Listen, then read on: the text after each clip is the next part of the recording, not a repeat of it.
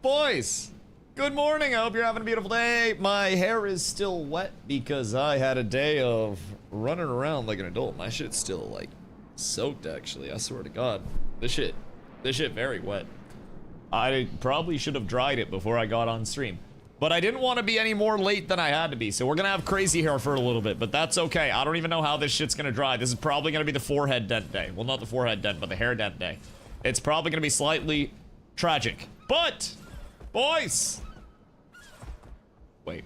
They're fucking cooked. Ni hao, ni hao, ni hao, ni hao. Ni hao, Leon. Hope you're having a beautiful day, brother. Another day, another Leon. First in chat, Wood, all of my pre-stream lurkers, John G, Nin, and everybody in between. Hope you're having beautiful days. I was late because of my crippling drug addiction. I went to my, my primary dispensary to start the day. And I was like, oh, wowie wee wah. Wowie, they have $100 an ounce mimosa that's testing at 25.6% THC.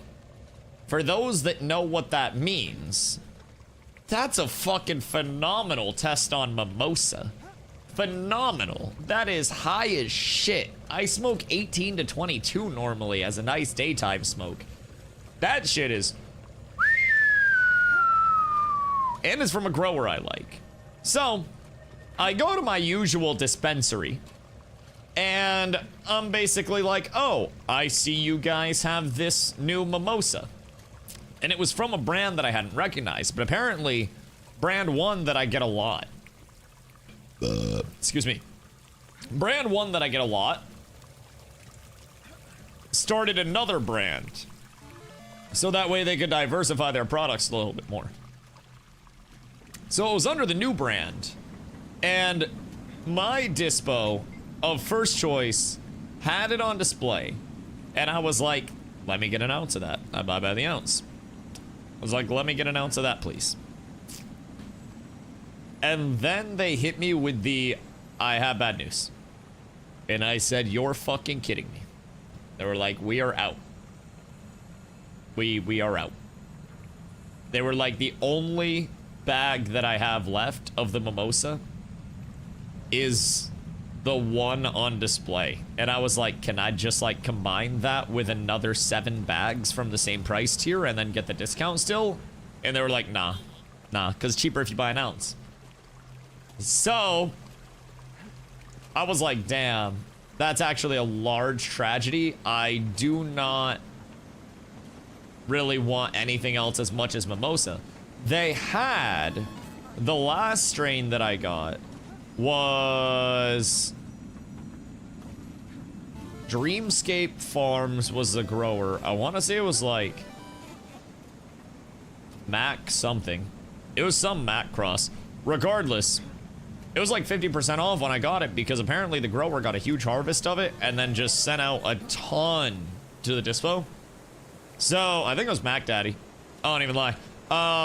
Regardless, that was 50% off. I got that last time. They still had more of that, and I was like, maybe I'd go to that, but like, it wasn't my favorite smoke. It was a good smoke, but mimosa is genuinely one of my favorite strains. Fucking love that shit.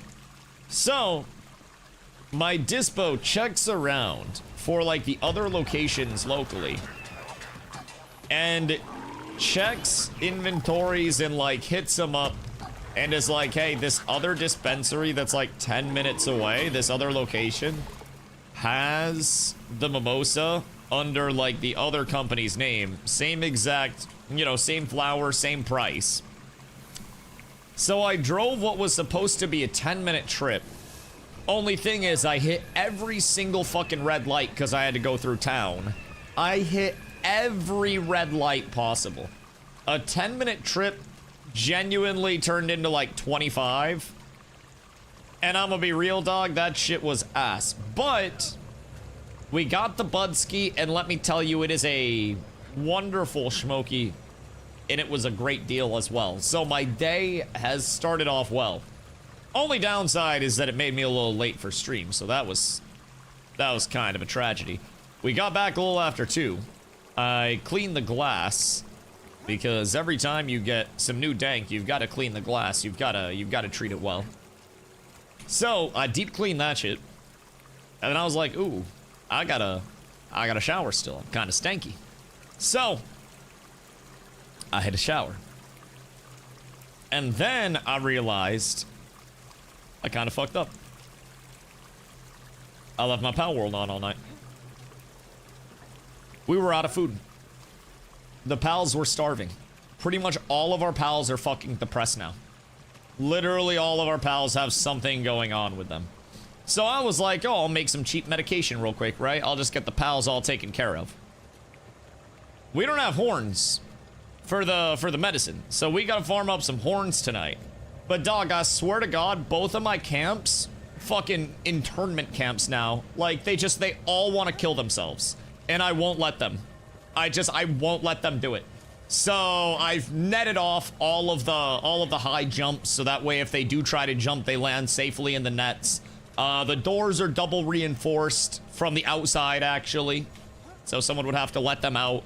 And I also have turrets installed now, so any kind souls that come near get absolutely blasted.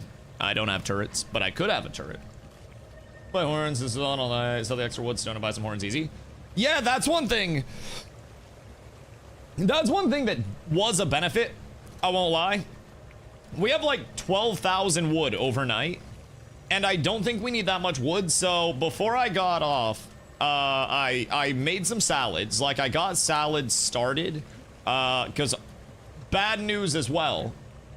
Terrible news as well.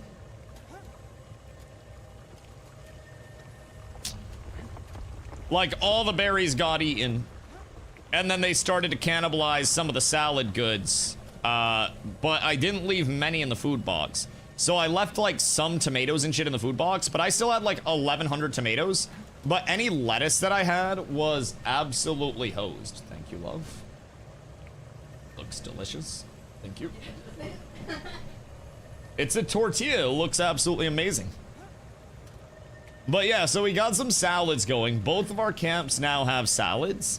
And we're off to a good start there. Our big goal today is probably going to be to get the horns. I don't remember if our merchant has them or not, because we only have the one wandering merchant so far, but we could also go to the towns that we've been to and see if any of the merchants have them there.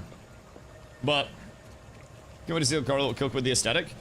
Oh, she thinks that she might tear down the actual, like, the house that she put up. She started on a house, and then she was like, I don't like how this looks. And then thought about tearing it down. So we gotta figure out what's going on there. But my goal for today is spend a few hours getting a little pump done for some of our guild missions. I think they just reset today because Monday, so we should have done them tomorrow, I won't lie. We should have done them yesterday, I should say. Tomorrow. We should have done them yesterday, but didn't quite get them done, so that's okay. But we can get some guild missions done, and then we can get some favor up. And then I do want to push my frackies. Wait! Oh! Oh my God, you're telling me we have a tag. Oh my God, everybody get in here. Everybody get in here. Hello, noob. Hope you're having a beautiful day. The burrito's so good. Listen, it's a good day. I came into World vs. World. I have a burrito beside me. I have a commander tag in World vs. World. So far, we are up tremendous. The only downside is that all of our pals want to literally die. Except for, like, the 2 that I can make medicine for. Now, the good news is a lot of them just need, like, the base medicine. We ran out of food, so I gave one of our humans an eating disorder. So now he's turning into a stick. So we've got to cure some of that. They'll get over it. Yeah, we'll give them some meds. They're working slower, so the investment in the medicine will be quite nice. I forgot to close the game, I should say, last night. Second time I've done that. And I came back in and literally both of our camps were just like fully depressed and terrible and shit. Some of them only had some injuries, so they slept those off. I got food set back up for them, but it's not ideal. Not ideal, I will not lie. All things considered, though, not the worst. Not the worst case scenario that's ever happened. Everyone ran out of food at some point throughout the night, but literally nobody even died. So we're good. Sauce, what up, brother? Hope you're having a beautiful day. Zop, what up, dude? Need to go get something for dinner. I hate shopping. Yeah, you said you were trying to find apps to save money on groceries, right?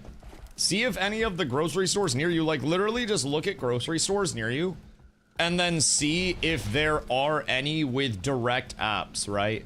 So we have a couple that we shop at frequently. One of them is Shaw's.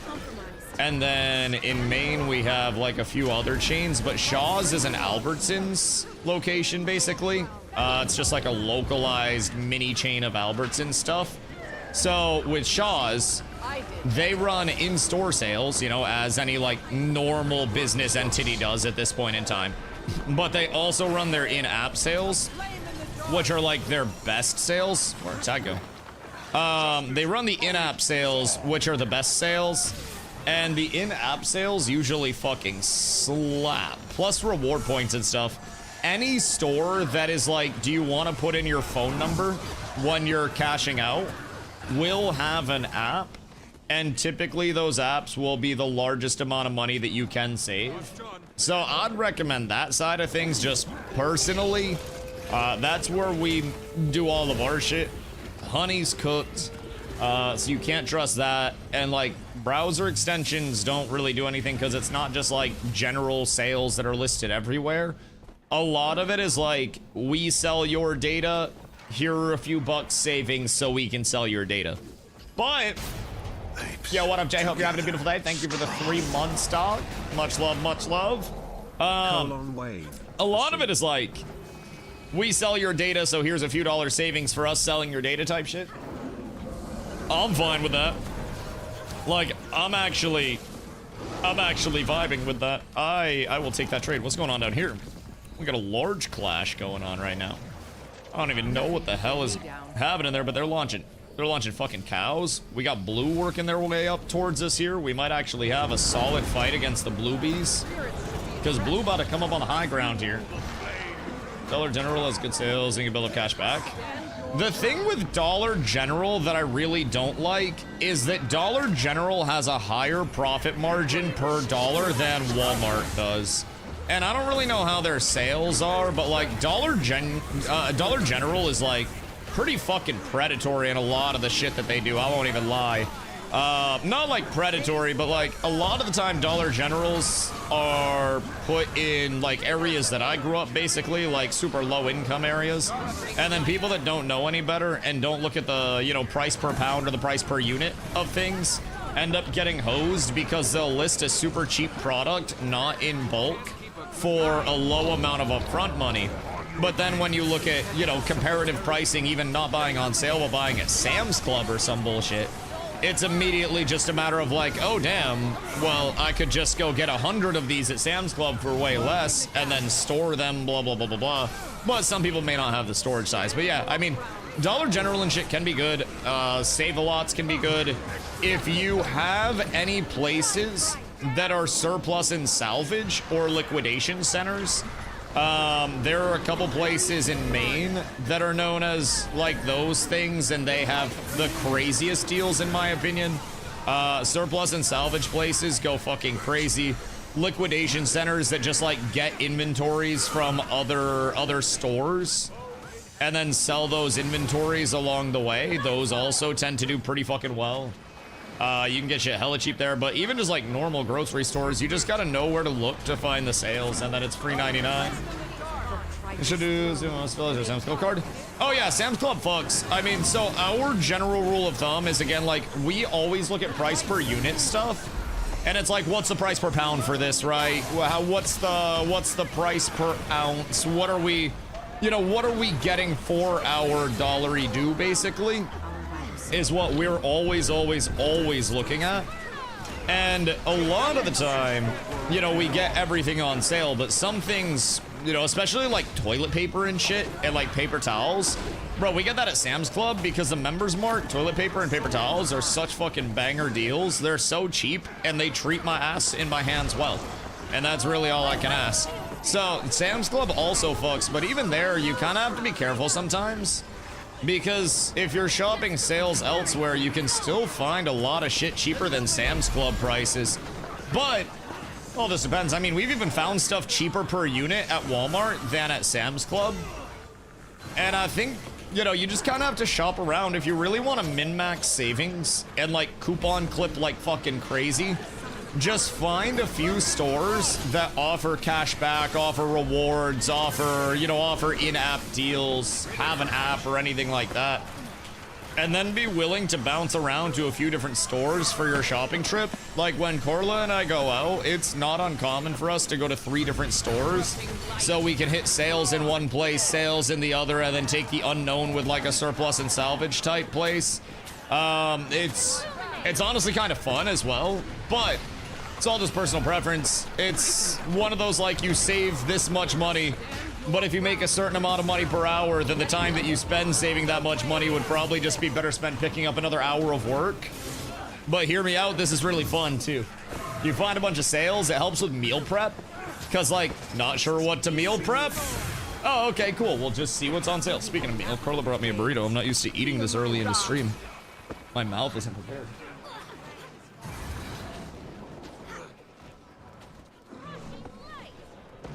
Oh, that shit good. Oh, that shit good. She made like huevos rancheros burritos.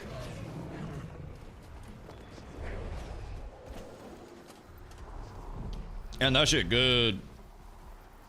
Like that shit good, good, good, good. The only question is, we put some shit that we found in my mom's garden in it. And it's something that Carla knows. It's like purslanes, they're called. At least we're like 99.9% sure they're purslanes. And purslanes are supposed to be very edible. But what if it's poison? What if it's a purslane competitor that's come to murder us? So I'll be real, we just picked that shit and threw it in.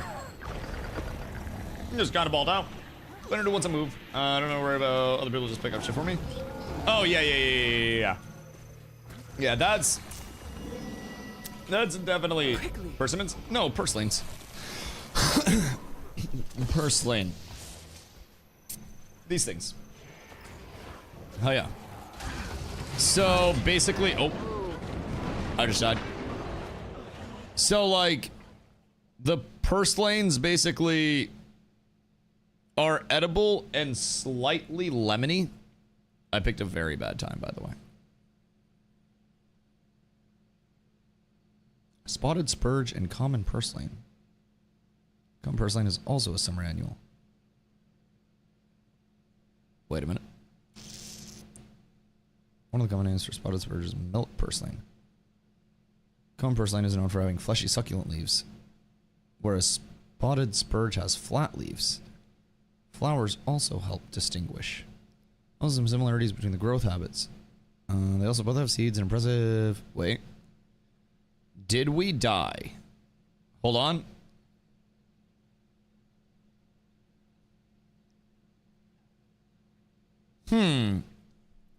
Well, now I'm curious. Because unironically, I just looked it up. And there is one that looks similar. And there's one that's considered poisonous. Hold on. Spotted spurge. Well, now I'm curious. Fast-growing, low-to-the-ground summer annual weed in the spurge family features flat, mat-forming, red-tinged stems, tiny ovals, usually marked with purple-red center spot, and a toxic white, milky sap that oozes when broken. Hold on. Carlo, we should probably check these real quick and see which one they are, because apparently spotted spurge is very poisonous, and it looks like purslane.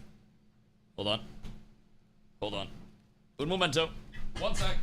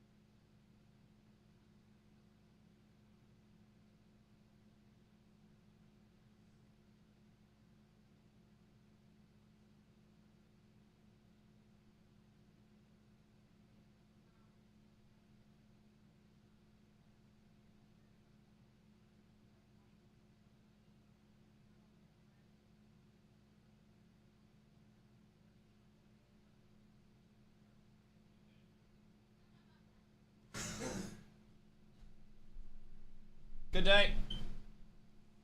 Nope, we're up. They're not gonna kill us. Everything's fine. The bad ones have like red on the leaves and stuff, and they also put out like a white, milky tinge, basically. Or like a white, milky, like sap, it was called. And it's supposed to have... Yo, Mike, what up, brother? It's also supposed to have small, opposite pairs of leaves with tiny hairs and a characteristic dark red or purple blotch in the middle. And ours don't have that. They're just regular leaves. So, yeah, that's fine. Nectar is just as gross a word as moist. What? Why? Why does that get you?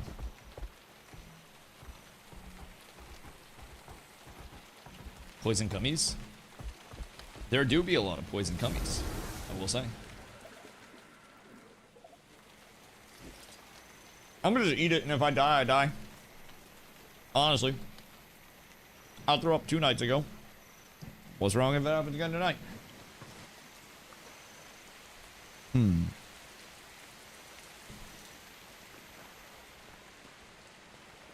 The milky sap causes dermatitis, redness, and blistering on bare skin.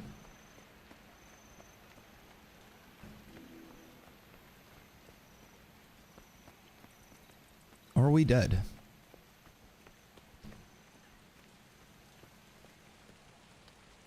Because, like, leaves often, but not always, have a red spot in the middle.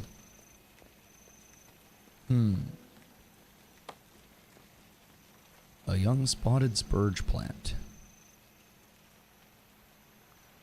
Should call my mom and see, like, if they have the red dot in the middle.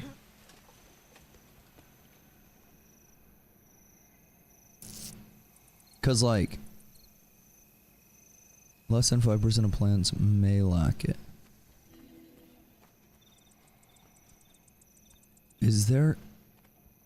Carla, are there any of those that have red on the leaves?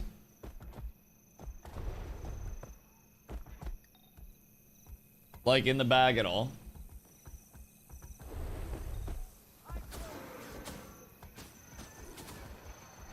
Also, these are succulent leaves.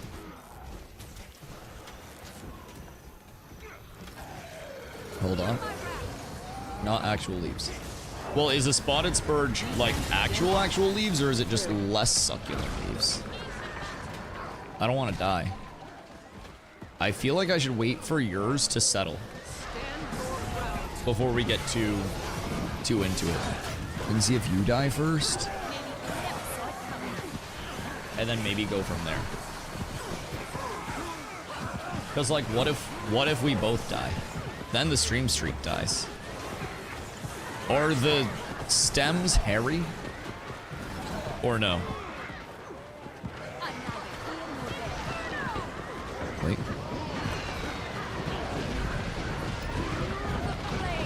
Because I didn't get any of the white sticky stuff when I broke the leaves open.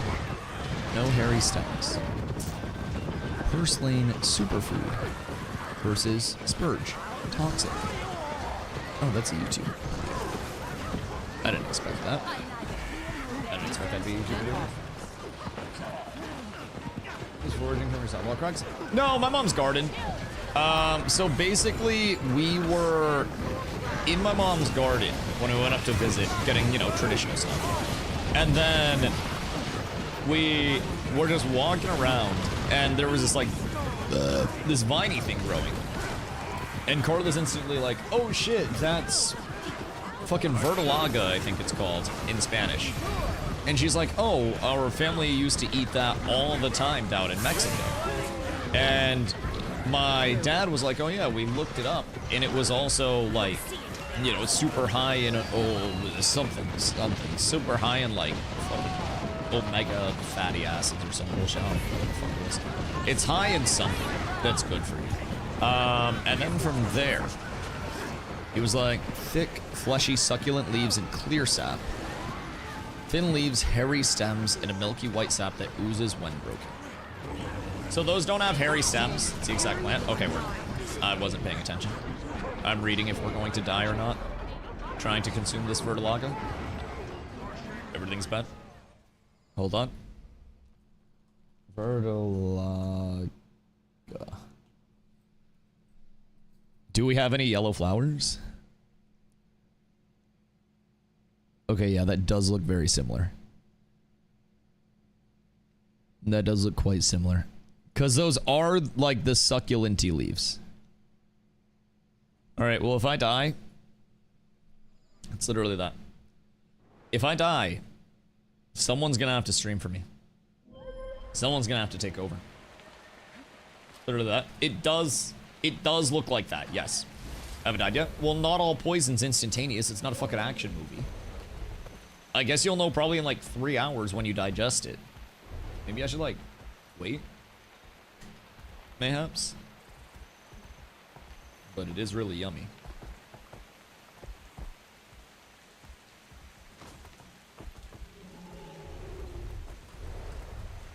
Like, if this is poison, then it's good poison. You don't want to just throw it out? Well, no, it's really good. I just don't want to die. I'm scared by new things. Especially if those new things are potentially poisonous. But it did say the worst. Many people regularly ingest poisons. Okay. Okay. May or may not have smoked a bowl directly before hopping on stream. But other than that, my body is a temple.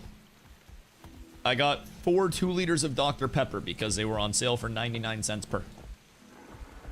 But other than that, my body is a temple. Like, mostly a temple. Maybe one of those temples that has like one wall that's like a little bit, you know, a little bit broken down or something. But like, more or less, my body is a temple. And I'm still probably more in shape than most of you. But my body is a temple. And also I have coffee. I have peach rings on my desk. And this coffee has a beautiful amount. Well, actually, it just has milk and then some vanilla syrup. But usually, I do milk and a little bit of pure cane sugar. No co. But we have some vanilla syrup that we got on sale. So I've been using that a little bit. I don't really like it that much. Like it's super sweet. You know what I mean? It's like it's almost too sweet. It's not that I hate it. It's just that I think I would prefer just some pure cane sugar. That shit's good. A little molassesy. Gives you a little depth to it. But also my favorite flavor in any coffee. Like if anybody's ever trying to buy me a coffee-based beverage, just know, regardless of how hot it is or what time of the year it is, you cannot go wrong getting me a cappuccino with an extra espresso shot, no matter how many they put in there. The largest cappuccino with 1 extra shot of espresso. Whole milk is fine. Alternatives don't really cappuccino that much, so I just kind of deal with the farts after a whole milk cappuccino because it's worth it. And then a little bit of hazelnut syrup. That's my shit. That's my shit. Hazelnuts and toffee nuts are like my 2 go-tos. I love some nut in my morning coffee. I just feel like it plays off of the flavor profile so fucking well with good coffee, and you get this, you get this very, very, very refreshing cup off of, you know, off of a nice cup of coffee. Very refreshing drink. And then that nut hits your mouth, and it's just like another depth to the flavor. Super, what up, brother? Hope you're having a good day. The one day we're have to get reports in. We got good World vs. World. I wouldn't say good, but it's World vs. World at the very least. It's definitely better. But the syrup's too sweet also. I like flavored creamers. The thing about the flavored creamers that kind of like cooks it for me a little bit is one time I looked at the flavored creamer ingredient list, and dude, it was like oil, oil, oil, oil, oil, water, flavoring. And I'm like, damn, okay, that's kind of cooked. So it's just a bunch of emulsifiers along the way, and then a little bit of flavoring. And I would have really bad, I still have like a not so great stomach anyways. But I would literally, I'd drink coffee and then I would immediately be shitting, like within 20 minutes, like clockwork. I would have my morning coffee and then I'd just be like, all right, I gotta go cleanse. And when I was putting the, you know, the creamers in and stuff like that, dude, it fucked me up. And so at a certain point, we started to get different creamers along the way.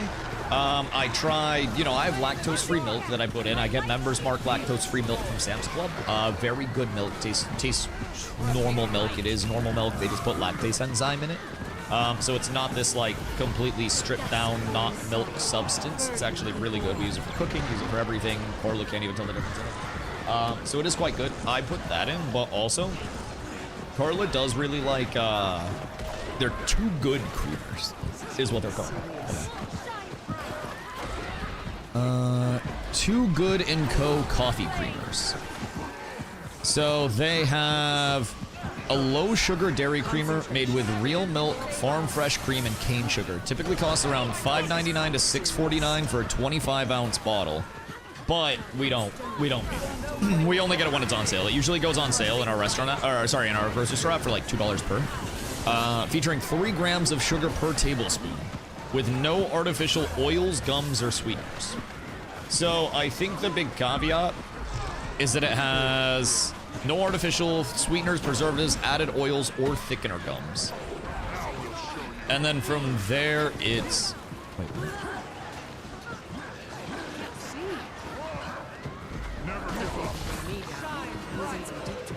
Oh, it's a 6-pack. I got an ad for Staples having Chobani coffee creamers, and it was like, oh, that's not good. It was $76.99, and that shit was not ideal. But yeah, the Too Good coffee creamers are like the only ones that don't absolutely pillage my insides. And other than that, like when that's on sale, I'll use some of that, but when that's not on sale, bro, it's just milk, a little bit of sugar. I try to keep it simple, but I would definitely, like, if you're getting cooked by coffee, like stomach wise, bro, it's probably all the oils. Like, just grab your Coffee Mate creamer or whatever the fuck one it is, International Delight, Coffee Mate, or anything like that, and then just flip it over and look at the ingredients on the back. And hear me out, I'm not even a health nut, dude. I take a vociferous amount of bong rips every day, right? I'm not a health nut. But I literally felt bad anytime that I would have like a, you know, a full element of the creamer, you know? And I drink multiple cups of coffee a day. So it wasn't like I was getting, you know, a swig of the creamer. Like, I put a swig in, and then a swig in the next cup, and then a swig in the next cup, and a swig in the next cup, and all of a sudden I'm drinking a small glass worth of that creamer over the course of the day. And I'm essentially just downing oil and emulsifiers. Those popular ones are just oil. Yeah. Yep, that is exactly it. Like, been so long, not able to figure it out. I just learned to drink it black. Yeah, that, like, I always assumed, like, I have stomach issues anyways. And I was just like, oh, maybe it's just the coffee. Maybe my stomach's bad. But it's kind of funny. Part of the reason why when we travel, I love trying different coffee houses. You can tell who uses high quality ingredients, sauces, everything like that, and who just uses cheap, like, syrups and shit, right? And when we went to Phoenix, part of the reason why I say to this day that Coffee Builders in Phoenix is my #1 coffee shop that I have had anywhere in the world. They have beans that they can tell you the exact source from. They have sauces that are made fresh in-house on the daily. They hand construct their drinks from the ground up with an extremely impressive menu that they construct themselves. You can also just cook your own drinks up. But they have pre-made drinks that are just phenomenal. And despite going there, keep in mind I drink lactose-free milk. Despite going there and getting multiple very large drinks with whole milk. My stomach ain't hurt. Not even a little bit. We went out to eat. We went to Coffee Builders to get coffee. Like, it was crazy. Speaking of high quality, French toast specials, Oreo tiramisu crumble. Oh, wait, Oreo tiramisu? So, like, Oreos soaked in espresso? Like, was the Oreo tiramisu, or was it Oreo and tiramisu with, like, ladyfingers? Cause, like, Oreo pudding tiramisu crumble top. Interesting. Well, now I want to make a tiramisu with just Oreos soaked in espresso. Because that sounds like fire. Take a can of sweetened condensed coconut milk. Fill the can with almond milk. Flavor of choice, mix extremely well. It's from the fridge for up to 2 weeks. Sweetened condensed coconut milk. Fill the can with almond milk. Wait, is the can not full?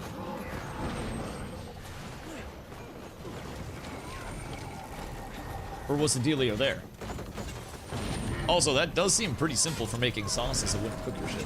Now, I will say on that note as well, you kind of have to be careful with like almond milks and stuff too, because a lot of the time, almond milks and whatnot also are super high in emulsifiers, and like unless you're getting a really high quality one or you're just making your own at home, a lot of the time almond milks are also just like oils out the ass. So.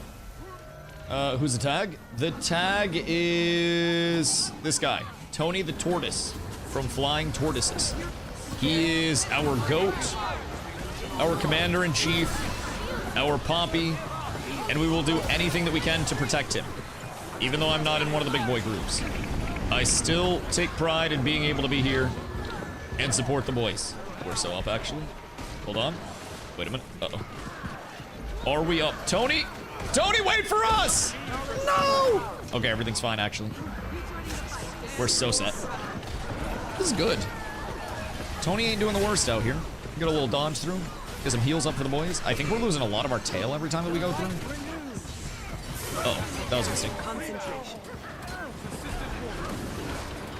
But if we can stop losing the tail here, these are actually really solid fights. Like, really solid fights. I got a weapon switch here. We'll get regen down. Try to get some Aegis up for the lads. Focus. And then maybe Concentration. we can get something going here. But I think we might have lost too many at this point. Kind of a tragedy. I won't let us die, Tony! Tony, no! Maybe I'll let us die. Maybe I'll let us die. It was a good fight, though. Like, that was a really good fight. I think we actually got some kills there. We just lost a lot of our ball every time. And if we can stay a little bit more on the ball and on the tag, then we should be good. It was just our tail got cooked. This guy make English tiramisu, Earl Grey instead of coffee. And sticky toffee put in ladyfingers. Yeah, but like, why would you not want the espresso with tiramisu? I feel like the espresso is a goated play. I don't fuck with almond milk because of how fucked almond farming is. Nah, it doesn't make a difference. Like, I'll be honest. Me consuming almond milk or not consuming almond milk does not stop the production of almonds or increase the production of almonds. That shit's gonna get produced anyways, and if I don't drink it, then the product just goes bad and spoils, and all of the almond farming is just for nothing. So, I mean, at least if a product's being produced anyways, consume it, don't let it spoil, don't let it go bad and contribute to the 1/3 of the food globally that contributes to food waste on a yearly basis. Because we don't really control the production. Now, am I going to start an almond farm at home? No, I can't afford that. Way too much water. Way too much water. But, I will say, I don't really think I have much say on that. Now, I don't really drink almond milk much anymore either. Primarily because it makes my tummy hurt. So, I think that's a big thing as well. I think, consume what you want. If you don't want to consume it, then don't consume it. Someone's gonna consume it anyways.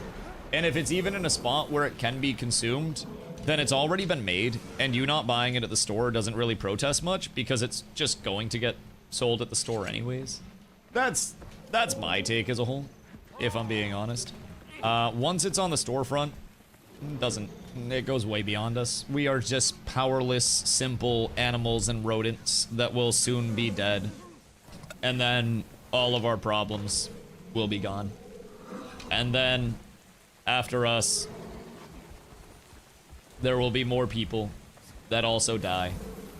But what will be eternal is humans stripping the resources from everything we come across until it becomes a barren wasteland.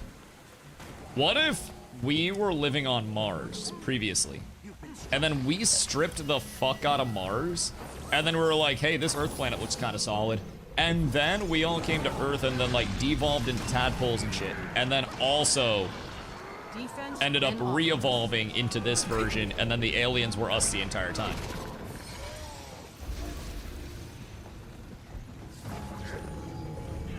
What if it's been us the entire time? But no, I mean, listen, man. I think there's so much in terms of production chains that it's soulless, it strips a lot of resources, and honestly, overproduction is a massive thing. There is a reason why 1/3 of the food globally contributes to food waste, but we do still have a global hunger issue. I think it's a goddamn shame regardless that there are people that are so impoverished when there are industries that are so, you know, gluttonous and in surplus that just strip and strip and strip and don't give. It's something that angers me very much, especially like, you know, living in the society that we live in. You know, kind of sucks.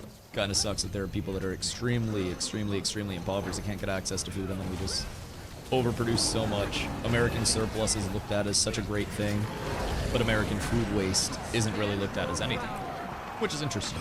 But okay, let's not get too deep here on this, boys. We're just talking about why I don't like to drink almond milk. I don't wanna make Nin actually work today. Let's save the actual like Hassan Mangold takes for Hassan Mangold streams. Because I play video games and get angry at everybody. I'm just an ornery old man that wishes everybody had equal access to opportunities in the way that my ass has. That's my largest hope for everybody. That everybody gets to one day chase their dreams wholeheartedly and doesn't feel like they have to be in a spot where they have to do things completely out of necessity. It's a big reason why I actually studied what I did in college. A lot of what I studied was basically like the causality of crimes and whatnot in an effort to, you know, get systems up in areas that were high need and high like property crime rate, high nonviolent crimes, in order to prevent those things from happening in the first place, because so many people do act out of like necessity. It's a strain theory. So when strain is placed on people or families, they're more likely to act, you know, dramatically or whatever it may be to make those ends meet. But it was a whole thing that I studied, just a whole ton. So, you know, that's my entire thing. I just wish that more people, and I'm sure there are people out there that relate to this, that live very cozy lives. But even people that live very cozy lives don't necessarily get the opportunity to chase their dreams nowadays.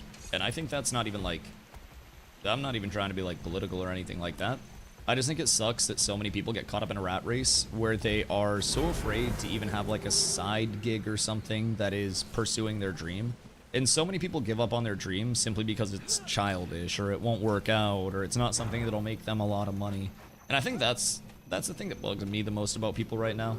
It seems like there are just so many people that are okay with just wasting away with their life and not pursuing what they actually want to pursue and doing what they want to do.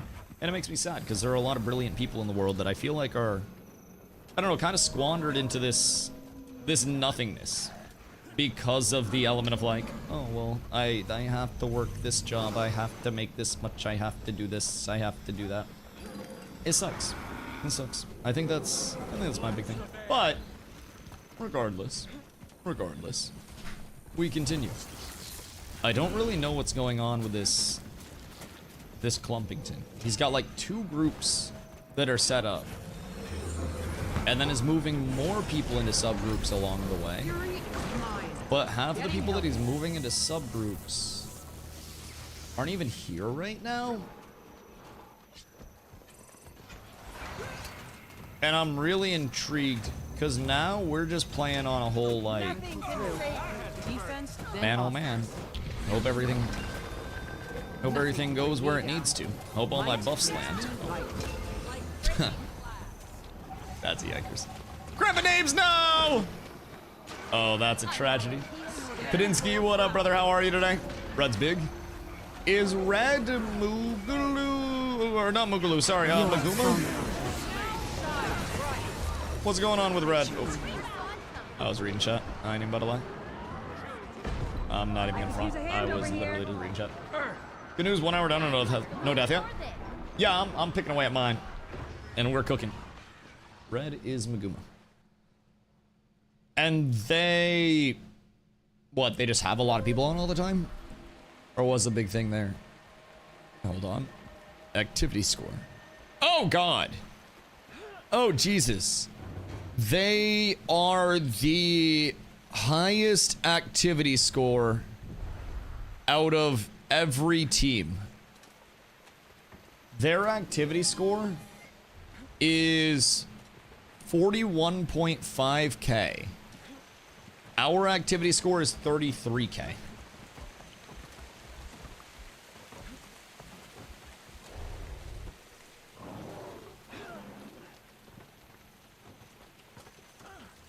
We're getting a little cooked. We're getting a little cooked. But I admire that Tony the Tortoise is sending it. I don't know what Big Dog's like life goal is. But he is cooking. Take as we see from Iggy. Wait, is Iggy on red? I don't even know. I haven't seen Iggy lately. I don't know where his ass is. I wasn't paying attention. Yeah, that'll get us all. That'll get us all eventually. I find myself thinking about Palworld more than I probably should. Palworld is like the quickest way right now to just nuke my viewership. But dude, it's so fun. Like, part of me wishes that I was like a cozy cat VTuber so I could average 1 million viewers playing Palworld and then just play it all the time and make like zillions of dollars. Because that shit's so fun. That shit's so fun. I feel like I just need to like have a VTube avatar for when I play Palworld and my viewership will like quintuple over there. Like as soon as we go to Palworld, I become animated. It's like a Dusty Lovander crossover. I'm gonna go SMC till it's T3 and it's gonna be there till reset. Do we think? Because honestly, I don't really care too much. Honestly, this is genuinely the first day that I have hopped on and seen a tag that's even trying, which is fucking dope. I'm so thankful that we actually have a tag that's like willing to even do anything, because honestly, a lot of tags have not been willing to do anything right now, and we haven't even seen many tags out. A lot of the tags we have seen have been private tags, and it's been hard to even like find groups to play in. Like really hard. It's been something that actually, like, I hate saying it, but it's pushed off quite a few of our players, especially those that were more casual and really wanted to hop into World vs. World and do that as like their primary. Bro, the last 2 months have been hard for us. Like, really fucking hard. That's the big thing. Also, what, can you make your own almond milk? Empty the can, rinse the can with almond milk. Oh! Wait, that makes so much sense. That makes so much fucking sense, bro. I won't lie. I am the reason why in the instructions to making a peanut butter and jelly sandwich, someone has to say, grab the bread, grab a knife, put the knife in the open jar of peanut butter, which you have previously opened, put peanut butter on the knife, transfer peanut butter from the knife to both slices of bread one at a time, and spread evenly. Like, I am the thorough instruction requirement. I will get hurt otherwise. Empty the can, rinse it with almond milk, and then add flavoring. And then you just mix the fuck out of it. Now, I'm assuming with that, you could also, like, whip it, right? And it would get a little, like, cold foamy? Wicked, is that... Am I thinking right? Because you could even get like a full fat... You can get a full fat like milk alternative as well. And you just whip the shit out of it like your Silento before he murdered those people. Or whoever the fuck he murdered. And then you cold foam that shit. Be nice. This bell's calling. The base is on fire. The base isn't on fire, but I may have left the game up overnight, Warhite. And all of our pals are depressed. Like, it's not on fire, but basically everybody wants to off themselves. The good news is we just have to make medicine and then everything's okay. The bad news is we don't have horns. So, what we're looking for this time around, today, when we go in tonight, we gotta buy some horns. We'll sell a lot of the mats that we made overnight. Because we got a whole shitload of wood, rocks, everything like that from the overnight grind. And, you know, the pals were depressed and they ran out of food, but they did generate enough for us to get the salads going. So now that the salads are going, the pals will be cooking. And then as soon as we get them back up into optimal performance position, OPP, then they will be absolutely pumping. They will be absolutely pumping. So with the salads as well, what I realized, part of why it's really good for base food is because shortly after consumption, it increases your work speed for a certain amount of time. So that was huge and I overlooked it. I thought it was just the sanity and like the, you know, the hunger restore. But bro, it increases work speed. It's fucking crazy. So all the pals are eating those and then they're basically on crack. And then if I have enough sanity restore and whatnot, then I might be able to get the pals working in overdrive, which would also be kind of lit. But yeah, so we're gonna sell a lot of the wooden stuff that we got. Just vendor that and then pop over to the village, like you said. Because I don't think our vendor at camp has horns. I don't have his entire stock memorized yet. But I don't think he has horns. He does have a few things, because we do have one vendor at camp. But we'll have to check that out. If not, we'll just have to pop over to a village, and then they should have horns for us, from what I've heard. So we shouldn't be too down bad there. We'll whip up some medicine to start, and then I think today will be a big adventure day, if I'm being honest. We have a lot of prep work done, and now we fortunately also have a lot of mats. So we should just be able to start pumping some levels, maybe getting up into that next tier of pals. Because I know as we branch out more, that next tier of pals is going to unlock a lot of combat stuff for us. So last night towards the end of stream, I was looking at my combat team.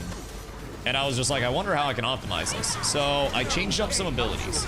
And I also realized that I had a pal that gives 15% bonus damage to all electrical pals in the group. So that seems like a really cool thing to start scaling off of because I also have the Zappy dog. I will say, Lovander, I did some light looking around. And a lot of people really do love having Lovander in group for the mid to late game. And they say that it'll just fucking carry shit. I don't really know all of the, you know, specificity of it, but people have said the lifesteal is just really strong. So may mess around with Lovander. Definitely want to try the lightning setup a little bit today and see what we can get blasting there. I also need to start looking for lightning pals with better perks if I want to go lightning, because the passive abilities are really what are going to do it. Like I have a demon god chicken that I've been thinking about boosting up a little bit and just rocking with that for a little. So it's a lot that we got to get done. Speaking of pals, guy crashed his car into the pet store across the street last night at 3 a.m. The police chased him around and tased him. Where were we?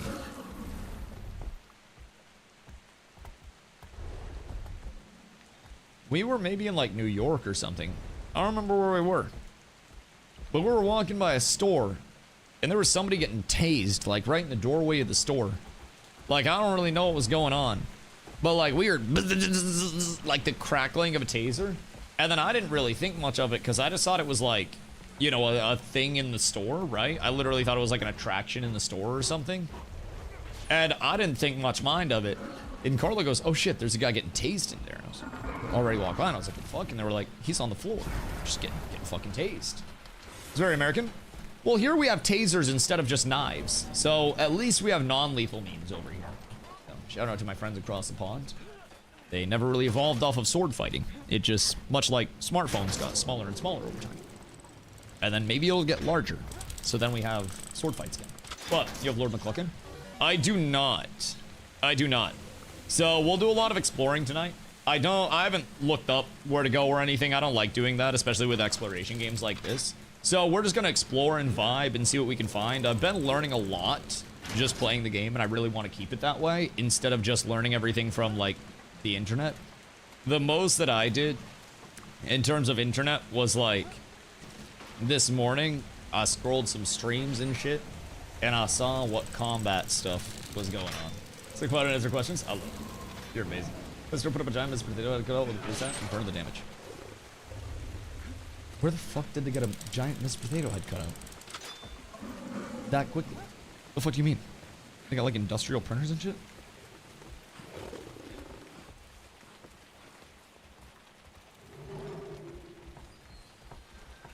What the hell do you mean? There's a dope ass pet store? Fucking apparently. There's a river running through it? The fuck do you mean? What is this pet store? Making PB&J sandwich, start with jelly, otherwise you get peanut butter in your jelly jar. But you can't start with jelly with a proper peanut butter. Because with a proper PB&J, you need to have a peanut butter condom on both of your bread slices. Otherwise the J soaks right up into the bread.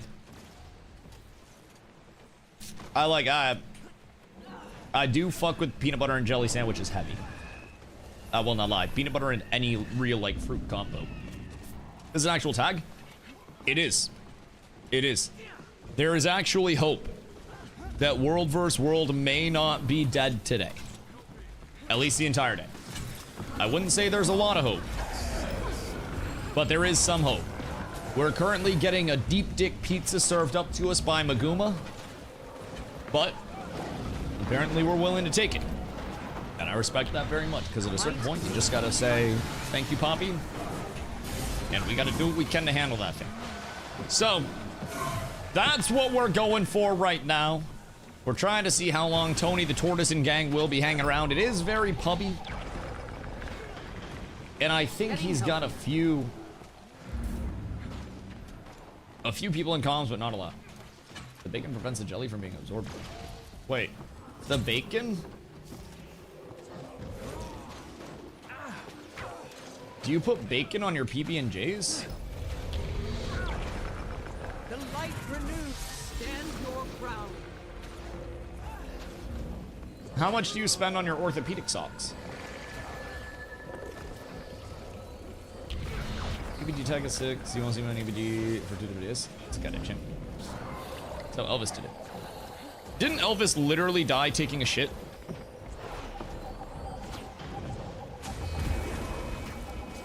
I wouldn't replicate that if I were you. I'm 99% sure he died on the pooper. Which, hear me out. I have also thought multiple times that I was gonna die on the pooper. Like, just straight up. Yeah, but that was an OD on drugs. How do you know that it was an OD on drugs and Big America just didn't want to say that he OD'd on bacon? Like, what if he ate like 4 pounds of bacon and then woke up in the middle of the night and was just like, man, I gotta take a shit. And then he just goes to take a dump, but 4 pounds of bacon grease tries to squeeze itself out of him at the same time, and he just exploded. We don't know. We weren't at the crime scene. We didn't see. I accept the risk of potential OD on bacon. I think an OD on bacon is just called a heart attack, right?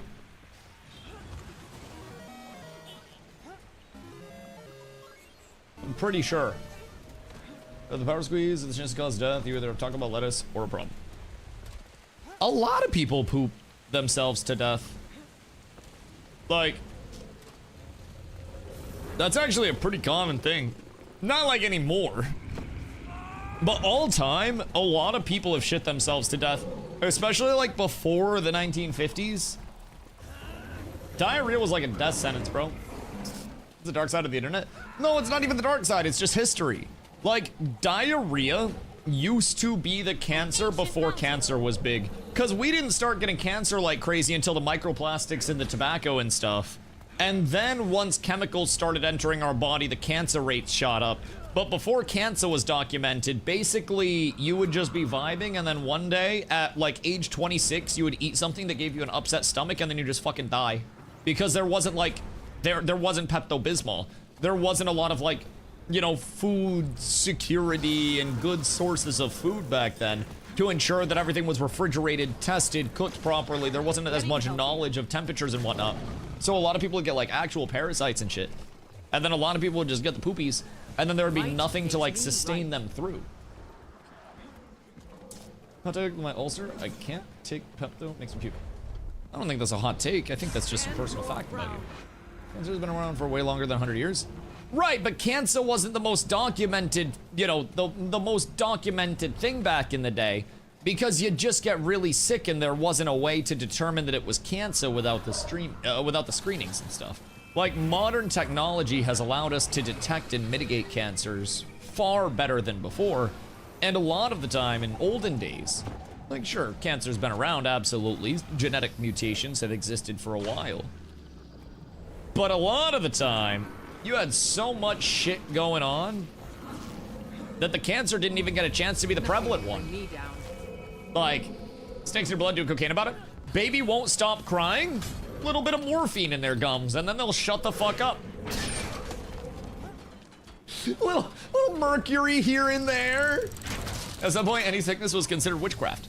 Well, hear me out. If you burn the witch on a stake, then they're no longer sick, because everything's dead within the person. Do you think may I recommend whiskey? And if the baby won't shut up after you give him the whiskey, you smack him with the whiskey bottle and shake him a little bit. Then they'll stop talking. You imagine the first person to discover shaken baby syndrome? And they're just like, oh fuck, I think something's terrible. And then like, they have to verify their findings. So they're like, hey man, can I borrow your baby? And then just give him a little... You good? Nope, not good. This is the problem. God damn. Some LSD and 2 packs of ciggies. We're watching a Fern video last night, actually, about like China's cigarette trade and like tobacco trade, and how cigarettes in China are basically like monopolized and controlled entirely by the government. And it's just like China Tobacco with all of its subsidiaries, over 98% of like the tobacco in China. And for a while, like, politicians and everybody like smoked extremely publicly, and so it's always been considered this like super cool thing to do in China. But their tobacco trade in China, just off of their China tobacco, makes more money than they spend on their military budget. China, by the way, funds their entire military plus some off of the proceeds from cigarettes. Not that it goes directly to the military, but like they would make enough money if it all were funneled into the military to run their military. It's actually fucking wild out here. So now I'm wondering, what if we bring the tobacco back? But also, part of why it's so popular in China is, like, comparatively to the United States put a lot of like bans and sanctions in place for smoking, because a lot of the health complications that came from smoking would land people in the hospitals. And then if those people were dying very long, slow, painful deaths that required extensive treatment along the way and hospitalization, then a lot of the time the bill for that hospitalization after the person dies, well, a lot of that's fronted by the state.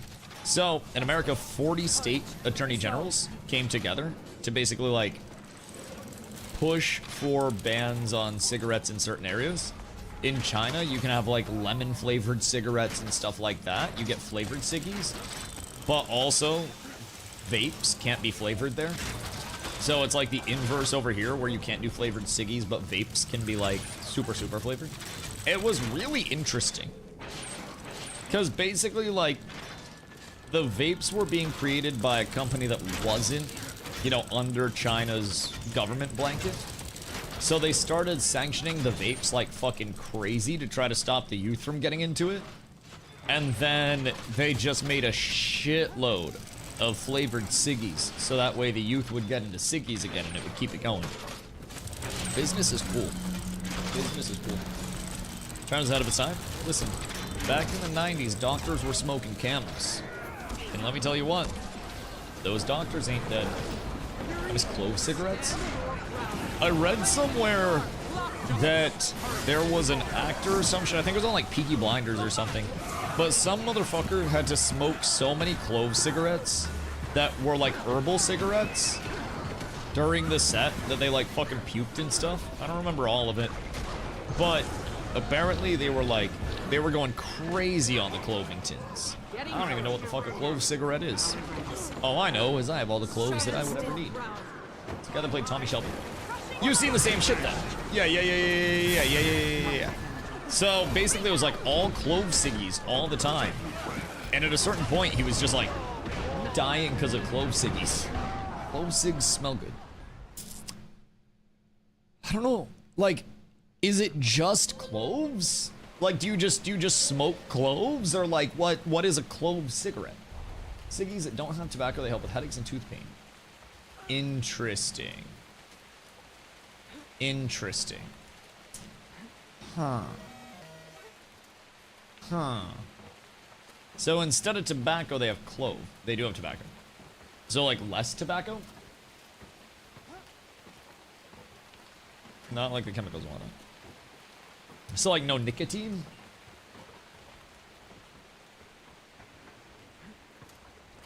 Or like what's the deal on those? My brother's wife is allergic to cloves. So could I like light that and then blow the smoke in her face and she just dies? Like what would happen if somebody smoked a clove cigarette around her if she's allergic to cloves?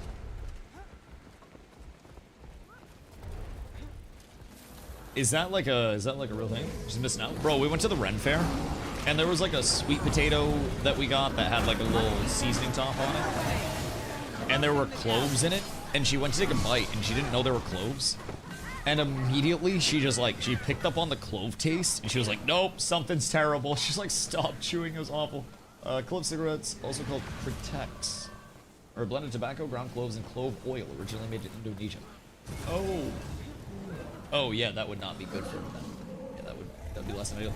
My mom smokes clove cigs, so I just assume that anyone who smokes cloves is an awful person. Like an awful person, or is your mom like cunty and hot?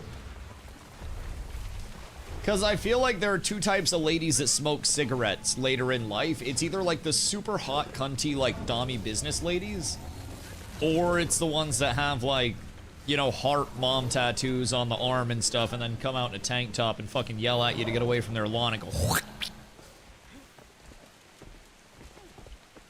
Two types, but there can definitely be those hot, like, serving, like, gilfy ladies that have worked in business for a while that still smoke ciggies, but they're just, like, very business-oriented with their ciggies. And anytime they have a ciggy, you know they're on the phone pissed off at somebody yelling at them on your behalf. It's nice. Never smoked a clove. Fupo. The only time that I have even smoked a cigarette product was my, like, I think it was like my third year of college. Maybe fourth. Third or fourth year of college. I went out to smoke weed with one of our friends from the basketball team. And he said he would pack us a bowl. And nobody told me that he only smoked spliffs, which is like half weed, half tobacco. So I was just yapping my ass off with my friends, wasn't paying much attention. Turns out this fucking hooligan was out here packing a spliffington in the bomb. So he packed American Spirit tobacco on the bottom and then weed on the top, so I couldn't see the tobacco. And I light the bowl and I go to haul, and it was the most disgusting thing that I have ever had. Awful. Celia Murphy, instead, the props team provided non-nicotine herbal cigarettes made of ingredients like rose petals, tea leaves, and clove. Clover. Smoking roughly 3,000 of them per season, about 18,000 total. Still left him exhausted, hoarse, and occasionally feeling sick or nauseous from inhaling so much smoke. Jesus! 3,000 per season? Oh my god.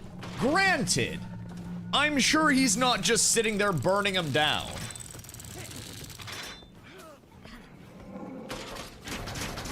Like, I doubt he's roaching that shit out. He's probably taking a couple drags and then throwing it away.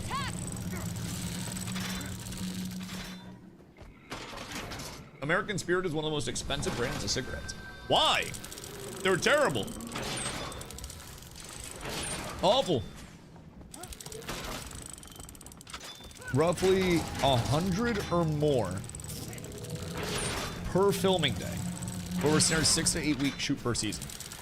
Oh my god. How much is with how many takes you do for a scene and how much smokes? I'm sure it was a lot. Oh yeah, I'm not saying that it wasn't a lot, but I'm also saying out of those 3,000 cigarettes, you would be silly to think that he is just sitting there in between takes, burning them down to the filter, and then roaching them out all the way. For a shot, I would also be very interested to see how many Peaky Blinder shots include a cigarette that's more than 50% smoked. Because I would assume a lot of them are going to be relatively non-extremely ashy, longer cigarettes, as someone that hasn't really deep dove the show. But I can't imagine that even if something's being burnt down a little bit for a shot, you're also gonna be more than 50% gone. It's not aesthetic. We need to have Grok parse through all of the Peaky Blinders footage and see which percentage of cigarettes have been smoked more than 50% and which percentage of cigarettes appear to be newly lit cigarettes. Because I would guarantee, and again, I can't really guarantee, but where he goes through and throws a butt instead of a little stub. That could also be something that's burnt down ahead of time though, so he doesn't have to take all the rips. Like I would find it extremely shocking if they gave him a cigarette and they were just like, smoke this whole thing and then smoke 300 of these fully. If it's a shot where he throws a stub, then they're probably lighting it and then blowing a fan on it directly, so that way it ashes down evenly and he doesn't have to smoke all of it. And if it's a shot with a new cigarette, well then he's not smoking the entire thing anyways. I would find it extremely surprising if he was smoking 100% of every cigarette. He's a character actor. It would be true to the character. I physically don't think you can, is what I'm saying. Like, it's a character actor, but at the same time, you're a character actor with human limitations. And first things first, 3,000 cigarettes over the course of a season would probably be near 100%, if not more, uptime at what, 10 minutes-ish per ciggy? Like a lot of work just to get a stubby? Not really. You light it, you let it burn. They're not having actors smoke the entire fucking cigarette. I just can't be brought to believe that. There's no way. Do actors smoke full cigarettes in Peaky Blinders, or are they only portions? I don't think there's gonna be a full, like,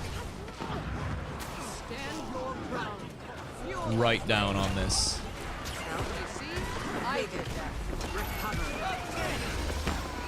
Hold on. I'm trying to keep track of all of this right now. Support versus support battle. That's everything in this world, in all fairness. He definitely didn't just rip 106 a day, but end up build offense probably rounds out to around 25. I think 0% likelihood that he's just ripping a fucking 100 cigs a day at a 10-minute burn time in between takes constantly as well, without anybody prepping any of his cigs for him. Rebound. Spirits should be impressed. I can't get behind that. Even with herbal Siggingtons, he's probably taken a couple of drags off of that, and then getting a new one, and then just throwing shit out. I can't think. Prop House probably only smokes 10% at best of a cigarette. That's what I'm thinking.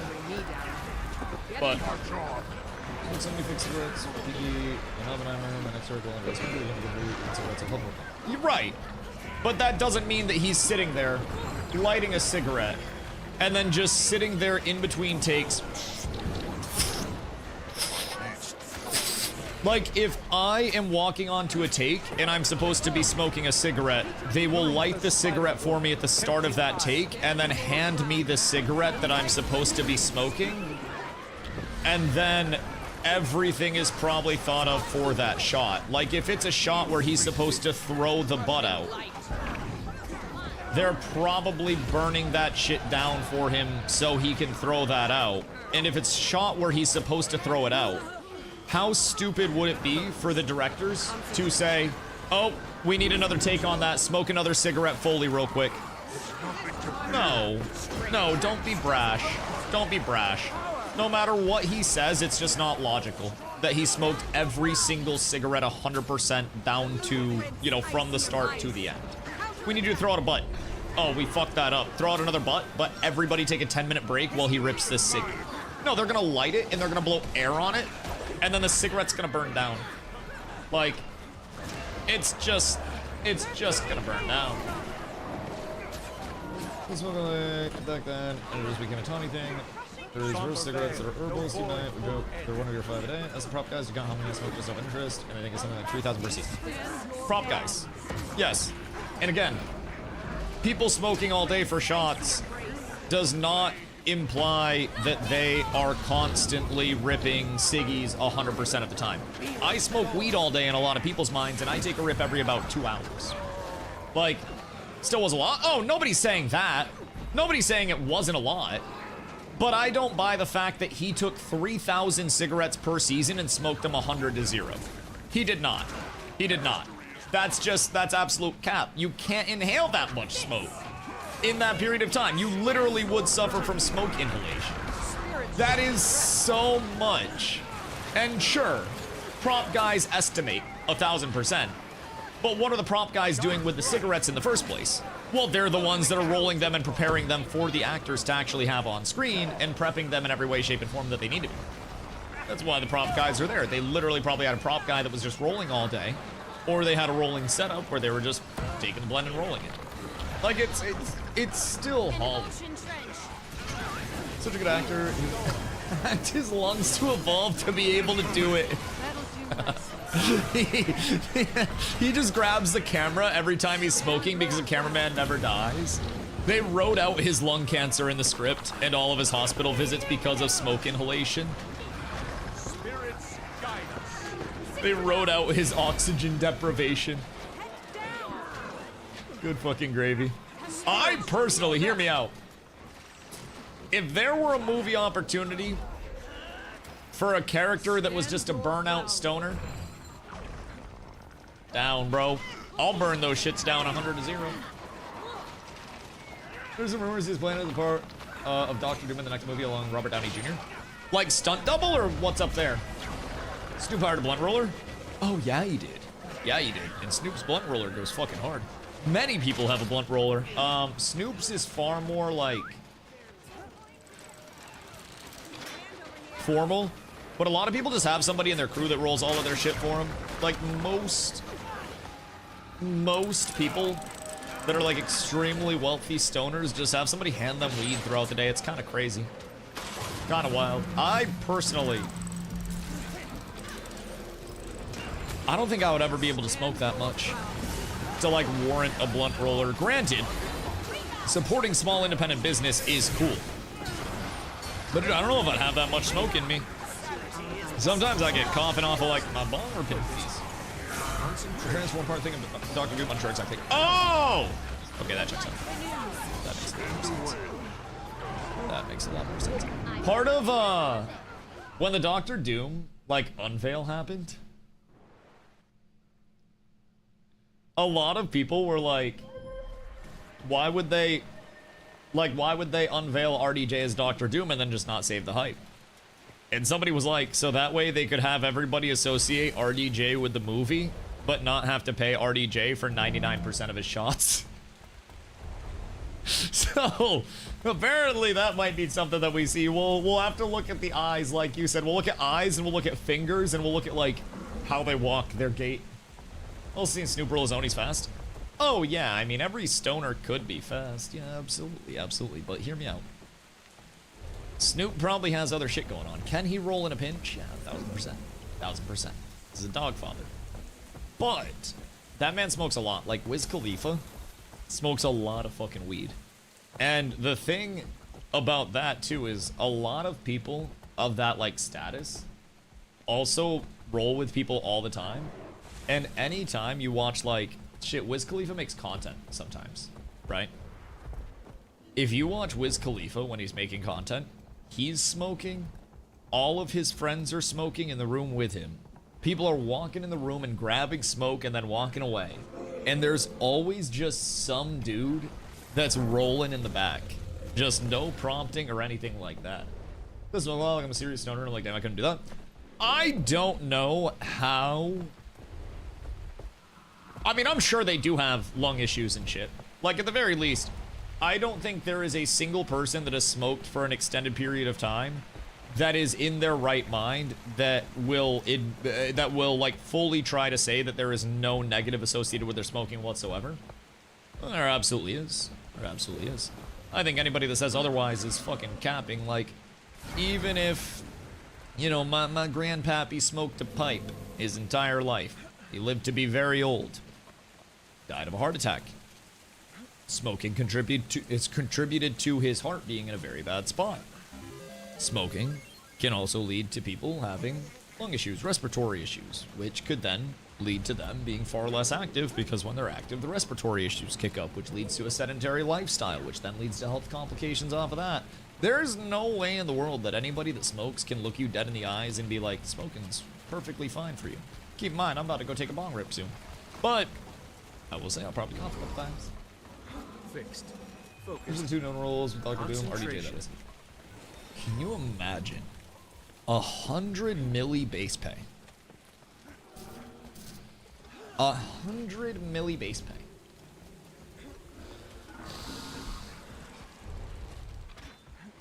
That shit crazy. That's crazy. With points, so it'll be more. So like incentives basically on performance. 100 million is like way too much. Is it though when he's still going to bring in even more money than that? Like everything's labor spend. And when you look at like professional athletes, people spend so much money that goes to the organization. So professional athletes can get paid that much. That shit crazy. And like when they actually bring in that much money just for their namesake, it's like, you know, paying a high tier actor, first things first, you're getting an incredible performance from them most of the time. You're getting the namesake and notoriety that's going to attract the fan base automatically because of them. You're getting a lot of people that are talking about it because of the actor's notoriety. It's like, you know, companies paying streamers out the ass for sponsorships, but it's on steroids. Because they're going to make far more money on that movie than any company sponsorship, you know, for a streamer ever would. Like, I do feel like that super high end of things, it's all just dictated by the amount of money people are willing to spend on it. There's a reason why in the NBA, for example, there are mid-market teams, small market teams, large market teams. Like, there is so much that dictates, you know, how much people spend, what caliber of player or actor that'll attract, and what they're willing to spend on that, and then it's all a return on investment. It's literally 6 million more than any actor's been given a movie. Isn't it for 2 movies though? I think the 100 milli's for 2 movies. So it'd be 50 mil a movie, which much more fair. much better. Bro, if you gave me like 100K, I'd be chill.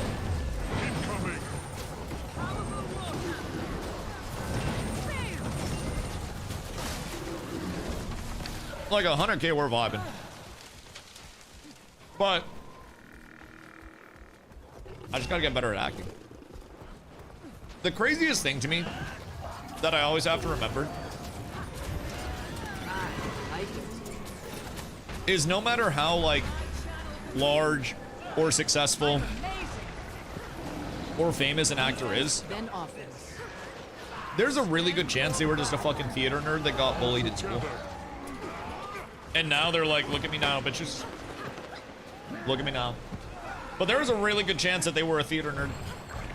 And then they just happened to be like the theater nerd that made it through. The boy who lived.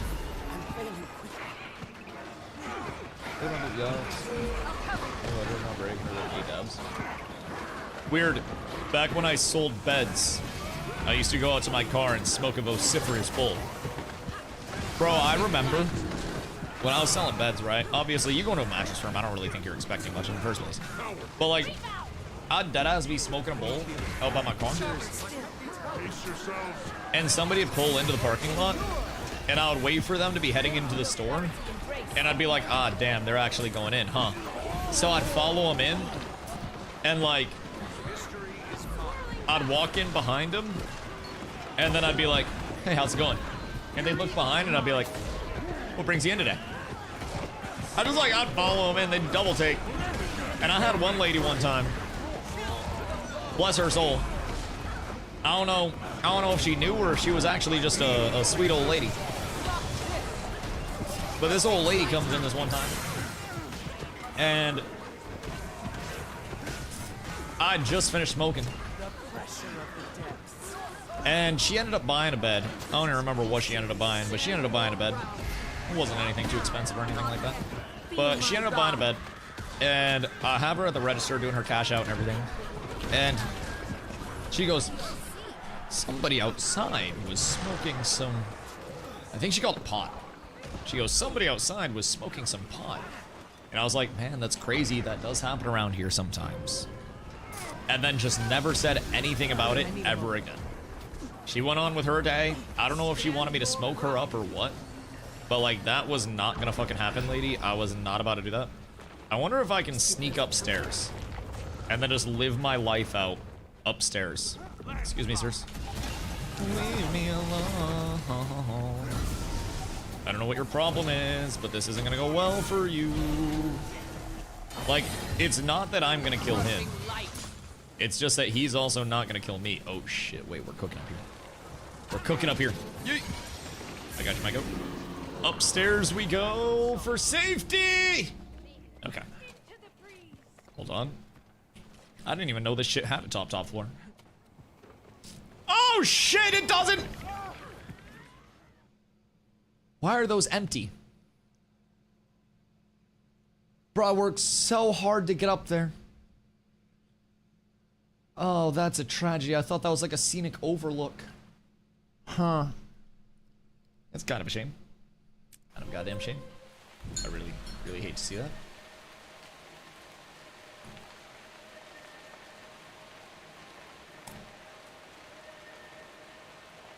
Oh, excuse me.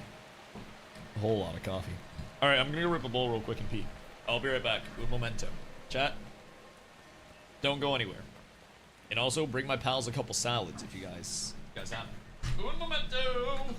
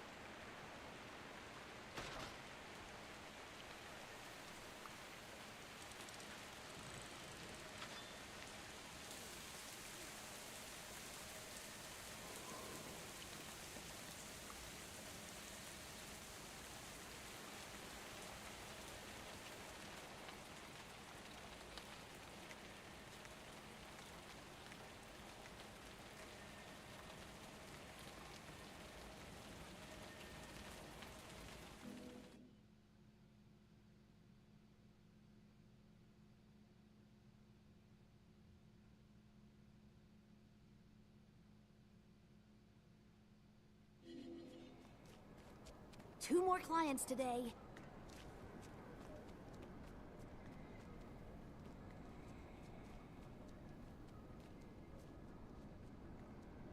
Beautiful day.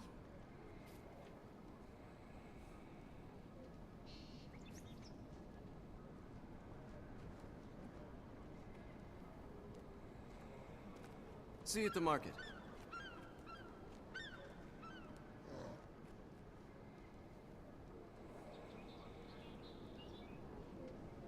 Hi, business is booming.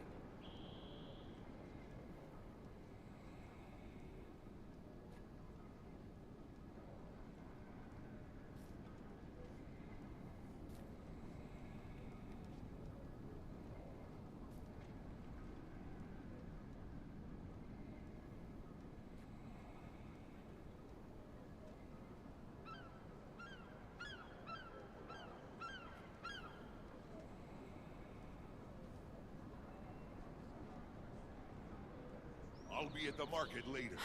Nashblade is going to wipe us all out. Yeah, I knew he had it made when Keel appointed him the Lion Guard quartermaster during the crisis.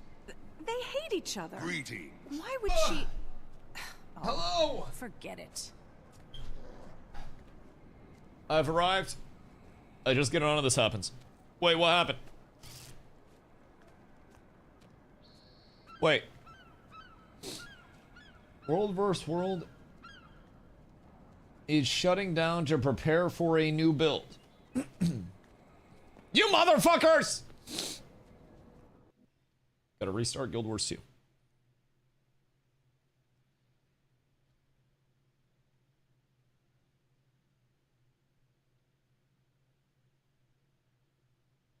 I can't yet. I can't yet. I must let more people show up first. I must let the lads arrive. Boys, it's a beautiful day. And so sore from climbing, I can barely crack a beer, down horrendous. You should get a massage. Or, like, stretch, if I'm being honest. Like, stretching shit, as someone that has a lot of wrist issues, of course, because my, like, you know, my surgeries and shit. Bro, stretching your hands, I don't know if you've been doing that, but holy... I do stretch a lot. Good. Good, good, good. If you have, oh, excuse me. If you have a massage gun as well, like one of the, like the Hitachi magic wands. Oh, dude. When Corla hits my hand with that, oh, dude, it feels so fucking nice. Feels so good. A massage schedule for Friday. Dude, that's nice. That's nice. The last massage I had was like a couple months ago, I think. We were gonna get a follow-up. And then I think Corla just opened soda. That shit was loud as fuck. We were gonna get a follow-up, and then we're like, that's too expensive. So we canceled it. I don't do enough to warrant that shit. Is Wubwa still down? Is that what we're looking at right now? Did you know that we created a statue in memory of firstborn Trevor? People should stop by and pay your respects. Nope. I don't really care. I don't really care. My first one since me and my old therapist broke up. Wait. Like, you stopped going to see them, or did you actually date your old massage therapist?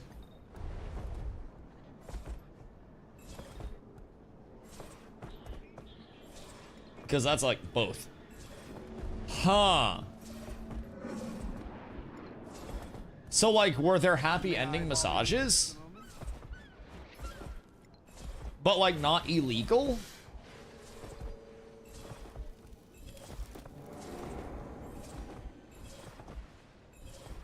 Huh. Speaking of which, we have a massage on the 26th, unless you want me to cancel it. Jam, I appreciate you, by the way. I don't know, we'll ask chat. Put up a dono goal or something. Because we do have the subathon that we have to finish the planning for. And maybe get some graphics made and whatnot for it. We do have the subathon. So potentially good ending to follow up on the subathon with. Because that's what, 9 days? So that's end of next week. I think we might be up. I think we might be up. There might be hope.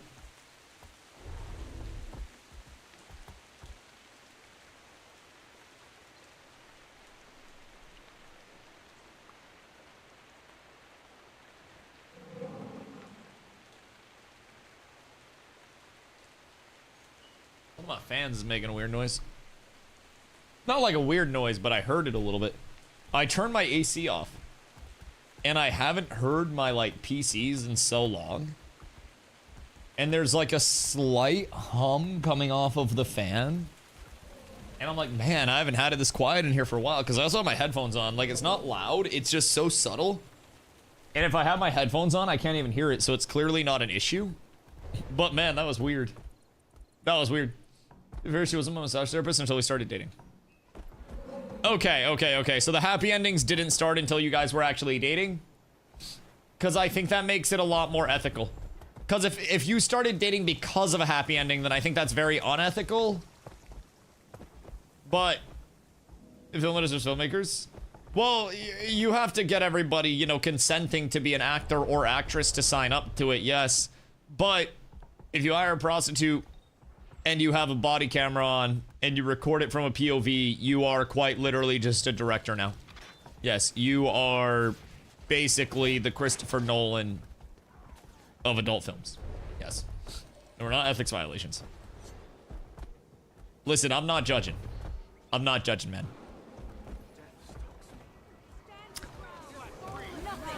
Is it? Oh, no. That's not good. That's not ideal.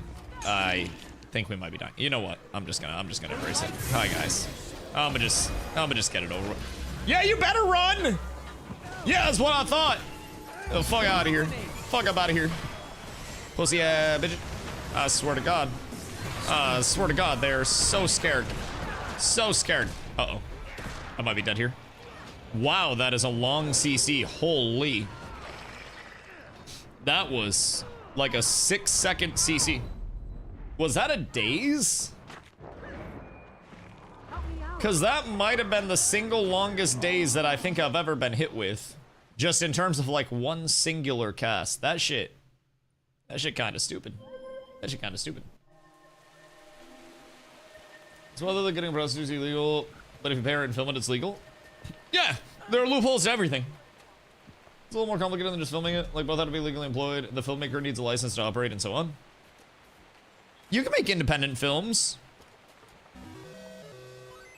You could literally just say you're recording it for, like, YouTube. And you're literally an amateur filmmaker. Like, if I'm recording something and I am a streamer, then I could say that it is for my content as a streamer. Rather pornographic? What if your employment's an OnlyFans? The medium of the media doesn't dictate what the media is. Film is film. If I'm shooting a film and I have a sex scene in the film, that's just a sex scene in a normal film. What if I'm just shooting the sex scene for my 2.5-hour film and I'm gonna use a minute of the sex? Then it's just a sex scene. You can still show titties. Hold on, I'll ask AI and see what it says. Hold on. If you hire a prostitute and film it, is it technically a legal movie? All right. Let's see. If you try this loophole, you will still face arrest and prosecution for possibly soliciting a prostitute. To the legal system, the primary difference between prostitution and legal adult filmmaking comes down to intent, business structure, and strict regulatory compliance. I think you have to wear a condom. Let's see. Legitimate adult film companies must operate as LLCs. I'm an LLC. Performers must sign waivers and contracts. Which, yes, you sign them, you get the consent, and then you film it. And then the production must have a clear path to distribution, marketing, and commercial intent rather than being meant for a private collection. So I can also just post it online, and then that's the distribution of it.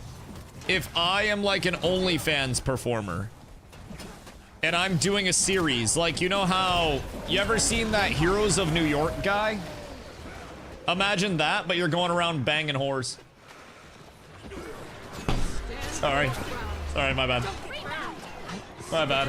Whores, as Frank Reynolds would say. Theater would also make money. Hear me out. Are the hookers deductions at that point?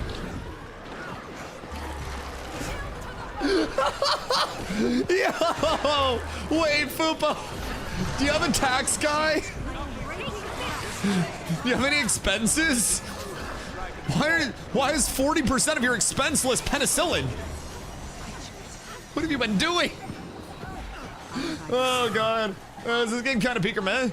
What, Guild Wars? I enjoy it a lot, but it's they'd be employees. In the same way that like a per diem would, I guess. So it'd be like a paid contractor, yeah? I think it'd be a paid contractor under the LLC that you give per diem hours to. I'm pretty sure. That'd be private contractors. Nice. Nice. Hold on, got you. We're currently talking about the loophole of how if you get a prostitute, but also show clear intent to record and distribute it as an actual filmmaker, and you are an LLC, then you can literally just hire hookers, get them to consent and sign a contract that they are actors, and then you could just bang hookers on the daily and record it, and then you could be a director. You'd get an IMDb, I think. Okay, hold on. Let's see. Legitimate adult productions require up-to-date mandatory STI and HIV testing protocols for all active performers. That might be a barrier. That might be a slight barrier. Cities require commercial film permits, specific zoning compliance, and production insurance to shoot adult content legally. Wait, really?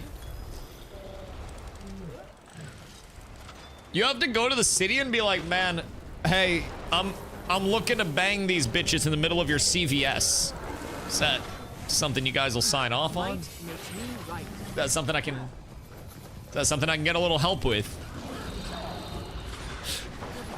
Court-appointed person goes over and they're like, okay, yes, take me through the shoot. Okay, yes, you're gonna start out in the food aisle with one leg up. Okay, yes, and then you're gonna transition to what? The pharmacy counter? Okay, yes, yes, yes. Okay, understood. And then take me through, what is the lore of this? Courts look at the economic reality of the transaction. If a person pays someone directly for a sex act and flips on a camera as an afterthought, the primary exchange is still prostitution. Without a legitimate business entity, 2257 record-keeping compliance, talent releases, and local permits, the camera is just recording a crime. Banger. I won't lie. Listen, man. That was just an AI rundown, so trust it very little. But also, I like the little zippy ending that they got. They understand. They understand. The AI is witty now. They're evolving. Grok ERPs and tells people to come, and then Google AI comes up with witty endings to my questions. I probably should have Googled that incognito, huh? Defense, then on. I'm about to get a YouTube ad that's like, hiring prostitutes? Burn when you pee? Try our new penicillin blend. I am so thankful that I made it back up there. Bro, how do I make it back up there and get through to the team, but everybody else literally fucking dies? I just... Help! Oh my god. Sorry, I'm providing stability for fucking 11 people! Jesus Christ. Karma? For what? Me trying to give people jobs? Me trying to bolster the local economy of my community? Forgive me. Brother, unemployment rates are crazy, and I'm trying to work up some independent contractors. Saying you survived, then instantly died? Oh, that one. Yeah, that one's on me. That one's on me. But listen, I'm just trying to give people legitimate jobs in today's day and age. And it's like, I know a few people that are like YouTube filmmakers, not banging hookers. But, hear me out. I feel like there is definitely a market there. Like, how many people do you know that are actually going around banging real hookers and it's not scripted? None! None! I don't even know if people hire hookers anymore. I literally don't even hear about prostitution anymore. I don't. Small scale stuff's pretty good too. Guild Wars or prostitution?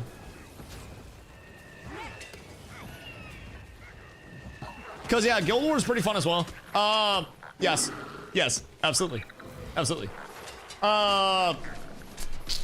Gotchi asked how Guild Wars was. Guild Wars is fun. A big part of it is like, yes, there's some verticality in the gearing, but it's also not like a complete gear diff. So it can be very accessible and very, you know, enterable early on, and you don't have to put in a ton of time to be able to play. You can also continue to gear out off of this, right? So that's a nice thing. A lot of their modes do present the opportunity to improve your gear. World vs. World in particular is a really peculiar one because 99% of the groups that you see are going to play like this. It's the most condensed, consolidated boonball, basically it's called, that you can possibly imagine. So with raid composition, I'll just take you through this as a little like why, and then that'll make it click. You'll see that we are in 3 subgroups right now, right? You can be in one big group. You can be in as many subgroups as you'd like to.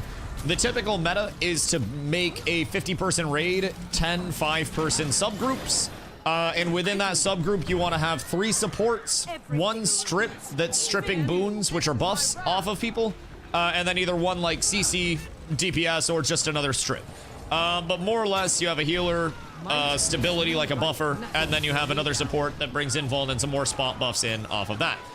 So with that in mind, in this big-ass ball, right, every time we clash, every bit of healing that goes out, every buff that goes out, everything that happens is typically going to be an AoE. There are very few things, there are no things in my particular kit that are actually targeted on like one person.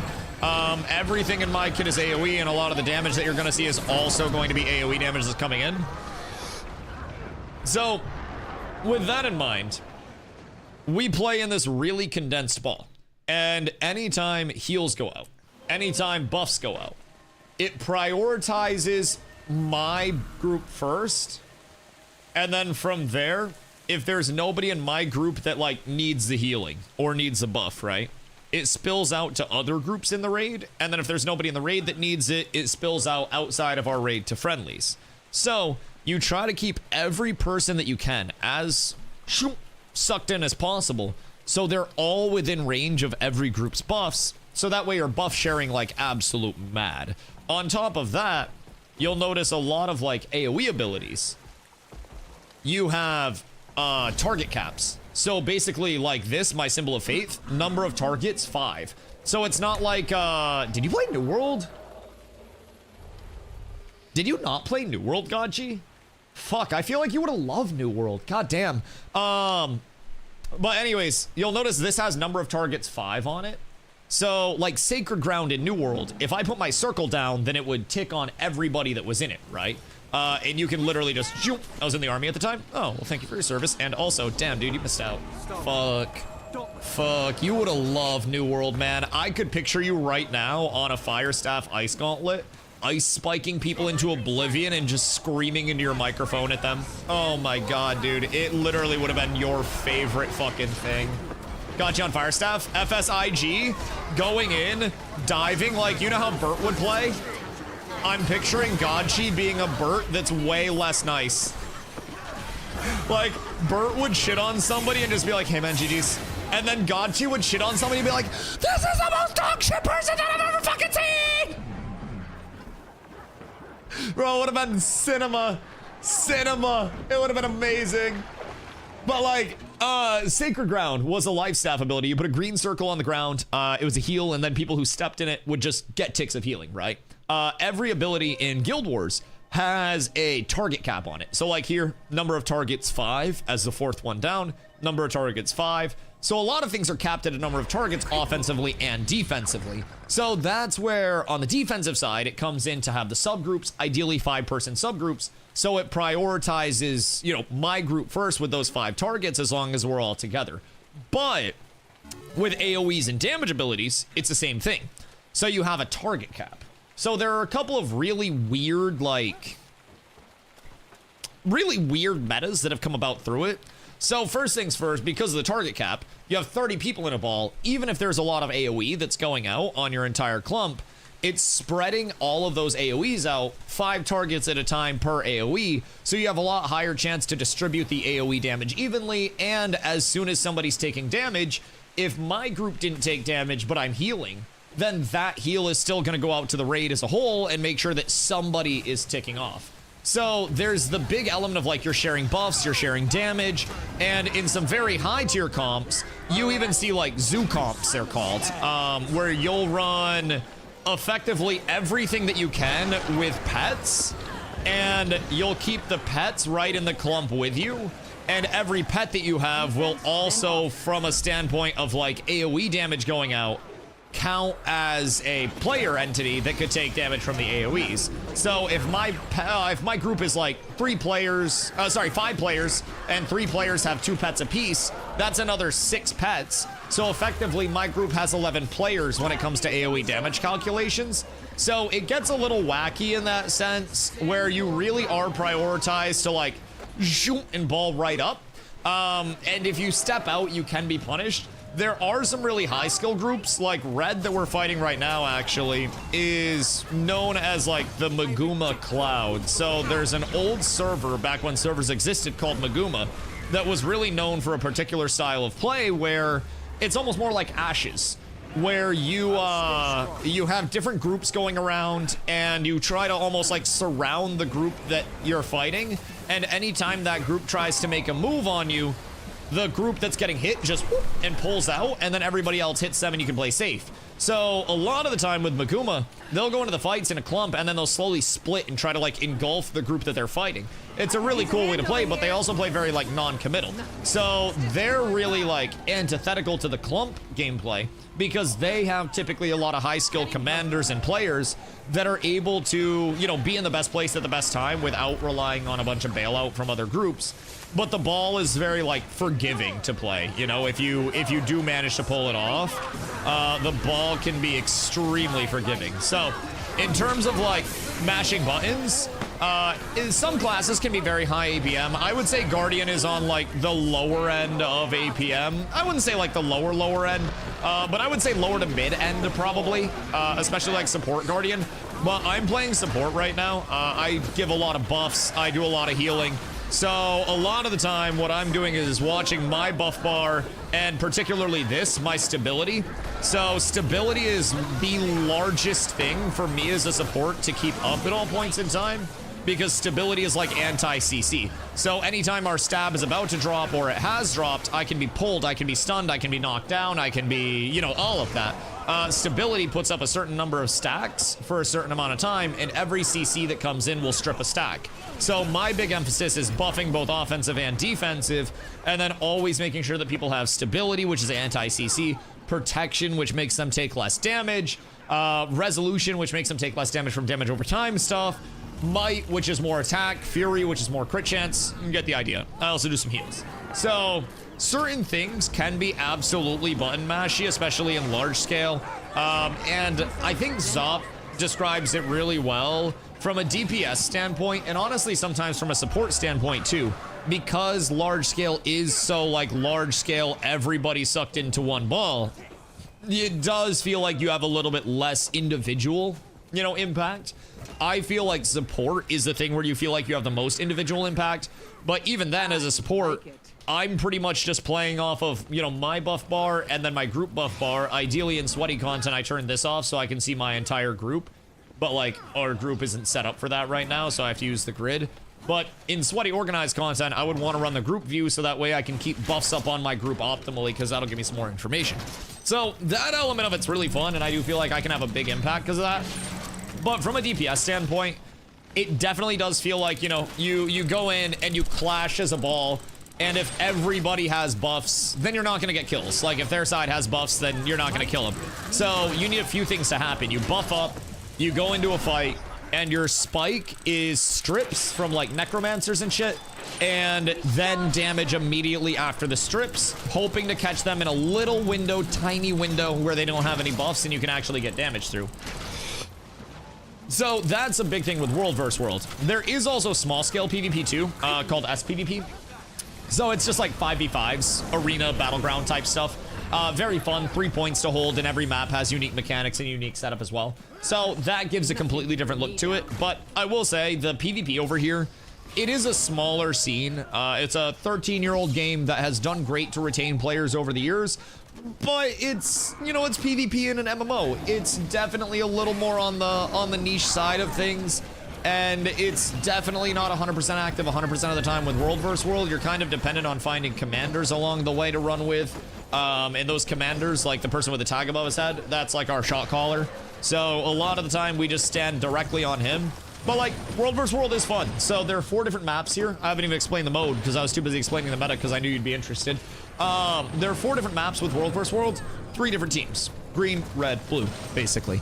Every Friday, you move up and down in divisions. We'll get into that later. More or less, 4 maps. Each one acts as a home map for each team. So green home, red home, blue home.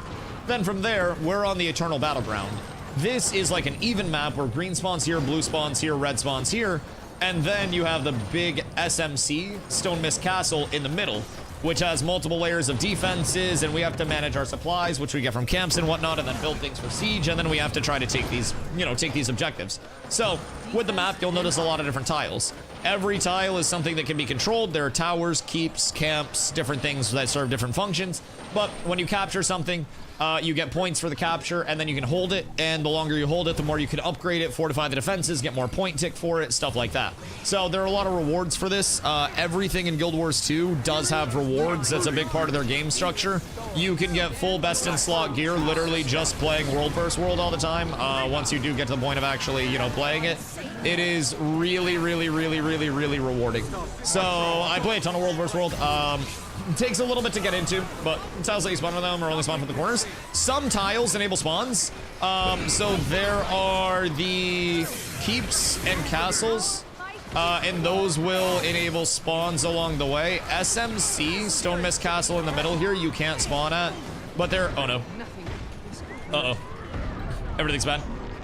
So basically, like, this is our keep. So we have our spawn here, which is like our invuln place. And then we have this controlled right now, so we can spawn right here and then work our way out. There are spawns in each of these bad boys, and then on different maps, there are other spawns that you can get as well. So like these side keeps will have spawns in them too. So there are ways you can push out, but Prop Wash, what up, brother? I'm in the Silver Waste for 3 hours now trying to kill the last boss and Demolisher, but it won't spawn. Are there any requirements for it? Oh, for Silver Waste? So Silver Waste is called a meta event. So meta events are just like cyclical events that are always happening. So in Silver Waste in particular, you should see like an event start timer where each of the camps have smaller like events outside of them. So basically it's called a Reba, red, indigo, blue, and amber or some bullshit like that. But there are the 4 camps, and each of the 4 camps will have smaller events outside of them. So that'll just cycle throughout the day and keep going in the entire zone. You defend the camps, and then the camps get some smaller bosses near them. You kill the smaller bosses, and then eventually it opens the large boss at the end that has like the 3 lanes that people have to go to. So a lot of the time you'll see commanders tagged up for that as well. If you don't, I'd be kind of surprised, honestly. Usually it does feel like they are quite active, but there is very well a chance that it's 5:30 on, is it Monday? I don't know what day it is. I think it's Monday. But yeah, it's 5:30 on a Monday, so could be very likely that people are also just waiting a little bit before they hop on for the evening. Uh-oh. That's not good. I was so close. Do you only care about the map area you're on, or is there a reason to go to the other 3 major areas? Kind of just depends on content. So, like, technically, the emphasis of the mode... Phoenix, thank you for 315, dog. I appreciate you. Much love. Technically, the emphasis of the mode is to accumulate points from kills and from capping objectives and holding objectives. So this is the leaderboard for World vs. World. There are 4 different tiers for NA. We're currently on Mosswood at the bottom of tier 2. So the victory points are what you earn through different, different actions. So technically, if your team is taking it really seriously and trying to push up to the highest tier and win instead of just ooga booga and fight, you would want to capture and hold as many objectives as you can constantly. Oh, hello. Thank you, my friend. And that's how you're going to generate a lot of your points. Now, they are also, one thing that's really interesting about Guild Wars and ArenaNet, they are always looking at making the game better, even though it's been successful for so long. Nothing is set in stone. And they're currently running a beta to test some different World vs. World rewards and scoring mechanisms. So basically, they published an entire article that broke down where a lot of points came from in World vs. World, and a lot of the points that were generated were basically from holding objectives instead of the offensive end of capping and flipping.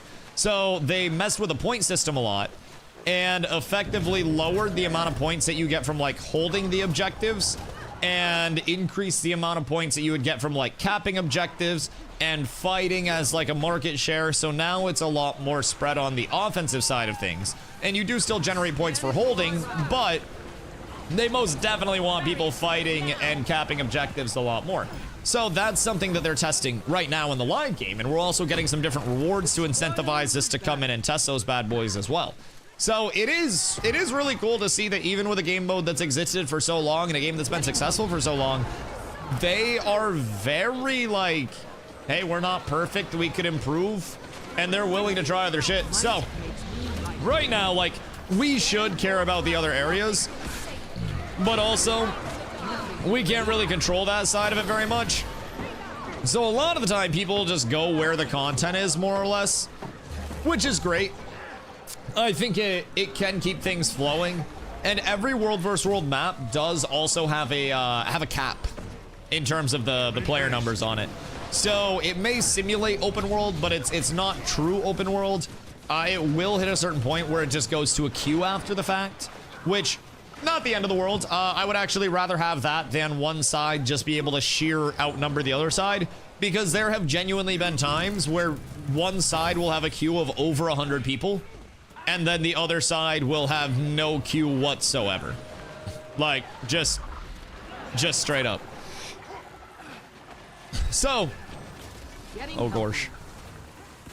Oh gosh. I wonder how many World vs. World players there actually are, though, because we do still have times where queues get above 100 on, like, the most popular teams. It's gotta be, like, at least 20K, right? That play World vs. World just each week. Surely it's something around that. Hello, friends. I see y'all vibing over there. Absolute pleasure to see you. Where's Eggy? I don't see Eggy, and I'm disappointed. I'm very disappointed. Nothing can bring me down. Work hubby isn't at work today, boys. We're down horrendous. Phoenix, what you be up to today? But yeah, a lot of what we're doing, I just like fighting. I'll be honest. I really like the PvP side of it. I haven't really played SPVP in actually like weeks. Oh, I just kind of like stopped playing SPVP a lot because it is really repetitive at a certain point, but it also is really fun if you have a good group that you're running with and you just 5-stack. The shitty thing is, ranked is only solos or duos. I wish there was a way to 5-stack versus 5-stack ranked. They do actually have in-game tournaments as well, where you can get, like, you know, in-game rewards and whatnot. Daily, weekly, monthly tourneys. The monthly tourneys you have to qualify for and shit. So there is actually, like, a tourney system within the game that you can get a 5-stack together and play. I will say the balance in 5v5s presents a lot less variability than some would like. In 5v5s, there is literally just, like, there is the undying metacomp that will absolutely persist no matter how you look at it. Obviously, there are counters to it. But there is, from what I have experienced and gathered, not that I play on the super high end of SPVP, but like what I have gathered and in tournaments what I've seen a lot is a very large emphasis on comps that have obviously huge burst, but also so many fucking buffs coming out from everybody that they just never get caught out, never die. An emphasis on big, tanky, chonky supports. Things like Paragons, which are a warrior support, instead of the, you know, Luminary, which is what I play as a Guardian support. So, only ever dabbling Gold or Soup. Never got my attention, didn't know the combat got like this, but also get to what's happening, so I don't know if it seems fun or not. See, that's kind of how every MMO is from the outside looking in, I think. If I were to show people New World footage from, like, Wars at this point, then people would also just be like, oh fuck, I have no idea what's going on at all. So I think a big part of it is like, I also, back before I got into Guild Wars 2, I had a few people that sent me some fights, especially World vs. World fights. And I was like, dude, it's just everybody's completely invulnerable until they get 100 to 0'd. What is this shit, right? I was like, this looks really stupid. And I still do think the Boon Ball meta is quite silly, especially to the extent that you are incentivized to play it. But, I mean, it does make a lot more sense when you know all of the support that goes into it. Knowing that, you know, all of the circles are what they are, I think is a huge thing in general. Knowing when you see a combo field or something like that. But I'm gonna be real, even as somebody that, I'm not like an expert in the game by any means. I've only played like 400 hours. There's still a lot going on in World vs. World where, if I'm being real, I'm the support. So I know as long as I'm standing on the tag and pressing my buttons, everything's fine. Most of the time, I'm worried as much about what I'm doing and standing on the tag as I am everything that's going on the screen. Because I know, very simply put, if I press my buttons and I'm on the commander tag and I'm alive, then I'm doing my job properly. Ha! My man hit the fucking dipset. And that's my biggest thing. If there are big flashy effects on the screen, fuck it, I ain't gotta look at those. I don't even have to worry about it. So half the time for me, you know, I run the spaceship cursor for a reason. You can't lose this shit if you try. So I always know where I'm placing all of my ground effects. I always know what I'm placing. And I always know I'm pressing the right shit at the right time, at least hopefully. And if I'm not, then I and everybody close to me will literally just fucking die. And that is okay. That is a sacrifice that I'm willing to make. But most of the time, I'm pretty much just watching the actual, and I think this is something that's kind of interesting between like watching somebody else play and also, you know, playing myself. It's interesting because I feel like when I play myself, especially, that was not ideal. That was not good at all.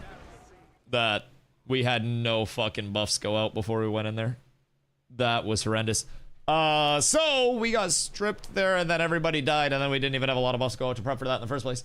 But a lot of the time when I'm playing, I'm looking around my entire screen, like the edges of my screen, more than I'm looking at my actual character. Most of the time, I'm not even looking at my character at all. Drewski and I always called it soft vision when we were talking about it in New World and teaching it to other people. Where you kind of like, you keep your character in your peripheral so you can always see where your character's at, but like your character's in the middle of your screen.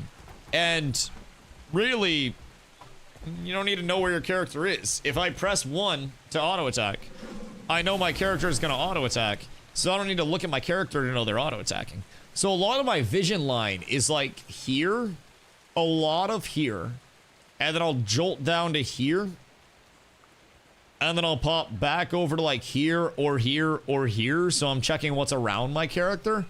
But I would say like my 5 most frequent vision points, it's here, here, here, here, here, anytime that I'm playing the game in PvP.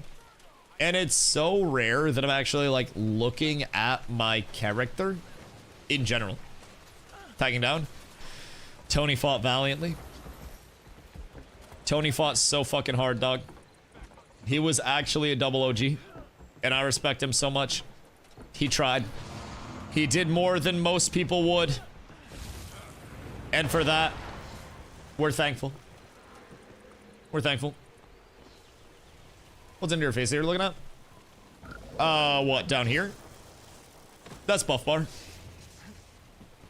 Or like, buff bar and then cooldowns, basically, is a big thing. So for me, it's like, I need to, in a lot of the fights, the most important thing for me, like I mentioned earlier, is my stability.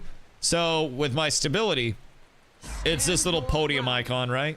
So a cool thing with buffs in this game, something behind your camera. Oh, over here. Over here, usually. This is, sorry, I didn't realize where my camera was. Yeah, so over in like this area, like this section, and this section, that's typically where we're going to be taking damage from. So that's where I'm getting all of my reads from, right? Guild Wars is a little particular because you stay on your tag a lot of the time. So you want to see your tag, but you also want to be seeing everything around you to know where your empty space is, to know where you're going to be moving to after the fact, where people are going to be coming in from. And in large scale like this, there's always a tell. So you'll notice a lot of the time when we're into the fights, I'll run around like this, but a lot of the time when we're into fights, I go like this. I go straight up, like top down, because it allows me to see everything so precisely. So it makes a little more sense when I do it like this. But, oh, good day, sirs. Pleasure to see all of you on this fine day. Pleasure to see every single one of you. But when I'm top down and everything's like on screen and you're in the middle of a fight, it allows you to see the clump a lot more thoroughly. It allows you to see every single one of the enemy players and which direction they're moving first, because there's always going to be a tell. So as a support, I want to make sure that anytime we're going into fights, I have buffs up and I'm prepared to keep that stability up, first things first, but also keep it as buried and protected as possible.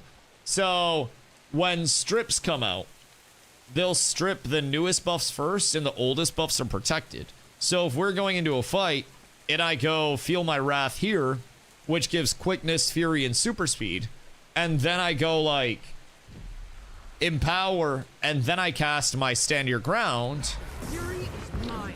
you'll see that by the end of it, Stand your my Stand Your Ground is here all the way to the left out of all 7 of these buffs. Now this is an Aegis, so that'll spend itself pretty quickly.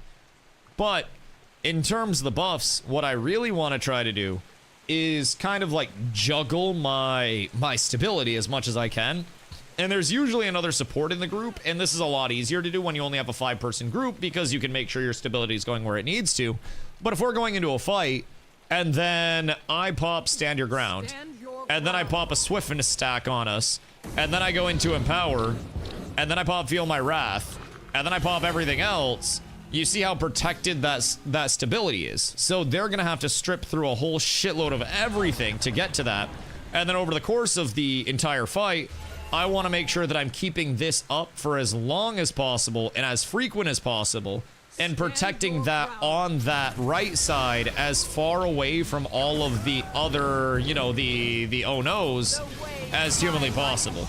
So the further I bury that and the longer I can keep that buried and protected, the more likely it will be that I will have, you know, constant stability up. I want to try to keep it around 10 stacks whenever I can, especially with the other support. And if you can have 100% stability uptime in these fights, it's kind of huge because that means your group's not getting CC'd at all. So, see that? Can I explain that? They were hacking. Very simply. Yes, yes. I'm very well versed in identifying hackers. They were hacking and also stream sniping. Yes, and terrorists. Yep. Yep. Literally, I know those guys. They burned down an orphanage before they got on today. So you can never trust those guys. Hacker, stream sniper, orphan burner downers. So yeah, they had the advantage. Also, the lights were off. Can't get away from hackers anywhere. I know, man. It's like they stream snipe just to hack. It's crazy. Golly, they had their cloak of invisibility up before they jumped me. But yeah, it's like supporting, I think, is very active and fun in this game. But that's also partly because, like I mentioned, strips and buffs are so important. Damage does, to a pretty heavy extent, I personally think, especially in the larger scale, feel a little bit unrewarding to play. Like, yes, things die, but it's not like you're going to be dogging somebody down, get them to 100%, then 75%, then 60, then 40, then they heal to 70, and then you get them down to 30, and then 20, and then you kill them. It's like, you're gonna run by another group, your group's gonna spike, and if your group spikes properly, then the entire enemy group dies, and then you just kind of win the fight off that. Still can be really satisfying, but the activity on a support, right? Having to keep the buffs up in the first place, manage buff up time with your other supports within the group, and also respond instantaneously to get rebuffs up when something gets stripped, because it absolutely will. It's this fun game of like situationals that you have to learn and you have to adapt to constantly. Do you already have 5 stacks up going into a, you know, into a little clash? Okay, well, maybe you wait a couple seconds so you can see if there's even going to be enough strip. If you've got time on those 5 stacks, maybe you push it up to a 10 stack just to be safe. But as soon as you go in, if that 5 stack's buried, you're going to want to reapply, and then you're going to want to get more stacks up on that. Try to protect your stacks a little bit. And then from there, if those stacks get, you know, stripped, the new reapplication, then you're going to want to have something else as a bailout immediately there. And every, like, every fight times a little bit differently. And plays a little bit differently, which I think is really fun on the support spectrum. There have been so many fights where I've had to, you know, you can just go through and mash all of your shits off cooldown. But it's also like if I'm a support and I have, wait, what? If I'm a support and I have 30 stacks of stability out, why am I doing that? Like, why would I have 30 stacks of stab out? I don't need that much. I just physically, I can't use that many. So there are times where, yeah, I could put my stability out, but it's better off to hold it and keep it for a situational. But the same thing kind of applies on damage dealers as well. Whereas, like, if you're just burning all of your damage abilities as soon as you can, you're not going to save up for proper spikes. And if you're not saving up for proper spikes, then all of your damage just goes into the nether and it gets negated anyways. So many times in groups I get minimal stab and heals. Yeah. I do think it is the singular most important thing to have. I'll be real. Like, stability is everything in these fights. Stability avoids so many situations where you take damage in the first place. Getting pulled into the enemy clump. Stability. Getting tripped, so that way you can't stay with your boom ball. Stability. Getting stunned. Stability. Getting pushed out of your clump. Stability. Stability. Stability. It's all just stability, man. And that's part of why I committed to the Lumi so hard. Being able to pump stability out and make sure that the entire group is just like indomitable. It's fucking sick. And I think it's the most active, involved, I am doing this feeling that I've had on any role so far. Granted, I'm not exactly like the journeyman of this game that's played everything. But I also feel like there's a certain element of like, it's either support or it's a strip, in my opinion. Can't play the game without stab, just as important as heals. I would almost argue that stability is more important than heals because pretty much every class will have some form of self-heal. But not every class has sufficient stability output. It's crazy. Now, druids are still massively important. Cleanses are still insane, right? But man, stab is... Nobody can play the game without stability. Literally just can't. Your druids can't play. Your troops can't play. Your strips can't play to get into the clashes because you'll just lose every clash without stability. Like, it is the core of this game. To the point where, you know, a lot of people talk about alacrity this, alacrity that.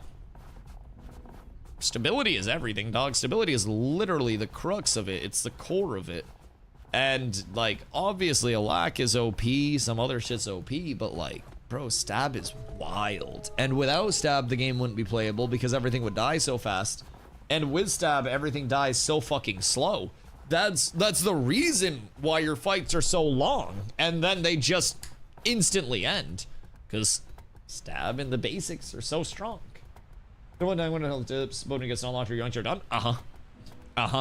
You can get yoinked, try to double dodge out that bitch. And then the second you try to double dodge out, you still find yourself in a terrible spot. Terrible spot. And some classes may have the movement to get out of it, but not a lot of classes will, especially against good groups where you get a pull and it's a coordinated pull where it's like pull 3, 2, 1, bop. But guess what? Stability just makes it so you take no damage in the first place. They throw out a pull. The pull hits you, but that's about it. None of their follow-up will hit you, and you won't get pulled out of position. It's just, dude, it's free.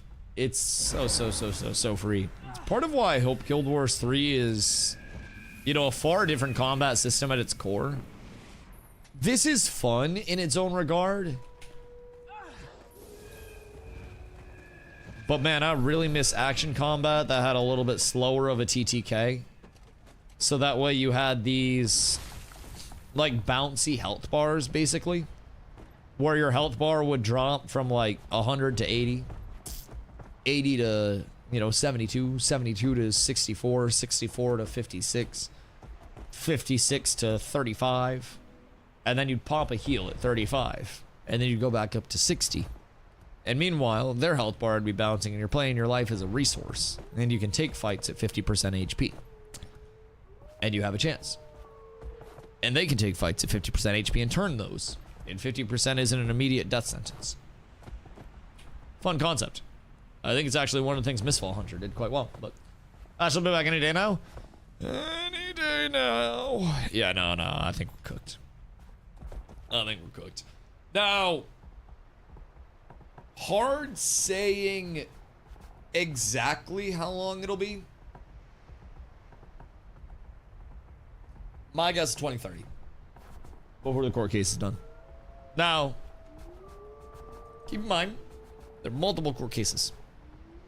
And there will be more court cases. This court case will spawn other court cases off of the court case. It will be literally like court caseception. And I don't know if everything has settled down by 2030. I just don't know. It's gonna be a long process, dude. It's gonna be like... It's gonna be a really long process for them. And I hope that the... You know, the game goes into the right hands and then can hopefully be sold from the right hands to somebody that cares. But even then, game's not the game without the original, you know, group of individuals and the original goodwill and the original excitement. It's not even the same thing. Go to DA. Well, I heard DA's working on WoW Classic Plus. What do you mean? He's working on Classic Plus for Riot. If you know, you know. If you know, you know. Go back to the other one. Ash is gonna be working again. Will probably be hard. I mean, like as Fubo said, there are a lot of people in game dev that are looking for opportunities, but reputational damage is a real thing. And if a company becomes embroiled on a whole like, hey, we all got laid off before without getting any of our benefits paid out, anything like that. We didn't even get our last check, stuff like that. That's a bit of a, I think, a difficult route to get people to want to work again. So in terms of getting a crew back together, I think there are a few things we have to keep in mind. IntrepidNet is something that would, I think, require, you know, some of the original engineers that put it together at least to continue iterating on it. The creative side of that game is very contingent, for better or worse, on Steven Sharif's creative vision. Now, there's probably enough vision boarding, you know, out there where one could likely extrapolate, you know, where they're at, where they need to be, and kind of guide the creative direction. But even then, it would be far different, for better or worse again. That's a large attachment for the Absolute Creation name as well. But it's also, I think, contingent, first things first, on, like, the outcome of the case, right? If neither side is deemed to be, like, the completely innocent, taken advantage of, you know, done dastardly side, I don't think there's any hope for it. I don't think anybody will want to buy it and then just, you know, introduce brand new teams to it from scratch. I don't know that that would transition the best. And I don't know, unless both sides, or sorry, unless one side is proven to be like completely innocent, did nothing wrong. I don't know. Now, I've also been saying a lot of the time that this court case is, it's a knife fight, right? That's the easiest way that I could describe it. It is two entities slashing and hacking and stabbing at each other, trying to do as much damage as they possibly can, even if they're going to take some damage themselves. And Unfortunately, I think damage will be done to both sides. So, gathering, crafting, so does affect your world score some way. So basically, gathering, there are different infusions that you can put into like weapon or glyphs, infusions, socketables, basically that you can put into weapons, armor, gathering tools, shit like that. So I have Glyph of Volatility that gives me an item called Volatile Magic when I'm gathering, in addition to everything else. So Volatile Magic can be gathered and then brought over to a vendor that will give you shipment crates of different materials. So I basically gather, I get the Volatile Magic on top of the mats. I use the Volatile Magic to get more mats, and then I sell all my mats most of the time. So I have, don't mind my inventory, it's a fucking mess. But I have a lot of mats, and even if something's like cheap, I can go like silk bolt scraps, right? Or silk scraps. And these are like 9 copper per. But if I list them, it's 22 per. Honestly, I don't even think that's worth it. I think a lot of the mats are going to be pretty devalued right now because of the festival as a whole. But some of the mats can actually sell pretty well, like Mithril Ore, 36 copper per. So every stack of Mithril Ore is like 90 silver. So it's just a nice, easy, passive way to make some money.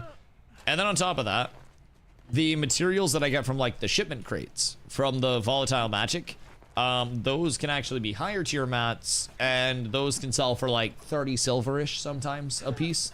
So it's not a bad way to make some consistent money along the way. And it's also just a decent little time filler as I go. As you cap more things, every captured area will have some gatherables. And honestly, I could even run around to like enemy areas and gather, but sometimes it's a little risky.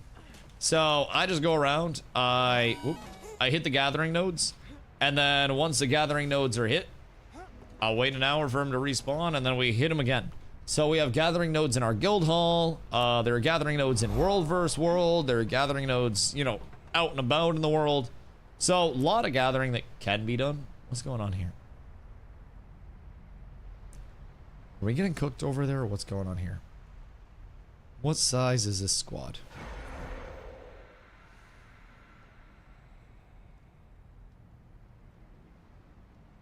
That is a group of 3 people.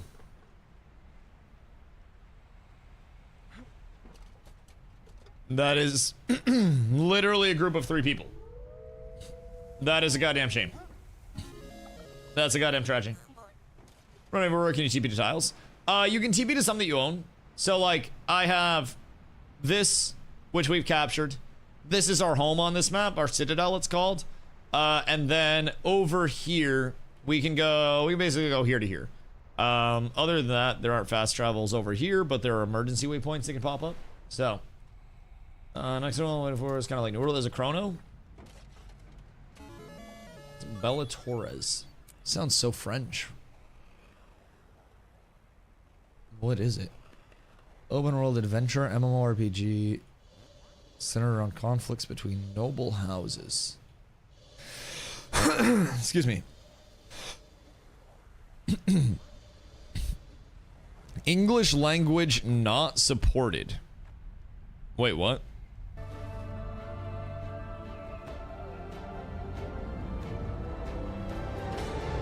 What language is it?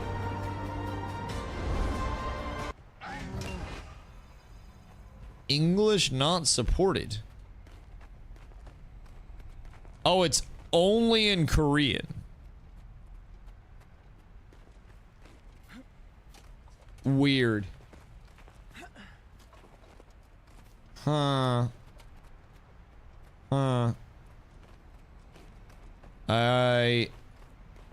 Is there gameplay on the combat? Oh god, I don't know Korean. I literally don't think I'd be able to play that. It's a Korean MMO coming to the West. Oh, I'm already out. If it's something that has already launched in another region before, I think it's pretty much just destined to fail over here. It hasn't yet? Oh, okay. Well, that's good. Are they gonna actually have, like, English language support? Oh, global. So it hasn't launched in Korea ahead of time, or...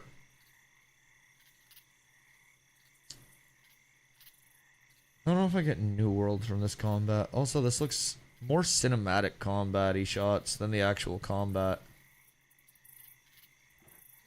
It worries me that we're not getting like actual gameplay. And everything's just like a cinematic render. Things in closed alpha at the moment. Let me see if I can find this. Bellatora's combat. Videos. Bellatora's, this medieval MMORPG is in trouble. According to Sir Medieval 3 weeks ago. Let's see. I don't even know why he says.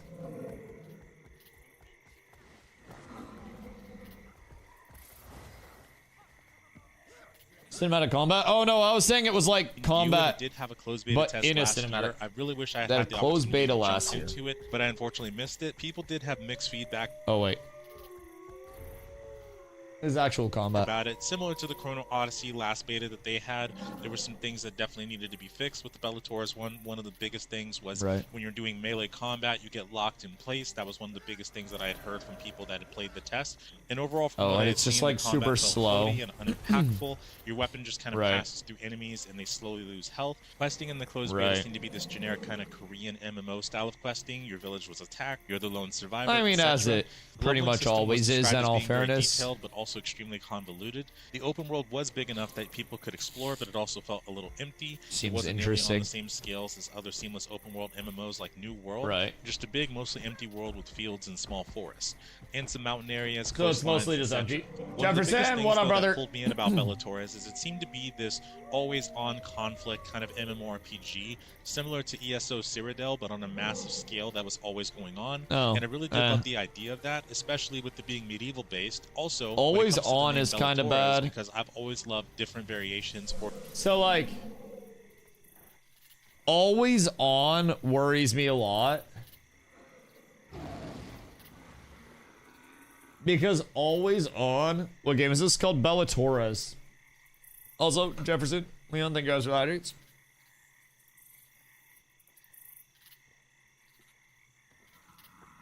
Well, it's always on, like the conflict and shit. Apparently, it's meant to be like an always on concurrent conflict in the world.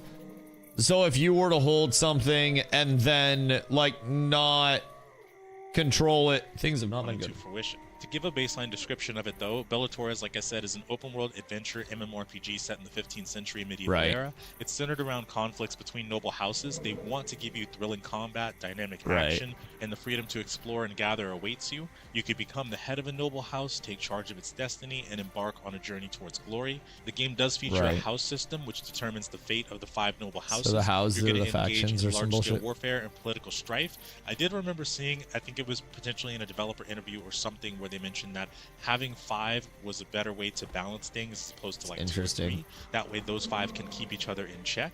It was also said that you're not going to need to be in a party or a guild. If you're playing solo, that's Everything just totally goes up fine. to like the top 2. You are able to team up with trusted allies to take down powerful enemies in high difficulty party dungeons and raids. Cooperation and strategy are going to be the key to victory. And you are If you're able playing to forge solo, your own that's unique fine, combat worries me. style by I won't freely lie. switching between 2 weapons. So there will be weapon swapping. There's going to be no fixed classes or restrictions. Detailed skill customization prog is is going to cool. enable true creativity and strategic gameplay. In this level-free world. What? How do they prog? world, you're going to exploit your opponent's weaknesses with unique combinations and tactical insight. It's also going to feature a mastery progression Level system 3 that's is gonna allow interesting, every I player guess. to forge their own path and enjoy adventure on their own terms. Every activity, whether it's hunting, gathering, crafting, or trading, they're going to offer both meaningful rewards and a sense of purpose. Before we continue, I also wanted to talk about a program called Gear Up. Nope, get the fuck out of here. Like games Guild Wars 3, for example, I had MMO Lite. Kind of, Oh, really looking forward to. I know it's Right now, beta, we've got but a lot man, of this games that UI are seemed going kind of more sloppy. into the MMO Lite kind of Chronicles. Chrono Odyssey maybe focusing more on the Chrono Gates as opposed to the open. Really good for that massive scale if they can fix up the combat system Quest, and whatnot. battle, But unfortunately, character. there has been some trouble in paradise on a massive scale when it comes to this game. I want to point to a video that brought this to my attention by a YouTuber named What Vinar have Gaming. they? Highly recommend checking out his stuff. He does a lot of really cool first impressions and breakdown videos for MMOs and other kinds of games. And a few weeks ago, he talked about how the company I mean, so behind basic Bellator's looking LU inventory and was gearing. publicly flagged because they recently had a drop in revenues, so much so to the point where they had actually failed to pay the wages of their workers. Oh. This is something I dug into and actually found an article related to, and it does appear to be correct. Been here Apparently, they had before, failed boys. to pay 2.4 billion won, which translates to about $1.6 million. Oh! Oh, wait. About $1.6 million? Oh, no. Oh, no. 109 reports of wage arrears were received at the business in question, and wages and severance pay had not been paid to approximately 100 workers for 5 to 6 months. Oh. Has there been any update on that?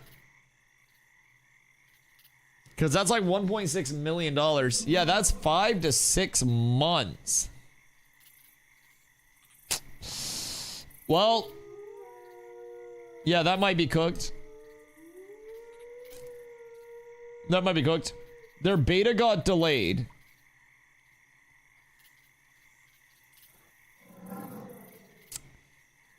That's a yikers. And it's got less consistent throughout.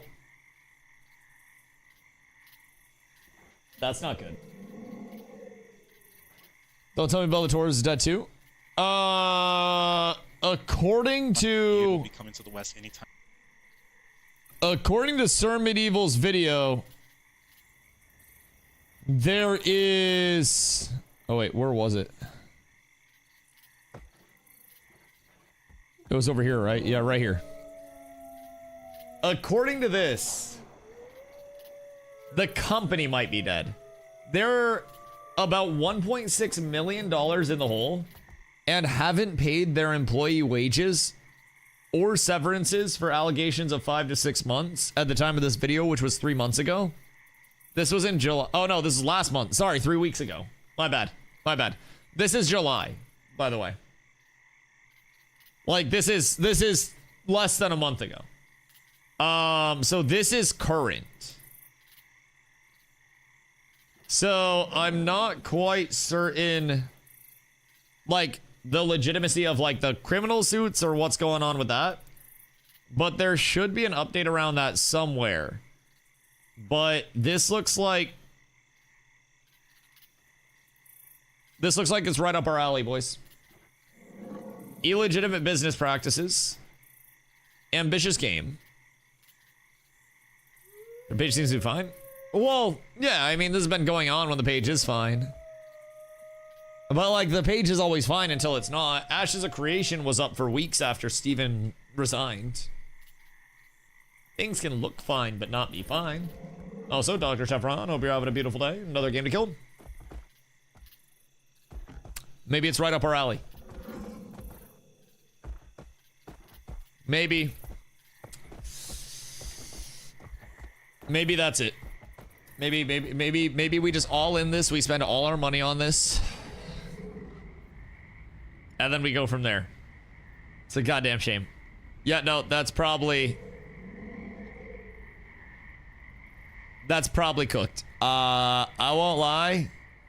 I wouldn't be incredibly optimistic about that.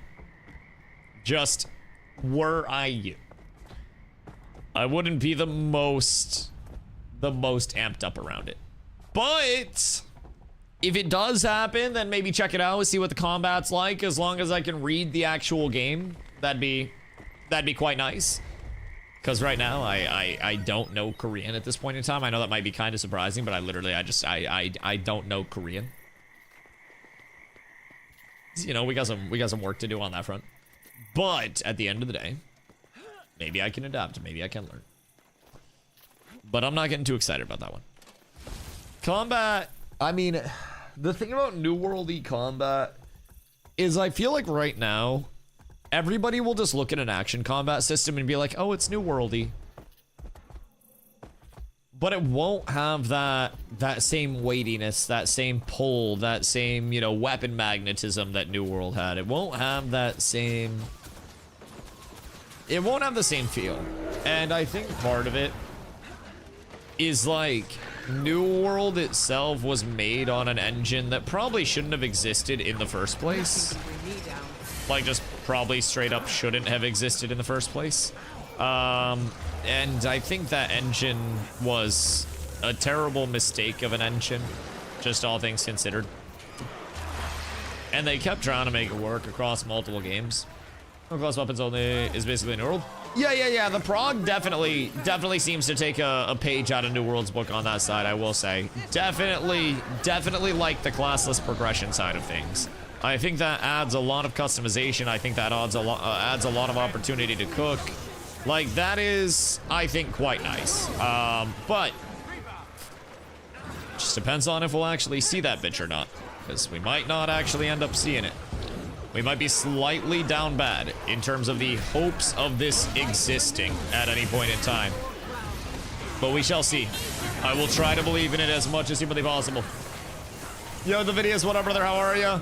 We actually got a little bit of world versus world today. It's been a borderline miraculous day, if I'm being honest. I have never in my life seen anything like it before, and I actually think we're like wiping this. I'm not even gonna lie. I don't know why we're wiping this, but I actually think that we're just wiping this. Oh, I pushed one off. Wait, we're so up. I pushed their stability bots off the top. Holy shit. I don't know what's going on here, but that was the most casual fight of all time, I will not lie. That was remarkable. That was so slow. So casual, so spread out. Wait, they're coming back for more. Hold on, watch this. All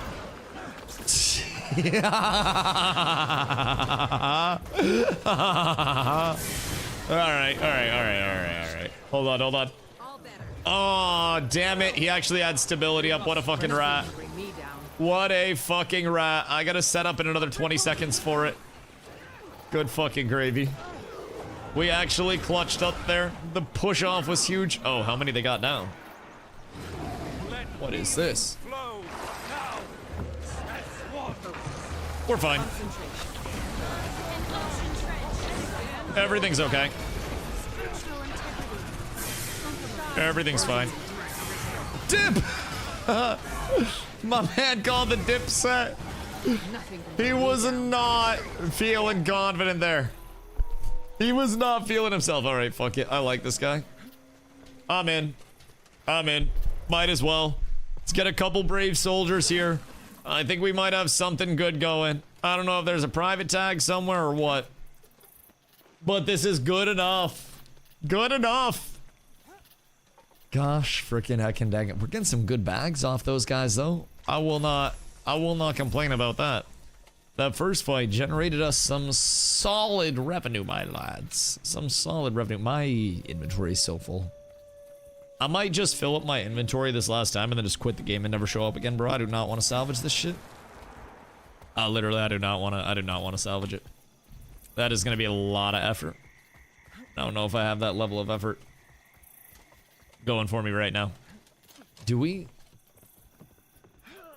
actually have like a budget cheesecake? Or what is going on here?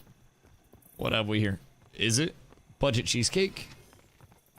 Because it seems like it might be budget cheesecake. And I'm down for a little half-off cheesecake. What you got going on, Gandalf? Recruit a couple more, I think is what we need to do. And then we smoke bowl, and then we cook. Chat, this is the first time we've had World vs. World in like 4 weeks. For the love of God, show up, please. Also, does anybody want to push up some some frackies in a few? I think I need to do some lower tier ones still. Oh, my back cracked on that. I think I need to do some lower tier ones still so I can push up my personal fractal level, because I think I'm only at like T2 or something. Like,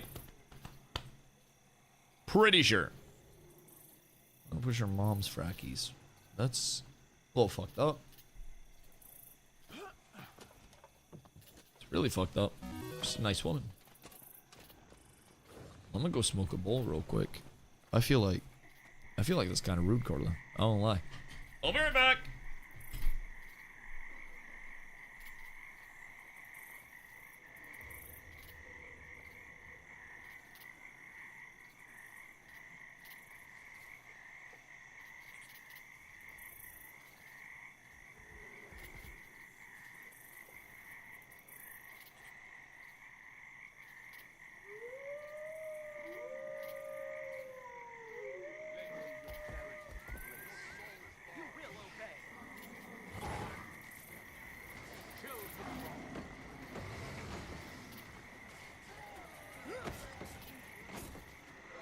Nothing can bring me down.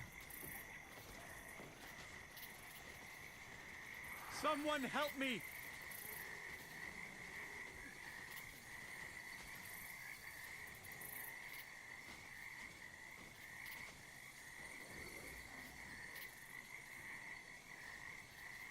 Oh, thank you.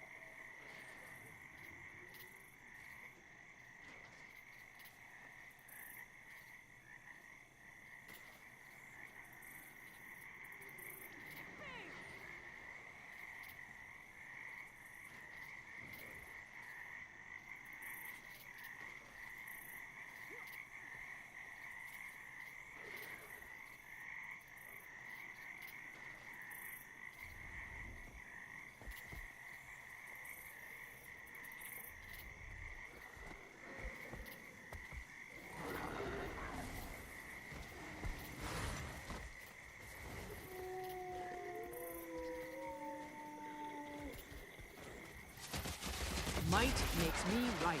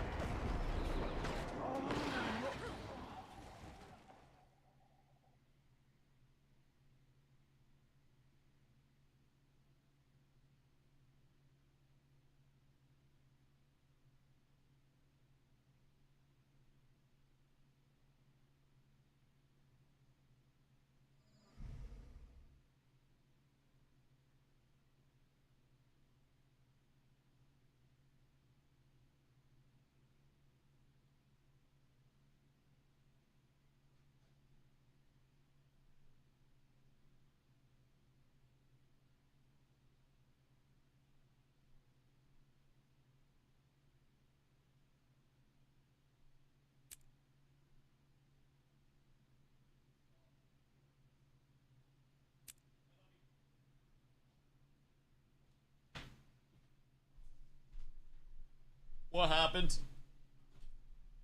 What went wrong? Everything's terrible, chat. Everything's bad.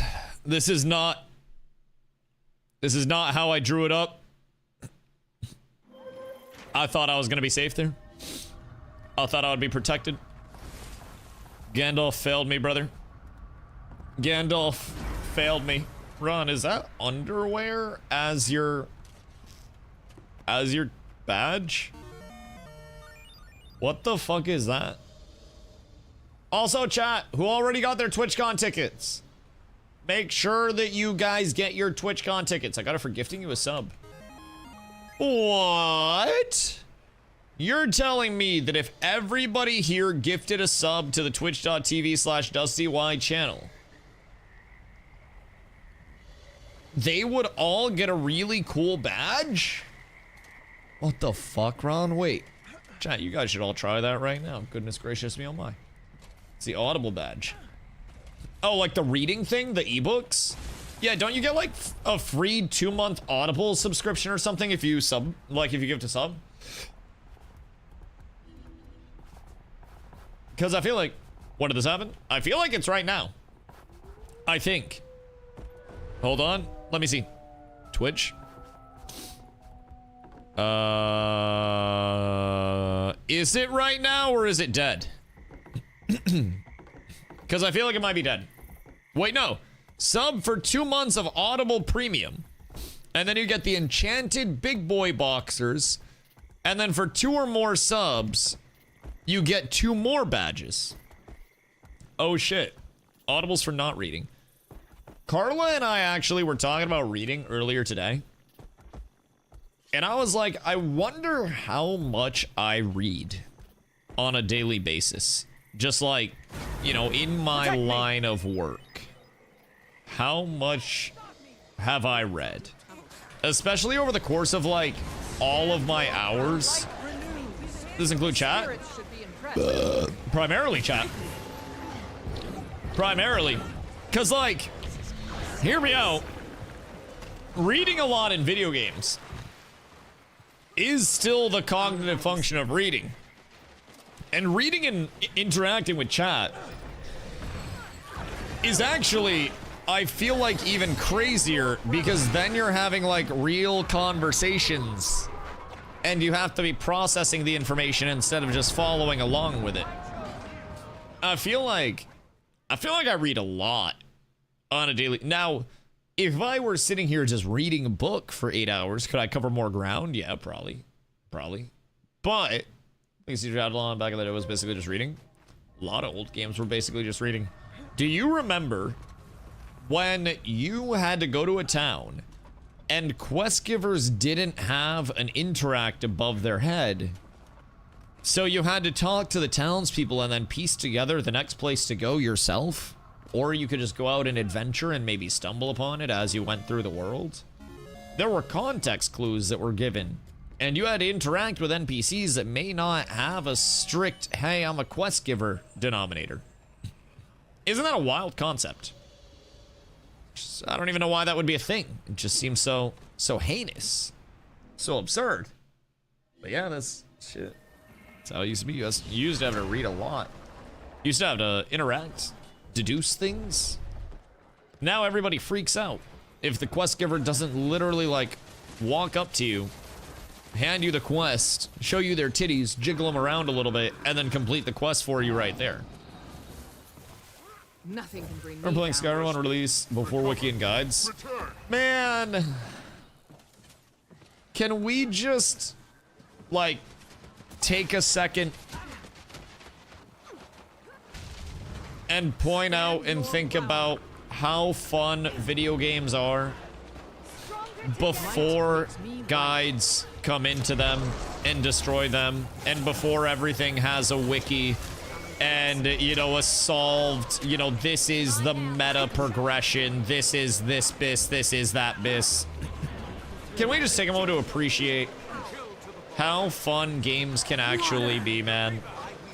Because, like, they can be really fucking fun. They can be. But I think a lot of people just immediately unfunify the game as soon as they start worrying about only following guides, only adventuring in the best areas to adventure and not where they want to go to adventure. I feel like a lot of people tend to kill their own fun with shit. Uh-oh, that's not good. This is not good at all. This is, I guess, maybe a little good. Like, maybe just a little bit. No! My commander! Oh, he's up. Oh, I'll get you, my goat. Everything's fine. I'll protect you, sire. Bro, I'm actually cooking for this commander right now. I want it on record. I'm going fucking crazy for this commander. Holy shit. What about the game is what it's about? Okay, well, hear me out. I know you're memeing, but like, also, optimizing a game is really fun. But I feel like what's not fun about the optimization nation is when optimizers try to spread their seed into people that really don't give a shit about optimizing in the first place and try to force optimization onto other people. Yo, boys. Wait, did I just clutch the fuck out of that fight for us? Like, I don't want to sound conceited, but like, did I just clutch that shit? Because I just kept our commander up like mad. I got the res off on El Comandor. And now we win. I think we actually just went crazy. And we held because of that. What the actual fuckington? How did that happen, man? How did that even happen, numbers-wise? A few brave soldiers defending a keep together. What do we have, like, maybe 12, 13 people kicking around in this entire setup right now? Chad, that ain't too bad. That ain't too bad. I felt kind of good there. I felt kind of good there.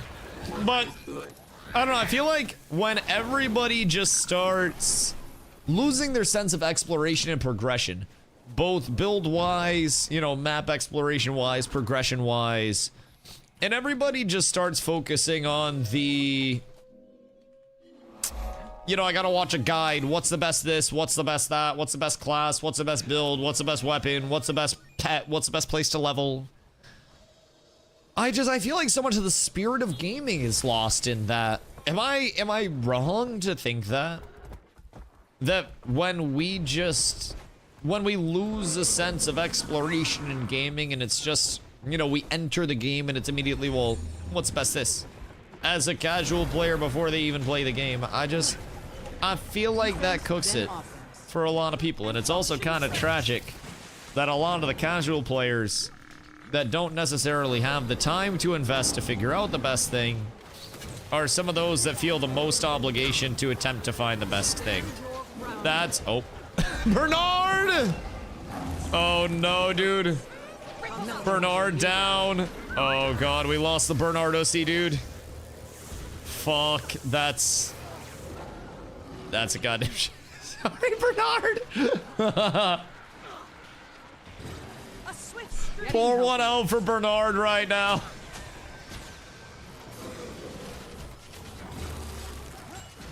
Pour one out for poor Bernie, bro. He gone. Never to be brought back again. All right, we gotta get some support out. We're about to get sandwiched so fucking hard here. But I'm sure everything is perfectly fine. I'm sure we somehow win this, right? Wait, we actually win this. We split the— No, we don't! Oh, that's not good. Oh, that's not good.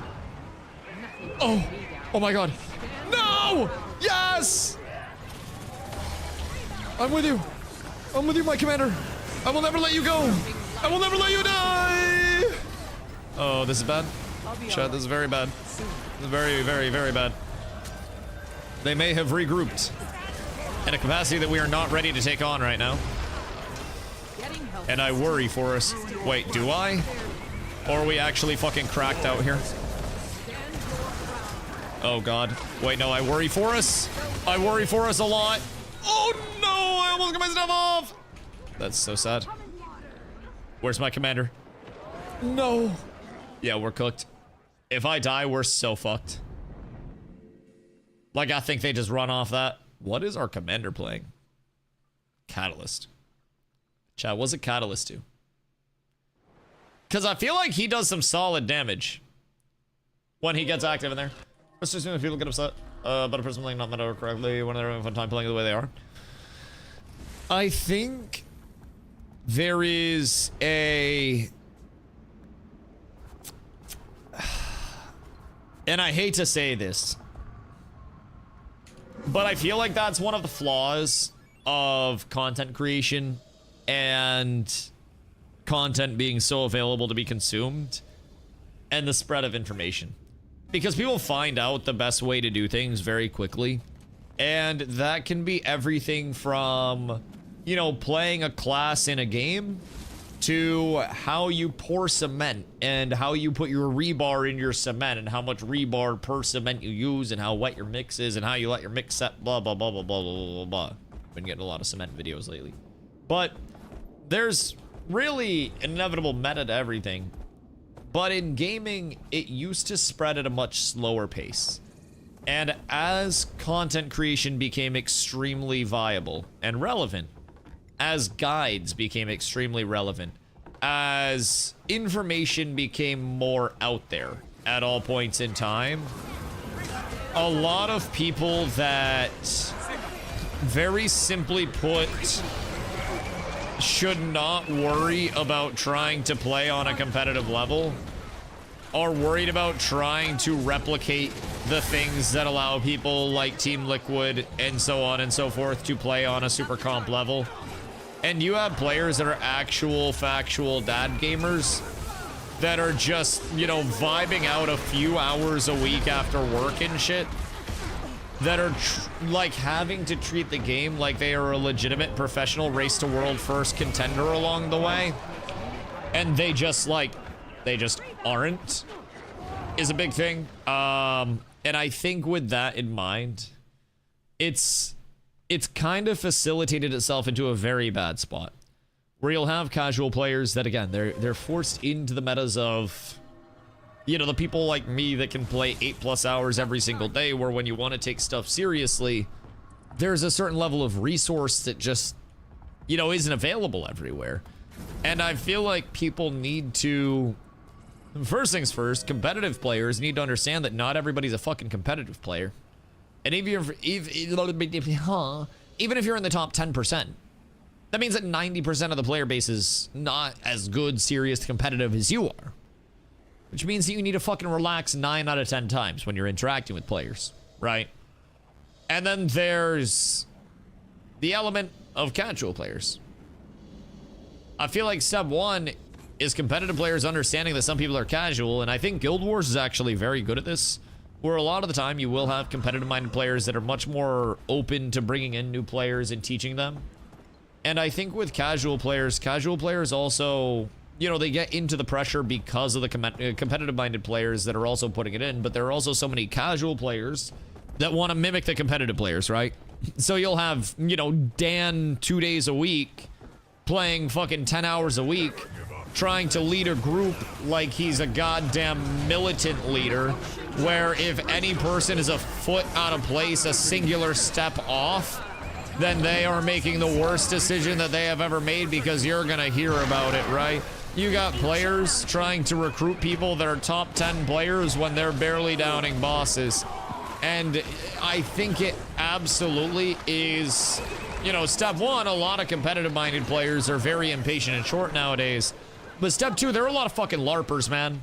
There are a lot of people that see, you know, Liquid run a certain composition for Race to World First, and then they just tell their entire guild, hey, we gotta run these characters, everybody level these characters, everybody get this gear set up, everybody get ready because we're copying what they do. And then they go in and they don't clear the content anyways. And it's a really weird thing. And I think like Zob said, street goes 2 ways. And I just think a lot of what content creation has led to is a bit of the outward knowledge that, first things first, there are people that play the game this much, but also the pseudo expectation in people's minds that the level of progression that people who can put in 60+ hours a week to gaming achieve is what normal players should achieve. And it's just not. It's not. It's like looking at a bodybuilder who lifts competitively and is on a steroid cycle and is also lifting and peak nutrition and everything like that, and being like, oh man, I can't get as swole as them, so I might as well just stop lifting forever. It's like looking at LeBron James play basketball, or your favorite basketball player of all time, and being like, man, I'll never be that good, because I gotta never pick up a basketball again. It's a weird mentality. It's a really weird mentality. So, I'm a man with an 18-wheeler obliterates a Kia. Goodness fucking gracious. Goodness gracious. But, I don't know, man, even on my end, right, as streamer man who is usually known for being very competitive in a lot of the things that I do and taking them very seriously, I have been very much so trying to instill in people it's okay to, you know, be casual sometimes. It's okay to want to learn something from scratch. It's okay to want to figure out something new along the way. And that's part of why, even with something as small as like Palworld, right, I'm trying to figure out on my own without reading a bunch of guides and get, you know, caught up in the meta, the min-maxing before I even know what all the min-maxing is about. And I'm trying my best to sometimes show that, you know, even if you're someone that really wants to take games seriously and shit, it is okay to just slow down sometimes, man. It's okay to just, oh, excuse you. It is okay to just play a game and have fun with it and not worry about achieving rank 1. Not worrying about, you know, trying to be professional Andy with it. and it's okay to just vibe. And lately I've been doing a lot of vibing with my gaming, and I think that's been, fuck off. I think that's been really good for the mental. I think it's something that, you know, I wouldn't necessarily replace or give up at this point in time. Oh, hello, sir. How are you? I blame porn for people not liking, you know, the casual vibe of video games. You know, that is true. That is true. I also blame porn. Giant titties. I think I'm like Palworld and like Diablo 4 or something to just slowly grind has been a nice break from being sweaty. Dude, honestly, that's one thing that I've really appreciated about this period. Now, I'm someone that has been like known for being a one-game Andy at all points in time, right? I've been loving having side games. And yeah, my viewership's down. Yeah, everything's kind of down, but like, it's okay. It's a lull. I think what grew my channel in the first place was me having such an immense amount of fun with gaming and streaming and being here. And a lot of people just caught on for the vibe. And I don't like when I'm salty and burnt out because that's not fun to watch. And something that I've really been enjoying, you know, since Ash has died is that I've almost been forced into a variety part of, you know, my streaming career. Which is something I've never done before. I went full-time in New World and I was known as one of the New World guys, and then Ashes came along and I was known as one of the Ashes guys. And now I'm just a guy.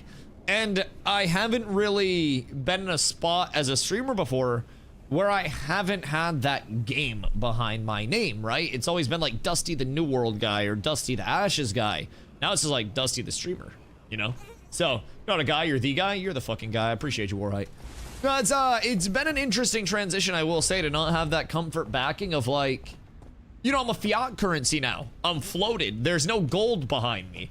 Previously, it might not have been gold. It might have been like nickel or some bullshit like that. But there were metals behind me, right? The DustyWhy name was insured by the success of the game because I had, you know, I basically had stock in the game. I had skin in the game. Now, I'm a fiat currency that's just floating. I don't really have anything backing me except the goodwill of others. And it's a little bit of a weird transition for me. It's been really fun, but I think this is really like the only truly stressful period of time that I've ever had as a streamer. Specifically because, not even the sense of like, oh my god, I'm not gonna be able to pay my bills, I'm gonna die. Dude, I'll just get a job if it gets to that point, right? I'll fucking pick up a day, you know, a morning job, or I'm out by 2 and then I'll stream like 4 to 11 or some bullshit like that and do shorter streams, or 4 to 10 and do 6 hours, whatever. It'll be fine. That's not a big deal. But Huffsy! I got a part-time job. It's asking Huffsy for subs. Huffsy, my goat, I appreciate you. Thank you, thank you, thank you, thank you, thank you. Like, unironically, the most stressful part, this is going to sound really fucking dumb, right? But other than the metrics and the viewership and stuff, which is obviously quite stressful, I can't think of fucking titles, bro. I have deadass at points in time, I swear on my life, I have sat in my chair for up to 20 minutes thinking of titles before. I just get writer's block. In Ashes, it would always be like, you know, whatever I was doing that day, I'd be an expert. I'd throw out something, you know, something saucy along the way. I'd throw something nice and clickbaity out, or there'd be an update, right? But dude, I gotta think of like titles all the time now. Like, what the fuck do you mean? Titles for what? Titles for stream. Titles are so important. If you don't have a good title, that can unironically cook your viewership, because a title will get people to click on your stream or your video or whatever it is. Like, titles are so slept on, and they can be such a huge facilitator for people being like, oh, I guess I'll check this stream out. Really, really, really, really, really, really, really a deep game. On YouTube, a lot of it is titles and thumbnails. And that's a lot of how you get your clicks if you're a smaller creator. And something as simple as a title and a thumbnail push at the right time, and like a little algorithm push, can be everything. I'm trying! That's tragic, they bannered him. That's a goddamn tragedy. I will not lie. That is a goddamn shame. What's up today? We actually got a little world versus world, I won't lie. So we've been pumping world versus world. A little bit later, we're gonna hop over to Palworld as we have been. And then we got some catching up to. I accidentally left Palworld running overnight. For Gord to turn it off. I went to run it for a little bit so I could get some salads stocked up. And then I forgot to turn it off. And so my pals ate through all of the food that was available because I didn't like start enough salads. They ran out of food basically. I didn't end up giving them enough food for overnight because I didn't put everything in the food box yet. So overnight they ate all of their food. All of them got depressed and shit. And I had to wake up this morning, come in, and I was like, oh, my game's still up. Oh, I'm alive. That's good. And then I look, and like all of my pals wanted to fucking jump off a cliff. Like every single one of them, bro. It was terrible. Terrible. So working conditions are bad right now. But when we get on tonight, we have to go into one of the villages and try to find some horns. If we can find horns from one of the vendors, then we can buy the horns there instead of having to farm them. Because fortunately, I did get like 12k wood overnight, so that's huge. I'll be able to sell a lot of the wood to our vendor at the base. Take that gold, run to the horn guy, grab horns. Small settlement, you can buy horns. Yeah. That's what I thought. I thought I saw them in one of the small towns that we went to. So we'll check that out when we're on. But yeah, it's unfortunate, but also I think the profit is there. So before I got on stream, I did a little bit of infrastructural work just to get things rolling again. So I basically, for about 10-15 minutes, just made sure we had some salads cooking in both bases. So what you guys missed was me putting another cooking pot in the mining base, and then starting some salads over there and getting the, the operation running there. So we got a good amount still running. Nah, it's not still running. I closed it down so I wouldn't have to worry about it until I went on. I figured everybody could have a break. Protect me. I thought about it, but I did set up some salads and whatnot, cooking for everybody, so that will help. Both bases have the salads ready. They should have a good amount to get us started, and like I said, I have both bases cooking as well.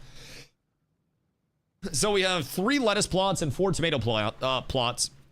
So I'd like to get another lettuce plot going, but we need 1 more lettuce seed for that. So we'll see what they have at the village when we go in. Good news, what up? No death? Yeah, I'd say we're doing well so far. I'd say we're doing well. We are not currently cooked, and honestly, I'm feeling okay. And there was no milky white substance that came from the leaves. So I think we got the actual, like, edible ones. I think we might be good. Oh, Palworld is good for calling the police on sweat farms. My farm is only sweaty because of the group sex. The working conditions are great. But the orgies, those get a little hot and heavy. Those get a little hot and heavy. You know, play a bunch of things because you want to, and of course, is essentially wonderful. Burnout exists. Apologies, this new world doesn't matter where you play. I appreciate that, dude. After hours, I genuinely appreciate that. Yeah, it's, I definitely think those that have been here for a while, right? Definitely know that I have absolutely gone through times where I've been having the time of my life, and then times where I'm kind of at a, at a wit's end at points in time. And it's not necessarily that I burn out on like the, the streaming and the interacting with people side. It's like I want to be able to grow a community and provide for, for people that don't have one, and give that to people as like, as my thing.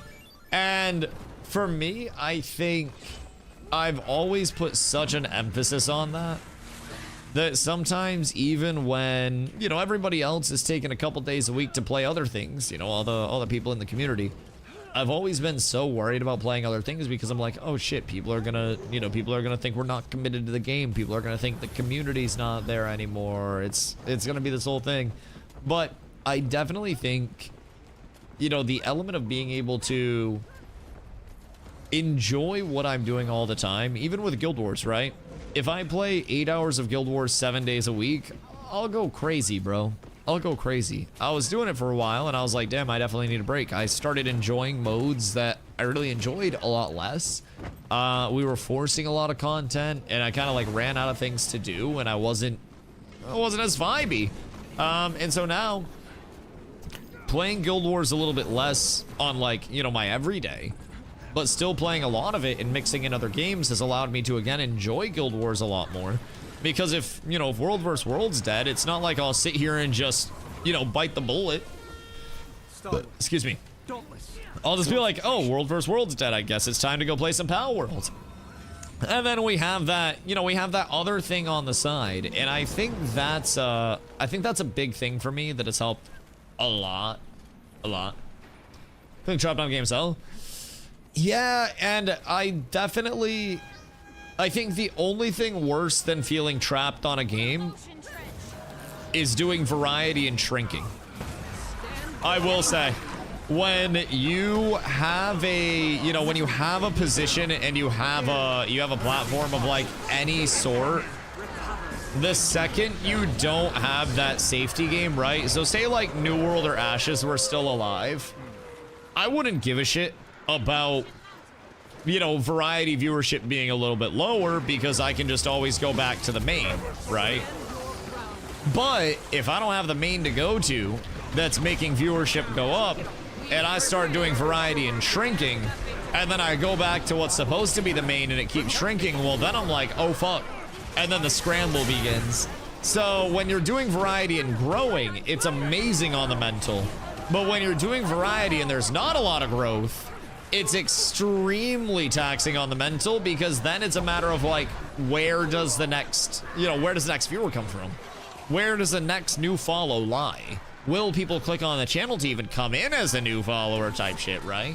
And it's an interesting trade-off. Sometimes the element of being trapped in a game is like living in a house versus just walking around trying to find an unoccupied building to go into, right?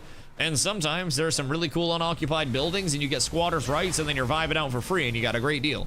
But sometimes the comfort of having a house, even if it's not the greatest house, is really nice. And I think the weirdest feeling for me as a content creator was when Ashes died and I didn't have the fallback. My entire streaming career, right? When New World died, I was, you know, I was kind of like laughing it up, yucking it up. But I was kind of like, okay, well, that's not good. I was like, if this doesn't work out, that's not ideal. So at that point, I was like all in on Ashes. I was like, man, I really hope Ashes does well, right? And then from there, Ashes didn't do well, and I was like, huh, this isn't good. This isn't good at all. And I was like, I don't really have that. I don't have that connection list anymore. I don't have that fallback. It's like I don't have the McDonald's flipping burgers equivalent of streaming. Like it was a weird transition. As dying lives some heavy set depression, I'm sure I'm not the only one. Oh, dude, go back and watch my VODs in WoW. I literally looked like I wanted to jump off a bridge. I was not in a good headspace. I don't know how I kept showing up and why I kept showing up, but I just kept showing up. Literally, I was not in a good space. And I just kept showing up on the daily and tried to laugh it off every day. And it was a really weird thing, dude. Was I completely shut out streaming? Yeah, dude, a number of people after Ashes died. Like, one thing that is really cool from gaming is I think when people are a part of a community that, you know, they know is going to be there. We've had a lot of people in the community that started climbing, have, you know, started working out more and have, you know, taken great care of their health. And people, a lot of people that have lost a lot of weight along the way that were trying to lose weight during Ashes that were instead putting it on. And a lot of people that have made, you know, phenomenal life changes because Ashes got cooked. And it sucks that Ashes got cooked, but when the next game comes around, you know, there will be another game and this community will be here. And I think everybody, when the time is right, getting into healthier habits and getting into better shit is nice. I'm down 15 pounds. I am trying to gain weight. Carla's been keeping track of my weight. I believe I'm down 1.1 pounds since starting creatine. I drink about 7 grams a day. 7 grams? Yeah, I think 7 grams. Like a big ol' heaped over scoop. Big ol' heaped over scoop. So, cool, want to watch certain games, but you also have to play what you like to play. It's unique with you to actually interact with Twitch chat versus other streamers. Yeah, I try to, and I greatly appreciate that as well. Also, Chubb, what up, brother? I enjoy interacting with people. I grew up in Maine, and Maine does not have, as a lot of people know, much diversity at all. And with Maine not having a lot of diversity, it's always been a really fun thing with streaming in particular to be able to interact with so many people from so many different walks of life and, you know, meet so many people. I have friends that I've met IRL that are literally everywhere across the world now because of streaming, and it's a really cool thing. So for me, I started streaming just, you know, I had a couple friends that I was like, hey, if you want a game, hit me up. I'll tell you about what I'm playing. Can hop on, see what I'm doing. And I just started streaming for fun. I had like fucking 3 to 5 average viewers for a few years. I got 20 average viewers in Fortnite, and I thought I was fucking hot shit. And then it went back down to 5 average. And I was like, all right, I suck again. And I streamed for like 7 years before I went full time. Like right around there. And it was always just, you know, anytime somebody came into my channel when I first started streaming, I was fucking surprised that anyone would come into my channel regardless. And a lot of my like early streaming was literally just, oh, we're playing a Dota game together and we lane together and we have a good time. I'd invite people back and then we'd play more games together, and at the end of it, I'd just be, you know, I'd invite them and I'd be like, oh, I'm streaming if you want to lurk or anything like that. And then people would come through and just lurk and stream, and then I got up to like 5 average viewers in Dota. It was fucking sick. It was huge. But anytime somebody came in, I always yapped their ear off about like how my games were going that day, what I was playing, you know, why I was playing it. I was always trying different builds and shit too. So as more people started to come in, especially like with New World, I grew really rapidly and kind of ballooned in New World at a certain point. I wouldn't say like super rapidly, like overnight. I actually trickled up and grew really consistently and just kept retaining more and more and more viewers, which was a great thing. But even in New World, I sat very like under the radar and low viewership for a while. I was a 5-viewer Andy in New World for quite some time as well before I actually started growing. And the entire time, you know, somebody would come in and they would like, as simple as ask me a question about my build. And I'd be talking to them about my build like crazy. I'd be yapping their goddamn ear off. And then they'd stay and they'd watch me play with the build. And then they'd have even more questions. And then out of nowhere, we talked about the build of the game for like 2 hours. And then more people started coming. It's always been incredibly chill. So some of my viewers have told me like I legitimately ruin other content creators for them now, because other content creators just don't interact, which I'm very thankful for that. But there are also a lot of different types of content creators too. Like I am a yapper to the highest degree. And I very much enjoy and pride myself on that level of interaction because it's so fun for me. But I don't know, I do think there are a lot of other types of content creators as well. Some people that are more competitive focused, some people that are more like reactionary to their gameplay and shit, but can't watch normal streamers. I don't know if this is just something that's ingrained in me, but like my mom used to watch a lot of talk shows when I was a kid. And the amount of like the Oprah Winfrey show that I watched, and like Ellen, and like Good Morning America, like the Today Show, shit like that, like Kathy Lee and Hoda, my fucking goats. They were always on. Grim, thank you for the 100-day streak, dog. I appreciate you. And I feel like that may have inspired the amount of yap that exists over here. But at the same time, I don't know, man, because I haven't always been a yapper my entire life. It was something that really came out the shell with streaming. That's a question with 3 words and then stare at the screen again. I've seen a few of those, yes. Yeah. Or somebody will type and they just kind of like mumble the message to themselves. Somebody will type and they'll be like, very good. Okay. A ripple in the earth.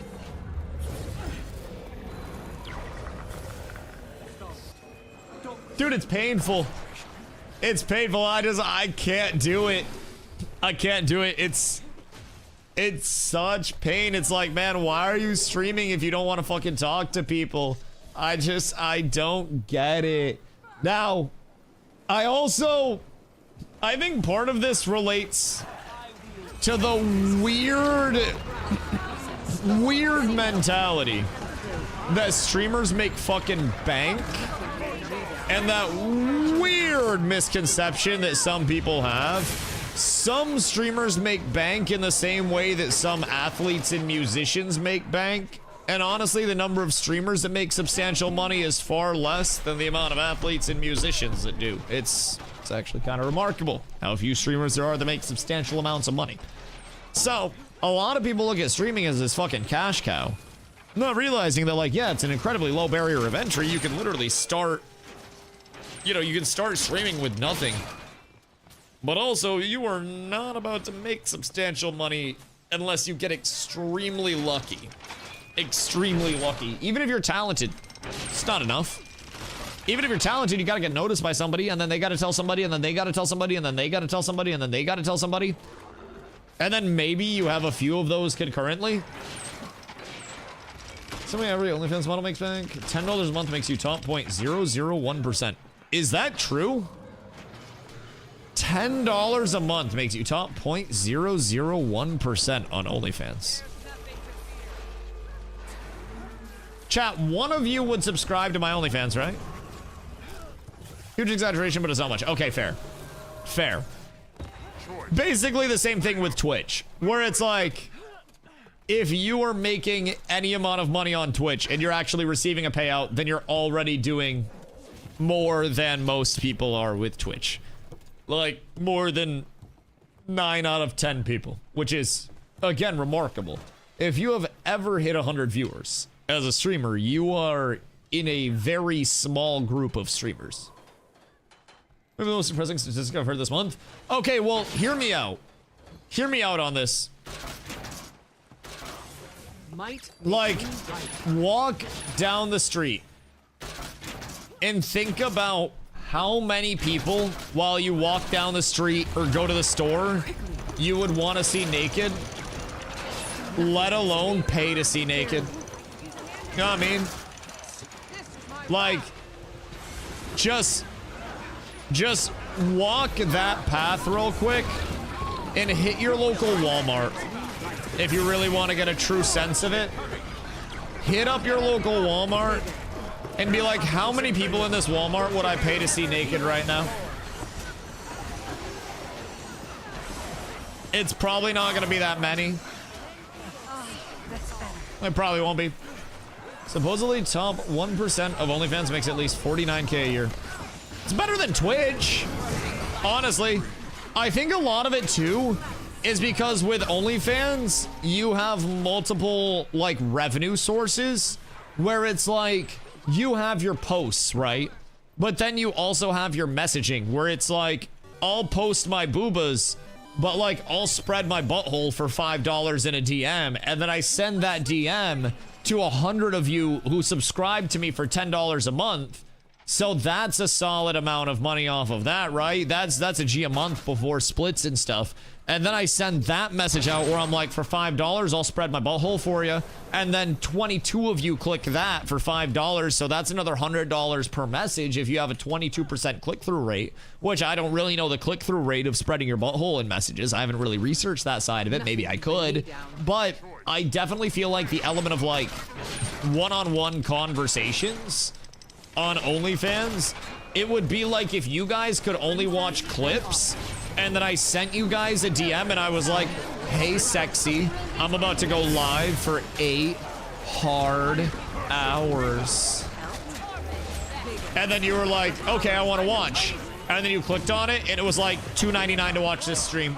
And you're like, fuck, well, man, I already really wanted to watch this game. I guess I do. Live streams are free on Fansly. Grenade. I may not survive. Are you researching? You can theoretically claim income from selling OnlyFans pictures as collectibles.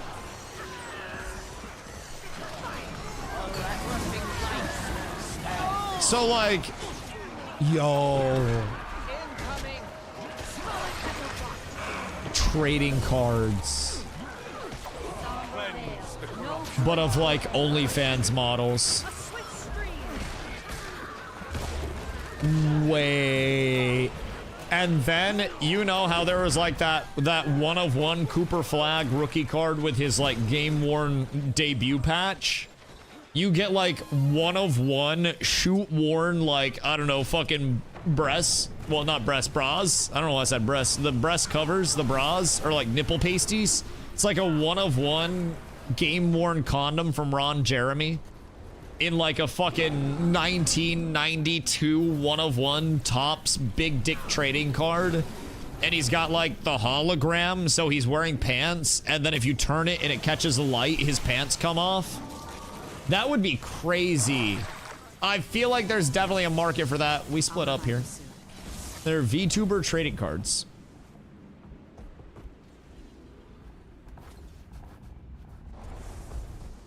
That's interesting. That's interesting. Superfractor downtown 1-of-1. Jesus Christ. There's a TCG for VTubers. What's Peanuts card do?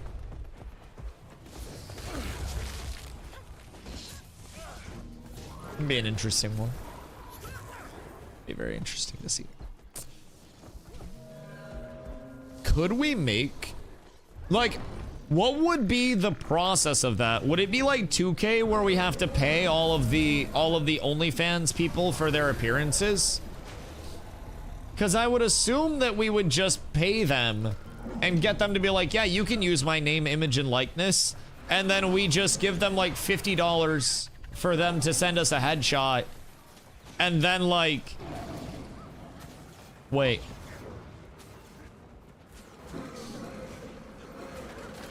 If I send you a picture of my butthole for $5, is that butthole picture now legally your property?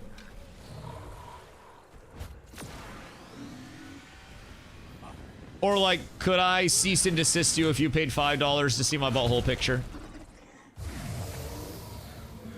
No? Still my butthole? Okay, so we can't just bribe them. There are people trying to do porn NFTs. The fuck do you mean? Like a 101 like Mia Khalifa? Or like what? The fuck do you mean porn NFTs?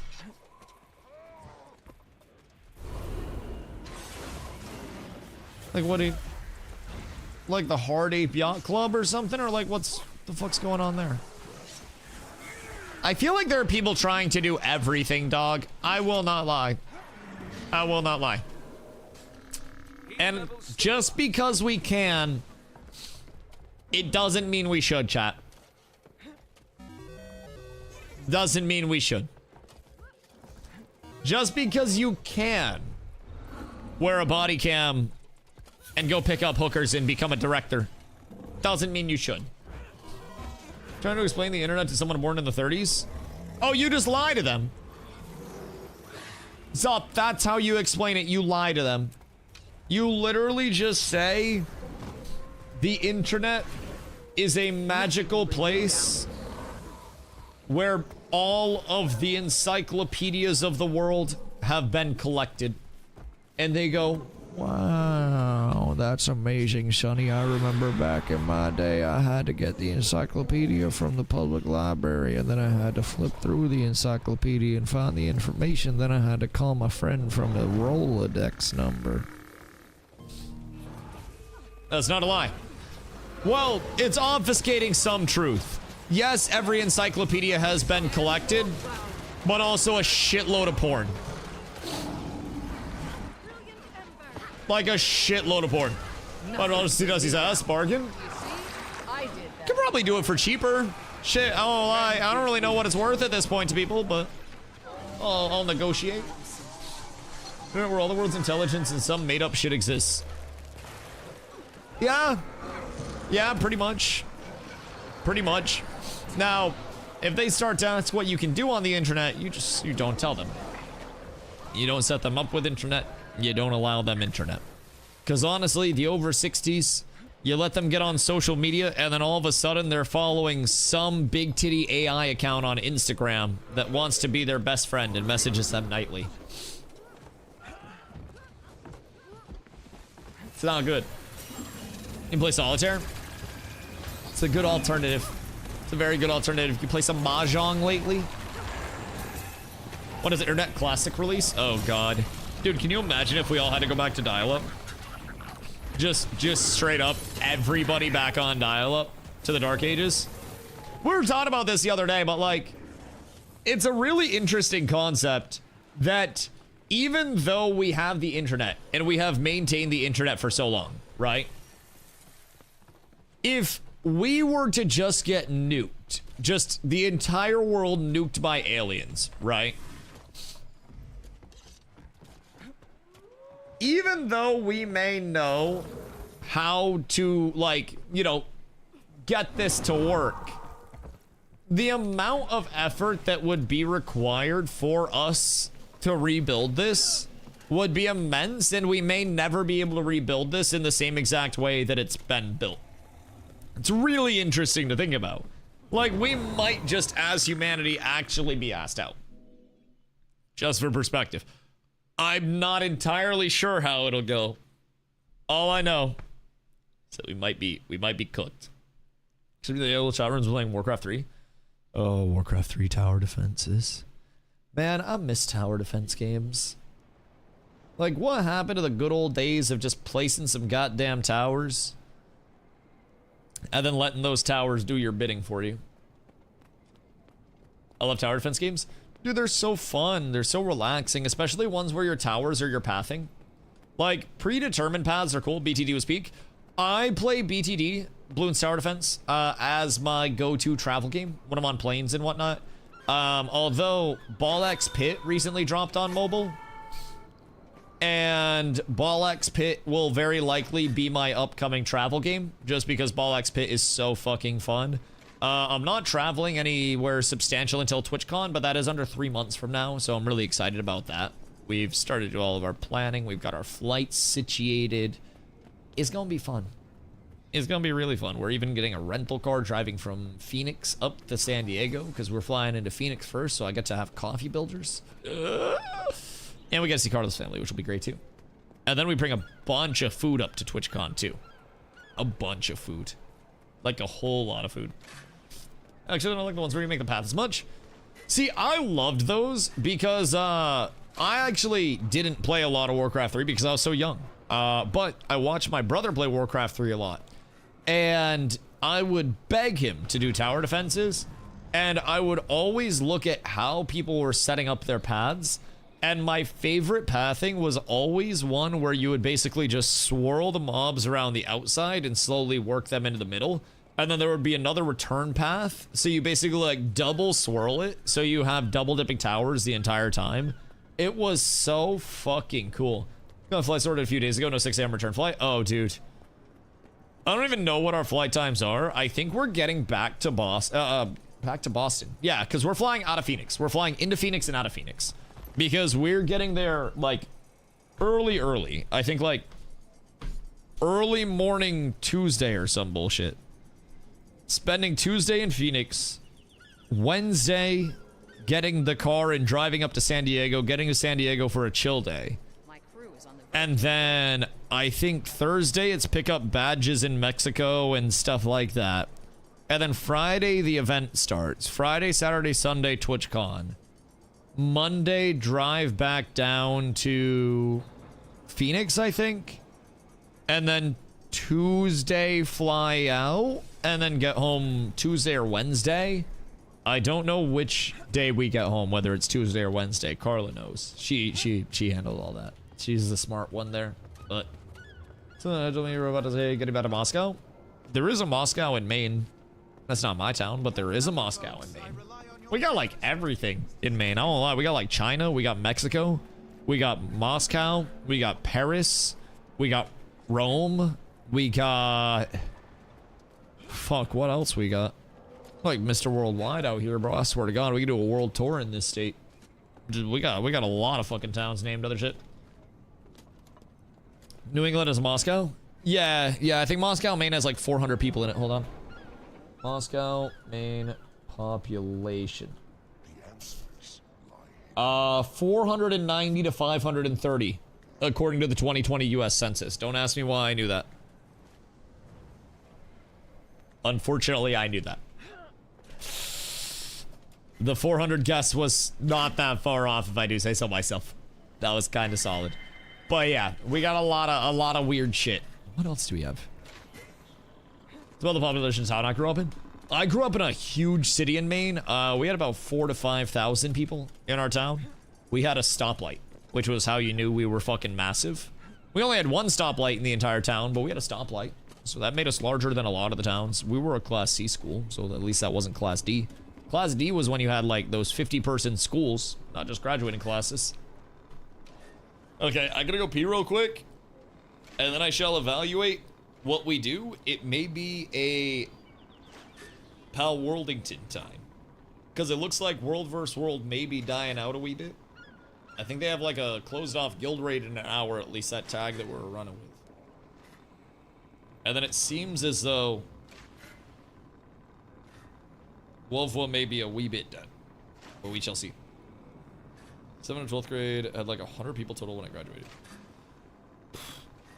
Yeah, we had a class of like 62, I think, when I graduated, but fights were fun. The fights were great, actually, yes. Yeah, I thought they were very fun. At least we had a tag. All right, I'll be right back. I gotta pee.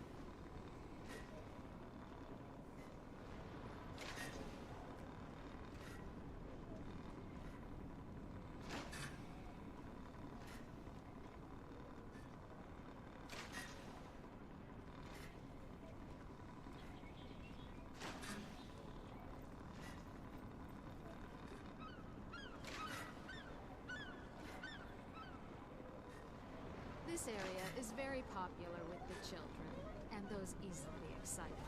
Behold, the Lion's Arch fountains. Incidentally, this is also where 80% of all tour-related injuries occur.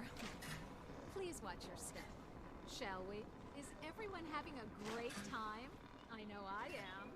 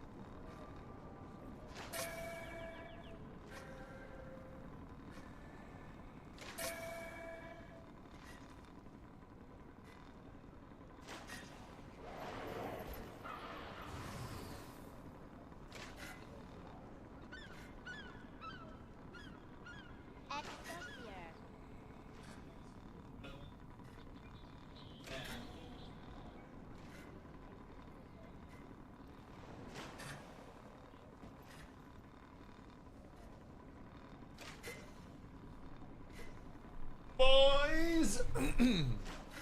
Luffy, what up, brother? Hope you're having a beautiful day, dude. All right. Chat. I think it's time to redeem myself in the eyes of the pals. Because right now...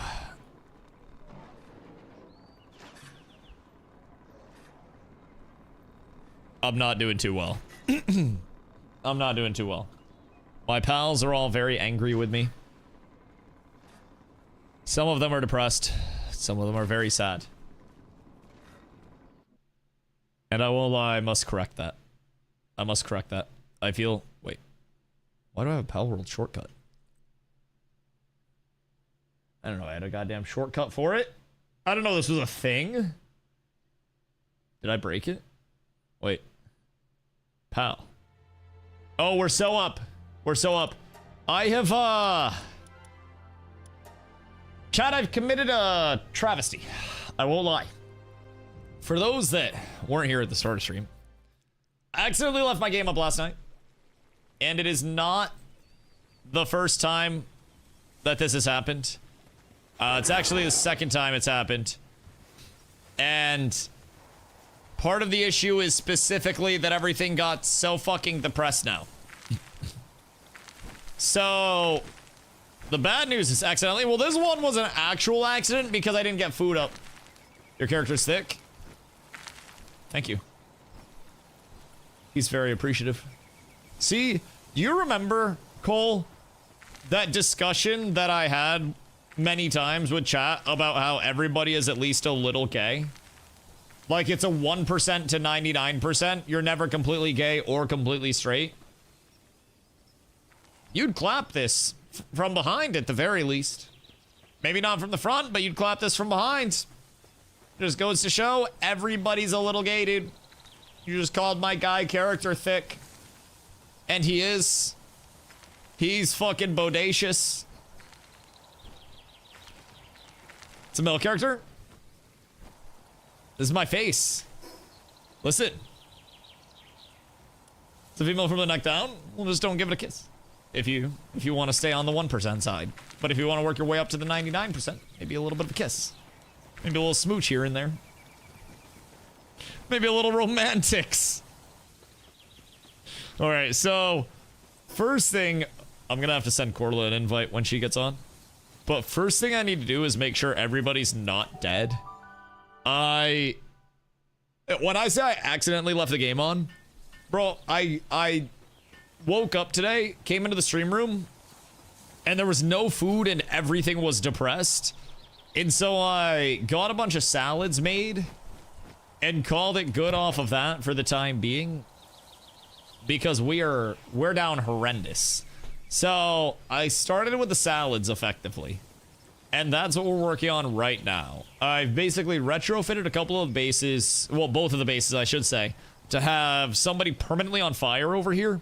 So that, great advantage for us. I also haven't checked this guy's stock out yet. I won't even lie. I don't even know what this is. I think it's just like stat food and shit. XP gain and increase attack is kind of lit. But I don't want to spend my monies on that. What I do need to spend some money on. Camp's looking big. There must have been a lot of things to... Oh, dude.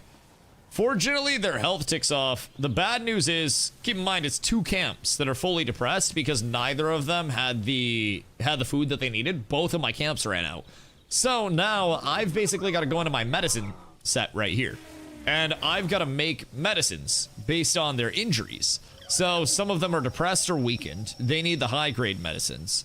Some of them are, you know, fractured or have ulcers. And then some of them just have overfull sprain or sick. So I've got to make some medicines. And from there, get all of these assholes healthy again. Because right now, not all of them are. Bro is sleeping over here for some reason. There's literally a bed that's open right here, but he's not sleeping on it. I don't know if that's like a him thing or what. But there's not a fucking bed there, and there's literally an available bed.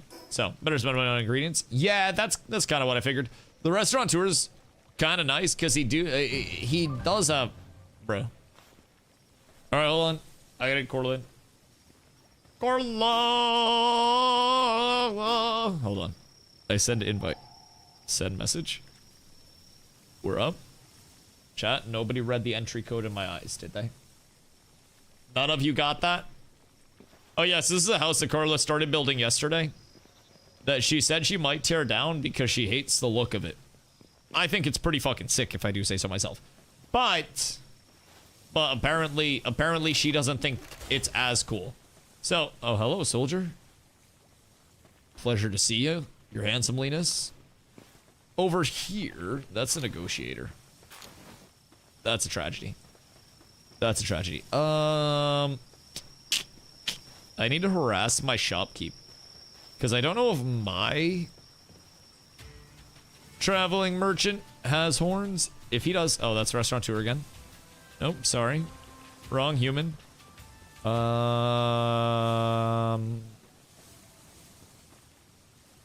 the fuck's traveling merchant? I swear to God, if he's getting slept on right now. Carla, look. They're cuddling. They're so oh and comfy. He's on the floor? No, that was a restaurateur, right? Oh, no. That's a merchant. Never mind. Never mind. Oh, we do have horns. Oh, that's actually massive. I did not even look at that. Thank fucking goodness. And I could just buy the high-grade medical supplies and stuff. Just pre-made in the first place. But probably cheaper to craft. So we're going to, first things first, I'm gonna just, I don't know how many of these I actually need. But that's gonna take, oh my god, that takes 5 horns per, holy shit. That is a goddamn shame. And we need red berries, which I have none of. For low-grade medicine. So maybe I need to get like 1 berry farm. But I also am pretty sure I can take... Where'd all my wood go? I know we have more wood than 2K. We have a lot more wood somewhere. Where is it? The world may never know. But my goal is to make it over to the vendor before this raid starts. Slowly but surely. Plotting our path forward. Probably the base.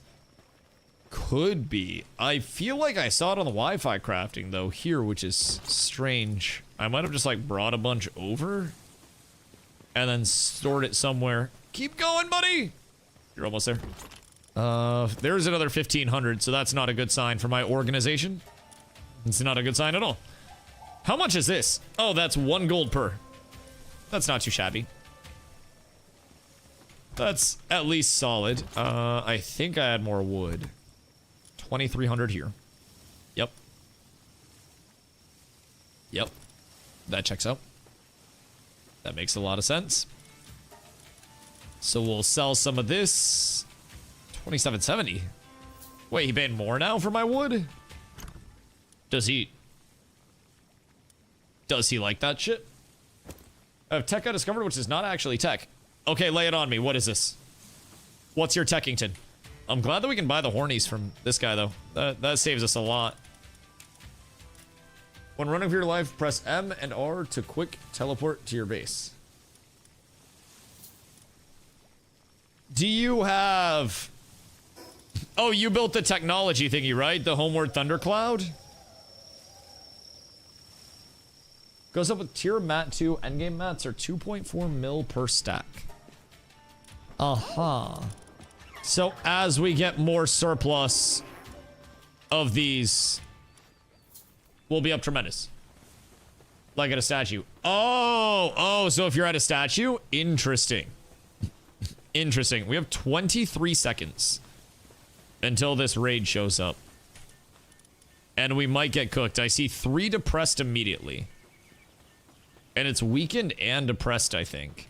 So let's see real quick. 1, 2, 3, 4, 5 weakened and depressed. Why are all my friends depressed? Oh, because their food ran out last night.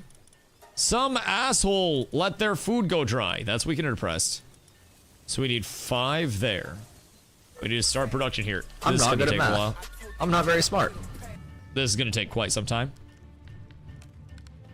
That's gonna take a hot second. All right, raid time. If we can capture the humans, then we make money. Oh wait, shit. I forgot to do the drop all pals. I will say, I did forget to turn off drop all pals. Is it Pal Union's representative in chat? I told him to get the fuck off of my property. I don't want him here. He knows we don't want him here. He knows he's not welcome. Pew. Good day, sir. Pleasure to have you. If I ignore him long enough... Oh, shit! The scenic overlook is scenic. Pew! Oh. Well, that hit hard, whatever that was. Oh, wait! I can try out my new Shocky boy. Can they even get in? What, the mobs? They have to run all the way around, and then they get funneled up here. So what we should probably do to stop them from breaking the wall, I think, is open one section of it and then basically funnel them in. Like, basically here, build a big wall, and then here, and then like turn and make a choke point that leads them around the outside so all of our pals can like get here and then just blast when they funnel in. Because everything does have to funnel. Like, this spot's kind of funny for that. They just walk up here, and then as soon as they walk up, I think everything has a peak anyways, and all of our... Oh, wait. Yo, Spark it, chill. Everything just vibes anyways. I don't even think... Wait, are they hitting this? Oh, no. I think they're trying to break the overlook, Carla. They're fucking up your shit. I'm gonna let Big Dog ride on him, though. Nice. Literally no ammo. Oh, what the fuck? Wait, what was that? Just a goddamn nuclear missile that came through. Was that my Rayhound? Because I was fucking with his abilities a little bit yesterday. And I didn't get a chance to try him before Bedge. And I also, instead of running Poison Man, I switched in Spark It to the group because Spark It gives 15% bonus damage to all other lightning types. So I think I can slowly get a little bit of a lightning setup going. Also, Anvi, what up, brother? Pal is very large.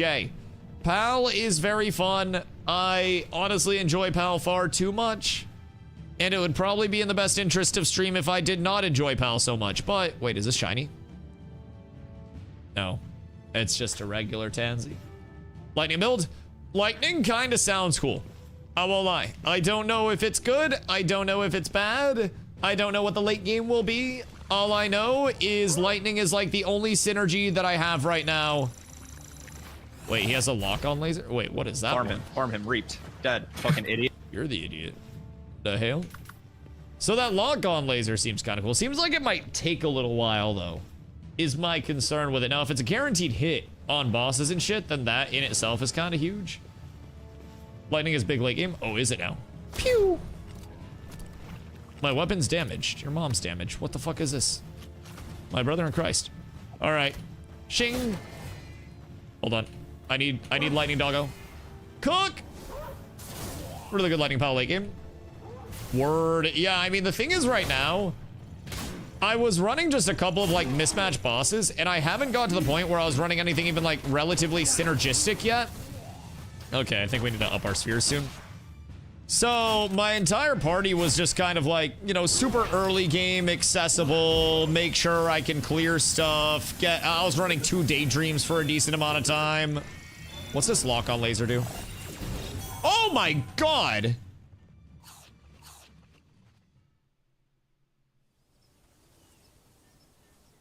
Wait, what the fuck?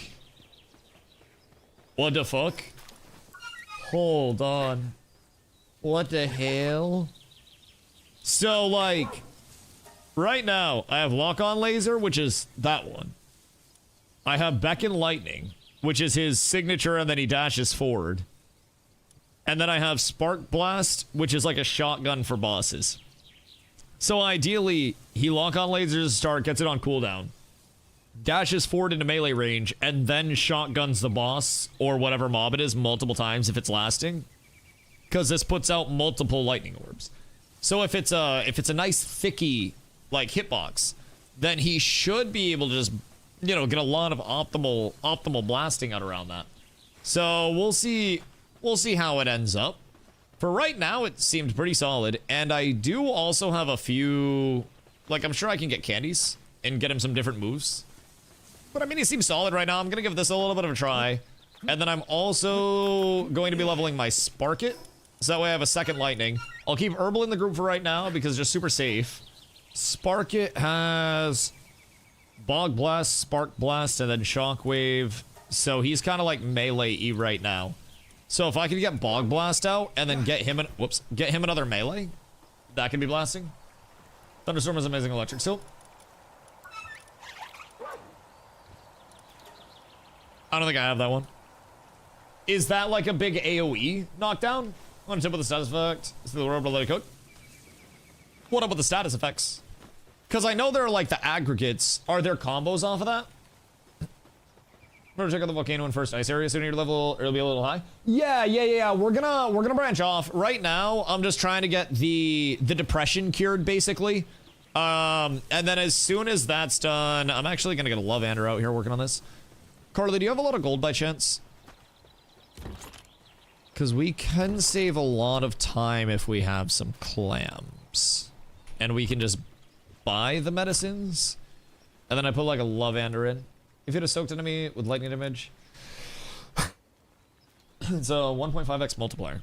Oh, interesting. So sometimes it can be worthwhile to run like one off lightning thing on a pal and then get a different status effect in like a facilitator. So if I soak them and hit them with a gusher, then I can basically have the other abilities come in and then get the multiplier on that. Yeah, that's interesting. I do feel like a lot of the late game, the way people have talked about it, it seems like it's a lot of multiplier stacking. A lot of people have talked about too, like Love-Ander comps apparently go fucking hard.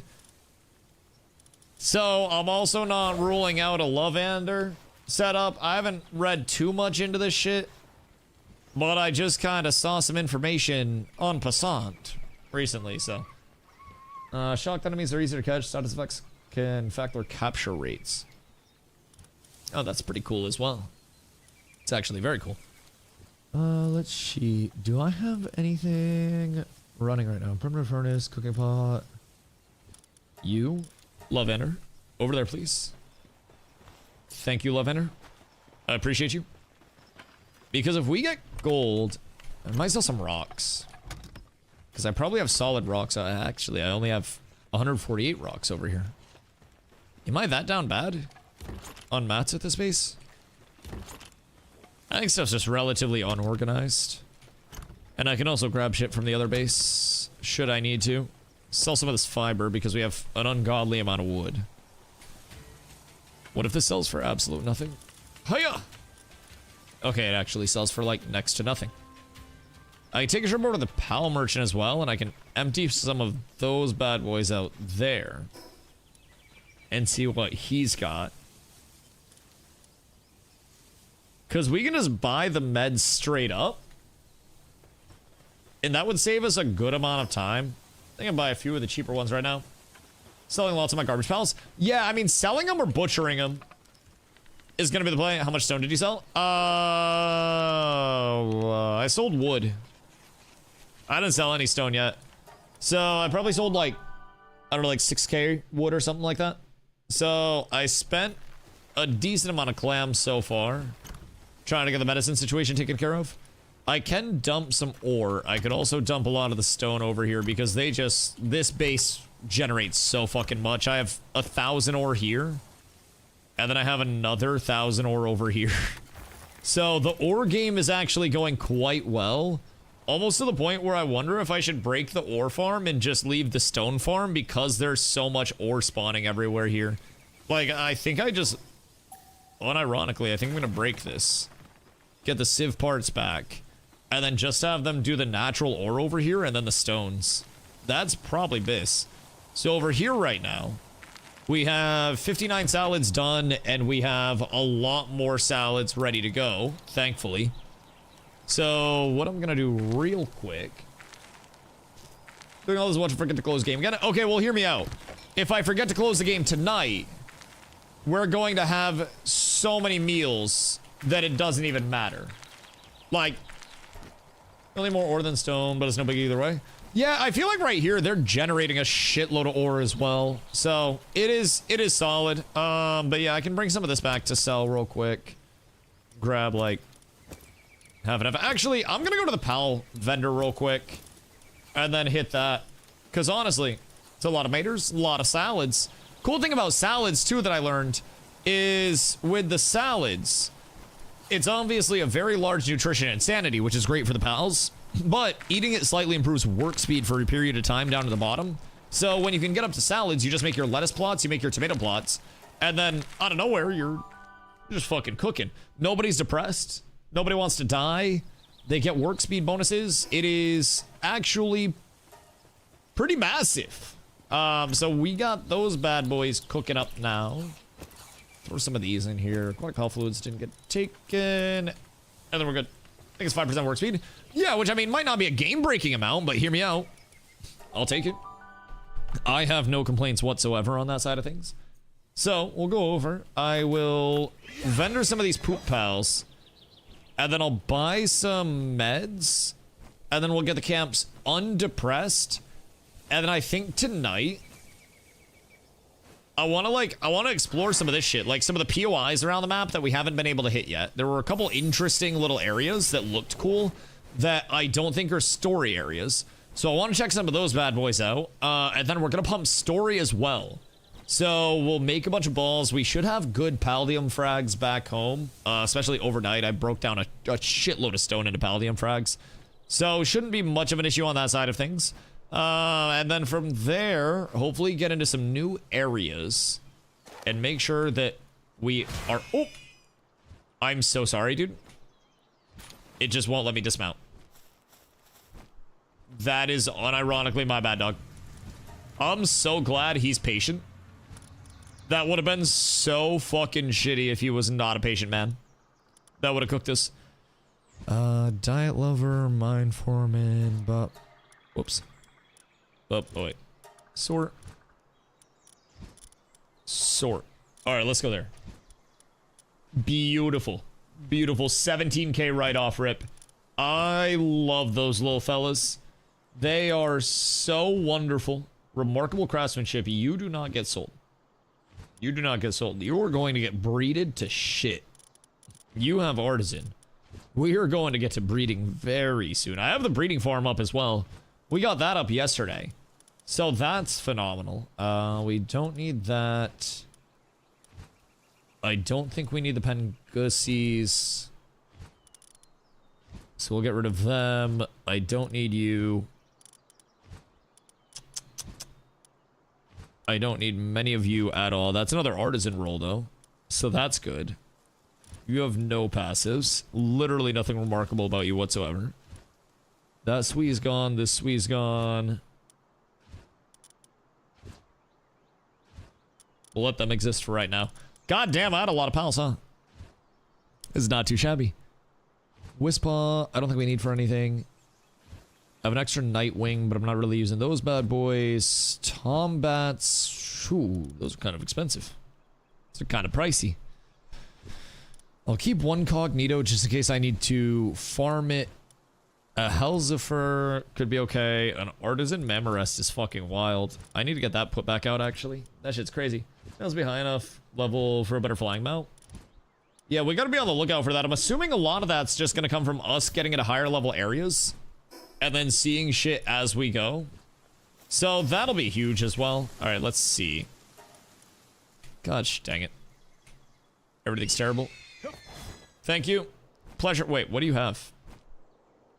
Does he have anything good? I didn't even check his stock today. Buy contraband.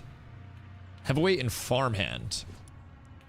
A B-guard could be good as well. B-guards do a little bit of everything. A Mossy's not bad. Check trees, see if we can make Helzifer saddle since you have one. Sure I can. Is this better flyer? Should I... There's a lightning flyer, I'm assuming, right? Saddle. Ike Deer, sweep a saddle. Mamarest. Ooh, Rayhound. That's probably ground saddle for now, but B-Guard drops honey for making cakes for breeding. Yeah, we already have one B-Guard back at the base, but definitely doesn't hurt to stock up on them because I do think breeding is going to be a very important part of things. And then I had a Helzifer already, right? Sort. And I didn't sell it? Yeah, we have a Helzifer. Okay, cool.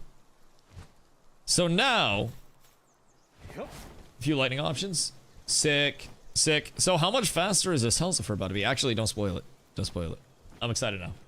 Llama, thank you for the 5-day streak. I appreciate you, dude. Hope you're having an absolutely beautiful day. What you been up to? We are taking to the skies at a much faster rate. I'm also trying to get money situated so I can undepress all of my pals. I have a Vanworm and already want to upgrade my flyer again. The fuck's a Vanworm? Oh. Oh no! Actually, wait. No, we're fine. Sometimes I forget I have a glider. The panic subsides quite quickly. You just need to process things a little bit sometimes. God damn, I scared myself. Okay. So now... I have to take these tomatoes back to the other base, I think. Or I can sell these tomatoes, because these tomatoes are going to be extra tomatoes, but... we just keep those tomatoes. 1,000 tomatoes over here, and they'll last forever in there, so that's nice. Outside of that, I need to go over to our wandering merchante. Fuck told me go. That's our restaurateur, right? Yeah, that's a restaurateur. Dog, what the fuck are you doing in here? What's going on? Hold on. What do we pull out of the egg? A Hoocrates with remarkable craftsmanship and serenity. Hold the phone. Hold the phone. Hold the phone. Hold the phone. Well, party increased attack of Dark Pals by 15%. That's kind of crazy. Remarkable craftsmanship is 75% work speed, and Serenity is 30% active skill reduction. Oh my god. Serenity is insane. So, this is that Pinar? Or is that Lady? Because I could breed this with my... oh wait, I think that was the egg that I got from my other breeding. I'm pretty sure that was the egg that I got from my other breeding. Where's my demon god? No, that would be gay. Gosh dang it. Although, remarkable craftsmanship creamy. We take this, and then we breed it with this, and we have double remarkable craftsmanship, question mark? Thought you have demon god chicken? I do have demon god chicken. So I could also have demon god chicken and Creamus go at it. And then that would be demon god and remarkable craftsmanship. But my demon god is also a red one, and the game won't let me make them gay. So slightly down bad there. Let's get this guy out, because that Memorest is just a better worker. Make sure his assignments are right. And then... what's he on right now? Mining. Lumbering. He'll just do general stuff. Beautiful. Breed the chicken with Lucky, then get Lucky Demon God. Then breed with Serenity. Am I guaranteed to get the perks? You just turn him into another gender with a pal surgery table. Oh, wait, what? Surgery. 38. Gosh dang it. Not yet. Not yet, not until a little later. All right, hold on. Let me find my wandering merchant real quick. Sir. Sir. Bye. Okay. High-grade medical supplies. I'm gonna buy a couple of these. I'm gonna buy a few of these. Then I'm gonna buy a few of these. And then hopefully everybody wants to die a little less. Do I have to go around to like hand administer it to them? Like he has depressed. Open menu. Feed. So he needs this. And then he's not depressed anymore? Okay, he's not depressed anymore. We're up tremendous. Put a party? That's what I usually do, but... Mr. Mamarest, he's depressed. Mr. Mama depressed. So we'll feed him as well. Medicine rack? Yeah, medicine rack will be automated. Which is nice, but then I also have to have a medicine person maintaining it. I think after this, I'm going to make the little, like, the clinic. Because there's a clinic that can also, like, stop pals from becoming depressed. It's, where was it? This one. This one. The clinic. Basic medical facility for managing the health of pals working on base. Design of pal medicine production. Sustainability helps... suitability helps reduce sanity depletion and prevent illness and injury. So, clinic is a pal. That's just for sanity. Well, it's also injury and illness. It says less injury and illness. But I also feel like most of what happened was that I just let the food go away. He's weakened. God damn, bro. Everybody got fucking space AIDS, dog. Like, what happened to you all, man? I don't get it. How are you all so depressed? You had to work one night without food, brother. There are kids that haven't eaten in months. You're out here bitching about one singular night? Yeah. Sir. Talk. Wait. I can't target him as a pal. Okay, I have to put him in the party. The medicine storage thing is where you can store meds and they'll grab it if and when they become sick. Oh, yeah. That one will automate it, which is great. And it won't be as much of a process to get everybody all situated. I probably should build a couple of those bad boys. Because I will also definitely need clinics. Let's see. Medicine rack is right here. And then they're pretty cheap as well. So let me get one of these bad boys up. And then we'll need wooden boards. So wooden boards, we'll just go ahead and we'll make some nails real quick. Unfortunately, gonna need one of each. Yeah, I'll do a medicine rack and then I'll do a clinic. And then I'll do it at the other base as well. So I'll make enough for 2. And then I'll just cover one at each base and hopefully that'll provide some longevity. So when they get hurt and injured and shit, they work slower, right? And they're less optimal. And I need to keep them in good condition so they work faster. That's my motivation, basically, from what I've gathered. All right, we'll get some wooden boards. I'll go 15 for now. Or not at all. Okay, so the healthier they are, the better they work. That's good. That's good. I like that a lot. I might need more high grade, depending on how many people are depressed at the other base. I'm not quite certain. But I'm gonna go start hitting that base real quick while these bozos work, so I can keep everything productive. Because usually buy the best from vendor, shit stuff to make. Yeah, they're a little expensive, but I did buy some from the vendor. I gotta get more junk pals that I can sell. But soon. All right. Oh my God, it's all depressed and weakened. Oh my fucking God. Well, he has a sprain, so that's good. What you need for the sprain, big dog? Ulcer and fracture. Sprain.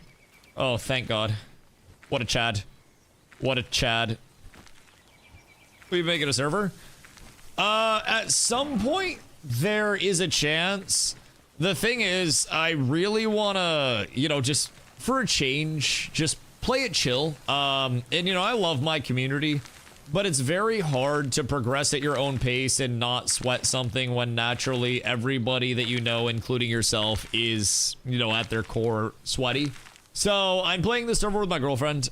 She is also quite sweaty, but we're just taking our time. If I do make a community server, it won't be until, wait. Did he stay depressed? Bro? Did I not give him the right thing? Oh, he didn't eat it. Never mind, that makes sense. But I mean, there's definitely a chance. Right now, it's not in the immediate timeline. Right now, me just playing and taking my time and understanding a lot more is like the largest emphasis. Bro, everybody is weakened or depressed. Holy shit. That is crazy. Like, literally everybody over here is weakened or depressed. Bro, they're so expensive. Come on, buddy. Oh, my fucking God. He's going to sleep. I'm gonna have to, like, drug him in his sleep. Sir. Okay, I'll just put him on my party real quick. That'll probably be a little bit quicker. There's 100 viewers by the time he beats Palworld, he may. I mean, that's probably a solid part of it, but I mean, honestly, I really enjoy Palworld. There's just, you know, there's always the element of first things first. Before I get into a community server, I want to understand what I'm doing, so that way it's not just a bunch of people that are like, hey Dusty, I can clear this for you. Hey Dusty, I can clear this for you. Hey Dusty, I can clear this for you. I need 4 more. Gosh dang. But on top of that, there's also like, I'd probably run it PvP, and I would have the, you know, have the server set up with some knowledgeable people and some less knowledgeable people on each team to keep it really fresh and fun. And I think, you know, me being in a spot where I actually know what's going on would be very nice. It'd take forever and are expensive. You can buy them from vendors and like merchants if you have the gold. They are just kind of fucking pricey though if you don't have a ton of gold. I will say that much. Like, I need to buy a few more, and that's gonna cost me a few thousand golds. And I need to figure out if I want to sell pals or what I want to sell for it. We sell some fibers. We'll probably be fine. But save my gold for ammo. Yeah, that's fair as well. Really customizing PvP, like destroyable items and all that raid business. Yeah. And like, as I learn more, right, I feel like there is definitely a lot of potential over here to do so much with the community, but I think a large part of it is me knowing, you know, what's going on with the game in the first place, right? Carla, do you have gold, by the way? And if so, can I snag some of it so I can get our pets less depressed? Or our pals? Oh god, she's renovating. Can I borrow your gold? Can I borrow your gold? I need to borrow a couple thousand gold to undepress everybody. What? Sorry? Oh, hello. Do you have gold? Turns out I do. Okay, I need to borrow it to undepress. Oh my god! I'll give you the rest back. You're rich as fuck. What the hell? I need to get some meds borrow it from the merchant. Well, the merchant's gonna have it if you need it. You can get it back from him later. Oh, I okay. just need to buy some meds for our pals because some of them are cooked. I will let you know I'm gonna be spending a lot because these meds are like 3k a piece. But I will give you back the rest and we will make more. I think we're good on the rest, right? I just needed more blues. Blues, greens. Yeah, we're chilling there. Okay, so now, first things first. Medrack. Cancel the second.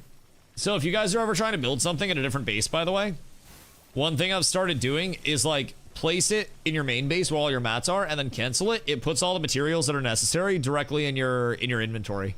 So kind of a nice quality of life. I'm gonna put the Medrack right outside of our breeding farm. Just in case anybody comes out feeling a little, a little spicy. Hold on. We're gonna put the clinic over here, too.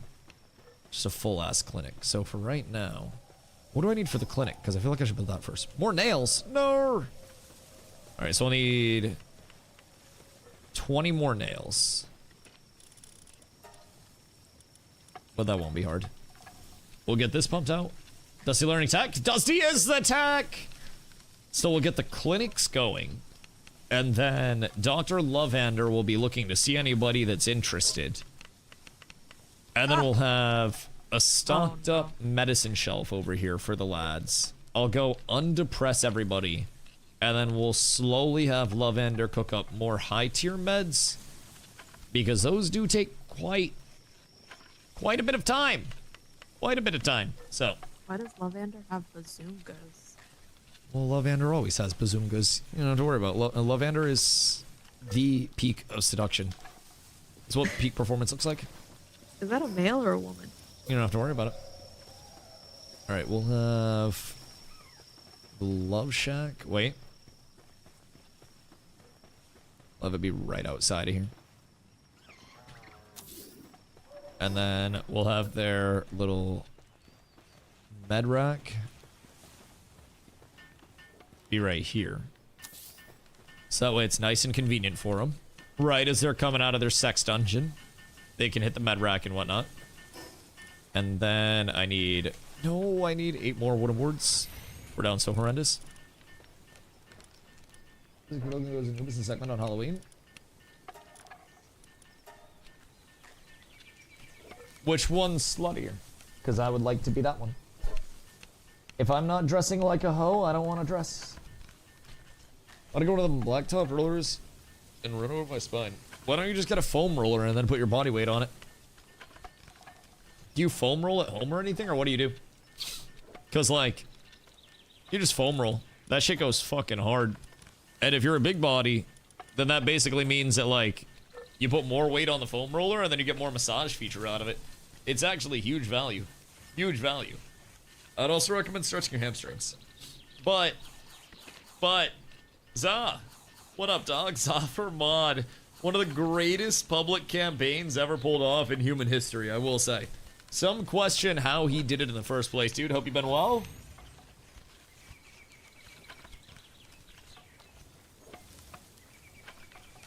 I'm breeding a bunch of pals. Me and my pals are all breeding. And it's been a beautiful time, if I do say so myself, and I feel like I'm going to sneeze very soon. I don't know what you brought in here, but I normally lay over my porch balcony. Dog, just get a big-ass foam roller. Foam roller or tennis slash baseball for more directed areas? Yeah, it's tech. It's tech. Oh, wait, cute. There's a little clinic up now. Okay, that's huge. So now we have to start that, and then cancel it. And then we'll stock up this one first. And we'll go half, half, half. Half back in here. Alright, so they're cured now. That's beautiful. And everybody's good. And now we can automate and then just slowly save up and buy more meds.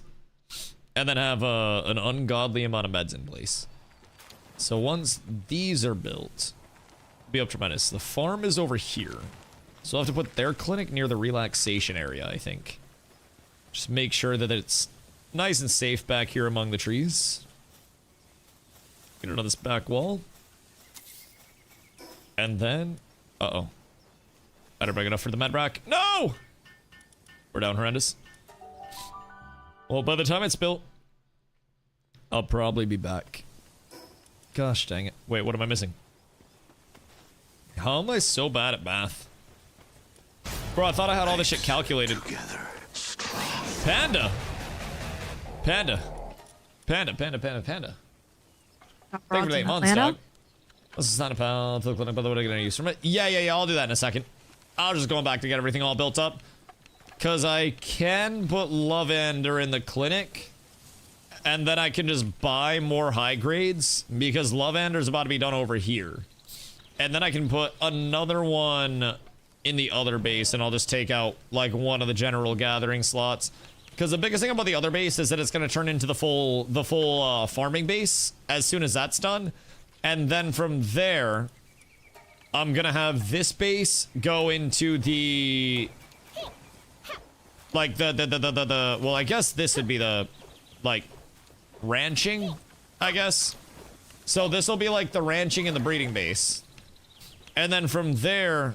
The third base that we get once we get that will be for higher tier materials, lumbering and mining, and we'll translate that into our next base. So as we break out, if we can get some more upgrades today, we're about to be... Next upgrade is sphere assembly line and a power generator, which is 12 pals. So that'll be nice, and those should be pretty easy to make. I think we can already do a power generator.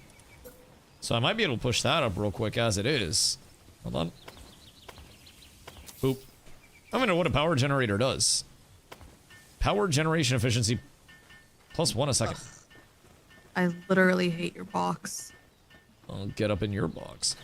Let's see. And then sphere assembly line is production here. We need more nails and more boards, and then we're good. Dude, it's always nails and boards, Jesus Christ. Like, we literally can't get enough of them. I'll just make 10 sets of nails. God damn. I guess... What's up? I'm going crazy. I can't build anywhere. I mean... You go to the right side and then clear out stuff there. Like, you can clear out my mine area. I just had to build that to up the PAL box, but like the level of the base. Everything else can be moved around. Should I read on the Palworld? When was the last time you played? Their 1.0 launch hit? And they have changed so fucking much. Even from when I played, the game is so, like, complete and well put together now and fluid. It's just, it's a really fun time. I would highly recommend. Corla and I have been doing it just kind of like the side thing. I've been playing a lot of Guild Wars 2 and then just popping over here whenever there's a little bit of time. And, like, we're hooked, man. We're hooked. You just go find a whole new plot of land to build Doll's Dream Home on. It might be good on the farming plot. I won't lie. Like when it first came out and played for like a month and then stopped. I think as most of us did. Yeah, the 1.0 launch is really fucking good. Like really, really, really good. And they're already in the planning processes for future updates as well. So seems like they're going to be able to maintain it quite well. And numbers have also been really strong since they launched. They really haven't lost many players either. A lot of people say the late game is super fun between base customization. The hyper late game bosses actually require some thought. So there's a lot, man. There's genuinely a lot that you can do along the way. I've been loving it, honestly. We've been playing so much, and even when I'm on other games, I'm just like, is it Palworld time yet? Is it Palworld time yet? It's refreshing. It's something that I haven't really been this excited for a game in a while, so. A few early multiplayer only bugs. They really didn't miss much. Yeah, no, it seems like a really successful launch, and honestly, like, you know, nothing is perfect, of course. Game-wise, there are always so many things that could be done better. But it really does feel like they have, you know, something solid going. I can also start to cook some of these older crafting benches to clean it up. And then we can always transfer, like, chests into one area and clean it up out here too, love.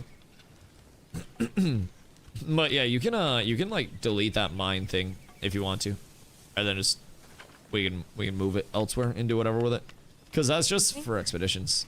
I think I'm gonna make it work. Okay, do you? The other base will also be a lot more open. Actually, that one's gonna have a lot of ore at it. For now, anyways. What up? I don't know. This is maybe. Oh, it's like a little carport. Well, that's not what I was meaning. I see the vision. It's a carport. That's not. You can park the Benzino there. That's not the vision. I like the vision. You put that expedition thing on the roof? Oh, yeah, the verticality is something that we haven't employed yet whatsoever. What game was it that we played that I had like a completely modular setup and we just had a bunch of our processing on there? Was it Valheim or like Once Human or something? One of the survival games that we played. Once Human, you like really popped off on it. Yeah, I was doing a bunch of like modular shit and getting everything like infrastructurally set up so we'd have optimal space. Which I still will do, by the way. I still will do. I've just been getting everything so, like, functional over here, because, like, once human, it was just more, like, passive stuff. Now you have to think about craft, or, like, pathing and all that shit. All right, let's see.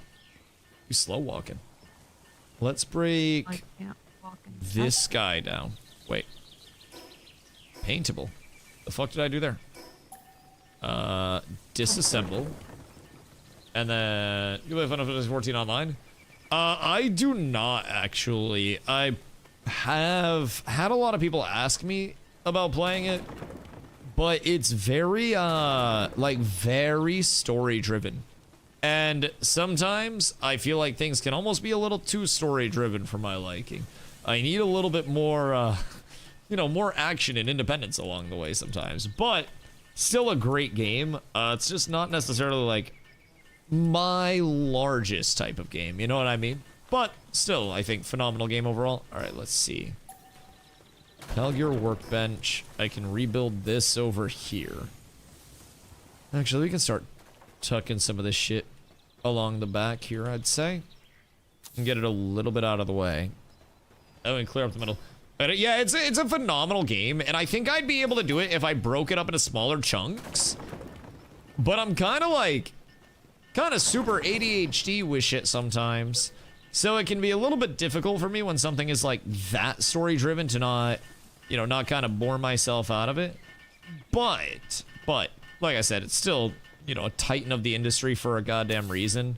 It is still drawing so many players on a daily. So clearly it's doing something right that a lot of people really do enjoy. So who am I to shit talk a story-based game? I'm just a little too spastic for it sometimes. Let's see, we'll get the weapon workbench disassembled. We'll move it back here. And then, as soon as that's done, been playing Pokemon with the sun, but I'm not.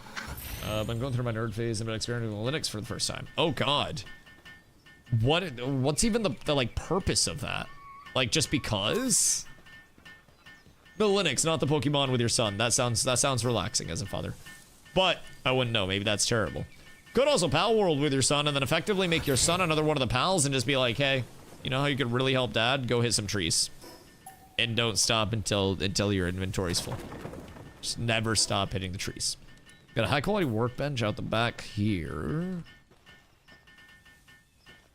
And then we're pretty much transferred over here to the back wall. I have the forge still going there. And we need the sphere assembly line, which I can run behind our orb area. Or our egg area, I should say. And then we'll get this cooking back on this side.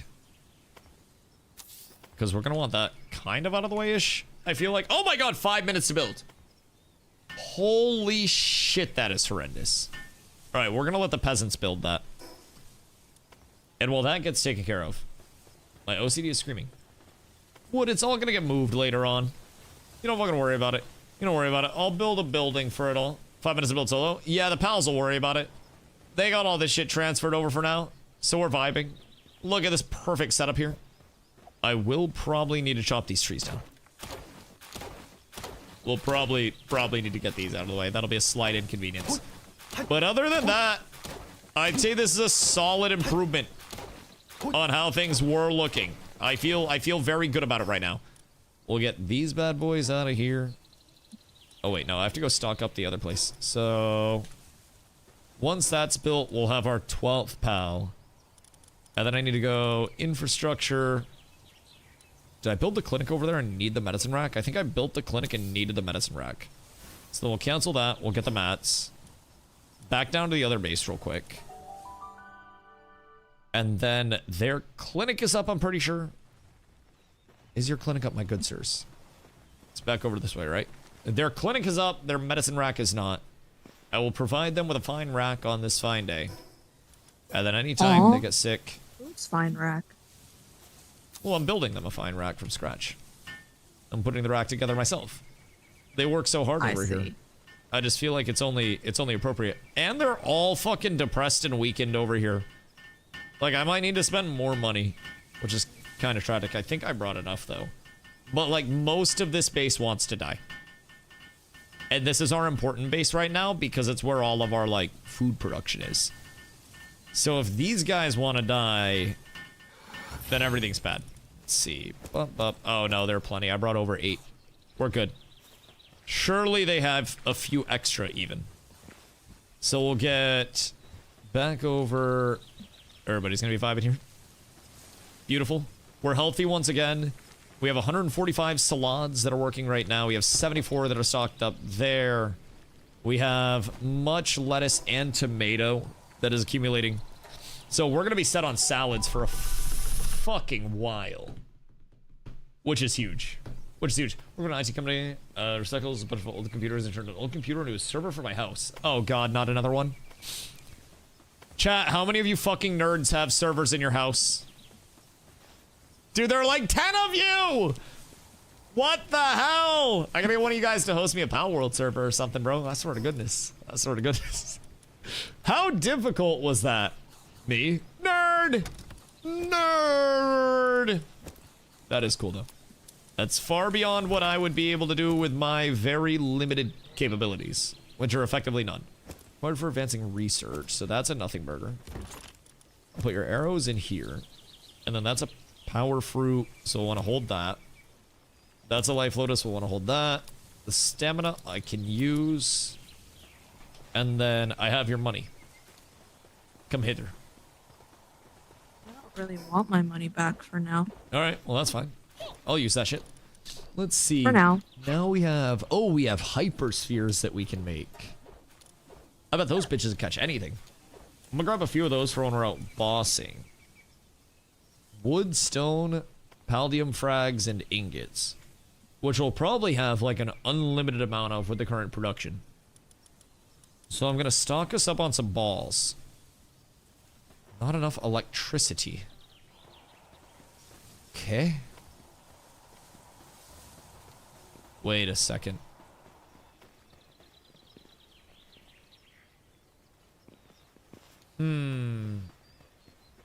Okay. I think I know what I must do. So we go management menu. And then we're gonna bring in another electric lad. Surely I have more electric than what's currently in my inventory, right? Oh, I do! I have a 3 electric. Oh, that's kind of huge. Wait. Well, in party, increases the defense of electric pals by 15%. Damn. Wait. Well, in party, appears near the player. Attacks hostile enemies with electric bolts. Oh, wait. So Dazzy's an electric daydream. Oh, shit. That's nice. So I could start to get the full electric party, but even this is going to be kind of nice. So Dazzy will be an electric daydream.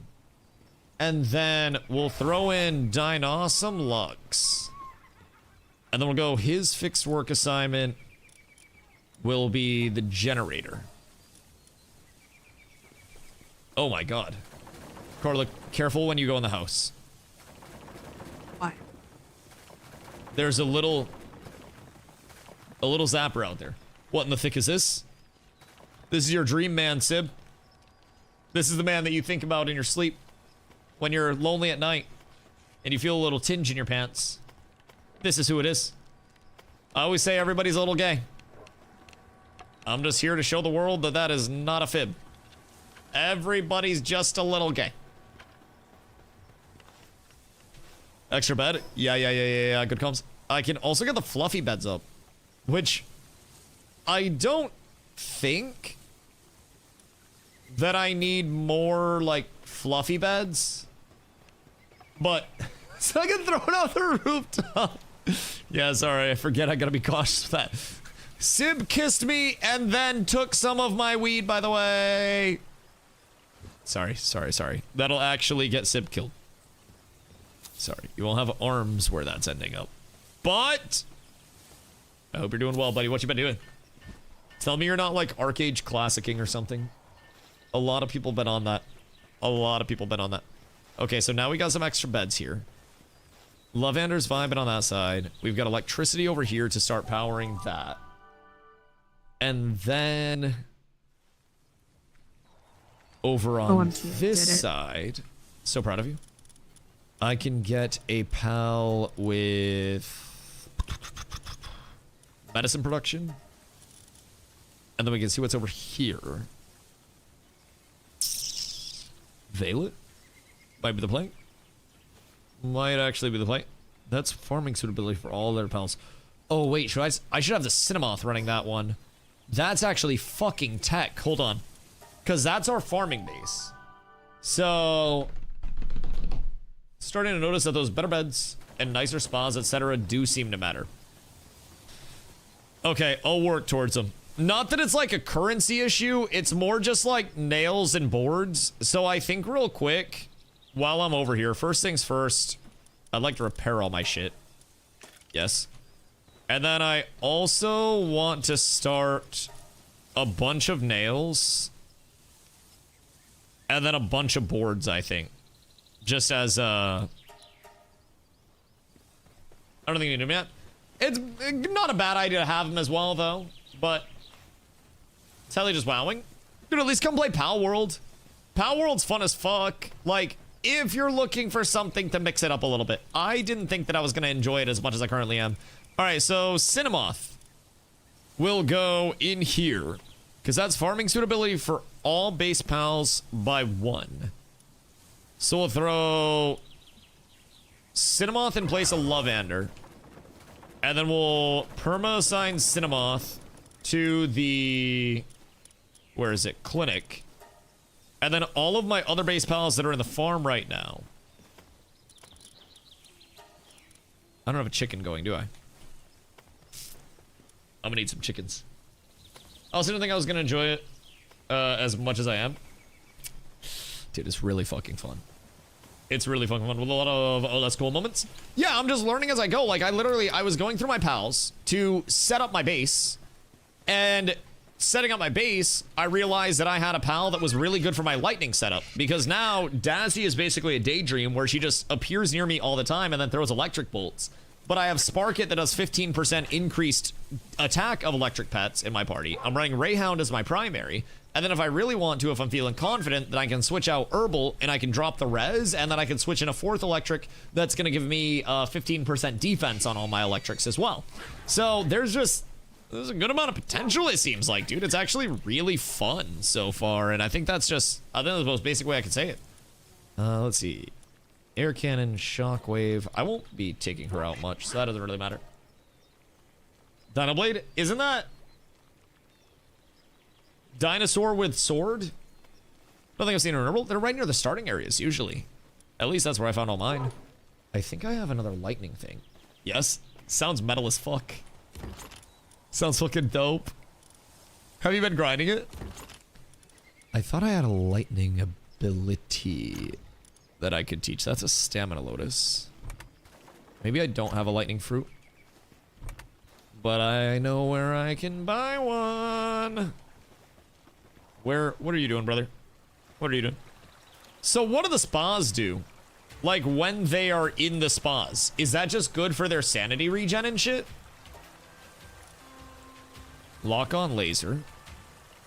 Yeah, I'll grab a couple of these. Yeah.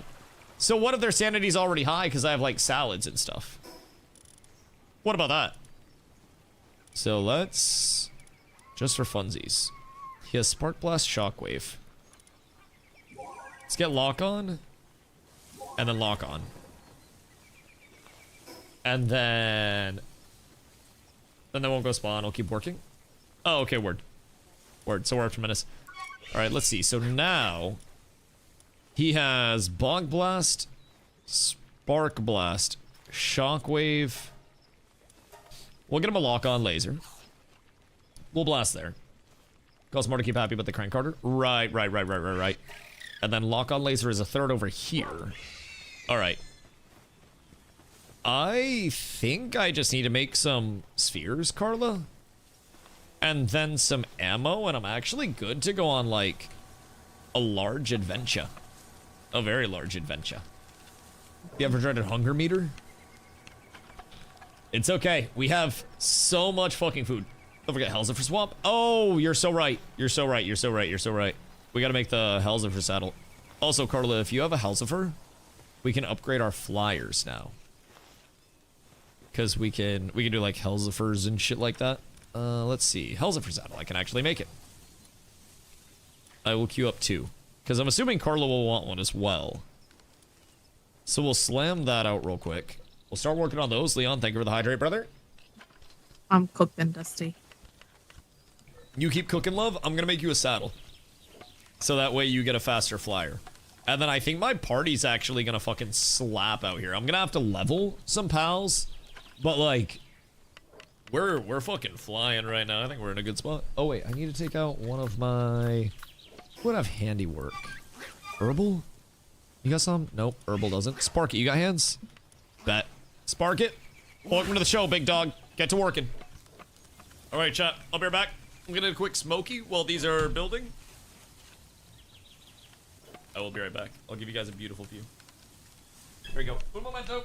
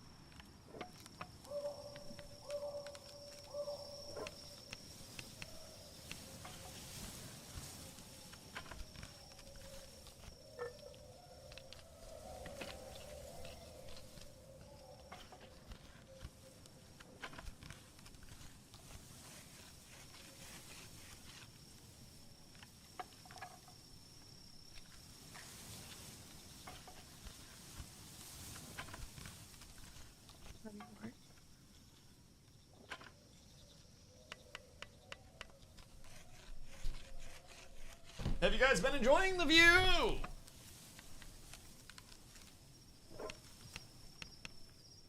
Because it is a beautiful view. What do I do? The gym is closed for a month. Renovating flooring. Interesting. I mean, free weights, like the TheraBand exercises, push-ups. Like, honestly, don't underestimate what burpees, sit-ups, and running will do for you. Genuinely, like, stretch, burpees, sit-ups, run every single day, and you'll be doing way more than I'm doing. Would probably be a huge thing, but If you have a baseline and you're also already like used to going to the gym, how does that? Just a bunch of flex work. I mean, flex work, plyometrics, body weight stuff. Like, it's one of those that just kind of work and scale up with you as well. As you get more muscly, you get heavier. As you get heavier. What is my Sparkit trying to hit, bro? There's got to be a mob out there that he wants to fuck up, huh? Literally must be. Alright. We have acquired the Halsifer saddle. We'll pull Sparkit back because he's just being a little fucking douchebag, apparently. Just trying to fucking pick fights across the fence. And then... Nightwing... It's been a pleasure, buddy. You've treated me well.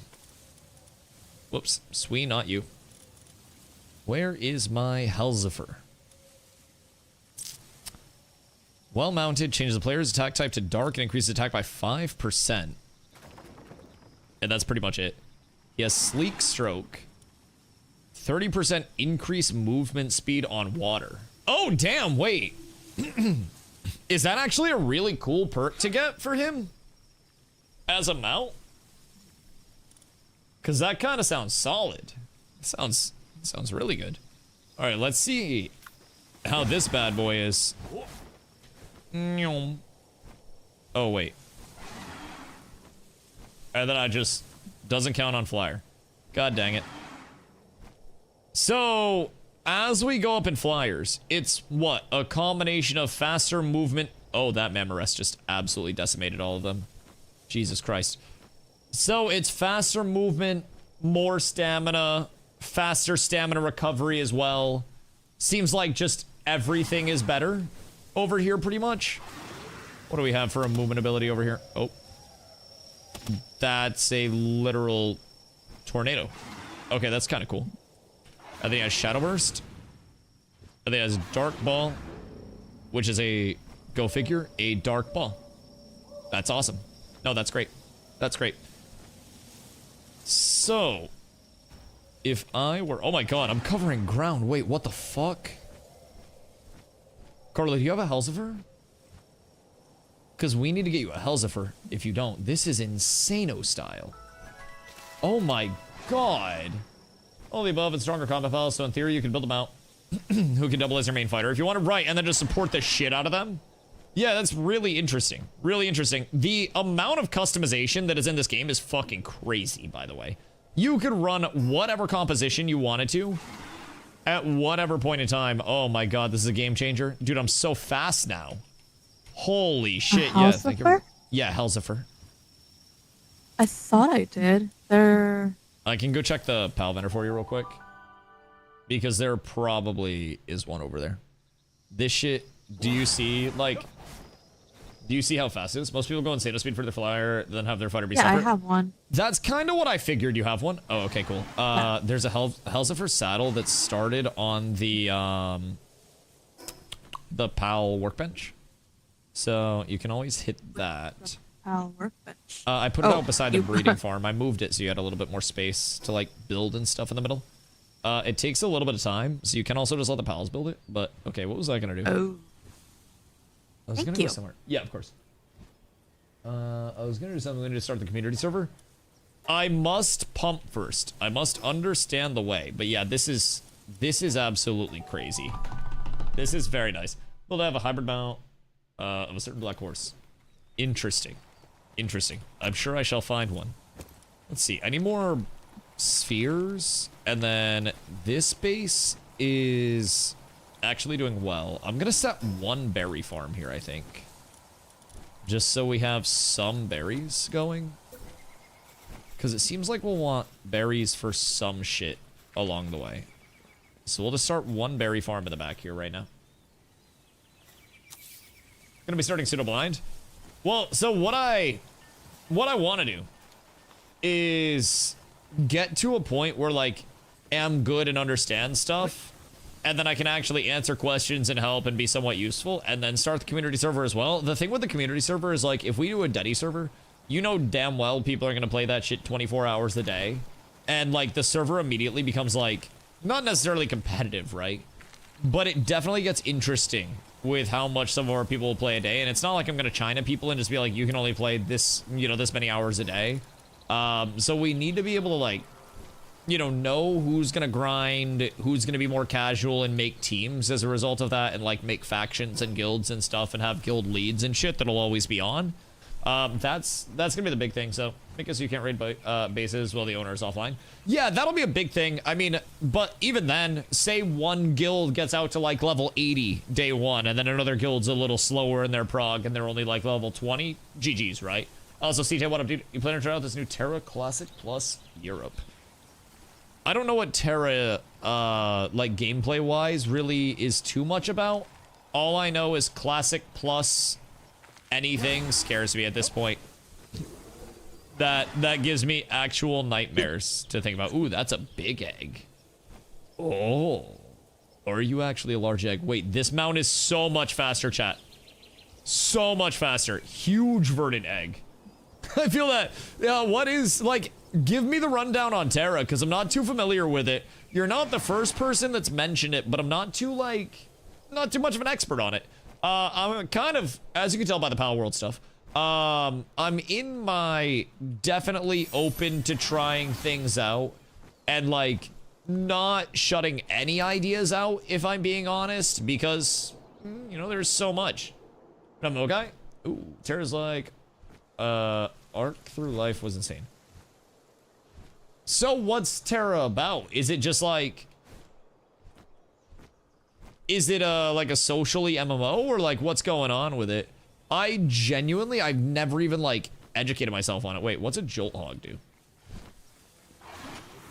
It's a go away. jolt hog. And then we see what the Zappington does. Oh wait, that's not gonna hit very frequently at all, is it? I guess if stuff stays like in one spot, will it hit hard though? I want to see what her little lightning bolt does. Okay, that's not bad. I wonder what Jolt Hog actually does. Because I know he's lightning type, but I want to see if he's like supporty or anything like that. The lightning strike is kind of cool though, because that can AoE stuff in like larger packs. So that can be nice. There's a bunny girdle on the front page. It's not necessarily a bad thing. I don't think it's necessarily a bad thing at all. What are the monsters content? Oh no, that's okay, dude. That's okay. Can absolutely bring things up. I don't mind at all. I don't know too much about it, but like I definitely am not, you know, past trying new things. Cool if I just dropped the Josh Strife video. Oh yeah, yeah, of course. I'll fuck with Josh Strife face. A very fine gentleman, if I do say so myself. Hold the phone.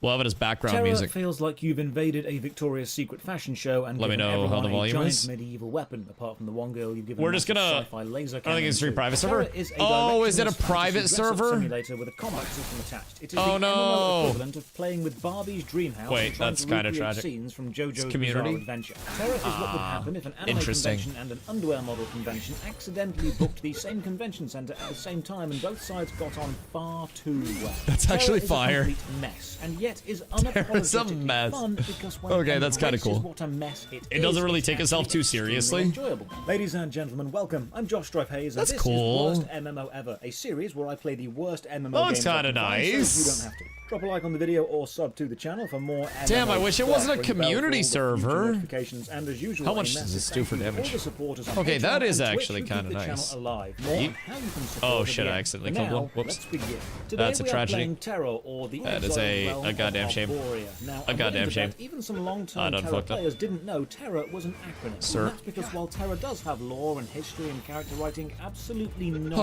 of it matters. This is a game where gameplay Is is it- the primary, secondary, and tertiary focus, and all I of like the that. context and historical in-game info is just a rotting scrap on the The pristine combat- feet of the impossibly is that attractive characters. action Terra combat? is on Steam. It's free. Huh. Huh. Interesting. Interesting. Our community built version. Boo! That's tragic. That's tragic. I mean, sometimes it can be like relaxed if the OG devs are in on it and stuff. But yeah, without knowing a little bit more, it'd probably be a little bit tough to pull off. Man, she does not attack very frequently, does she? Does she kind of suck? Because it seems like she kind of sucks. But yeah, I mean, honestly, not a bad idea if other people want to check it out. It's, you know, for people that haven't played, probably a pretty cool idea. I haven't played it whatsoever, so I don't have much attachment to it, or honestly, even any like, even any like knowledge about it or anything like that. But anything in the MMO world can be really fun right now. It's just equal opportunity to be fun and absolute poop. Enjoy getting fresh start? Absolutely. I think the only, this guy kind of hits hard. I think the only shitty thing about fresh starts is that when he's gonna one-shot him, isn't he? Okay, perfect. Can I capture him? Oh, I can.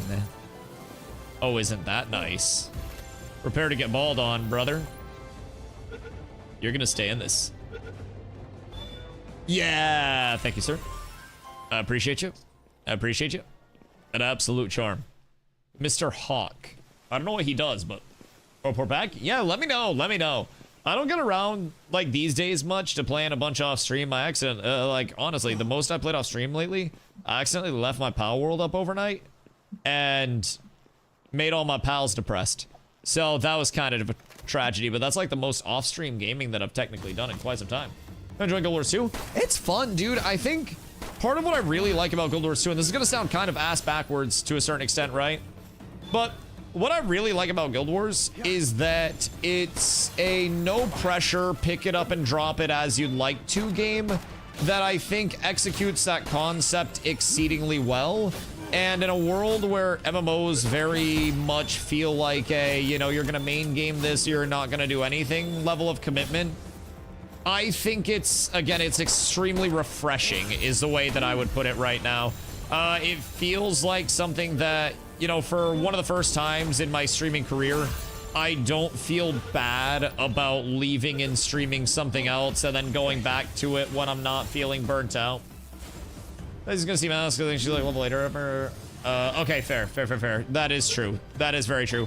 I think part of it too is just that the lightning bolt might be inconsistent against quicker fights if stuff moves around a lot, but a lot of boss fights will probably be pretty like stationary for the duration of the lightning bolt at least.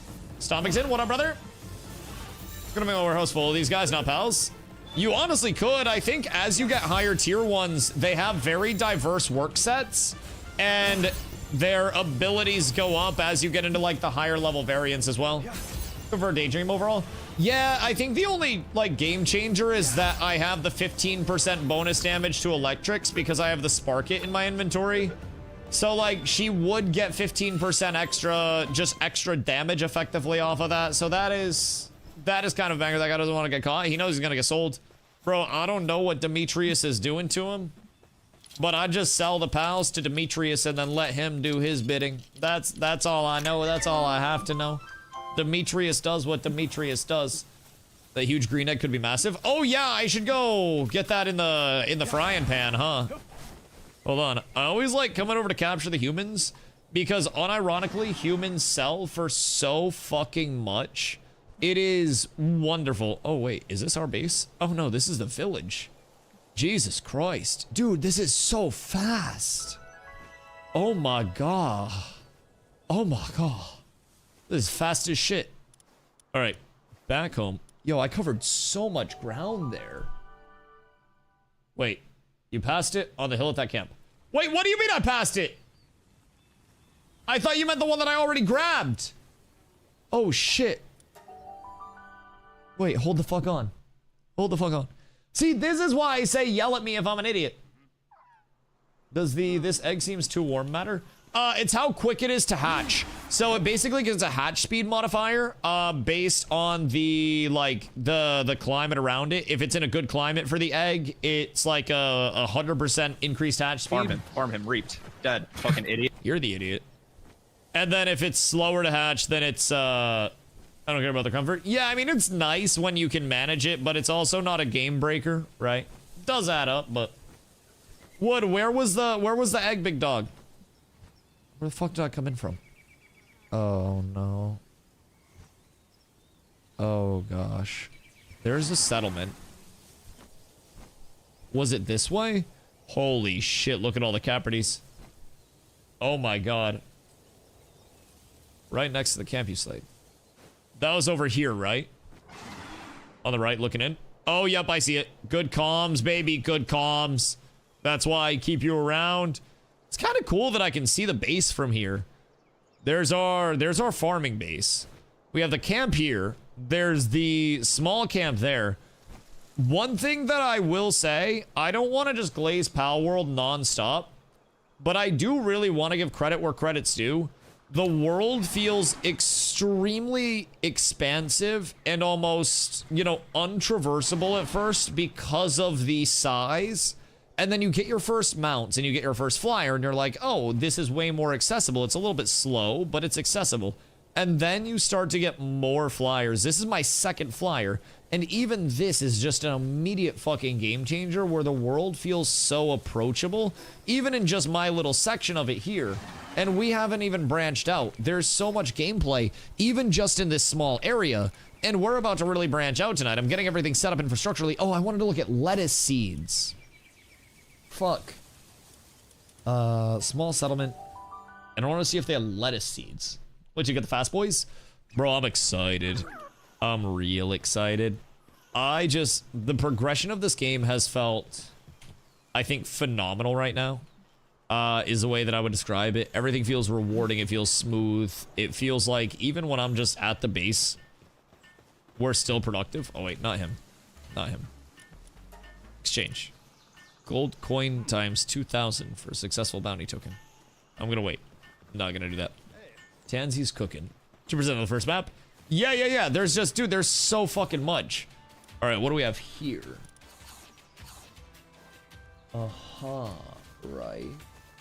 Right. I'm picking up what you're putting down there. Toko cap schematic. Pen King cap schematic. Okay, those are kind of drip. Hardwood. Biosphere. The hardwood seems like it could be cool. Berry seeds, wheat seeds. Damn.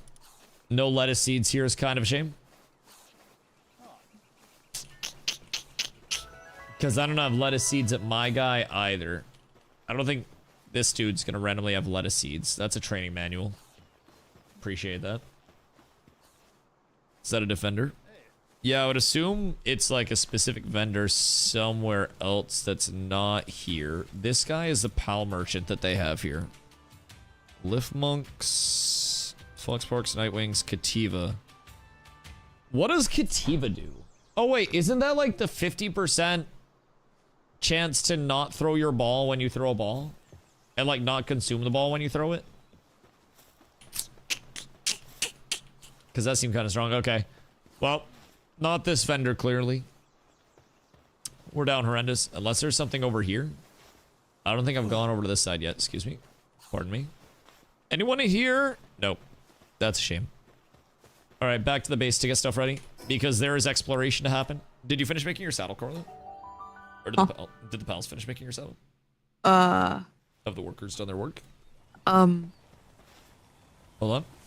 I shall inquire. I think it's done. Yeah, your saddle's done. You can come grab it whenever. And then I need to. What? Come up, yeah, and obviously the outside let me cue my balls real needs quick. a lot of work, but Ooh, gigasphere. I have a vision for the outside.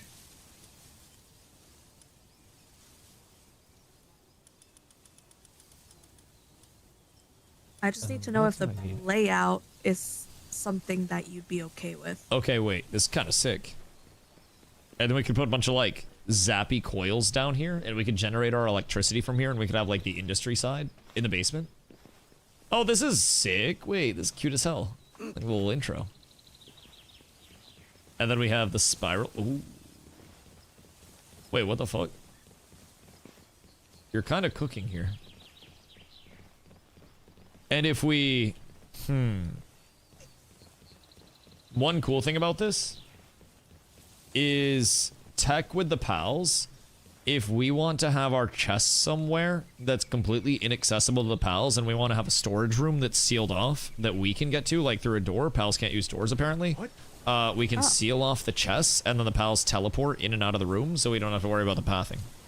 So, somewhere in here, wherever we want to have our storage, we put a bunch of chests, and then sort them based on, like, what's supposed to go in the chests, and then out of nowhere, we're set.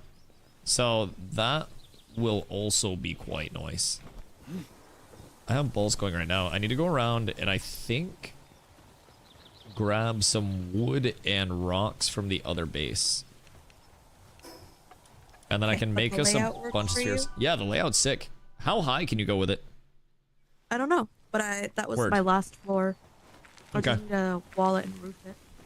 We can also, like, industrialize a lot of the base and just go completely vertical with it. Okay, that's nice. And go, like, you know, super, super, super vertical with it at a certain point. And then just scale that side, because that'll save a lot of space, too. What have we got going on here? We have a shitload of ore. Like an ungodly amount of ore. This is wonderful. The ore base is providing for us right now. That's giving us everything. Alright, we will drop all that off. And then I can run freely again. And now, boys, we gotta get these eggies going. Holy shit, we have 2 huge eggs. Wait, we have 2 of these. Carlo, we're starting 2 legendary eggs right now. These could Legendary be crazy. eggs? 2 huge verdant eggs. And then I also got a large common egg after. So, I'm not quite sure what those bad boys are going to be. But we've got them very comfortable right now. Only an hour wait time. Yeah, we got them super comfy. So, as long as you keep them comfortable, it's actually not that bad in terms of the wait time. So, I think I should do an egg chest over here as well. Just so that way we can keep everything sorted. So, we'll go here. And then slightly over. 1 chest. 2 chests. And then these will be our egg chests. Made mine instant. It went for shit. Bruh. Ain't no way. No, we didn't even mod ours. A lot of what we're doing is vanilla. I put it on hard mode. Not hardcore, but hard. It's been really fun, though. I do need to, before we go out, take the server down, go into the game settings, and then turn off PAL drop on death. Because PAL drop on death will absolutely fry our shit. Now, we could also prepare backup sets of PALs, but honestly, it's just an inconvenience. We've already died a few times. So, I think PAL drop on death is just going to be like an arbitrary thing. Eggs, eggs, eggs, eggs. PAL eggs. Piss! Alright. All PAL eggs. Shall be there. Once you actually get everything, even waiting like 2 minutes is a little annoying. I don't mind. I don't mind. I'm sure there is plenty that I can do around the base in that meantime. Or I could just, like, watch the pals fuck for a couple minutes.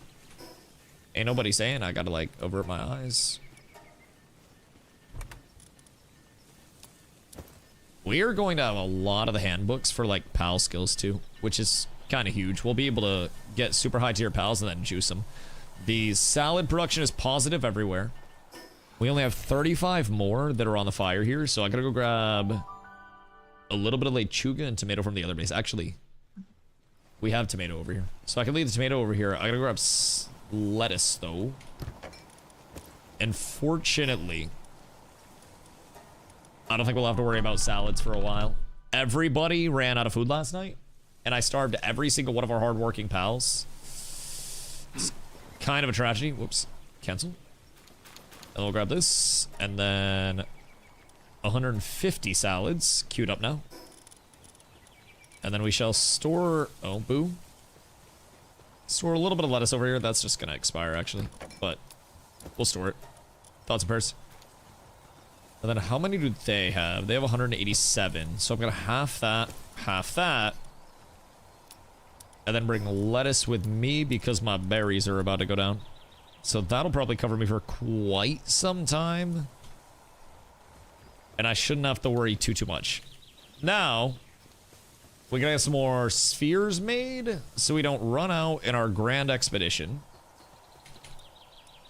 We'll put in a big order of mega spheres.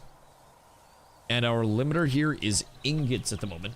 Quality of life setting. Change for servers, turning down how fast the palace food goes down, and make the food spoil time longer. Yeah, there's a lot of quality of life. I'm not gonna, like, spend too much time going crazy with the quality of life stuff for right now. and really just try to get myself like a really organic feel for it. But at the same time, like, quality of life as I feel like I need more is definitely something that I will be turning on. Like, even starting our first few days without the, without Pal Drop on Death turned off. And then after a few deaths, I'm just like, okay, yeah, maybe something we should probably turn off here. Wait, I can do don't show confirmation pop-up. That's good. That's going to save a lot of time. And then...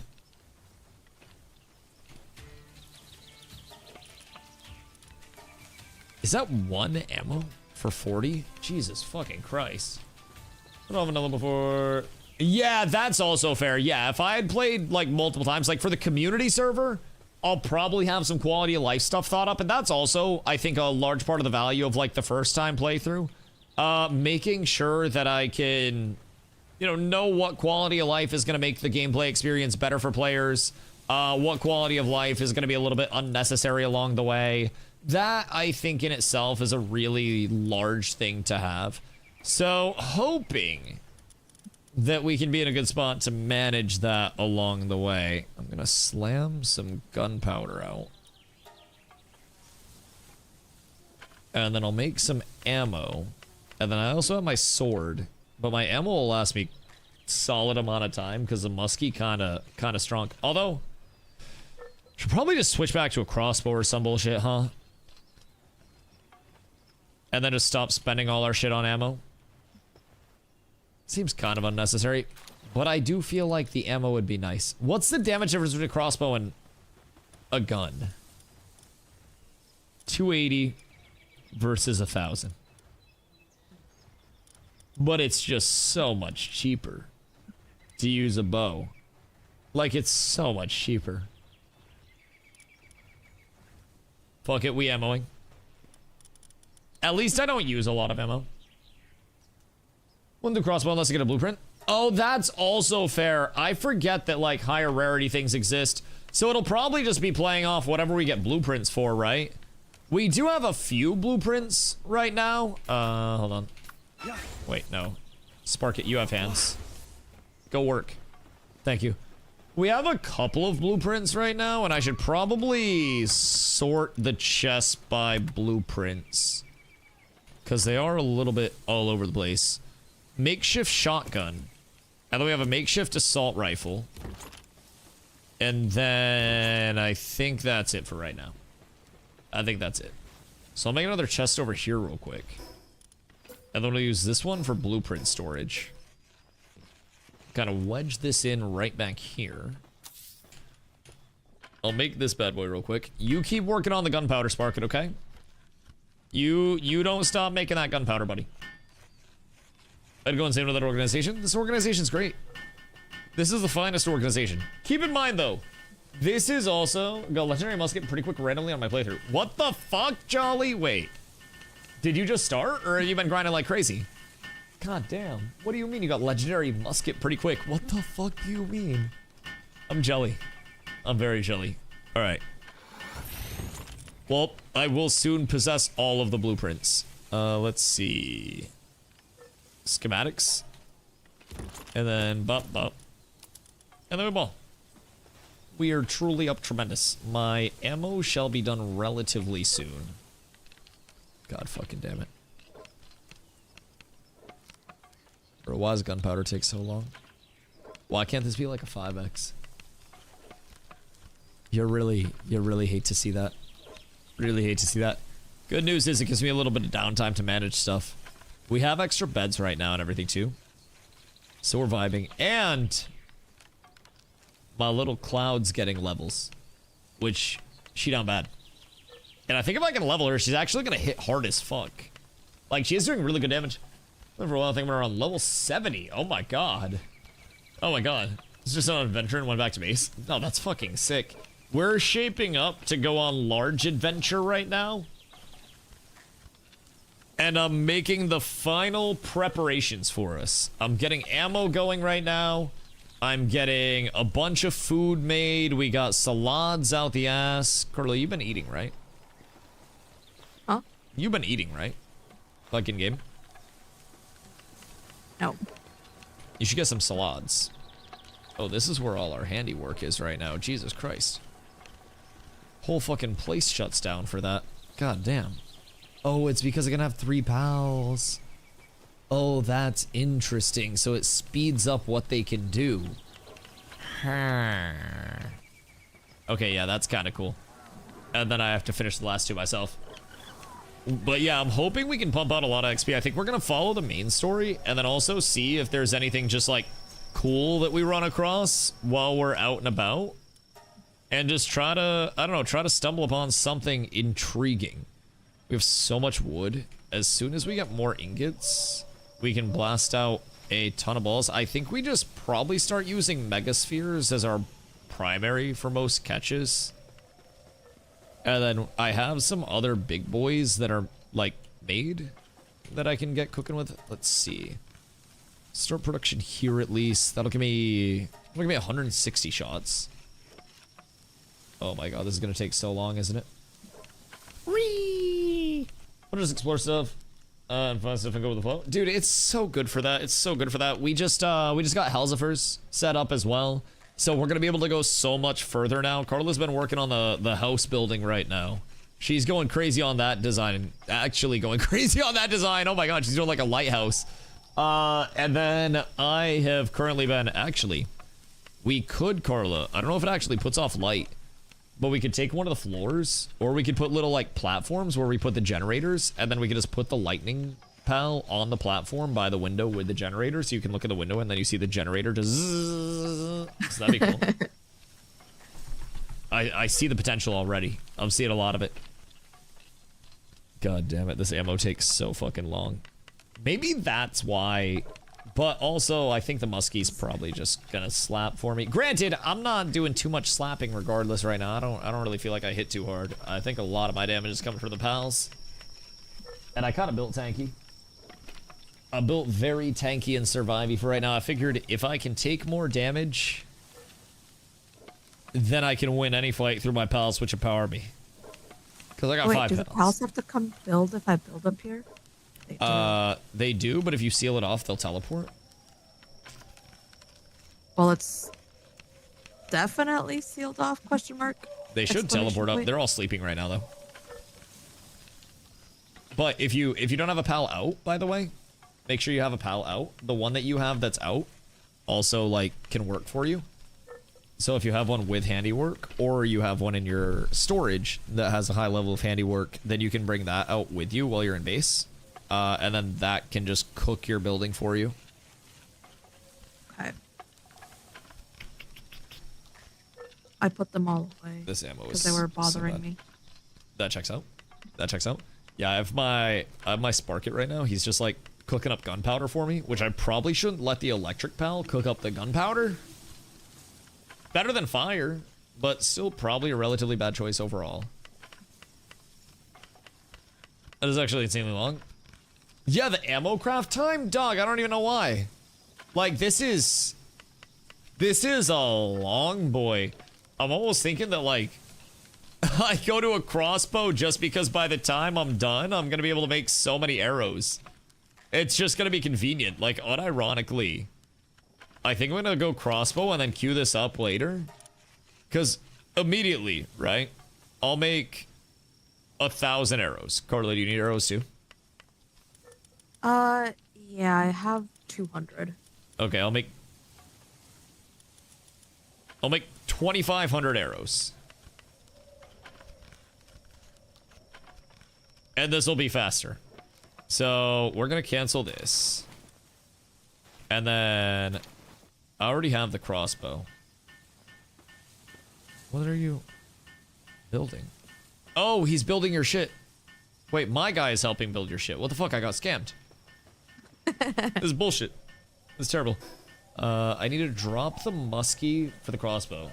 Just wait till you get the M1. The thing about guns is, like, they burn a lot of ammo right now. But once we get more ammo and I care less about the gold side, there's still things that we're, you know, burning our gold on that I think are kind of valuable. So definitely don't want to be, like, spending all of our time or effort right now, I think, on ammo crafting when I could very easily just go crossbow arrows, and then we fucking cook. So for right now, I'll just switch this on, and then we'll keep the arrows stocked up, and then for now, we'll retire ye old muskie. But it'll be back soon. It'll be back soon. This is just gonna be so much more efficient, I think, from a time standpoint. Like, look at this shit, bro. This is 10 arrows immediately. I don't have to craft the gunpowder. I don't have to do anything too ridiculous. It just kind of, I don't know, it just kind of makes sense. It's just, it's smooth out here. And I should also probably spark it, please. Spark it, can you get over here, big dog? Oh, wait. Are you working on it right now? Is Demon Dice doing it? Been converted to the ways of the bow? Haviv! Sorry, my bad. That's on me. That's on me. Triple Rapiv. Anyways. The way of the melee will always consume me. Nothing else shall infringe. I do need to make... Do you have big shield yet, Corla? No. Okay, we need more ancient civilization parts for that. But the big shield, I shall make. We can make one right now. And I'll take that one first because I'm cool. Okay. And then once we get 2 more ancient civilization parts, we can make you one. I think it just bumps up the shield a little bit. There's also a pal that I saw that heals, seems just a little cold. Oh, really now? Oh, really? Is that because it's starting to cool off? Uh-oh. Over the tester? Oh, no, that's okay. We'll find it through exploration. I don't want to skip, like, the power progression, you know? Like... I died, Dusty. Jesus Christ. Like, I don't want to skip all of our power curve feel and immediately just jump to the best, you know, the best thing. But when we stumble upon it, I definitely will know. That's one thing. I do wish the world were a little less static. I don't know if there are ways to randomize it for, like, a community server. But I do feel like a community server that's completely randomized in terms of the world building would be pretty fun. Thanks in a 30-40 area. Word! Yeah, we shall definitely find that bitch. Eventually. Let's see. If we don't need him right now, then I could honestly take the Pengusi out. And then switch him with... What do we need right now? Probably eggs, because I have honey going. Oh, Joel Hogg's the fishing one, right? So you can fish with this bad boy? There are randomizers, also hardcore modes. Really weird. Does the roof look really weird? No, I don't think so.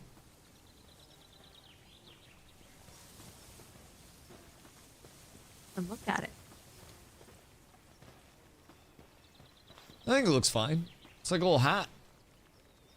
It's like a tricorn. I think it looks cool. Right, I think it looks really weird. What should I switch in? I'm thinking probably just eggs in this bitch. What are required? What's required for cakes for breeding? Honey and what?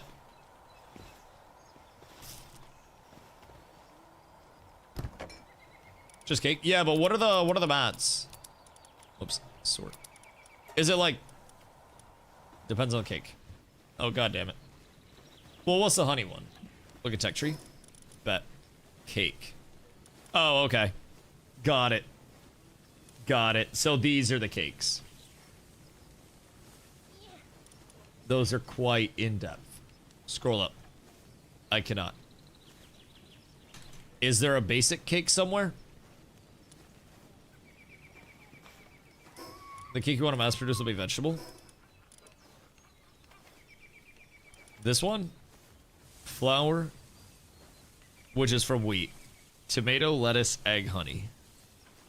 Okay, so we'll need some wheat farms as well.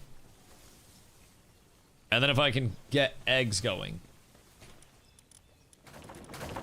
we'll go, instead of chill it, we'll get Chickpea back in. Where's my demon god, Chickpea? All right, go crazy. Go stupid. Oh, Jesus.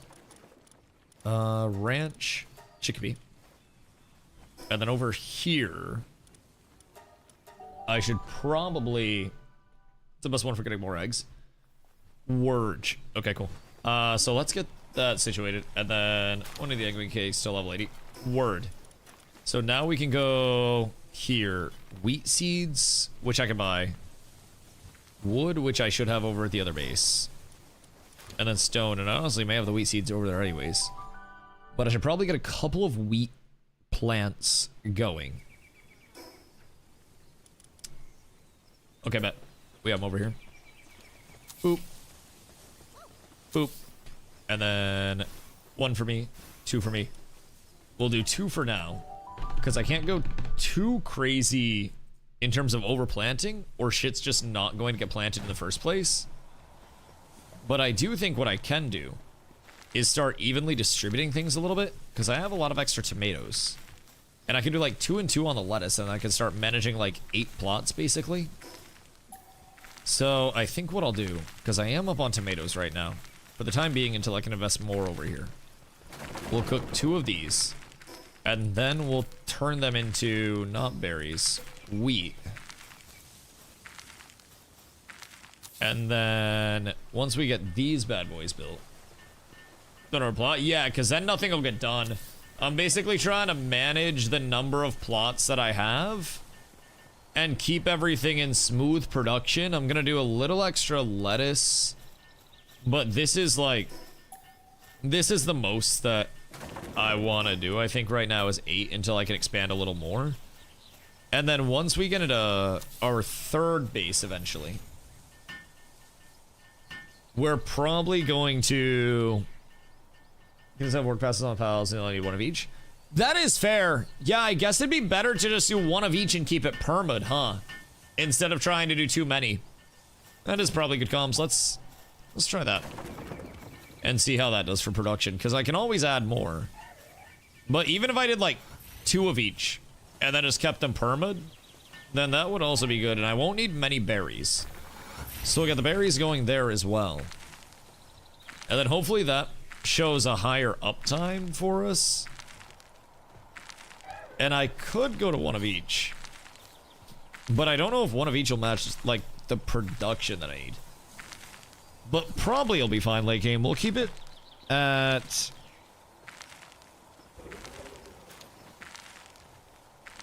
I should probably see how it's working first. Stow everything. And then we have wheat, we have tomatoes, we have lettuce, we have a berry, farm's cooking as well, and we have multiple planters, which is good. We have harvesters.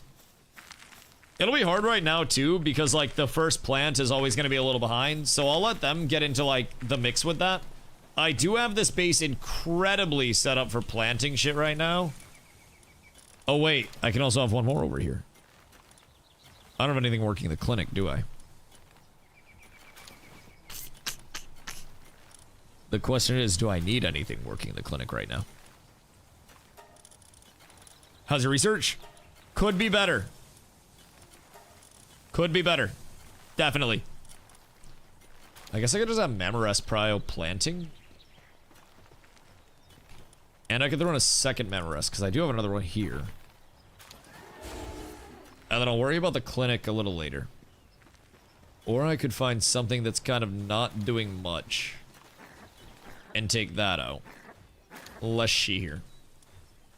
So we need... First things first, me to learn the binds. And then... Tombat could help. Send Cinnamoth to the clinic. Oh, wait. I do have my Cinnamoth out. Why the fuck haven't I done that? Stamina fits and ranch +1. Yeah, I have Cinnamoth at my farming base. Like my ranch base. But here she's just kind of a planter. I could put her in the clinic as well, but like Sanity's fine because we're rocking the salads most of the time. Tombat has insomnia. Poor guy. Poor guy. But definitely wouldn't hurt Warsect is vibing. Let's see. Who's on mining right now? We have one Memorest mining and logging. So let's do the second Memorest there.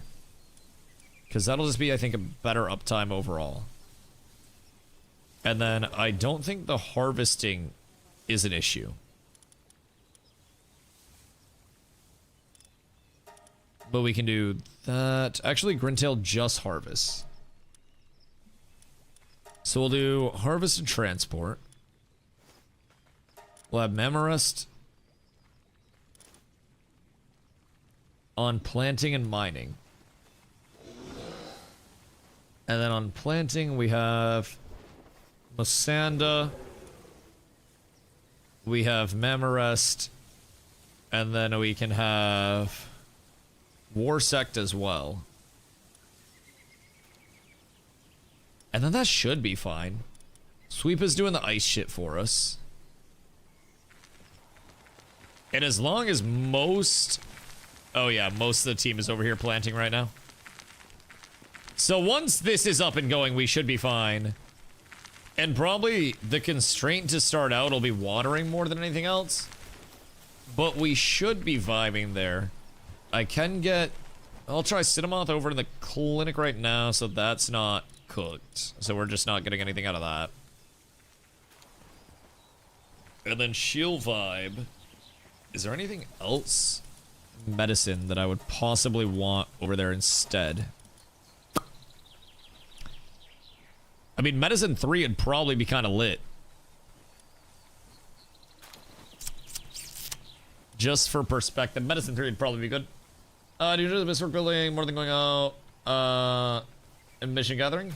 No, honestly, I enjoy it all. It's just like, I think the base building is so active and so optimizable. As soon as you start to get more pals, you can immediately start, you know, optimizing and changing the base and making sure it runs better. So while you're out questing, you're generating mats like crazy.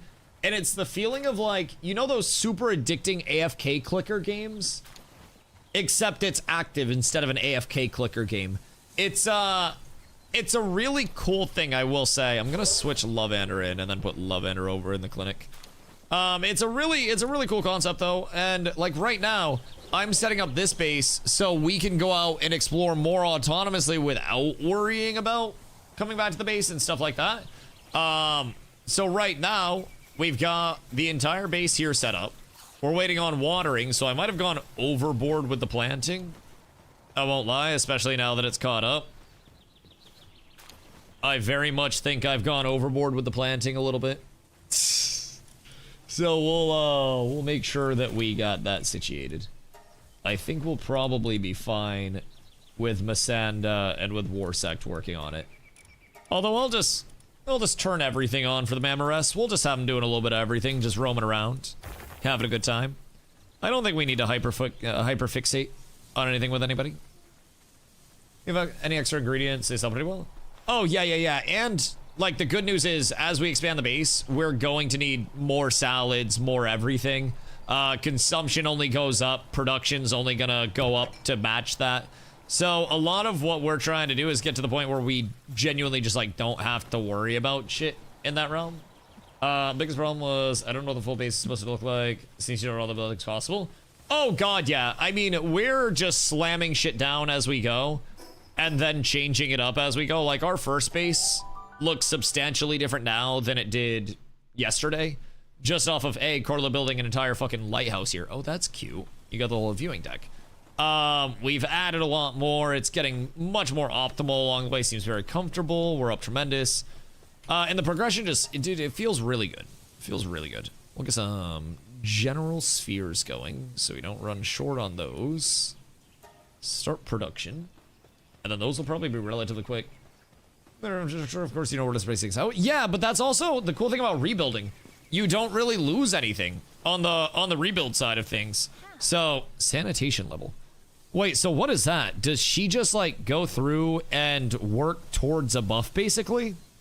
And then once she sanitizes, everything gets a buff? Or how does the clinic side of things work? What is the dealio there? Because that's very interesting. That's their sanity level. Okay, word. It's a constant buff. Okay, we love that. We love that very much. How much weight do I have on me? I only have 171. I love the arrows and, like, spheres and shit are extremely easy to carry around. That is a nice thing for me. Adds to sanity buff a base, like beds, etc. Okay, so it basically just keeps them, like, active for longer, more or less. Is this... Do we have this transportable? Allow transport. We do. Weird. Very weird. Very weird. I don't know why that wouldn't be getting transported, but that's okay. Everything's fine. Not worried whatsoever. Big shield. We'll throw that bad boy on, and then we don't have to worry about the baby shields anymore, so that'll help a little bit with the tankiness. Higher med level and work speed, the mortal crosses will be full. Think of med level 6 at base work will fill all 3. Okay, that makes sense. That makes a lot of sense. So if I really wanted to, with this base, since this is going to be my farming base, I could save a bunch of these, like the med books, these things, and then I could slam those into the Mothra, and then that would make her super med lady. But I probably shouldn't worry about that right now because there will just be higher tier shit that we get on the road. So for right now, I've got 1,000 arrows. I've got probably enough spheres. Although I have 117 spheres. I do have... How are you on spheres and arrows, Corla? Saving every one of those fancy books. So am I until we get higher tier stuff. 65 blue, 23 green. Okay. Cool. We are making some more. And how are you doing on arrows?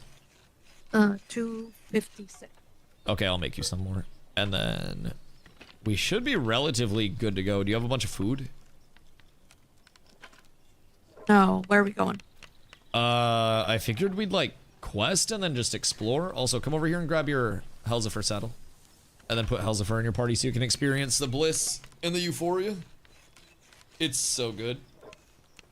Like, it is. It is fucking zoomy. Like, zoomy as shit. I need to redo the roof. I think the roof looks fine. You can also paint it. Maybe painting it'll make it look better if you, like, paint it black or some bullshit. Not much of a designer, but you can come over and grab these arrows as well.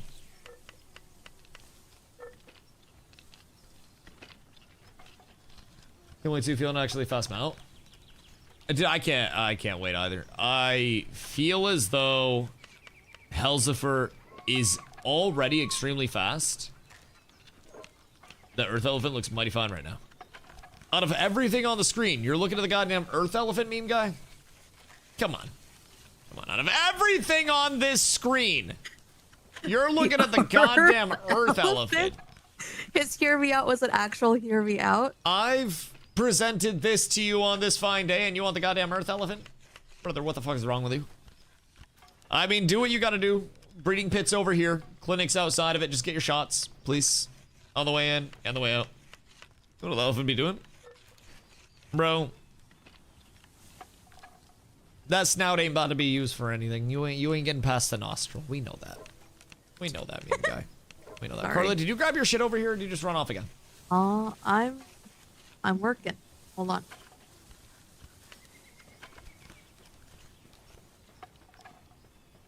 What are you working on? I'm literally working. I don't think you're doing anything. Linux on you if you keep upgrading things like beds, command bots, etc. We only need if you have pals on the super fast work mode. Needlessly takes up a base slot.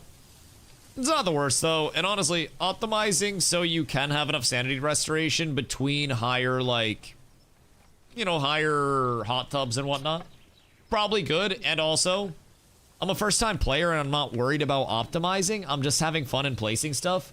So I can have Nin repin the message, but really, like, one thing that I'm trying to get through to people is, like, I'm a first-time player treating this as a first-time game.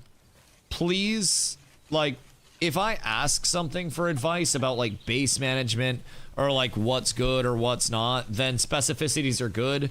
But like, if people are just casually dropping which pals are the best mounts, which pals are the best, like, you know, the best offensive, the best defensive, which moves are the best, I'm not asking for it. I'm just gonna have Nin start timing people out in like a respectful way, of course, because it genuinely like ruins a lot of my exploration, and it like devalues what I can actually experience as a player. And I love that so many people want to help, but at a certain point, it also like, what? It just cooks what I can actually do, you know? Thank you, Nin. Help.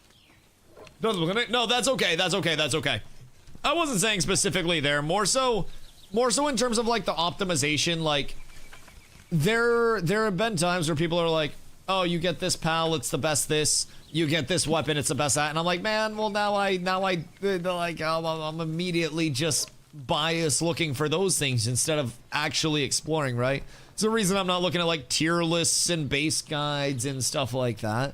But again, I'm so thankful for the help from everybody. Just sometimes I am trying to take it a little bit slower, which is a rare thing for me, but here, Krillin. Take these. And then there should be enough arrows for you. Where are you? Oh, did you get your mount? Oh shit, yeah, you're zoomy. Did you get those arrows? Yeah. Okay, nice. Let us see. Whoa. Let us see. The good thing about this game is pretty much everything can be viable, at least to a certain point. Absolutely, absolutely. And that's also why I really like having the references and like having so many people to talk to about things. It's just hard since I'm a little bit behind the curve to like keep the sense of exploration, right? And we typically discuss so much optimization so openly that it's a little bit weird for me to be like, no, let me suck, please. Wait, pause. Pause. Interesting. But yeah, it's a strange turn of events. I know.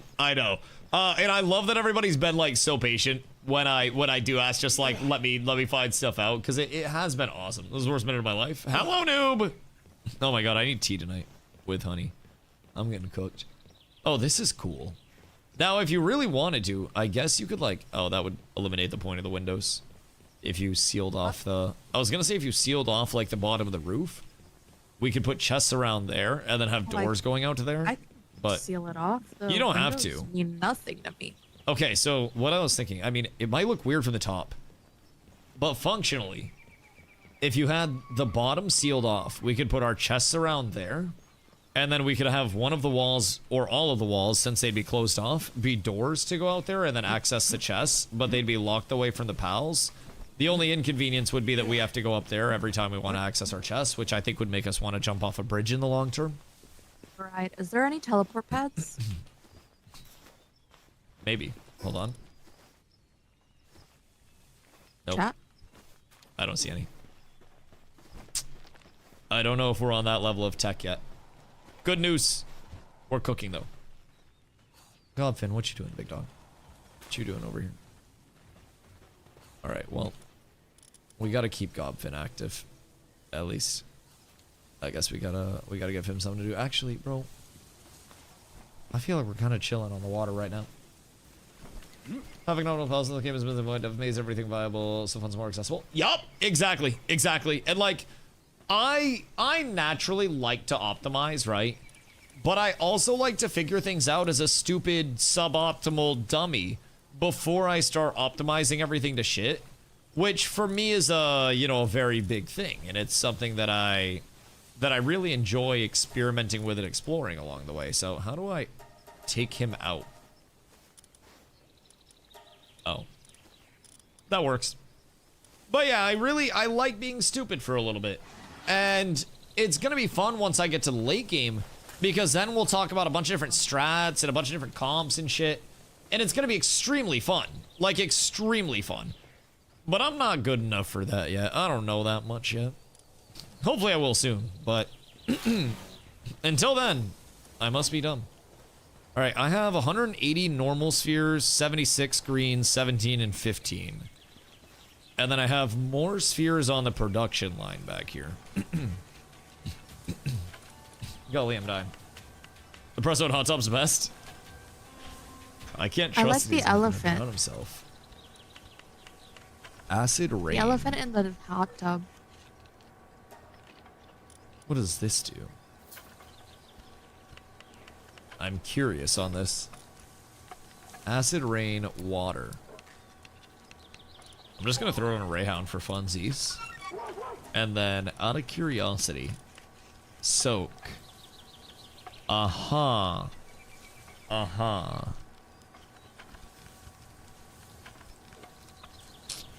And if he soaks something,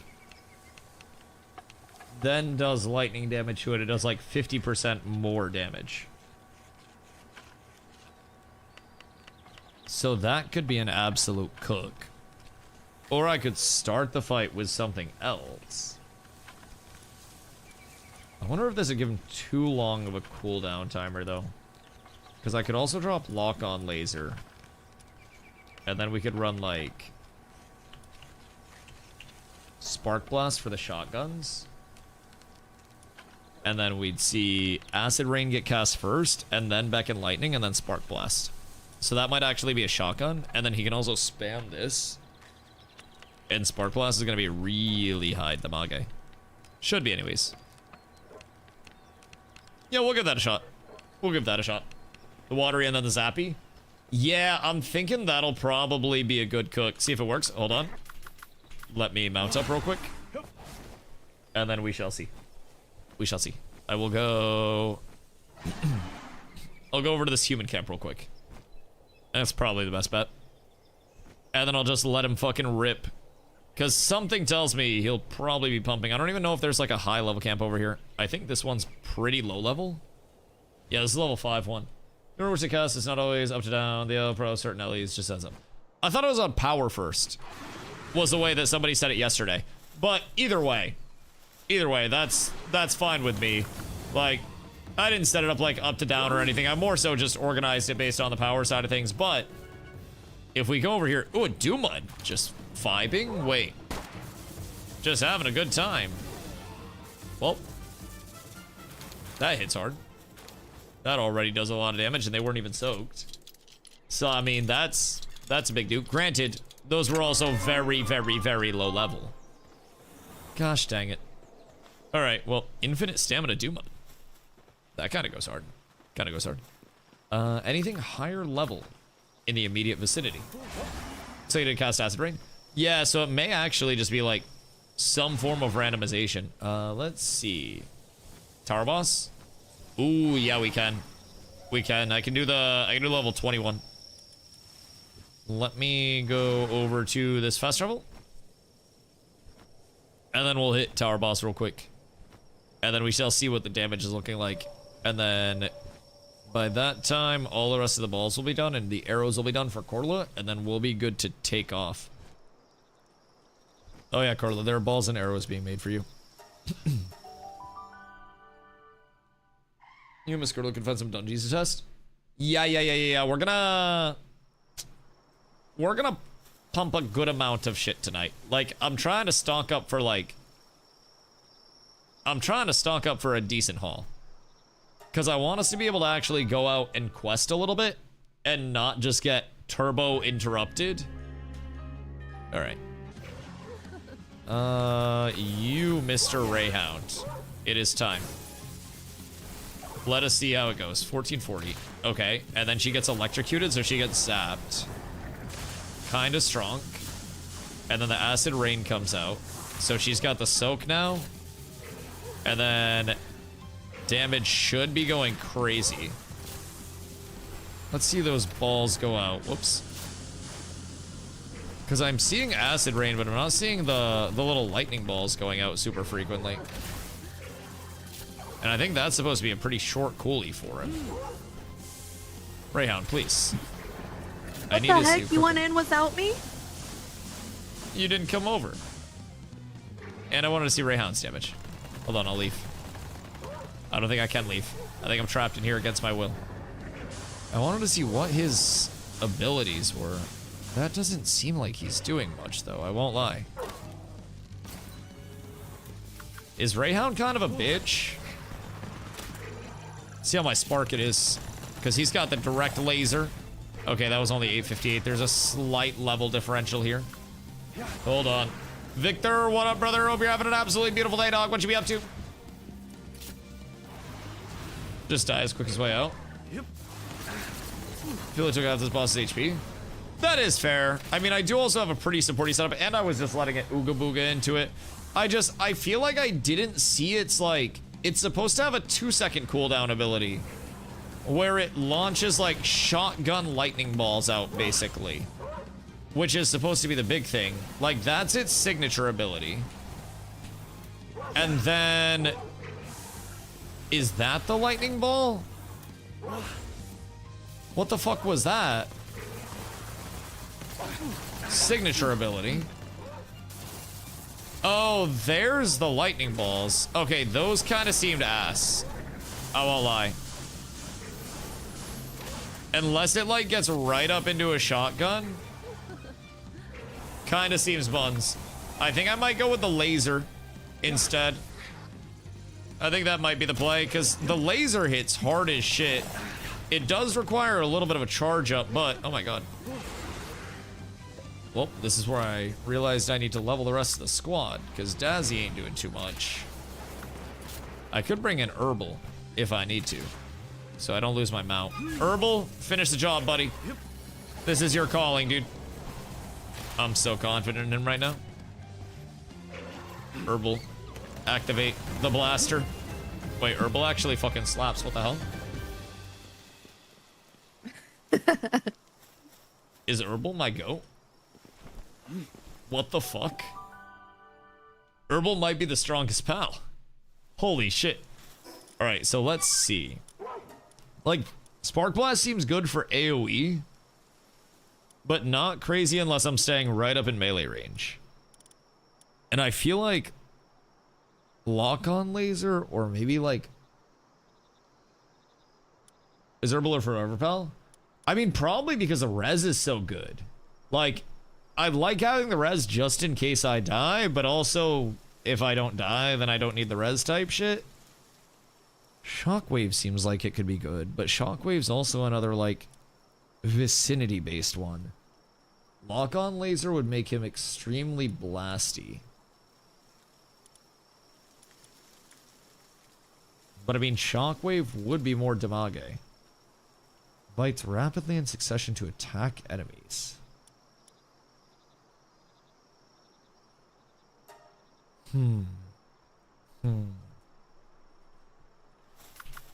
Alright. I think I'm gonna let him cook a little bit and see what we end up with. Oh, I see our base from here. Wait, that's kind of sick. It looks good from up here.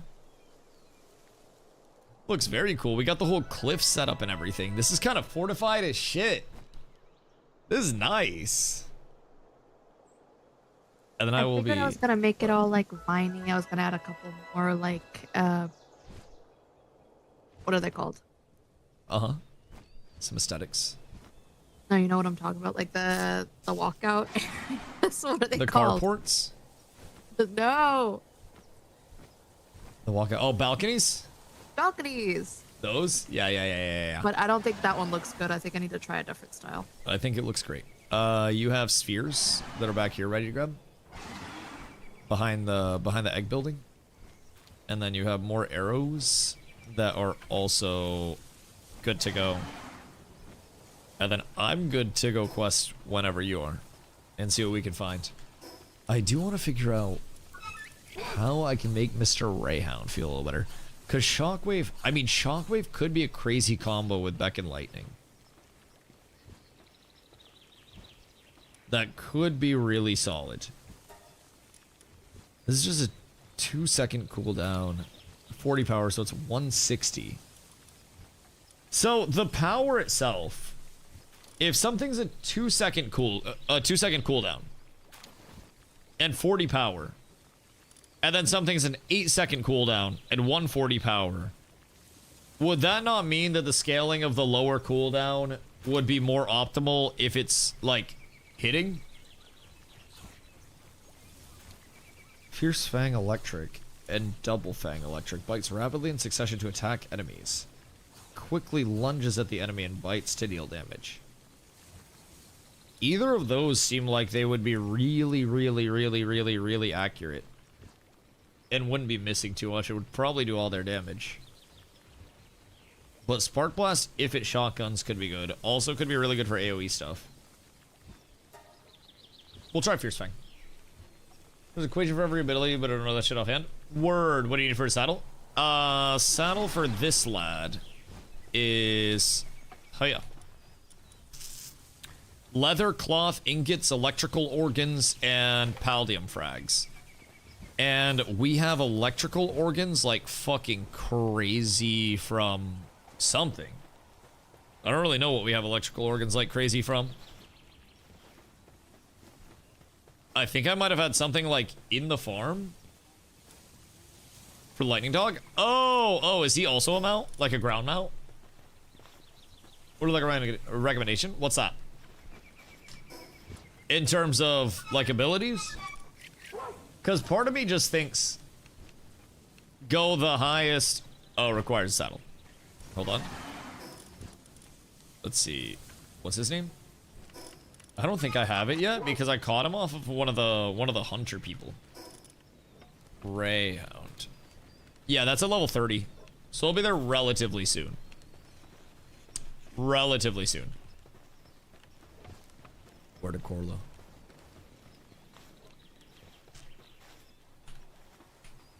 What was your recommendation, Mr. Wood? Because I do feel like a lot of, I have one pal, strictly for soak, having around. Also, to the soaking seems not optimal. Recommend Godfin. For the soak? Oh, to like set up the soak beforehand and then just go triple lightning. Well, I didn't know, like, how long does a soak last? Is the aggregate the time that it lasts? So if there's a soak for 100, does it last for 100 seconds? Or like, what is that? Is acid rain water? Yeah, acid rain is water. About 10 seconds or so. Is it very obvious when something is soaked?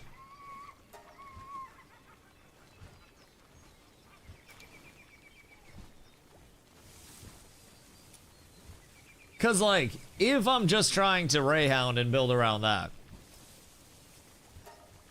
then acid rain there is a convenience, but how big debuffing? Okay. But I could mark the red to help for him. Because I could also work it in pretty much anywhere else. I don't have a water type. Oh wait, Dazzy already has it. So I mean, I could always start the fight with Dazzy out. Dazzy's also kind of mid though, I won't lie. Although, as she levels, she'll probably get a little bit better. So we'll peep that. Golfin Udadil. Why Gobfin? Why is that enjoyed? Instead of just having like my Dazzy or some shit do it, just because it's water type so you get a little more damage out of the acid rain? Or because you can get full hit one ability, doesn't immediately proc any status. Interesting.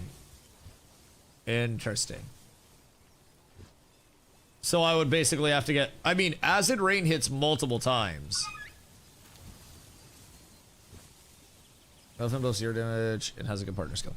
Yeah, but I don't really do much damage. Granted, I don't really have good shit yet. And then I'd have to either drop Spark It, which gives 15% increased attack of my electrical pals, or my Dazzy, which honestly, for pal capping, I don't really want to drop Dazzy, because Dazzy's super convenient for that. And I do feel like Dazzy could slap.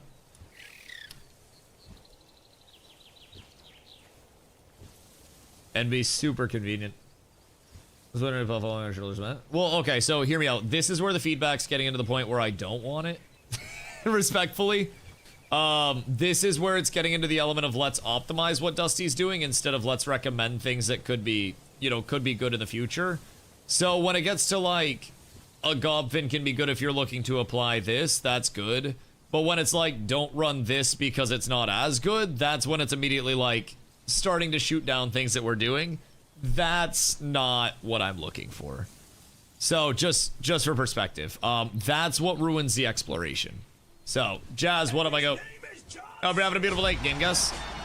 Palworld. I hope.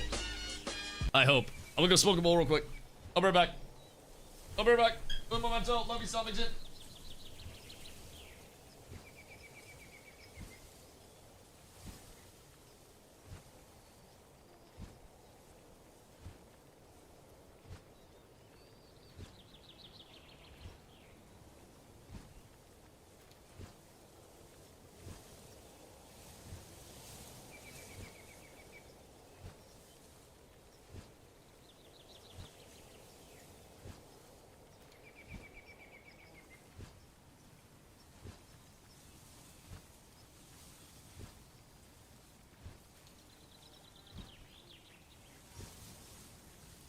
My guess is League?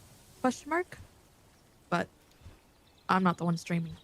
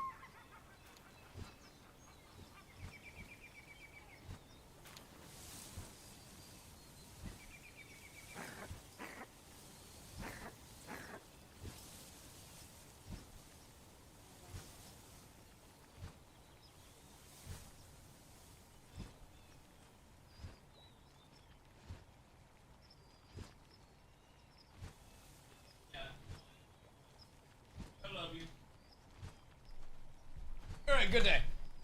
My apologies. Bro, tremendous. No, I do like the help. I will say, I do appreciate all the help. I hate sucking at things. I hate sucking at things. So I gotta be better at taking feedback as well. But sometimes I'm a little slow to pick up on things. We played nothing but League. That's fucking terrible. That's terrible. Do I have a Gobfin? Wait, I have a boss Gobfin, actually. So I could bring him in, and then... Oh, thank you, love. If you don't want to play the minigame with Soaked, you could always just breed your ass off, too.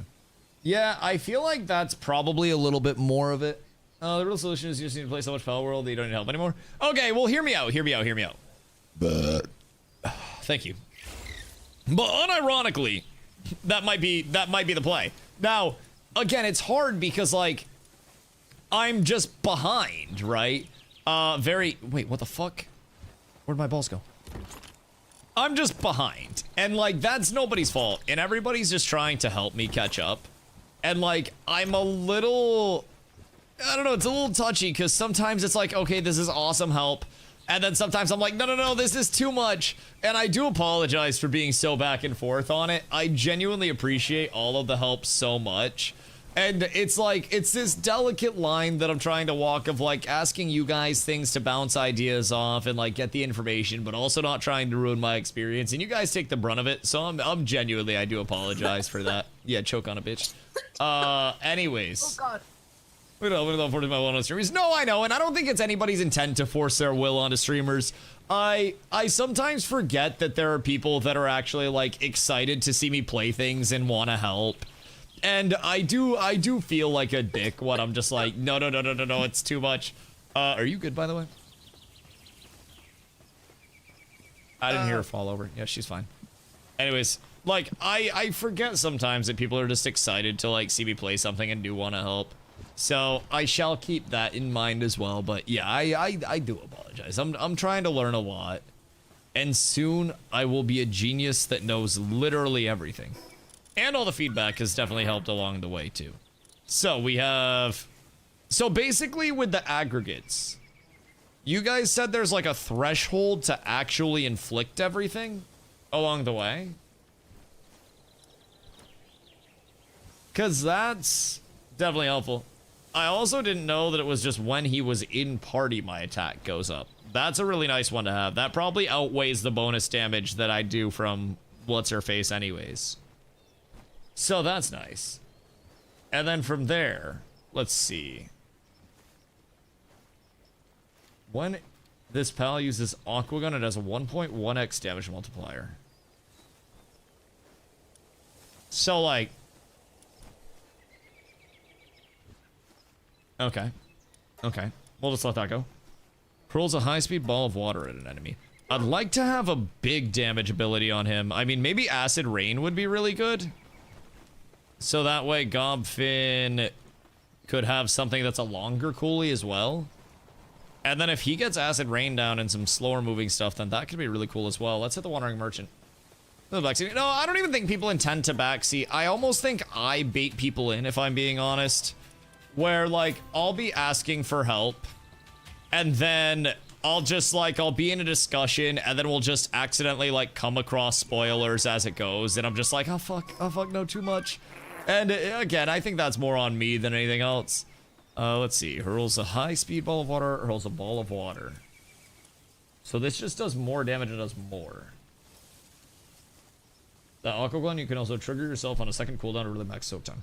Right. So his pal thing. You do? Yeah, and that's, honestly, like I said, that's on me. And I'm trying to be better about it, where, like, I'm inquisitive. And I'm trying to balance, like, me being inquisitive without, you know, me ruining my own experience because you guys do know so much. And it sucks that I'm behind, because I'm like, I am trying to catch up, and I'm trying to, oh, we should wait 5 minutes for these bad boys to hatch before we go. I am trying to catch up, and sometimes, like I said, you guys get the brunt of it where I'm like, no, it's too much information. And again, I'm so immensely thankful for everybody that does help out along the way, because I'm learning a lot. Sometimes too much. But like I said, it's a really fun time, man. And soon, we will learn so much, and we will know so much that we will no longer have to worry. We don't need, like, the pelt armors and anything like that anymore, right? Because we have the metal armor. I think we're vibing, because that has heat and cold res. So I'm gonna get rid of this. And then high quality monitoring standard. Refined monitoring standard with improved materials and structure. In addition to being able to issue work orders, the system also lowers the sanity cost for pals working in the base. More working conditions. Oh, working conditions are slightly improved, making pals less likely to become dissatisfied. Oh, damn. Oh, damn. Wait, that's actually nice. Place in base to improve logging speed. Okay, that's also nice. And I'm not doing just. I just played none of the advanced stuff. Is needed till much later anyways, so just experiment and have fun. Yeah, and that's where I cook myself, because I'm inquisitive about the advanced stuff, and then I ask a question about the advanced stuff and I'm like, oh shit, no, and then it creates a weird spot. So yeah, I gotta slow my roll a little bit too and not ask questions that are above my pay grade, because then I also get myself in a pickle.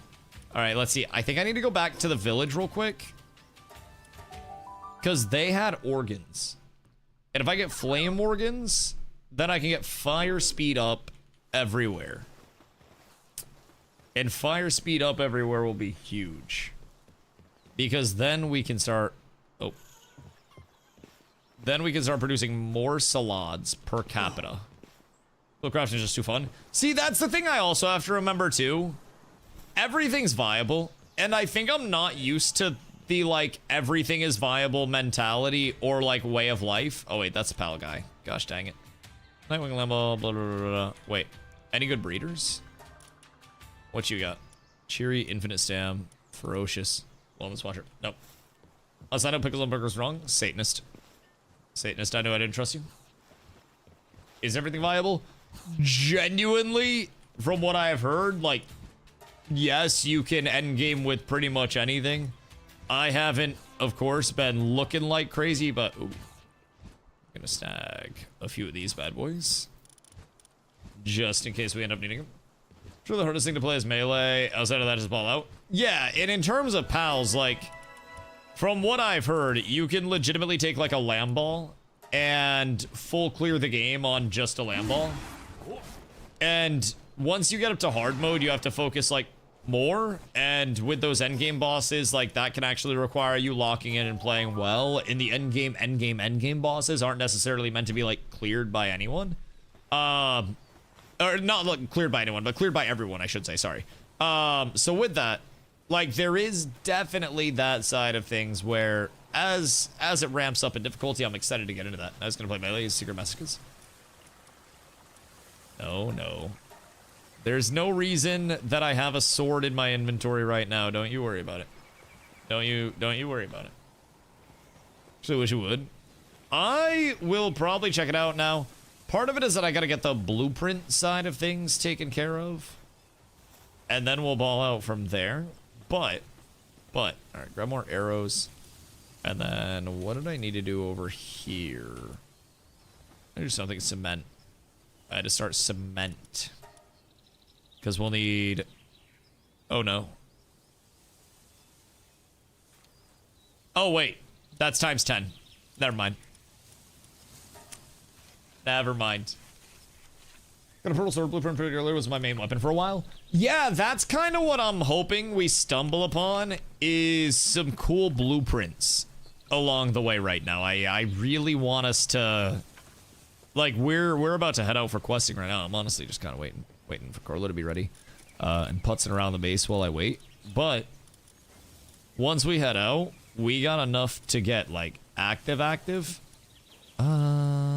We'll put Mr. Restaurateur over there for right now. Because he's on food, and the food will continue.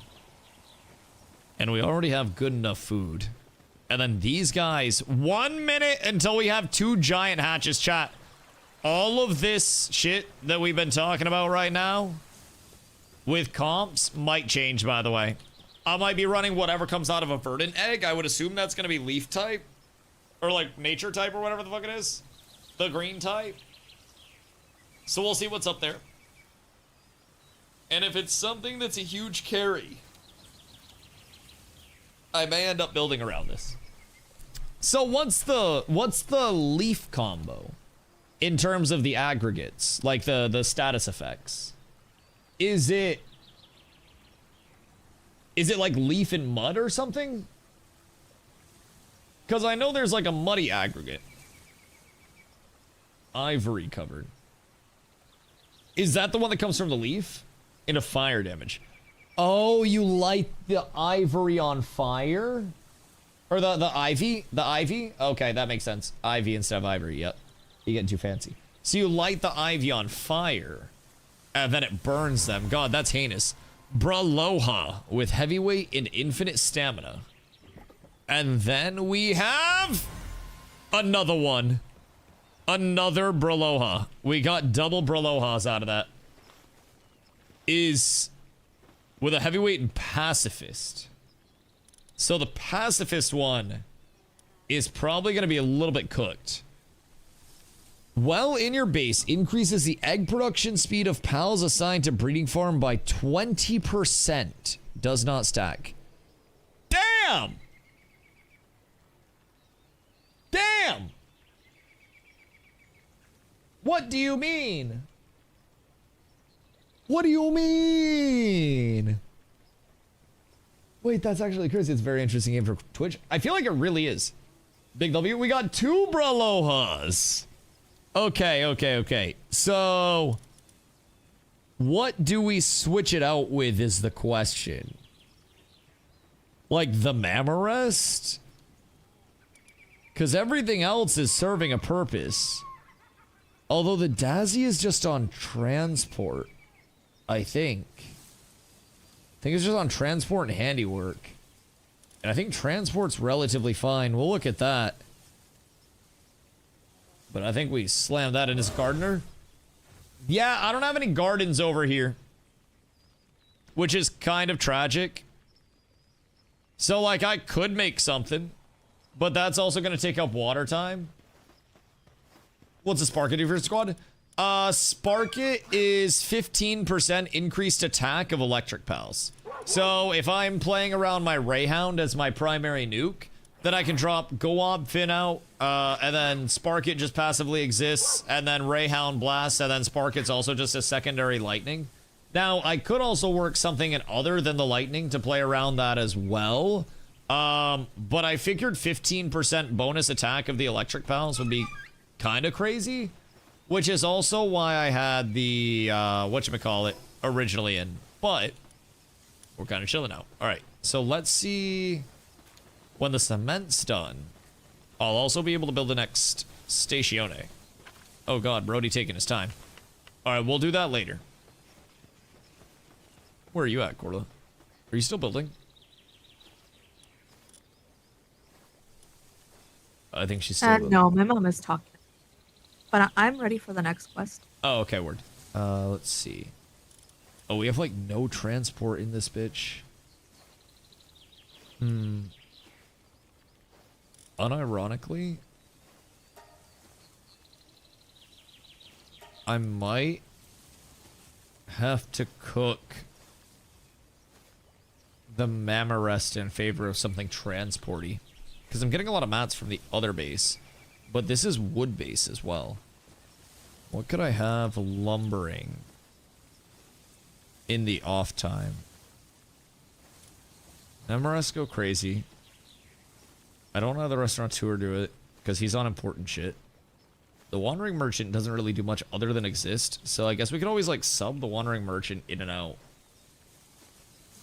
And then I could just put transport in place of the Wandering Merchant until we actually need to buy it. So we'll go over here, and then I will favorite the Wandering Merchant. And then we need something transport. So we'll go transport, sort. This will probably do. Say Warsect will probably help with the transport side of things for us. So we'll have lumbering open up here. It will keep it open there as well. And then right now we have Aloha. He's working on some mining shit when it pops up. We're kind of up. Ours the best transports. DustyWhy. Yeah, that's fine. This guy's 5 transport. So, I mean, I figured that'll probably be best. Outside of that, it's like Vela is 2 transport. So even though he's a flyer, it's like 5 versus 2. I'm assuming the 5 is probably gonna cook it. So we should be vibing right now, and enough of them are on multi-use. So I think everything will get done pretty optimally, and then whenever we need to buy and sell, we can just switch in. I can take the restaurateur out as well, honestly, but he's level 2 fire at this point. So the restaurateur actually kind of fucking slaps. So that's kind of nice. It's kind of nice. Their name said Cheez-Its this whole time. No, I literally, it took me so long to realize that it was tits. I also thought it was Cheez-Its. And then at one point, I saw the other T, and I was like, wait, that's actually Cheez-Tits. And then my entire, like, my perception changed, you know? All right. I am officially, I think, good to go. I have balls. I have bolts. I have salads out the wazoo. Actually, I have 35 salads. So I should probably check this real quick. They have 134. So I'll split off some of those. And then I'll split off just a smidge more for Miss Corula. Move half. This one. Wait.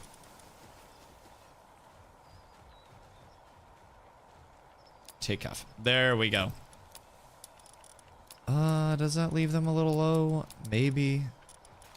Take half and then put that there. There we go. Corla, I put 42 salads for you in the feed box off to the side. That'll cover you for a shitload of time, especially if you put it in a feed pouch.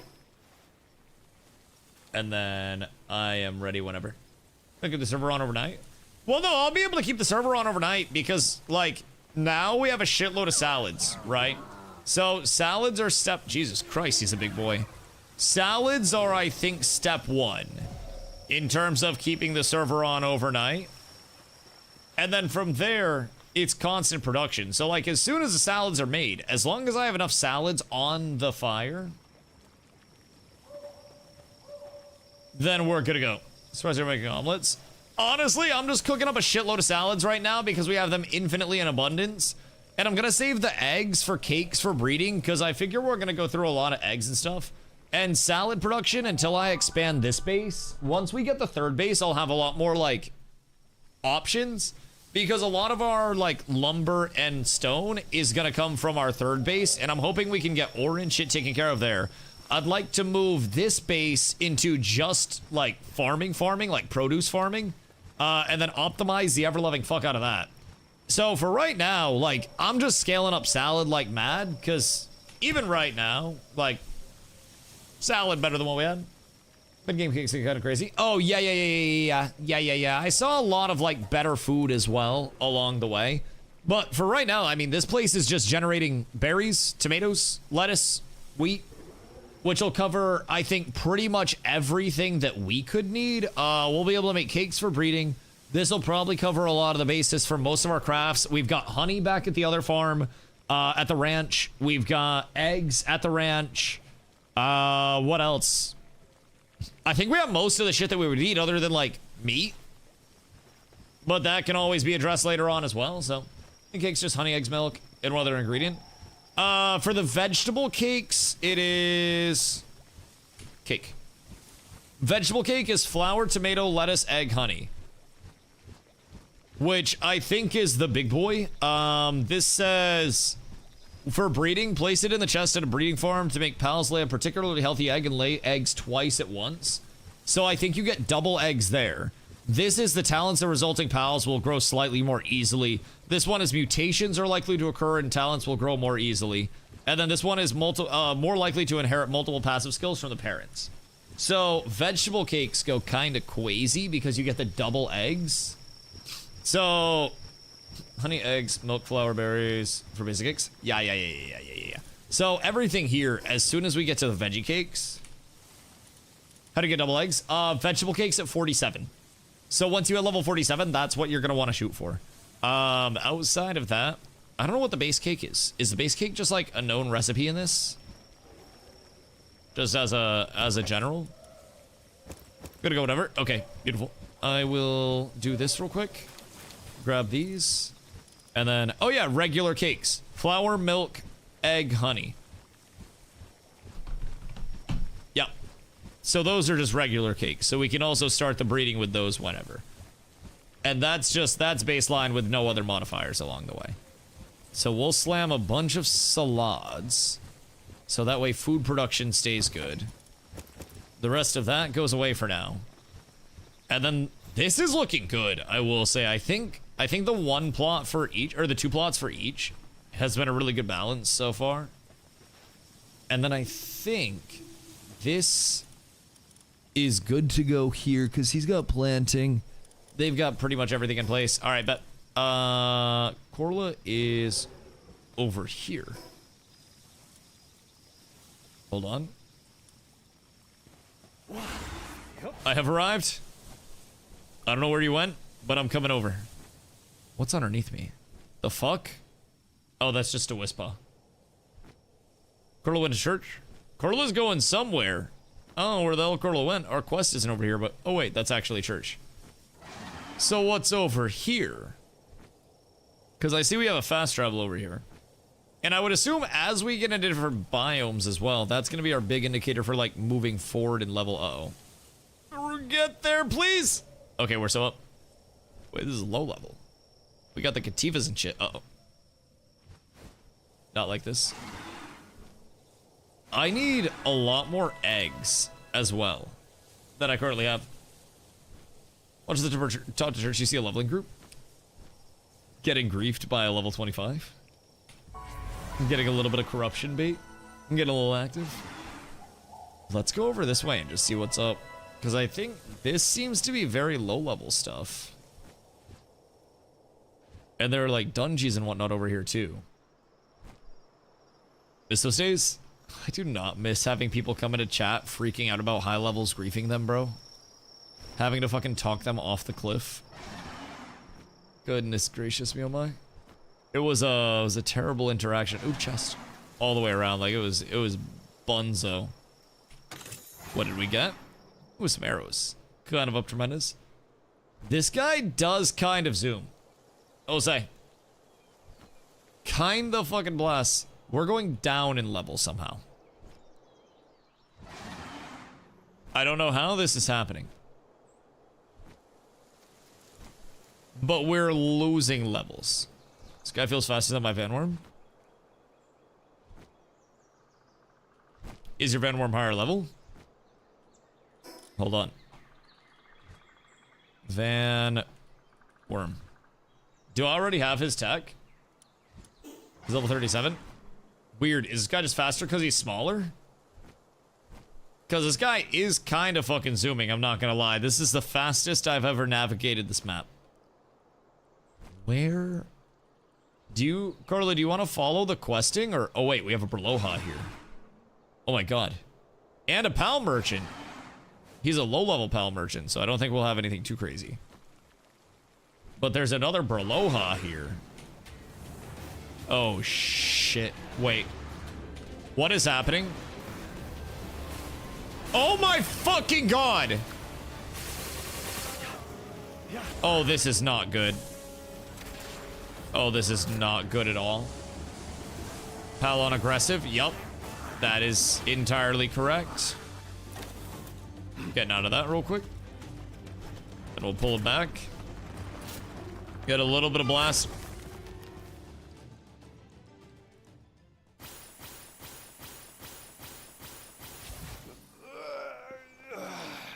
Oh my god, we're gonna leave the Berloha for now. We're gonna...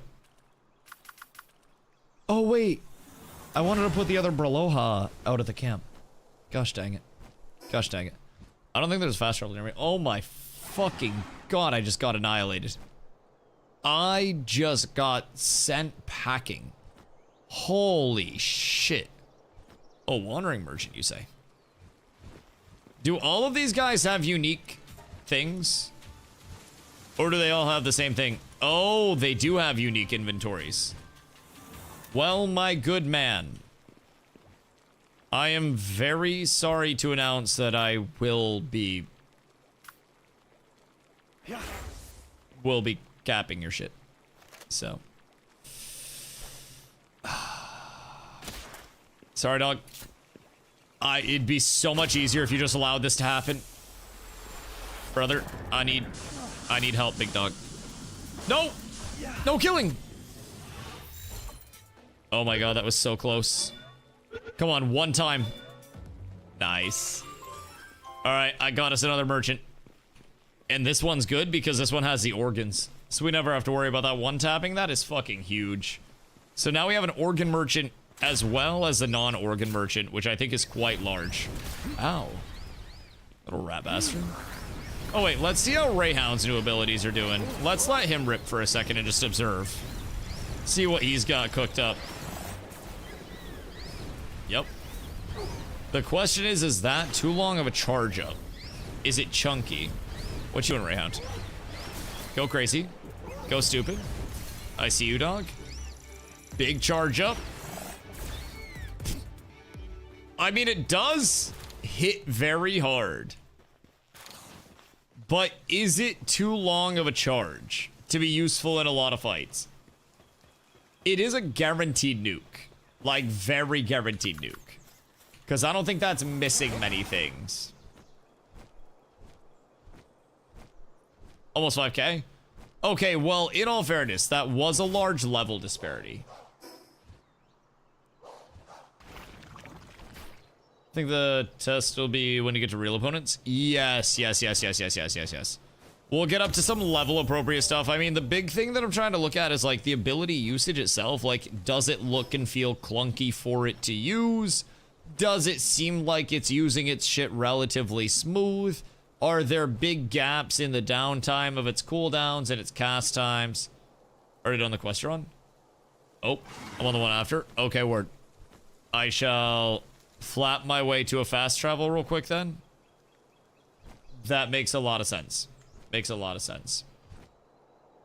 That checks out. Pretty big charge up though. See, that's kind of what I'm saying is like the charge itself. I'm almost wondering if it's going to just sit there and take a shitload of damage because of the charge. Get a Elizabeth mount. She did. I even made her her little saddle thingy for it. Yes. She is up tremendous.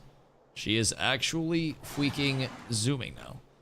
So what's up with all the different level 1 areas? Is there a way to do different spawns if you're running like a large server? Or does everybody just spawn in the one spot? Do I have to go up for this? Multiple starting areas. Oh. So if we were to start another game, we could start in a completely different area?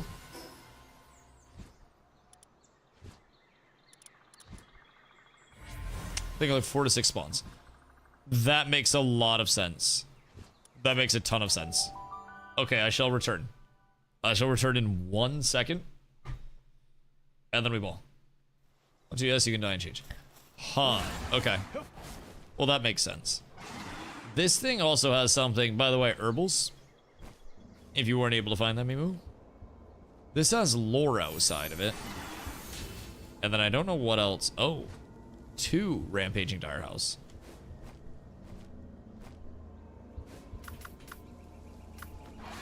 You know what? Wait. No better time than now? Boop. No way I missed that. That's actually crazy. The atomic blicky. Oh, he actually missed it. Oh, that is such a sell. Oh, that is terrible, actually. My brother in Christ, I need a little bit of help here. Rayhound, please, bro. You ain't doing much of anything right now. Okay, maybe it's buns. This might be bad. This is not the greatest. I don't think the charge up is Biss, boys. I don't think it's even remotely Biss. This is slightly cooked. But it's okay. Here's a big level gap, too. Yeah, I don't think the charge up is good, I will say. That... Uh-oh. Uh-oh. I might have bit off more than I can chew here. Oh, gosh.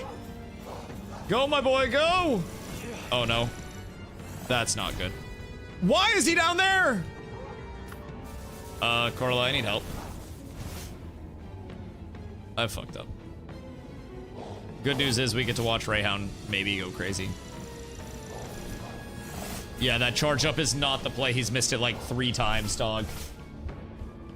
That is crazy. I can't get there in time. Uh-oh. All right, hold on. I'm bringing out the goatiest of all goats who have ever been goated. Herbal, my dog, come back.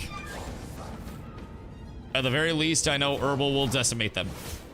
Herbal will win this fight and will give them the business. He will feed them the beans. Herbal, cast something, brother. Thank you. Thank you, big dog. I don't think... Wait, you can probably get here in time. It's right next to a fast travel. Because you can fast travel and zip over to me with your brand new mount. I can't. God damn it. Why, Herbal no revive? It's on cooldown. From the last unfortunate fight that I got into. This is... Sakash darn shame. Alright, well... The good news is... We've learned from our mistakes. Just watching you die. It is a shame. Yes. Yes, it is a goddamn shame. She wants to see you die. She could have made it. She could have been here in time. I don't believe the slander. She has the fastest mount in the West. She still couldn't make it.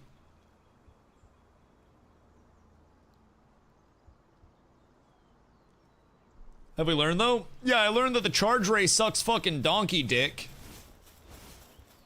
Shit's ass. Apes together. Hey. Nice. You missed a good opportunity. Wasted. The wasted also works, but you missed a really good opportunity here. Once in a lifetime opportunity. Mr. Sama, the 69 months, a nice resub. Hello, good day. Also, I had a question. Meg's allergic to cloves, right? If I smoked a clove cigarette in her vicinity, not that I would, but we were talking about cloves earlier. If I smoked a clove cigarette in her vicinity, would she die? Like, would that just, she'd probably die. See, that's what I thought. That's what I thought. We were talking about clove cigarettes, and it just kind of like, it kind of dawned upon me that like, that would be worst case scenario. If somebody was smoking a clove cigarette in her vicinity, and then she just like, bleh, you should probably get a gas mask, especially if you ever go to Europe. All right, lock-on laser is fucking ass. I will say, lock-on laser, butt cheeks. Now, shockwave on a 4-second cooldown with an 80. That could be quite nice. My Lamball has lock-on laser too. Does it suck for you as well? I like it. You like the lock-on laser. Dude, it didn't hit on those mobs at all. Like, it literally didn't. Now, we can go, maybe like here is a setup. And I mean, he'll be moving like crazy. He be schmoving at that point. All right, let's finish what we started. You're crazy like that? Oh, excuse me. Is it regarded as buns? Cause like, I don't want to be mean, but it felt like buns. All right, let's see what this feels like. This should feel a little bit smoother for damage going out. Yeah, immediately. Yeah. Far better. Far better. He is shredding now. Oh, shit. Relax, dog. Boop. Yep. That feels a lot better, dude. I'm not gonna lie. This is a combo. Because now he gets in range with the bite. And he dashes in range. And then he blasts. And then he blasts. So this is good. I think just giving him a little more pursuit. Where's the other one? Bro?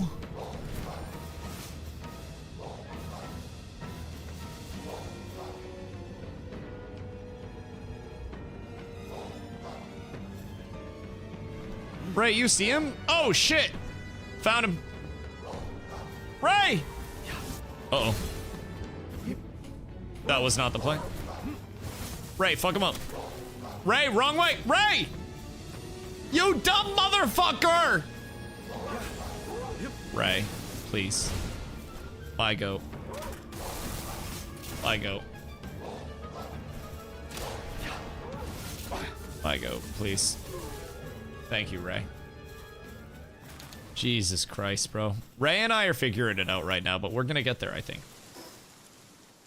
I think we're gonna get there. All right, good news. The new ability set feels far more consistent, I think. And I think that's something we can all agree on. It feels wonderful. Far better than the fucking laser. If the turn of it didn't take so long, I don't think it'd be too bad. It seems really slow, and any mob that moves or has a mechanic that punishes something that doesn't move just beats the laser. Is my thought on it. Which kind of eliminates the entire purpose of the Laser of Doom. Now, hear me out. What if the laser did consistent damage during its charge up and then did a pew at the end? Where it was like build damage, build damage, build damage, big damage. I think that would also probably be a little bit better. Stuff with Lamball and chokes. I love that you're just maining the Lamball. That shit is so awesome. There's a meteor south of here. But I'm coming over right now. And then we cook next tower.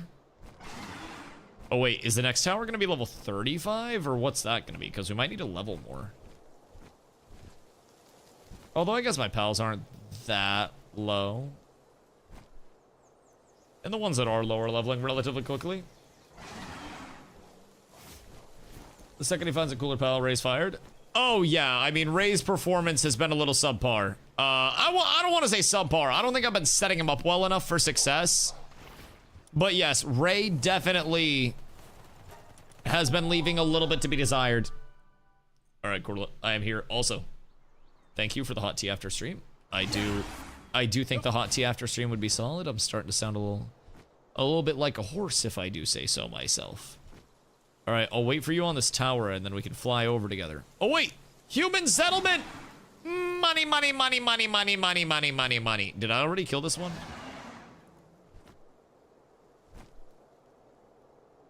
Sirs, anybody home? Or, ooh, friendos. You're not gonna wanna do that? Damn it, man. Every fucking time. I swear to God. I swear to God. Should I some of the world bosses around you? Ooh, wait, so what's the deal with the world bosses? Are those low level? Or do those like scale to our level? Because I feel like a lot of the ones near us would be low level, but we can also catch those bad boys, yeah?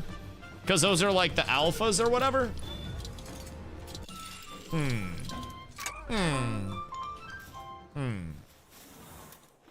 There is some potential there. Yes. I wonder what the XP is from those bad boys as well.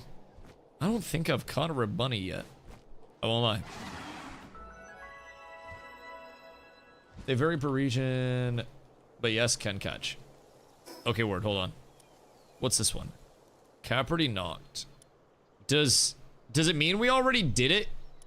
If we... Oh no, it'd have a check mark if we already did it, right? Do you want to do this one, Corla? Because this is a dark type. It's level 23. I don't know what it gives, but...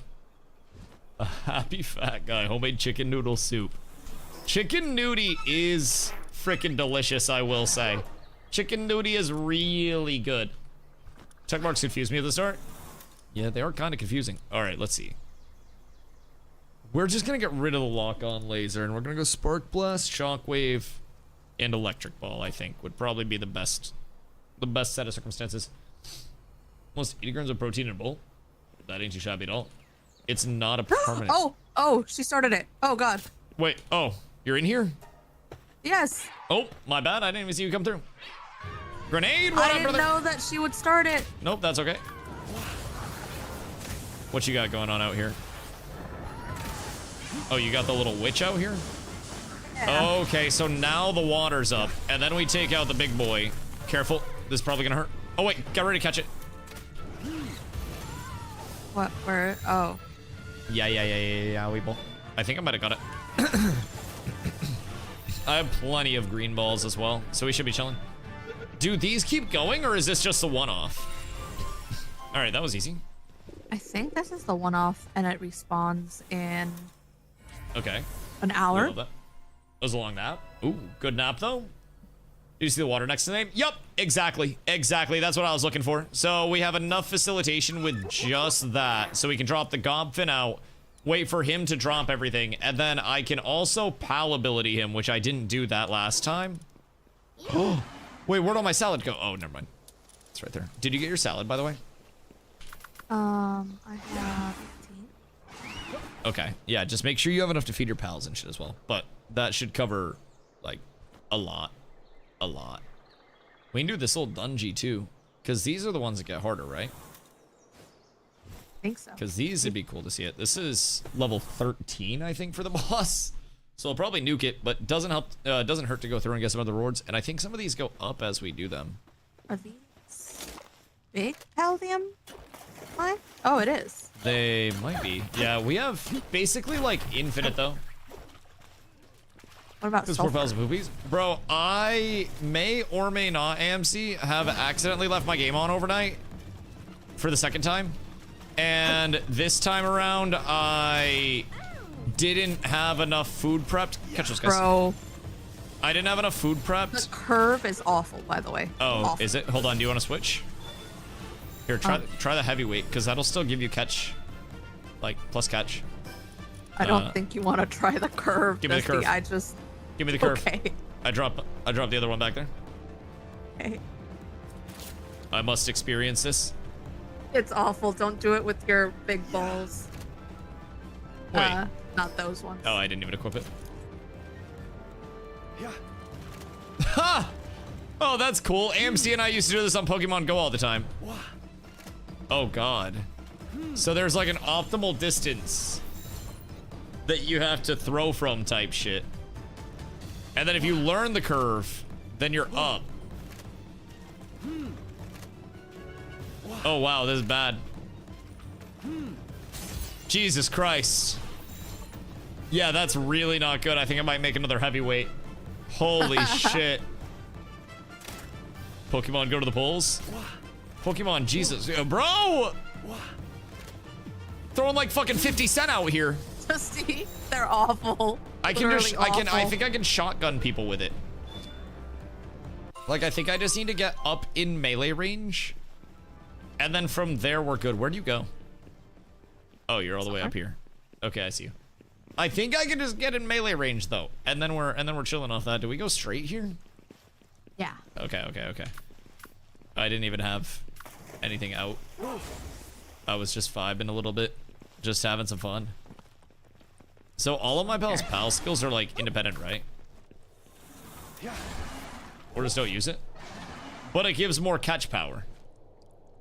Granted, it's literally only 2 catch power, 2 capture strength. Oh, it's a Jolt And Hog.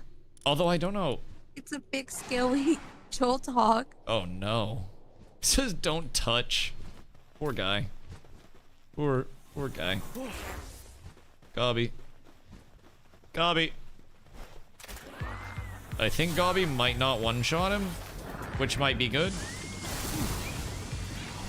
And then we get him nice and... He's dead. Oh no. Unfortunately, everything is bad.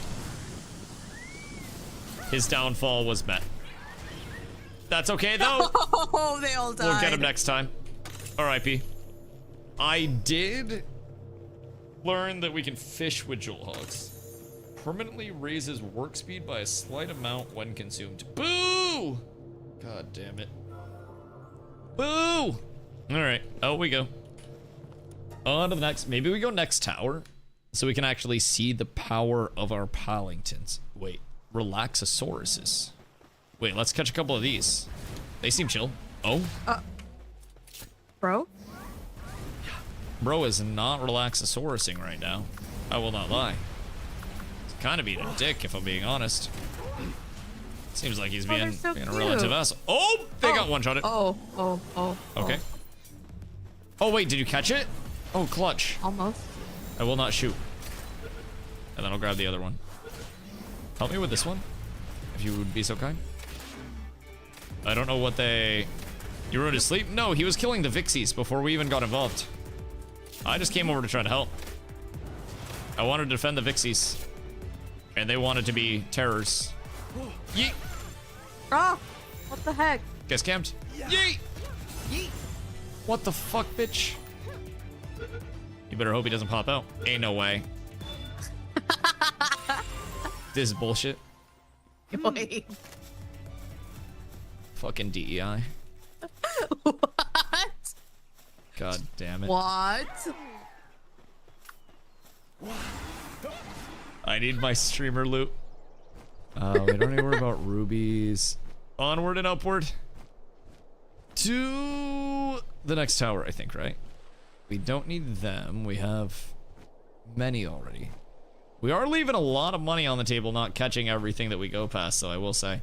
But I think we probably would make more money just going into another high-level area. And then I also... I love how Carla has basically a full dark party. She is, like, goth and stuff, so that does make sense. Oh, we gotta, like, go. Let's go over to this other little cliff on this side. Because I'm sure... Is there? Those things do kind of fuck. Like, very good for planting. Let's... Oh, wait, this is a boss broncherry. Ah. Winds of Spring. Okay, let me catch this one, please, for the, whatchamacallit? The farming base. I could get it. And then give it to you. You could. Either way. As long as it gets caught. I do have the good balls, too, but... Oh, what the heck are you doing to him?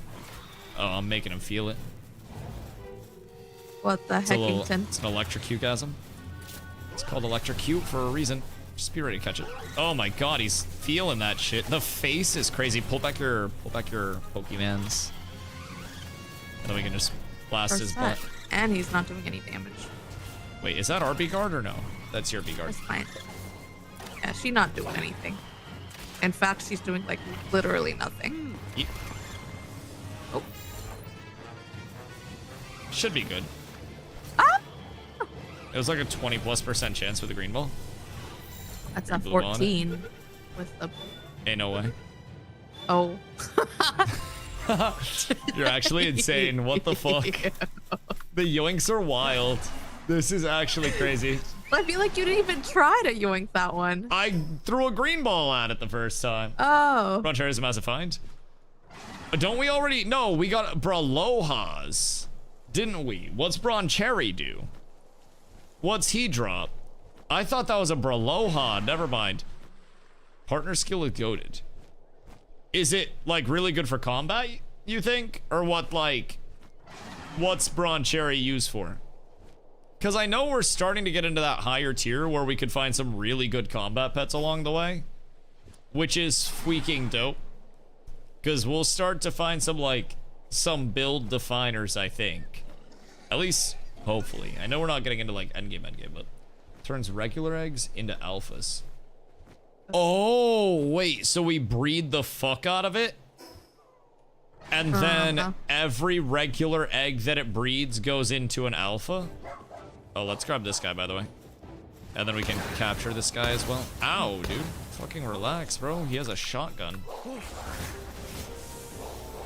Fucking arsenal. Careful. Wait, what are we fighting? There's the little, like, purple guy right here. The bounties, I think they're called. Oh. This is gonna hurt. Yep, okay. We can cap... Because we captured these guys as well, and then they're, I think, big money. He does insurance fraud? Insurance fraud is great. I personally would highly recommend insurance fraud to most, if not all, of my peers. Oh. Get yoinked. All right, justice is served. We need more eggs. Plus 1 egg. If you see any, like, eggs for hatching while we're out and about, do make sure you grab those bad boys. Because we want to have the hatchery, like, constantly going and shitting things out. Is there anything else in between us and the quest? Oh, we go quest now. I think we go quest now. There's another question mark above us. We can hit that real quick. Which way? North? Northeast? This way? It's in party. Chance to turn eggs you pick up into alphas. Oh! Oh! Oh! Oh, damn. Wait, that's crazy. R.I.P. Cold War 2, it's gone. It's dead. It doesn't exist anymore. It's cooked. Everything's terrible. Ooh, egg. Skrrr. That was kind of Tokyo Drifty, I will say. Will break 4 big juicy eggs. Oh. Oh, you're a fatty, aren't you? Goodness gracious. I don't know who's laying those puppies, but thank you to your mother. Goodness gracious, that coochie gotta be sheesh after those. What? What are we? What? Oh, it's a sweeper. It's a boss sweeper. I was just thanking the hardworking mothers who birthed our pals. So that way we were able to have the pals protecting us on this fine day. Yoink. Wait, did you kill it? I'm yoinking it. Oh, I want... Did you just abduct it? I abducted it in its sleep. What the fuck? What is this? Hold on, we'll grab the swees too, so that way you can at least run them. If you're running a boss sweeper, you gotta have the swees for the additional groups. Oh no! Oh!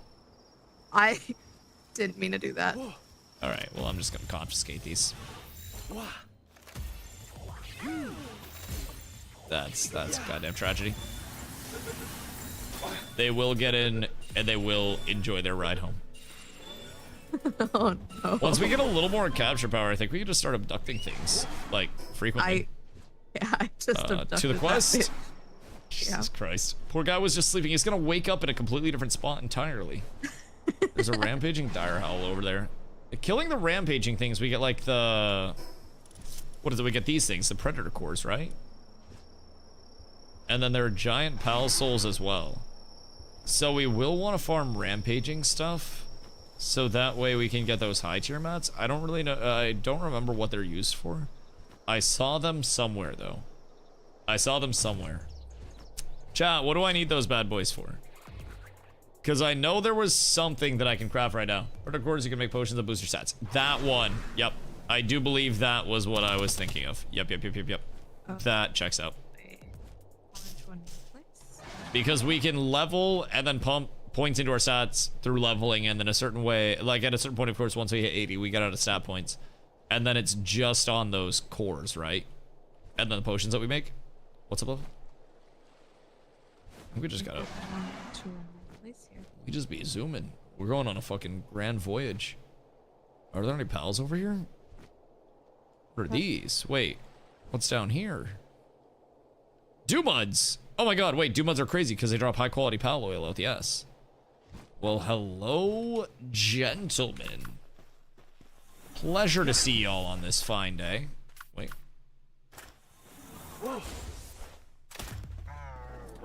It is wonderful to make your acquaintance. Please don't one-shot them. Need one.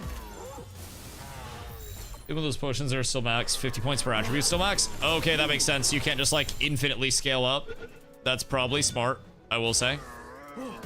Probably very smart. Bro, honestly, he's a little too active now.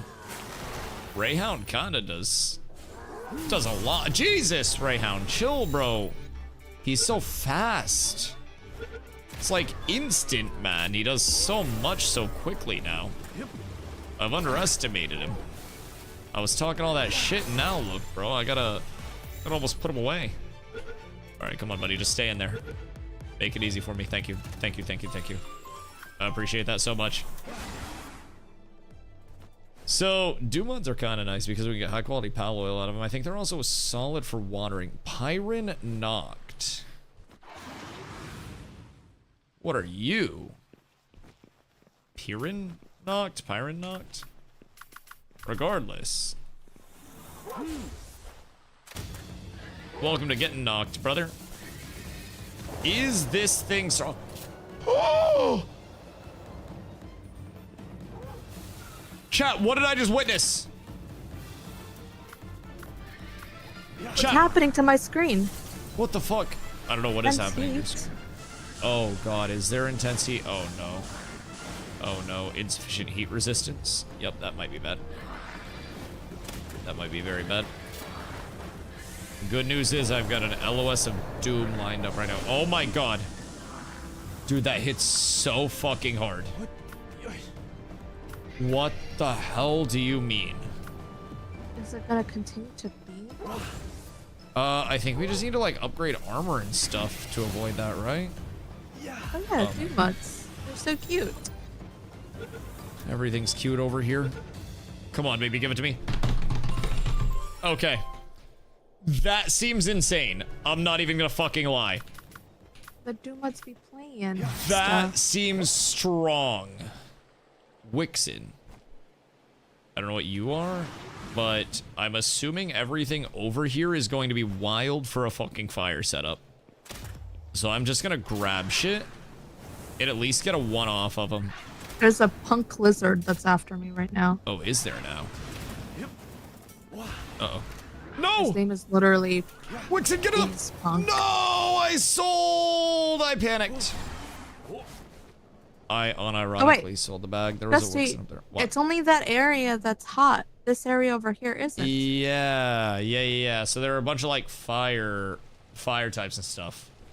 So we can farm up a few, it seems like, high-level fire types there, and honestly, at the very least, a couple of high-level fire types, even if I don't like build a comp around them, if they have good fire, I can have them back at the base cooking our salads and whatnot, which is kind of odd, I think, just as a whole.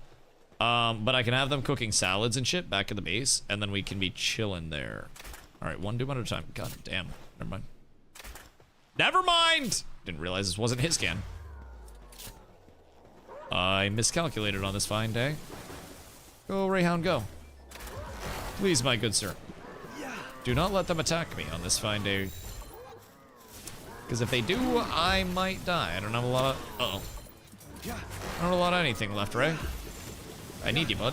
Oh, well, that one's fucking cooked. That's not good. This might not be good. If he does not submit right now, I might be cooked. Oh, I'm about to break out the good ball. They're putting the... No, we're fine. The pals to work. Oh, shit. No, I'm taking damage. No. No, I don't want to die. I'm on fire. I gotta get into the water and cool off. Please. Holy shit. All right, I have to regen a little HP. We should probably start making some, like, health pots to bring with. Because I know there are some. And I also know that I didn't bring any with me on this fine day. And I regret that. I regret that immensely. Oh, wait, what's this? Big lore? What are you? Pick up. I don't know what that is.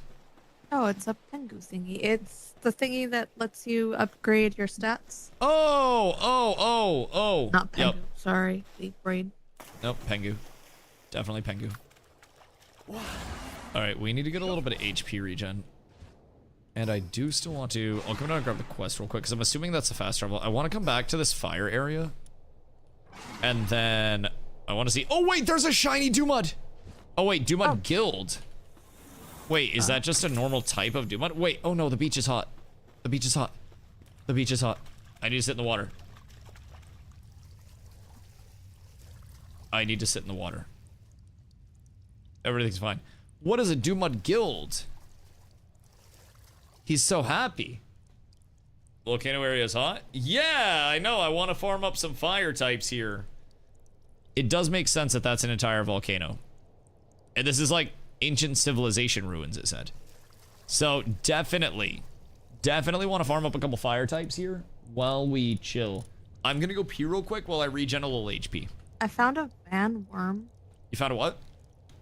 A van worm? Oh, a van worm, you say? Okay, grab all that. Let's go, the whale boy. Okay, I have to pee real quick. Hold on.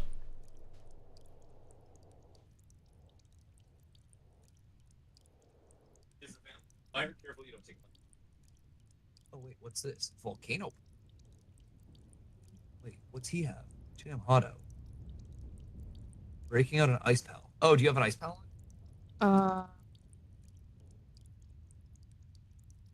Gobfin is an ice. We can bring one back though. Mark that guy. Okay.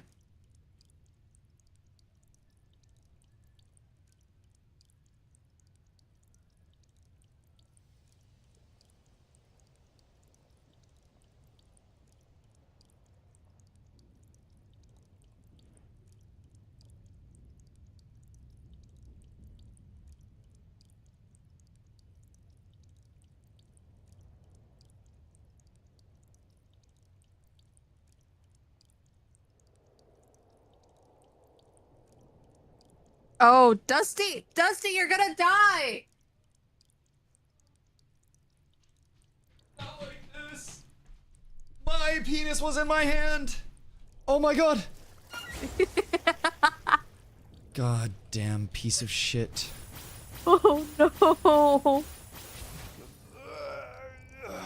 Dude, I have my cock in my hand and I hear, Dusty, you're gonna die. I only knew cause oh my god, grenades just said can't just float in water, haha, and I was like, oh god. fuck. Oh my god. Oh god, dude. I even $5 you didn't wash? No, not at all, dude. I literally flushed the toilet and skedaddled. Wait, is that area floating in the air? What? Oh, over there? Yeah, looks like it. Looks like it. Do we go for the Dumud Guild? I feel like I should wait for the HP to tick back up now. Jesus Christ. Jesus Christ. That was absolutely awful, I'm not gonna lie. I will be right back. I'm gonna finish business. Holy.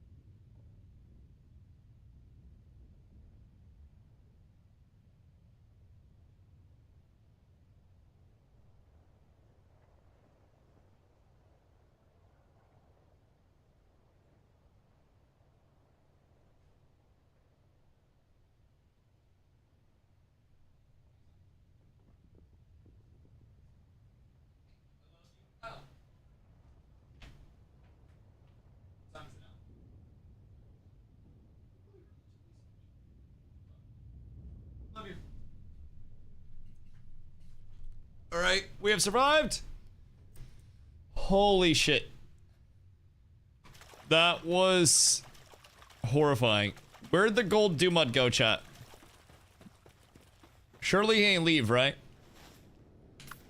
Because I wasn't able to kill him with the resources that I had. That's normal Dumuds. Ain't no way he swam off, right? Chat, was anyone tracking? Oh wait, there he is. Chee! Not gonna hit the glowing tower? I am gonna hit the glowing tower. But I want to get the Doomud gold first. Because gold Doomud seem kind of lit. So we go here. And then first things first. Pew. Oh shit. He juked me. There we go. There we go. He's level 29, so he may put a hurtin' on me. But we should be okay. Never mind, I put a hurtin' on him. Buddy, get in there, please. Just cooperate. Don't make this harder than it has to be, please. I just want you to live safely. Thank you, thank you, thank you. Alright. Oh, shit. That was a mistake. Where are you going, Ray? Why so far away, dog? Ray! Oh my god, dude. Alright, Ray, finish what you gotta do over there, please. Yep, that's fine. Get through all those. Get through all those. Thank you. Ray! Okay, Ray's actually slapping. Catch 2 and you never have a gold problem again.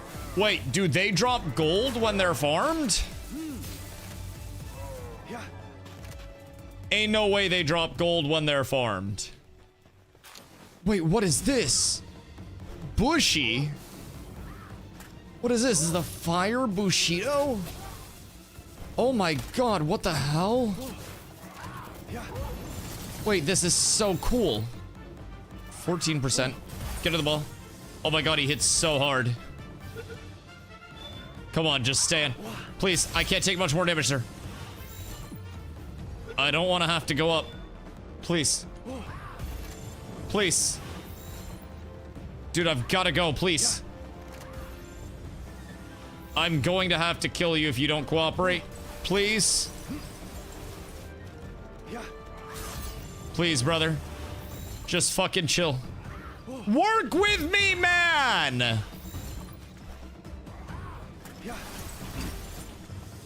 Come on, brother. You can do this. God fucking damn it, bro. We don't need to do it like this, dog. Oh my fucking god, why are you making me do this, bro? Why are you making me do this?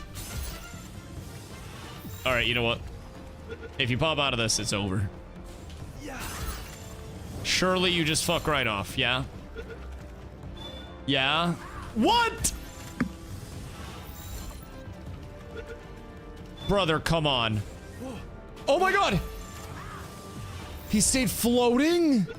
Am I catching Jesus? He better be good. He better be fucking insane, chat. Tell me he is insane. That man just looked down on you? That man just absolutely poopied on me. Yes, yes. I just spent generational wealth trying to kill that man. Golly, brother. Golly. So we got Doomud Guild. Ooh.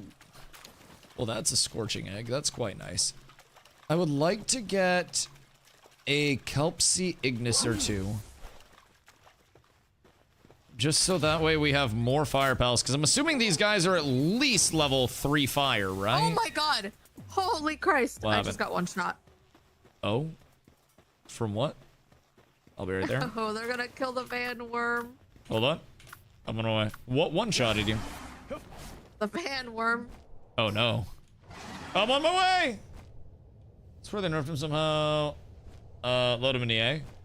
Would you rate where Senpai Uwu Blaster Man rates or falls ahead of...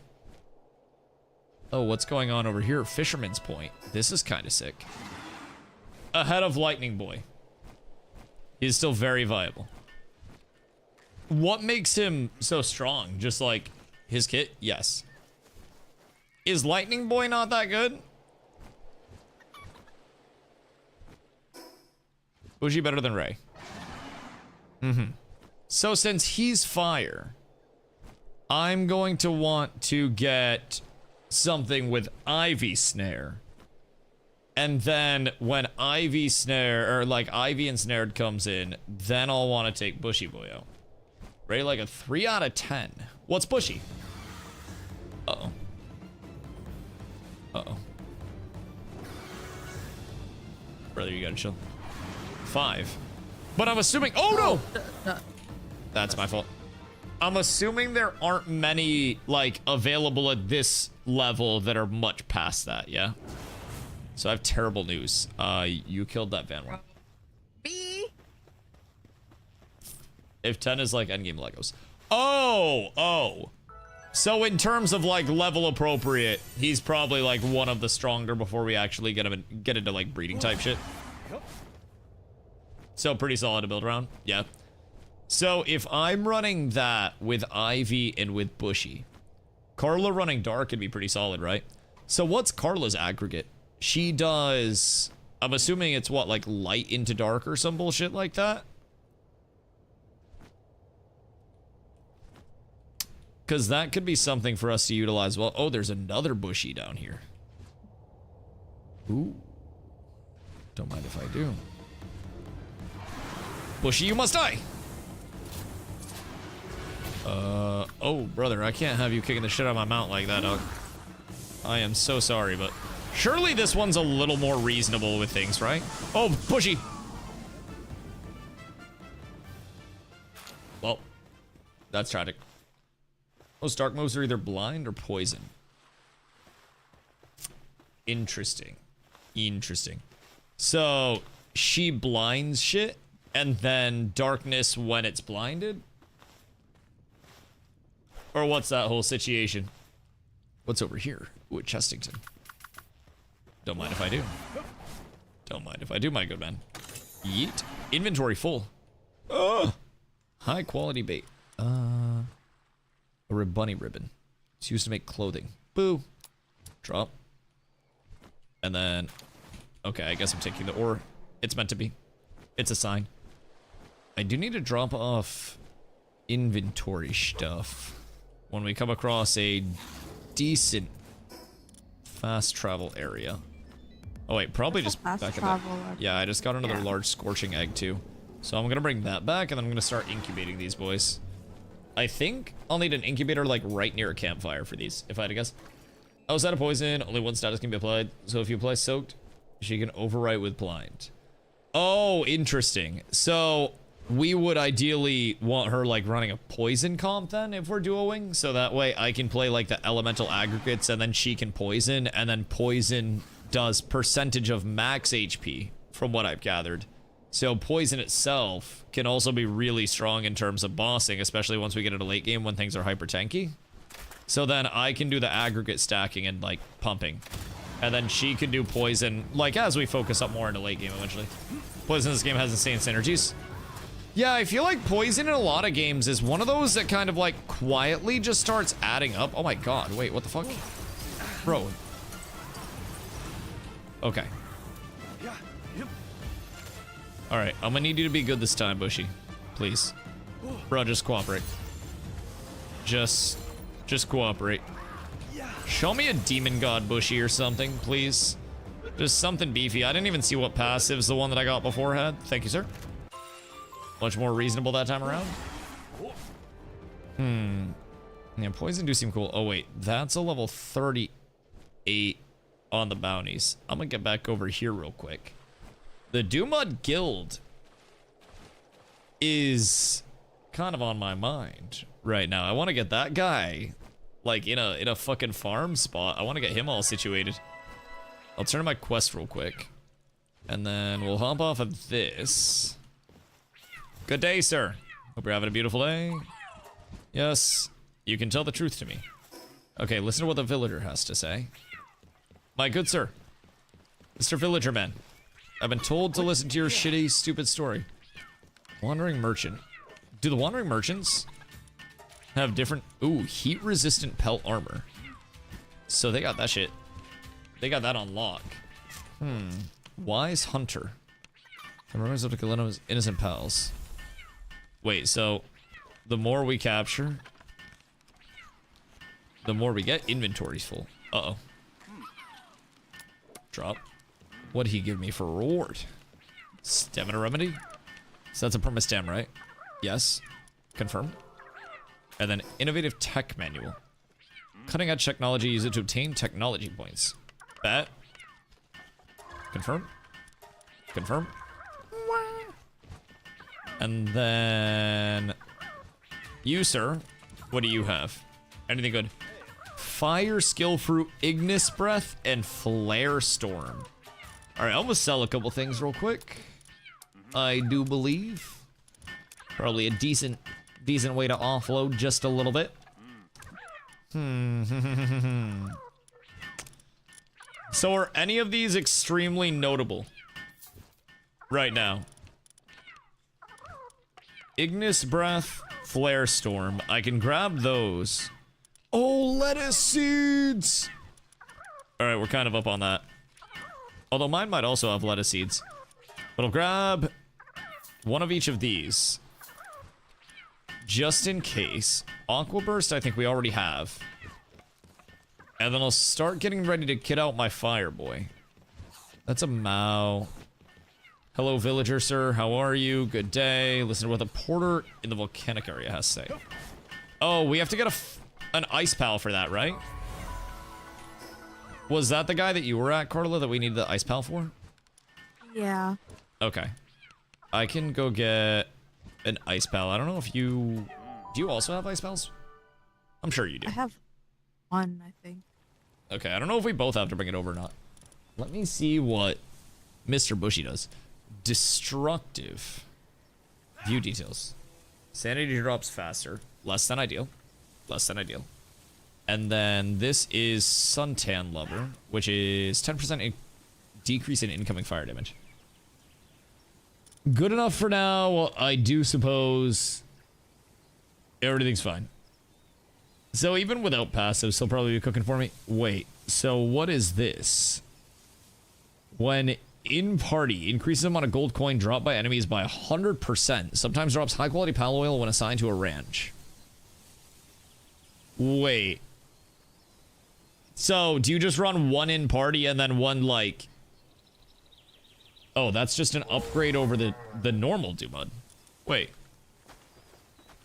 Yo, the Dumud tech? I'm assuming it's run one in party or just start an entire farm of them. Or just run like one per camp type shit. You need one more. Is it two in party? What is this heinous shit? Take him to the pal merchant. What? Okay. I'll put the regular Dumud back in. We'll do that. We'll do that. You said take him to the pal merchant.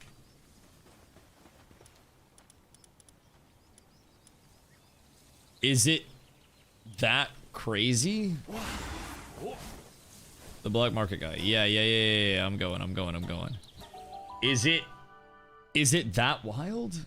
How much? Okay, don't split. Hold on.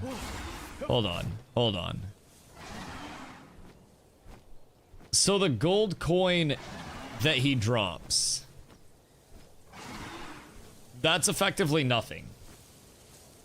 But what do you mean I never have to worry about gold again? Because I thought it was going to be putting them in the farm. I didn't know this was a huge thing that I was finding immediately. Alphas are more, but it's still good. Wait. Is homie not here anymore? Uh-oh. Sometimes he disappears. I think he might disappear at nighttime. You might have to go to the other one, Dusty. Well. That'll take me just a second. Corla killed him? No, I don't think Corla killed him. That's okay, though. What the fuck? I just want to swing by and see what's over here real quick as well. The little oil rig looking thing. I know we'll probably get brought over here. But, like, this has kind of been piquing my curiosity. Because I think it's going to be a shitload of humans. Just, like, by proxy. What level is this? 17.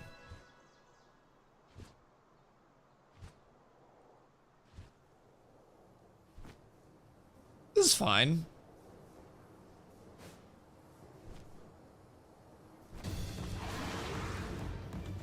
Does it aggro all of them? Or like, what are we... Oop. What are we talking here? Because these guys aren't that high level. It's a low one. Oh, is there a higher level version of this? That's much more toxic? Because, like, this could be a really good gold farm as well. Just from... Oop. Just from a standpoint of coming and capping a bunch of humans that'll probably sell for a few thousand per. Kind of slaps. It's like a handful. Yeah, this ain't too bad. This ain't too bad at all. Excuse you, sir. Thank you. Appreciate you. Appreciate you. God damn it, brother. I got places to be. I just wanted to see what was going on here. Can you just... Thank you. Thank you. I appreciate you. Okay. So this is just a ton of humans. And I'm assuming this big guy up here is their boss man that we're not supposed to be able to access without clearing the entirety of this. Syndicate Crusher. Oh, shit. Oh, no. Yup. This is bad. I'm enasting. I'm getting the fuck out of here. Yep. This is not good. This is not ideal. Not the best. Because now I'm in the middle of nowhere without a fucking mount. I might not have the stam to get back. Oh my lord. Alright, well. I dropped my... Got a heat schematic? Wait. Oh, heat resistant pelt armor?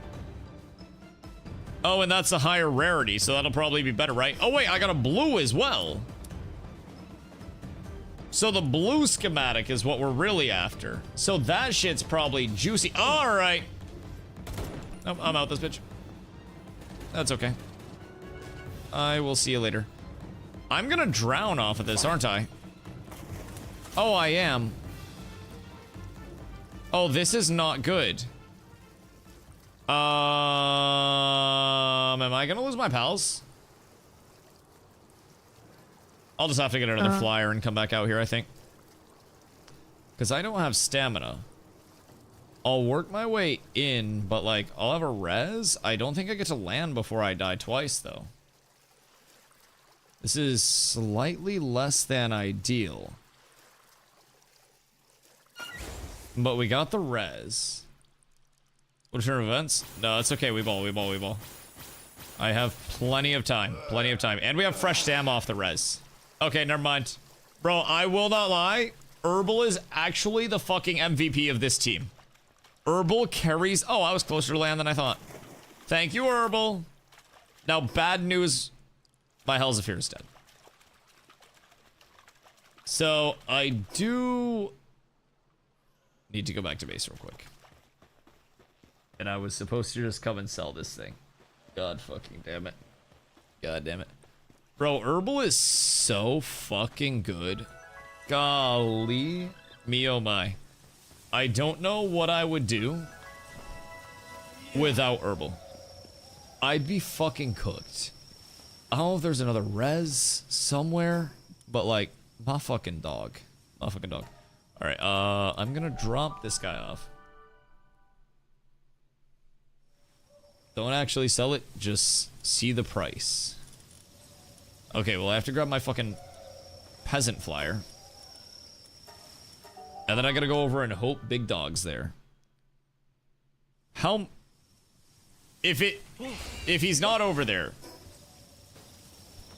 then I guess I should just go to the other one and not be an impatient bitch. The goal is to breed them. Oh, and then you just put Dumod, Dumud Gilded with Dumud Gilded, and then you get more Dumud Gilded? And then you literally have an infinite money farm? That's why you need to. Right. You make them fuck and then it's infinite. Aha. Aha. Alright, well let's hope Big Homie's out. Wait, he's not. Bro, I think he's just dead. I won't even lie. I don't know where he went. Maybe he just despawns. I could also just bring it to one of the pal sellers, like in the villages. I'll probably do that. Bronze cherry passive. You can get alphas for more. Ooh. Ooh. Breed then butcher. Wait, why butcher?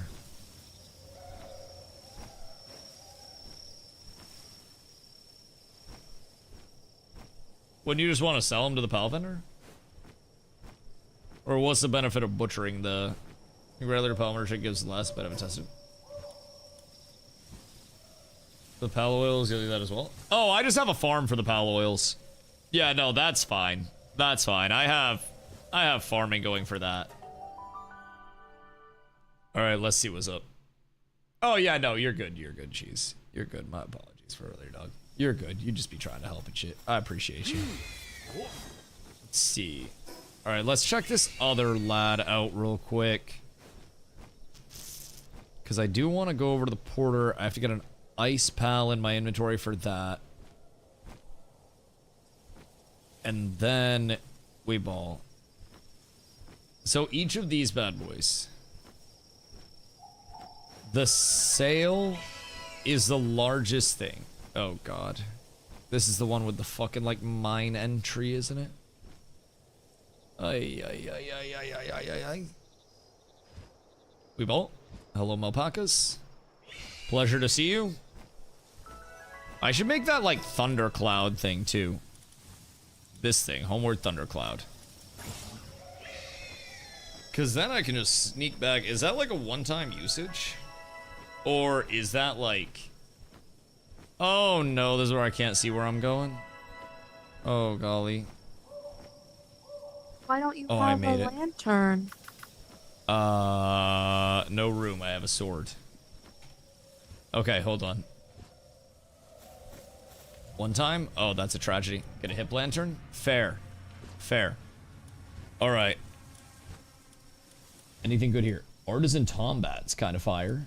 I will say, I'm actually gonna grab that. And you said gold do my... Oh, I didn't even have to put it in my inventory. Wait, 41k? How quickly can we breed them? Because that's kind of thick. Although, look, my wandering merchant's 10k. God damn. 7,600? Wait, no, wait. For humans, that's crazy. 41k is crazy, though. Level 1s will be a little less, but still goated. Yeah, that's absolutely wild. I fuck with that extremely heavy. And I'm gonna sell these guys. Because they aren't doing too much for me. And then out of nowhere. Plus 47k. We're up tremendous. And we have another Berloha. Okay, so that's cool. So we just gotta hold out hope until we get a second one of those. And then we ball the fuck out. 41k sounds like an exploit. Well, I think its entire thing is that it's supposed to be a gold cow, because it also, when you put it in the farm, also drops gold. I think albeit at a much slower rate. So it does seem to be like the big you hit a gold kind of type thing, but breeding is much faster, but you got more than one breeding pen. One pen for common base pals, one for money printing. Right. And then once we're in cake production, that won't take long either. Because we have so many cake mats that are gonna be stored up. So that's gonna be huge. Remind me to go back to the statue real quick while I'm at base, by the way. Because otherwise I will forget. We go back to base, we pick up other flyer, we switch in fireman, and then after switching in fireman, ooh, I gotta get eggs going. I gotta go to the statue. Gonna put those new fire pals to cake test? Yes, sir. Oh, fuck! Yeah, I'm assuming those new fire pals that I got are gonna be higher level than the fire pals that I had previously. So that's gonna help a lot with food production. I really want to get to the point, maybe to like tomorrow, where we get to the third base, instead of just having two. Because third base will be nasty for production, because then if we can get a higher level third base as well, in like a higher level area, get higher tier mats going out, turn that into mining and lumber production. and then we turn the first base into farm, and then the second base stays the food production as it is, then I think we're in a real good spot overall. What's going on in there? What's up with you, Zoe? Wait. Metal merchant? The fuck? Got good items in stock, do you? Oh, wait. Okay, this is a cat token guy. Yeah, no, never mind. Never mind, that makes sense. Raise a Pal's rank from 0 star to 1 star. So that's all later on. What do you have? Wait. Catch a Grizzbolt and show me. What? Oh, literally. Oh, wait. I have to show her, don't I? God fucking damn it. God damn it. She wants the Rizbolt. Base. Dude, sell some good ass stuff. That he does. I think those are the Dogecoins too, right? That we get. Where is my Rizbolt? Do I have a Rizbolt? I don't have a Rizbolt. It's a goddamn shame. Goddamn shame. Okay, when activated, attacks targeted enemy with Ayagiri. I don't know what that is. But let's throw Gilded Dew Muddington back in there. And he'll vibe there. We'll go fixed assignments. He'll sit in farm for now and ranch for now. And then Bushy, what do you have? Is my question. Okay, he's all over the place. What the fuck? I should probably get him set up with just fire stuff, yeah? And then have something else to set up the ivy covered. So we have Iagiri, Ignis Blast. I got one for Ignis Breath and for Flare Storm. So we'll give those to him and see what those are looking like. And now, wait, let me get these going on. Only one Grizzbolt exists, by the way, until endgame zone, so happy hunting. Wait, is Grizzbolt the, like, wide guy? Why do I feel like I've already seen a Grizzbolt? Huge verdant egg, by the way. A 50-pounder. Fucking massive. And then a large scorching egg as well. It's the thing she wrote in Tower Boss. Yeah, I feel like I've seen one of those. Like a normal size one. Maybe it was just a Tower Boss, though. And I'm tripping myself up. I catch that one. There's another in the world. Interesting. I'll keep it in mind. I'll keep it in mind. I probably haven't come across it yet. Let's see. I do have a heat-resistant armor schematic. I'm getting rid of this fucking dogshit curve module, that's for sure. That's for goddamn sure. Let's see here. Well, and then you go there. We'll just do this real quick. Eggs need to go over to the other side. You can chill there. Egg. Crude oil. Interesting. We now have oil. I am feeling more American than ever. The fact that you have oil is wild. It's from the oil rig. What's oil used for? I'm assuming more like late game processing and shit. You'll need it later on. Yeah, so I'm assuming we should go hit that oil rig, like, frequently. That seems like it's probably in our best interest. And then let me double check this real quick. Because this... 63 and 196. What's our current? 70 and 250. But that's higher tier heat resistant. Heat resistance level 2, attack up as well. Oh. And fire damage reduction. So that's kind of cool. In the volcano area is oil deposits. Oh, so it's wait, is it the oil rig and the volcano area? Or was the dealio there? We'll explore a bit. Replace oil extractors. Oil is a whole base mechanic later. Oh, okay. That's later on stuff. That makes sense. Let's see. I'm supposed to have the better PAL thingy. Giga shield. High quality monitoring stand. Potatoes. Production assembly line. Sword. This. Mushroom cakes. RIP Rayhound. Not too worried about that. Meowmere! Wait. According to the legend, the sword was brought back from a distant land. Meowmere, you say? Wait, but is the attack not low as fuck? Sword is 360. Meowmere is 200. You shoot cats out. But is the damage low? I know it's like cat meme. Just trust. Okay, well, don't spoil everything, Jen. Don't spoil everything. I know you're excited, but let me find some things out. We need more coal. It's good? Okay, that's all I needed to know. As long as it's good, that's all I needed to know. You'll immediately hate yourself because I'll love it so much. How do I get coal? Because I can get, like, charcoal, but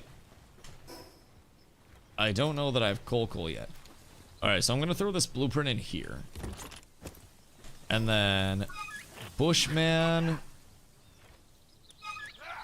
gets... Ooh. Oh god, 12-second cooldown. Generate 2 flaming tornadoes on either side before launching them at an enemy. Shoot flames at an enemy, dealing continuous damage. That seems like it could hit really hard. Take hold of the sword, appears in front of an enemy in an instant, and unleashes an ultra-fast sword draw attack. Uh-huh. Okay. Okay. So now, I need to quick. Bro, why are you just standing there? Fuck. Now, I need to. Wait, is that full? Oh, that's full. So I don't even need to have him exclusive. I take him off of the exclusivity and then just let him charge it when it's needed. And then other than that, he'll be blasted. He'll be doing some mining and shit, or some lumbering. So we have fire there. Now I need something that is nature. And we'll do a ton of, like, vine tangly sort. Grass. Is my Veilet gonna be the best option for us? Because there's nothing really there. One party restore, okay. Well, that's a nice convenience, but shouldn't be gathering too much. Egg production speed of pals. Well, I don't have a lot of nature types, huh? Although maybe like a Mammorest.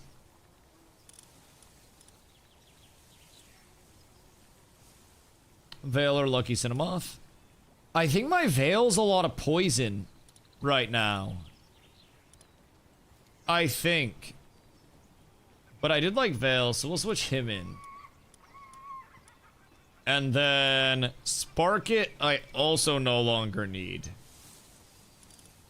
So we can go sort and see what I have for fire shit now. Well mounted, changes the player's damage type. Don't need that. Flamethrower. Damn, I don't have a lot of fire, huh?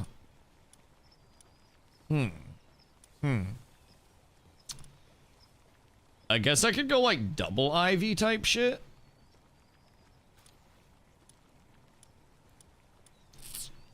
But I don't think I need double Ivy. Probably go double Bushy. How's Purian knocked? Oh god, he's level 4 fire.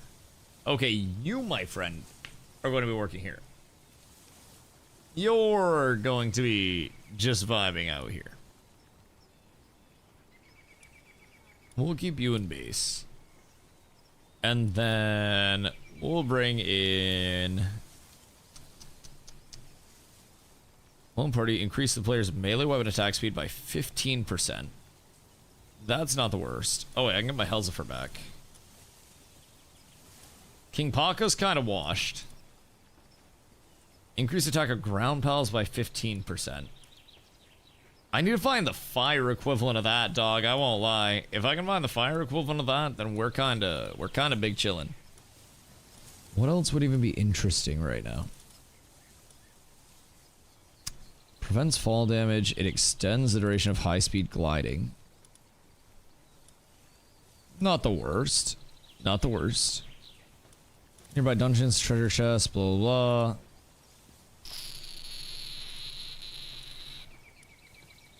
I don't think there's anything too crazy. Increased attack of neutral pals. Handiwork suitability. I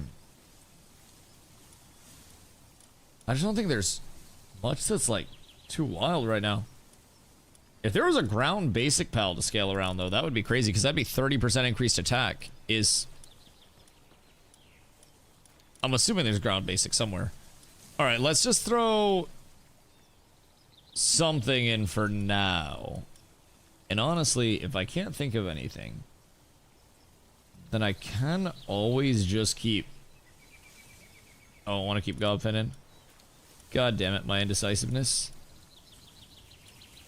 Sword. Because I already have a grass type with Violet.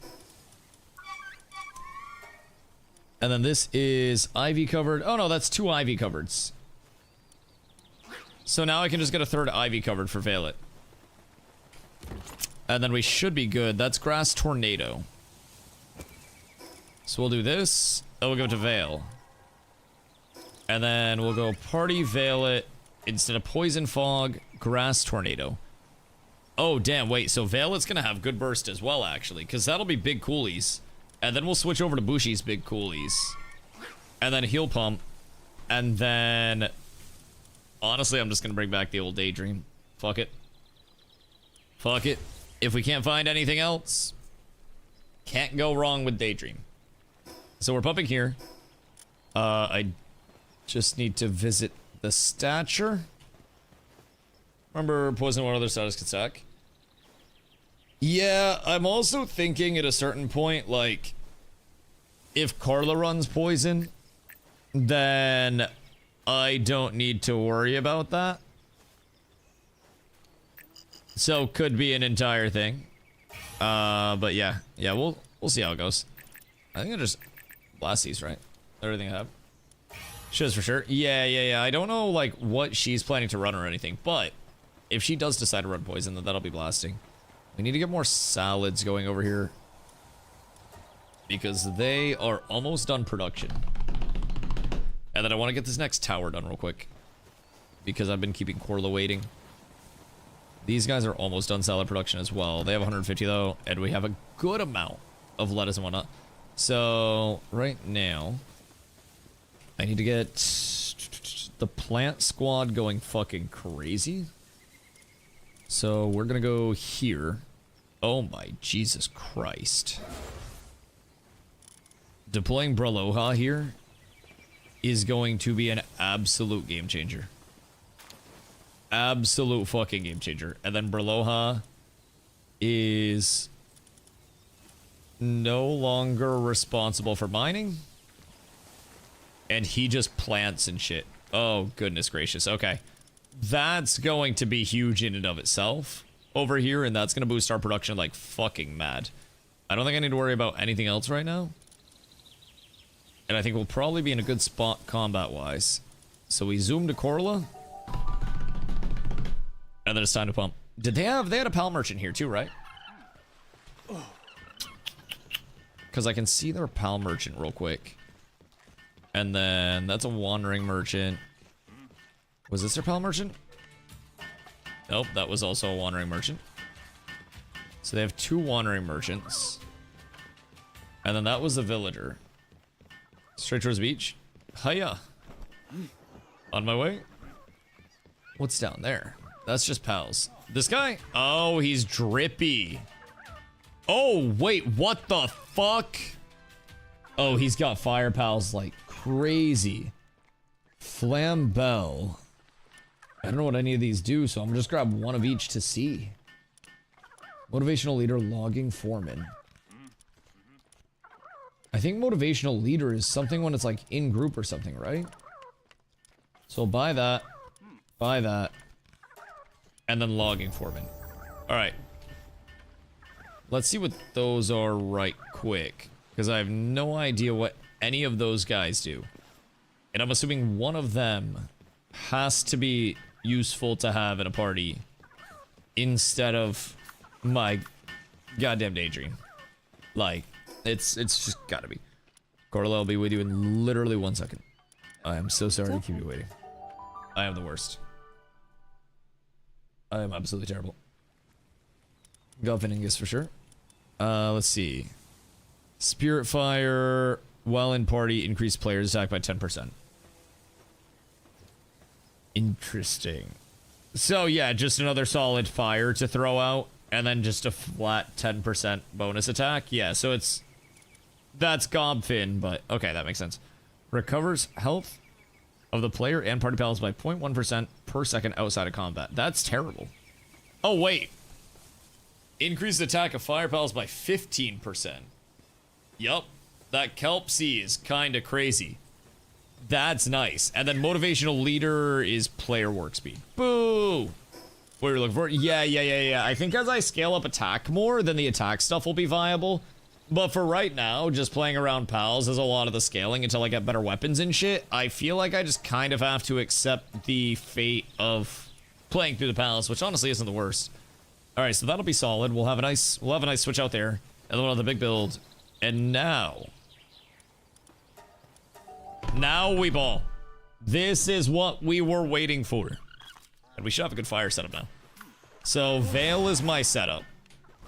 And then after Veil, I must switch immediately over to my Blasty Boy, my Bushy. I should probably rearrange some of this too, but I like to hybridize my builds. Full pal stiffy. Yeah, I'm assuming full pal early on for leveling will just scale up super well. And like as I get, what are these guys? Are these just rocks? Or what are these? I'm assuming they're just rocks. Coal. Oh wait! We need coal. I don't remember what we need coal for, but we needed coal for something. I will grab this real quick. That's fucking massive. Thank you, my good sirs. Oh god. There's a lot of coal here. The fuck did I just need coal for? Was it the hot armor? I think it might have been the hot armor. We go here. Enhance. Wait. We're up. Grab a little bit more coal.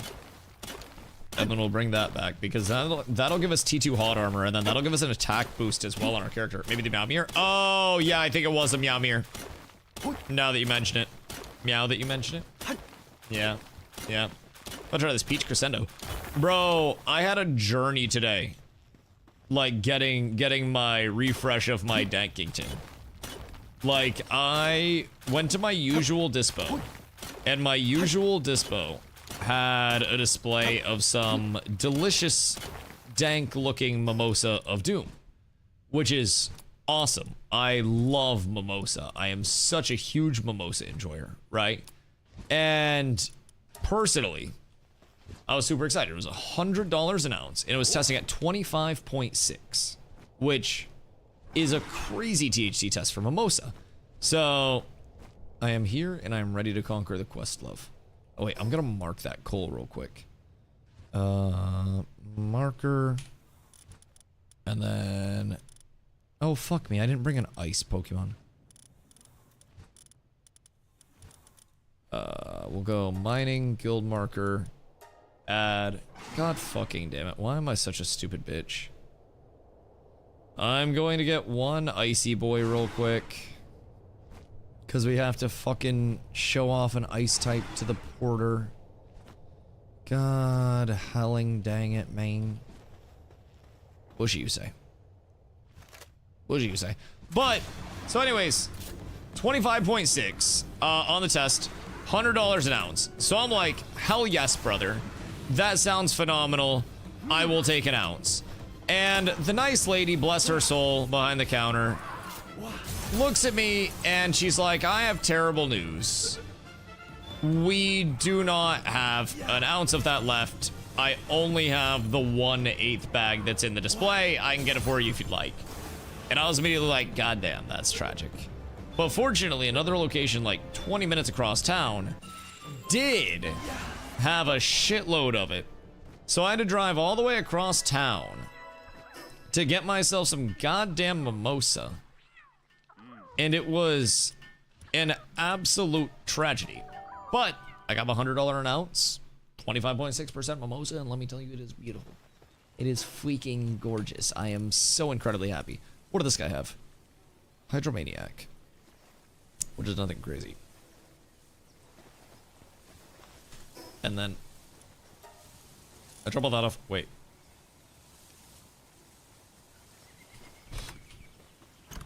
Do my coins just go in the storage? Oh god fucking damn it. The coins are gonna go in storage because of this. We got 40k Miley's. What up? XOPR. Oh my god, what a beautiful day it would be if we could. What a beautiful day it would be. I would be so happy to be able to X up for a little OPR. Unfortunately, it may never come back. I'm gonna start pumping some attack a little bit. I've been doing well, man. I've been doing well, just living life, just trying to keep going between Ash's death and New World's untimely death. Both of them are real rough. Technically could. That is fair. That is fair. But I don't think we should. But it's been a little tragic if I do say so myself, but we just try to keep it rolling and keep it going along the way. Oh, an ice pal. Literally what I came back here for. Kelpsy, you must chill for the time being. See what I can bring that'll impress him. I gotta bring something beefy. We'll bring the sweeper. We'll bring the big swee man. And then tower time.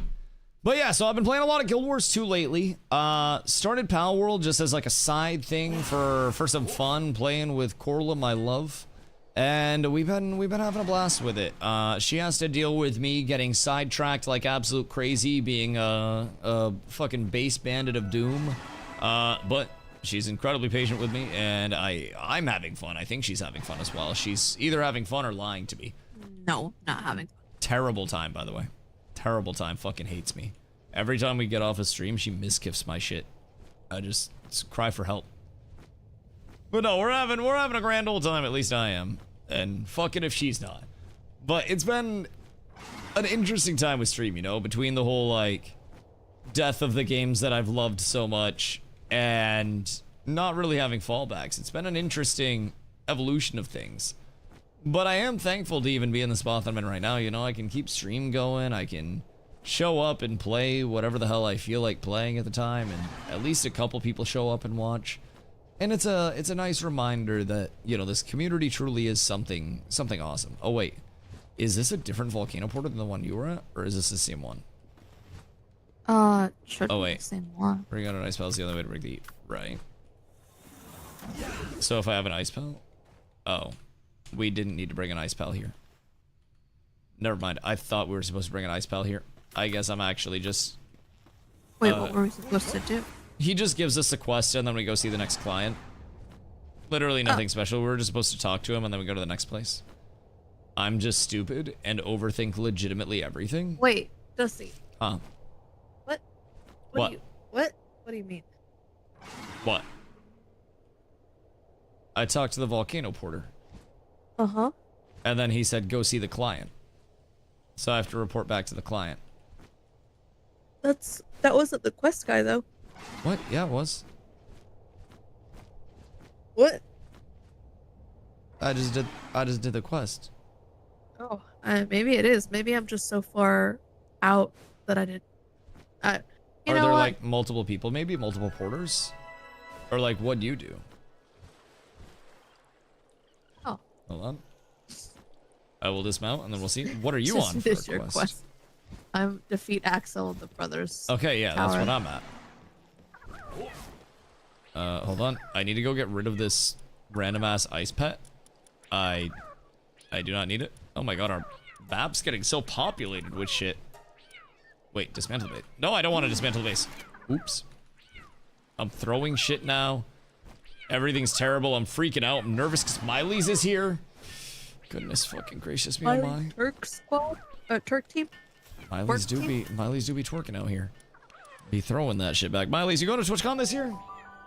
I've heard a whole lot of hoopla and hullabaloo about TwitchCon, and apparently ticket sales are down fucking horrendous.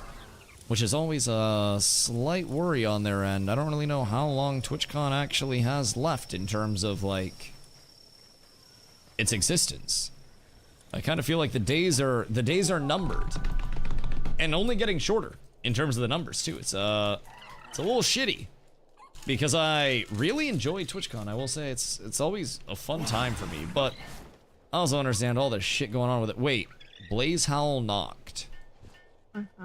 This seems sick. Okay, hold on. Oops. That was not what I intended to do. Alright. I catch this real quick. Pew! You get vines out. Yes, big vines, big vines. Big vines, please. Big vines. Oh my god. I might have fucked up. I don't really have the levels to compete with this, I don't think. And I might be losing most of my pals here. Uh-oh.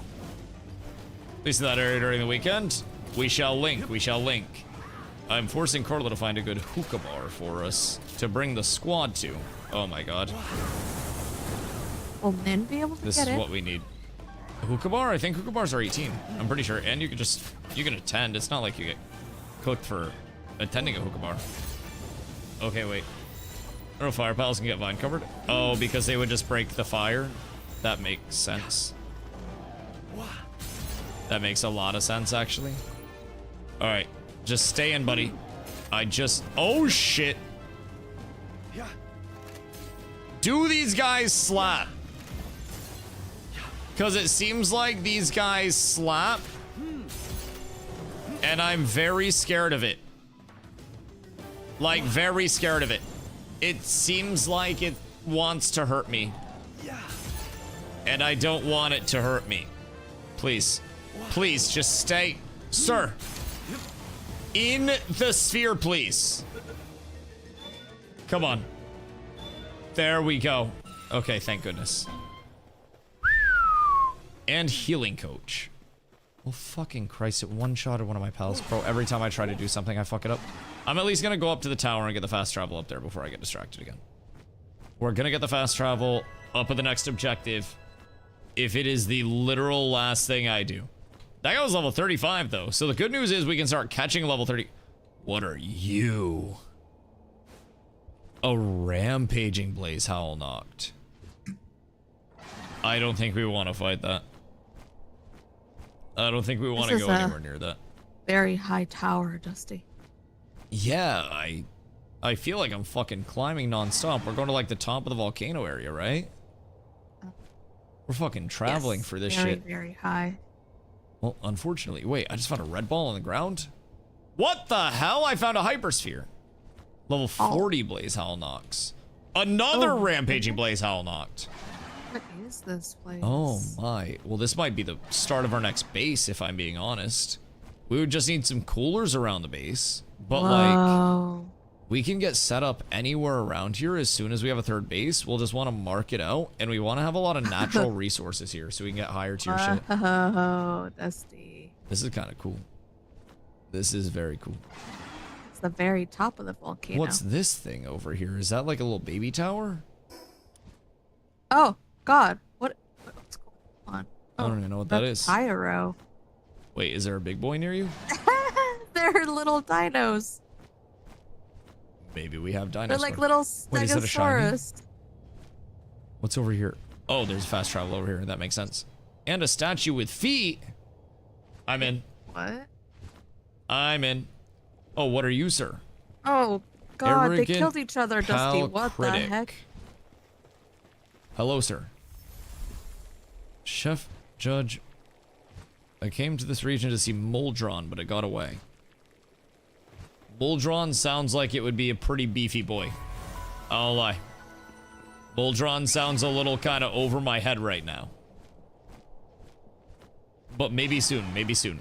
Oh, what is this? What have we here? We have skills, you say? Yum. Lock on laser, boo. Sand tornado, boo. Lightning bolt. Lightning bolt. Lightning bolt. Big egg. Buldron sicko mode? Oh, is he now? Large scorching egg. Kind of a tremendous error. Oh! Oh, fuck. How am I supposed to get up here? I'm gonna have to, like, land on top of this. You can just walk most of the way up. Oh, God. Intense heat. Start making base over water? Yeah, but I feel like we can't get, like, natural resources if we get base over water, right?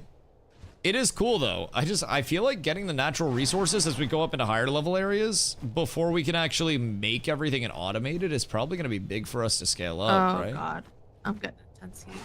Oh, Lord. Is there any water near you? No. Oh, God. You don't need them? No, we'll probably need them. We'll probably need them. And we'll probably build on those anyways. Like, again, Jen, I've been trying to tell people, but, like, when the advice borders on, like, telling us what we do and don't need and telling us to not explore because you know more than us, that's where it becomes less, like, advice that helps and more trying to pilot the gameplay. And, like, unwarranted things of piloting the gameplay where it's like, oh, we're gonna go where we need natural resources. It's like, no, you don't need those. That's what we don't want. So please just let us play the game. Advice is great if we, you know, if we ask for the help, but please don't try to pilot the gameplay. I've had to ask a lot of people that, and I just want to make sure that we can explore, Carla and I can share our exploration with you guys, not you guys tell us how to explore. And I'm so thankful for all the help, but it's getting really consistent where, like, I think people are catching on, but we literally can't do our own thing half the time because people are like, oh no, don't do that, don't do that, don't do that, do this instead. And I'm like, man, just let us do our thing, please. Please. Thank you. Timing this year is weird though, with it being the week before Thanksgiving. Yeah, that is fair. That is fair. They have been getting odd with the timing and with a lot of things revolving around just the con as a whole. Did you see the changes to the block party this year as well? What is this stuff? Are you just regular rocks? Oh, more sulfur. Okay, bet. I am down a pet. I'm down one pal. But we have the fast travel here, so we can always pop back in immediately. I'm gonna go back to the base and switch out my dead pal, just in case. And then we blast this tower. This is a very, very conspicuously placed tower. Jesus Christ. We might have those big eggs done by now, too. So maybe y'all's first test. And my fucking Vines bot's dead for 10.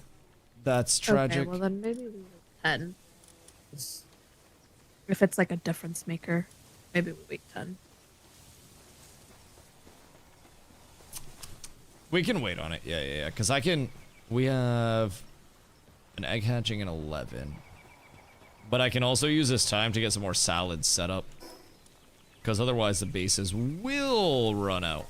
So I'm going to go back over and then start to get salads cooking. As we're discovering more of the world as well, I'm glad that there are a lot of fast travels for sure. But we'll want to make sure that we are spreading out just a wee bit. All right, we'll go half here. And then we'll start, I guess we'll just do half the salads, huh? Probably be the thing that makes the most sense. Start production there. So we have 100 salads going there. I'll come back up and we'll get another like 70 there. How many bases do you have going? We have 2 right now. So we are at level 12 for our base. So tomorrow we'll start working towards like assembly lines and high quality hot springs and shit like that. This one started as obviously our first one, so our all-purpose utility base. Right now it's shifting kind of towards a, you know, a farming base. We'll do breeding, we'll do our ranching, and then our goal with the next one is to get into a higher level area, start moving our mining and our lumbering out there so we can get more like high tier infrastructure. And off of that, we'll keep this one just scaling up in the way that it is. Breed here like crazy. Next one that we get, like I said, lumbering and mining.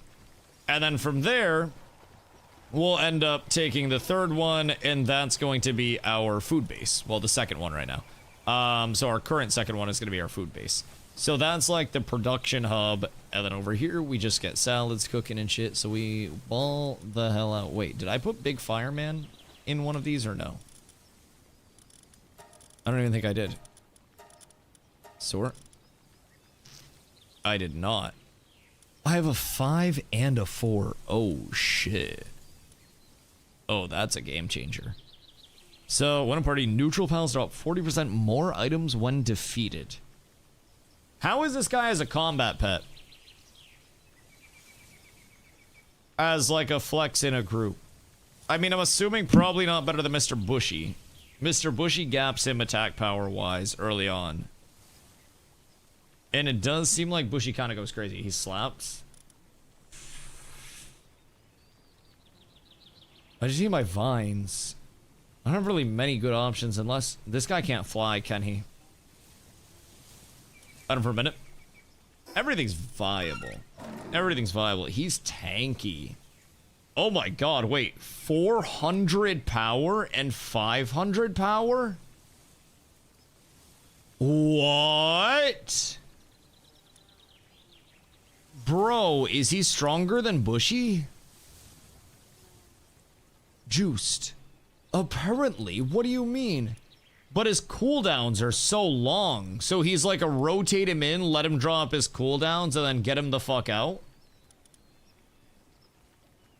Long cooldowns, big hits.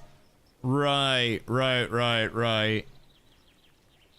So, I could probably rotate him. Maybe take Kelpsy out. Even though the 15% is kind of crazy.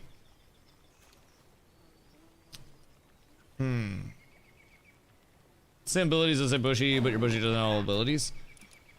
Is the damage differential, I mean, yes, because it's 500 and 400 power. Like, that shit's crazy. Ignis Rage at 500 power is fucking wild. Infuses the ground with energy causing it to explode after a set amount of time. I mean, that's dependent on people standing into it, though.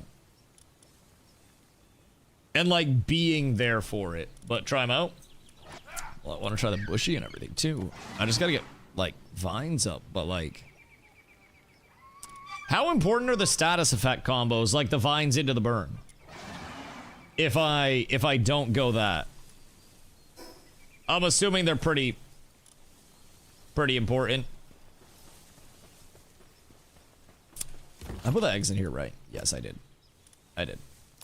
This is purple lightning bolt.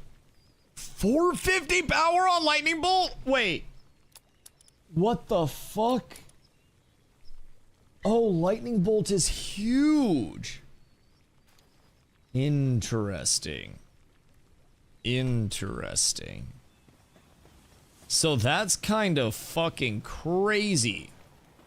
I should put these over here for the pals. So we'll go here. I'm gonna learn all the interactions out. So once you get into like harder content, that's where it typically starts to scale up. Use bump attack and defense and be fine. Okay, word. So for right now, I can basically just rotate through the two big boys. This character is so cursed, I love it. What do you mean this character's cursed? Brother, this character is gorgeous. Gorgeous. I don't know what your problem is, man. This character is everything you could ever want and more. Alright. Dummy thick. We thick as fuck, baby. We thick as fuck. I will need a new helmet at some point, but... Alright. Corla, let's hit that tower. Oh my god, finally. Yeah, we're up. I do just have to put in... Sorry. I will literally be right there. I'm heading down. I just have to... Okay, we go to the tower right now. I'm literally fast traveling to the tower right now. Okay. Yeah. Literally right now. Not fixed. Over here. Fireman. I don't Where'd he go? don't see you here. Did I just switch in the wrong thing? Oh no, period. I have the second period knocked there. And that one's more dark as well. Okay, cool. And then... Okay, I have to teleport back. Alright. Because of the heat. I'm here. No, I'm here. Oh, wait. I teleported the wrong one. I unironically teleported the wrong one. Okay. Hurry. I'm coming. I'm gonna load I'm screen. burning. Don't burn. Oh my god. I'm throwing. I'm selling so hard. I'm coming. I'm here. Everything's fine. Everything's fine. I'm excited to try out the new pals. I feel like we might just be blasting because all this fire scaling too. That'll probably blast for me. All right. Oh. It won't let me dismount. I'm pressing E, bro. It's because of the interact on the fucking door being the same as my dismount button. Okay, I'm in. We go. Jesus fucking Christ, I hate this game. Oh my god. All right, what do we have? Okay. He's got aura. Does this look like Carla's brother? No, I thought his hair was brown at first. Did you forget to make Balmiers? I didn't forget. I didn't have time. I was pressured. Oh, he's kind of drippy. Aklin Orzurk. Oh wait, people have said Orzurk is fucking stinky. Orzurk is like Biss for a pet build, right? Or for a pal build? And just goes kind of sicko mode? I think he just like increases all... Oh my god, wait. Half of... I don't know if we're high enough level for this. Oh no. What happens if we drop our pals in a boss fight? Because he's gonna hit hard as hell. I'm thinking that they'll just respawn outside, no? That would probably make sense, but... careful. I don't think we have the levels for this one. At least in our pals. That doesn't seem the greatest, the little, like, area damage. Although I guess with, like, everybody around, it could go fucking crazy. Oh, he has, like, area effects, too? Oh, no. Yeah, he got one-shotted, didn't it? It's a little tragic out here, I will say. Is there a way that we can back out of this? Yeah, you're gonna call your water back anytime. Pokemans, right? He's dark and light, so I don't really know what counters dark and light. Oh, dark and light. Yeah, you can see it up by his... Oh, that's not good. Is your Pokemon's down? Sorry, I meant your pal. Sorry, I'm so sorry. Down one pal. That symbol's dragon. Oh, he's dragon and lightning. Okay, that makes sense. Dragon, he's nuts! Is this bad? Yep, that's bad. Bushy, I need you to go crazy, big dog. Okay, I mean, Bushy hits hard. now. What level is this? Oh, I need to be using my pal abilities way fucking more, dude. It's almost 30, maybe.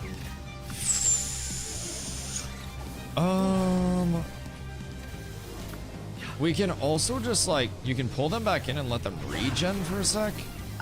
I don't know how we are on, like... Oh, God. Damage in terms of the timer, but... Can't be that bad, right? Herbal, go crazy, dog! Go crazy, go stupid, big herb. Oh, my God. Careful. Herbal.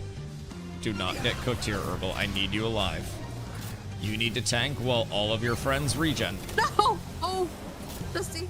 I'll be over there in a sec.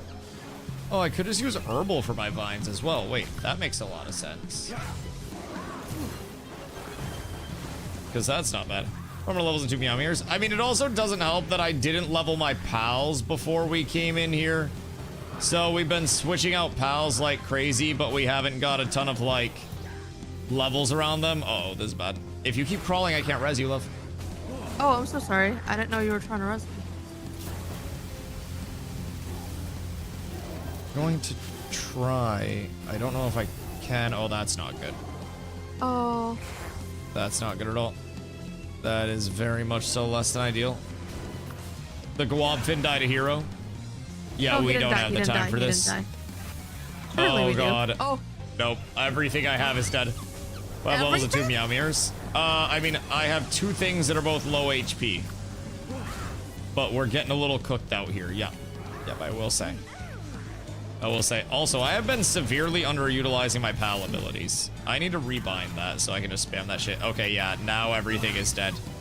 Oh my god. I mean, all things considered, not bad at all. I just think we need to get some PAL levels. And then we're probably good because I think this is 30. I have a quarter of my herbal left. Okay, just shoot him. I'm gonna try to... Yeah, I'll let him try to regen a little bit. Yeah. And then just play Mr. Herbal's life. But we also only have 40 seconds left out of our 5-minute timer. That's it? Yeah. Oh, I didn't know we had a timer. Yeah, it's a 5-minute. We do have some PAL XP boost books back at the base that we could use, but... So we may need to farm some, like, open world stuff a little bit. And then once we farm the open world stuff and level a little bit, and this was my first time using the new PALs, so I did lose like half of my big boys HP right off rip, like half of my bombers. And I think we can avoid a lot of the damage as well, because like we're not doing bad still. All things considered, like it's really not the worst. No, Herbal. No, he's alive. Time out. Oh, we didn't die, we timed out. Oh, we died!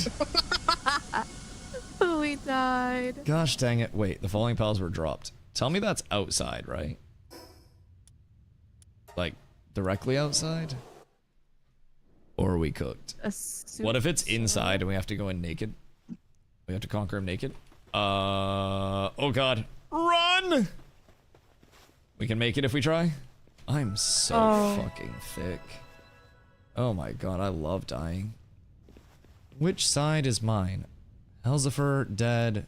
This one's mine. Eat. Alright. Back to the base to lick our wounds real quick. And then get the pals in the pal box healing. Oh gosh. I do see the vision though. I very much see the vision and I think we might be pumping with this comp. This setup seems very, very, very nice. Decent run, yeah, I mean, really not bad. First time going in, I sold a lot of my, my Blaze Owl's HP right off rip as well. I did not put him in a good spot. So we'll get everybody healing. We can go check over here and see what's up as well. My herbal didn't die, so that's nice. Large Scorching Egg gives us another bushy. Oh, show me something good with this one, baby. Show me something good. What have we here? Oh, wait. It has literally nothing. It has no passive skills. It would have to be taught everything. Okay, that's terrible. Bushy, you fought valiantly. This is a Hydromaniac. What's that one do?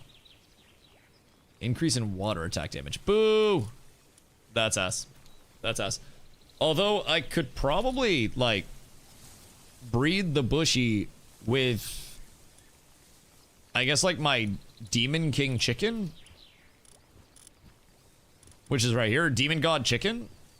And then start scaling a bushy or some shit? Some peasants can make great breeders. They listen to Drunk in the Pool. See, that's kind of what I was thinking. So that way I could have, like, a clean slate to craft on, more or less.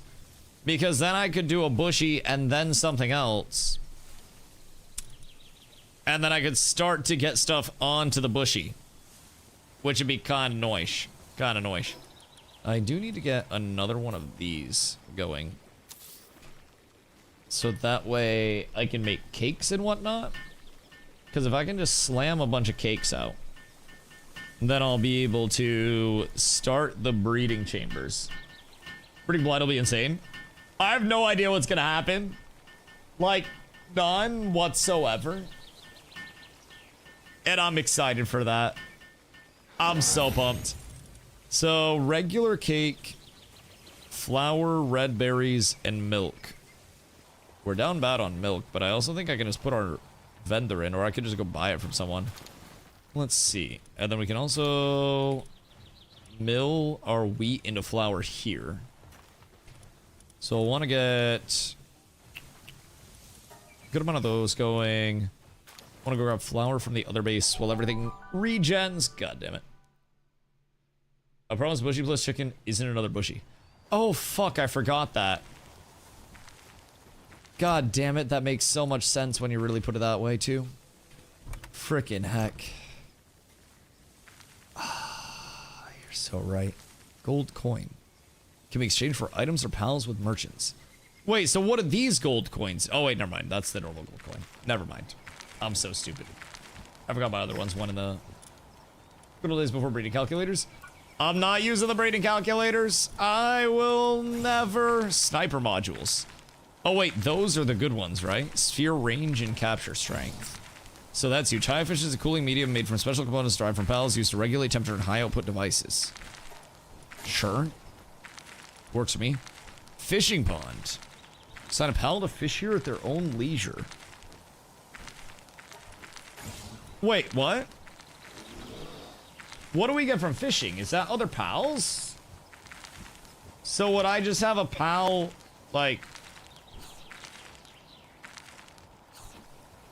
Remote access terminal for your pal box. Set up wherever you like and build a base of your own design.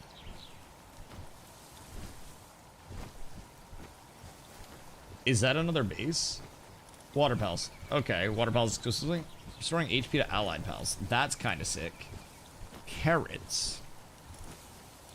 Masandas, water grenade, revolver, polymers, electric mines. Ooh, refined metal stuff. That's quite nice. We'll absolutely take that. Just access your base controls. Oh, okay, that makes sense. That makes a lot of sense. So instead of having to run back down, okay. No, that checks out a lot more. Let's see. Bless you. Excuse me. No, that's okay. You do you. Let's see. We have ice here. He's covering that. Are there any sleepers here that are not pulling their weight? Transport boyos. I think everybody over here is cooking right now.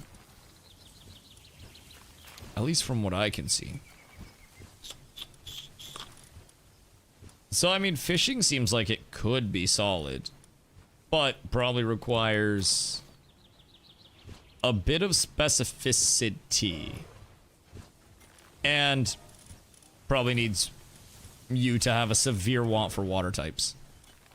Let's see, that's just 70 and 70. That's kind of a shame. 91 on the water speed from Mr. Doomud. That ain't too shabby. Celery has lucky, so he's a 92, and that's a 118. So they're probably my best watering options for the time being. And then I think everything else is chilling as long as the plots are staying planted. My dog hitting the gritty right now. Jesus. As long as they're staying planted. Watering, watering, watering, watering. Growth. Okay, we have too many planters right now. Too many planters is what I'm gathering off of this.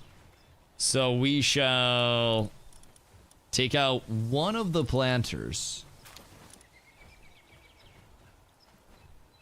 And then...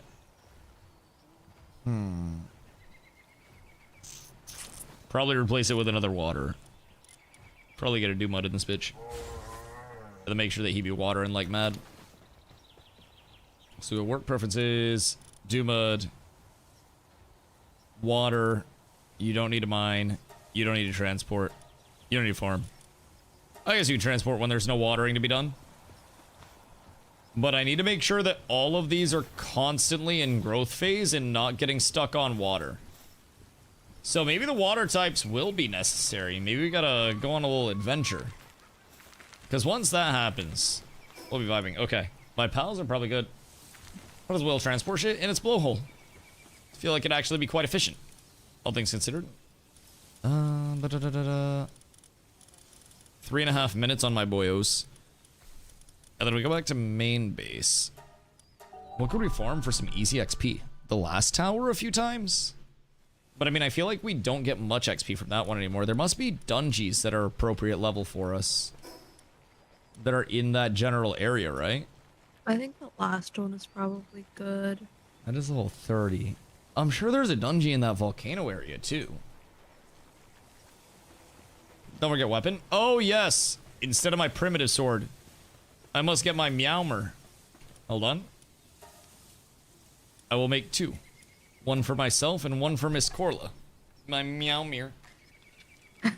Are they actually that strong? Like, what are we talking about here? Are these bad boys pumpers? Oh yeah. S tier mid game. It's actually that good. Like, I'm immediately going to notice a difference over my little bow. Wait, will that open a slot as well? Because you guys said it shoots things out, right? What the fuck is this? Ultra Kill collab set. The fuck? Summoning altar. Offer a slab depicting a pal to summon a powerful pal to your base. The fuck? Okay. This is interesting. This is very interesting. We're gonna start to get into some crazy shit here, huh? Circuit boards. Carbon fiber. The single shot rifle, refined metal. Ha. Okay, yeah, this shit gets deep. And I'm only at level 50 right now. What the fuck? And it goes until level 80? Bruh. Hexalite armor. Energy weapons. Ancient furnaces. AI cores. Homing modules. Equipping it makes the sphere home in on pals. What? Laser swords? Drone launchers.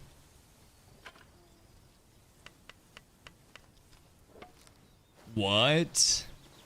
A launcher that fires drones which perform autonomous attacks. No, that seems crazy. Beam launchers, wing cells. Okay. I was just trying to get a fucking hip lantern, dog. I ain't even about to lie. Drone launcher's broken at the moment. It seems really cool. Oh wait, enhanced hip lantern. Lantern that can be attached to it but lights up automatically at night. You can also switch the lighting mode to keep it on at all times. How's that different from the regular hip lantern? What's the difference? It seems like maybe just better light. Drone launcher is cool. There's a sword that does similar stuff to Terraria crossover dungeon and stuff. Interesting. Yeah, the drone stuff seems kind of OP if it just pumps like that. This meow mirror takes a while. Carla, come over here and help me craft this meow mirror. What the hell are you doing? That'll be the last thing I do. Well, I'm gonna dual wield them then. Goodness gracious me, oh my. Thank you. A hard-working gal, truly. Back we go. And this will take no time at all. Alright, Meowmere. Legendary. Switch that off. And then I won't have to carry arrows either? Is this just what we...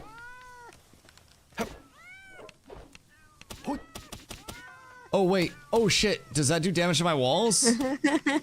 Wait. Is this like, Terraria? Yeah, I think it's their Terraria crossover. That shit's crazy. What the hell? And it just meows all the time? It can double hit if aimed at target's feet. Why? Because they have 2 feet? That's immersive.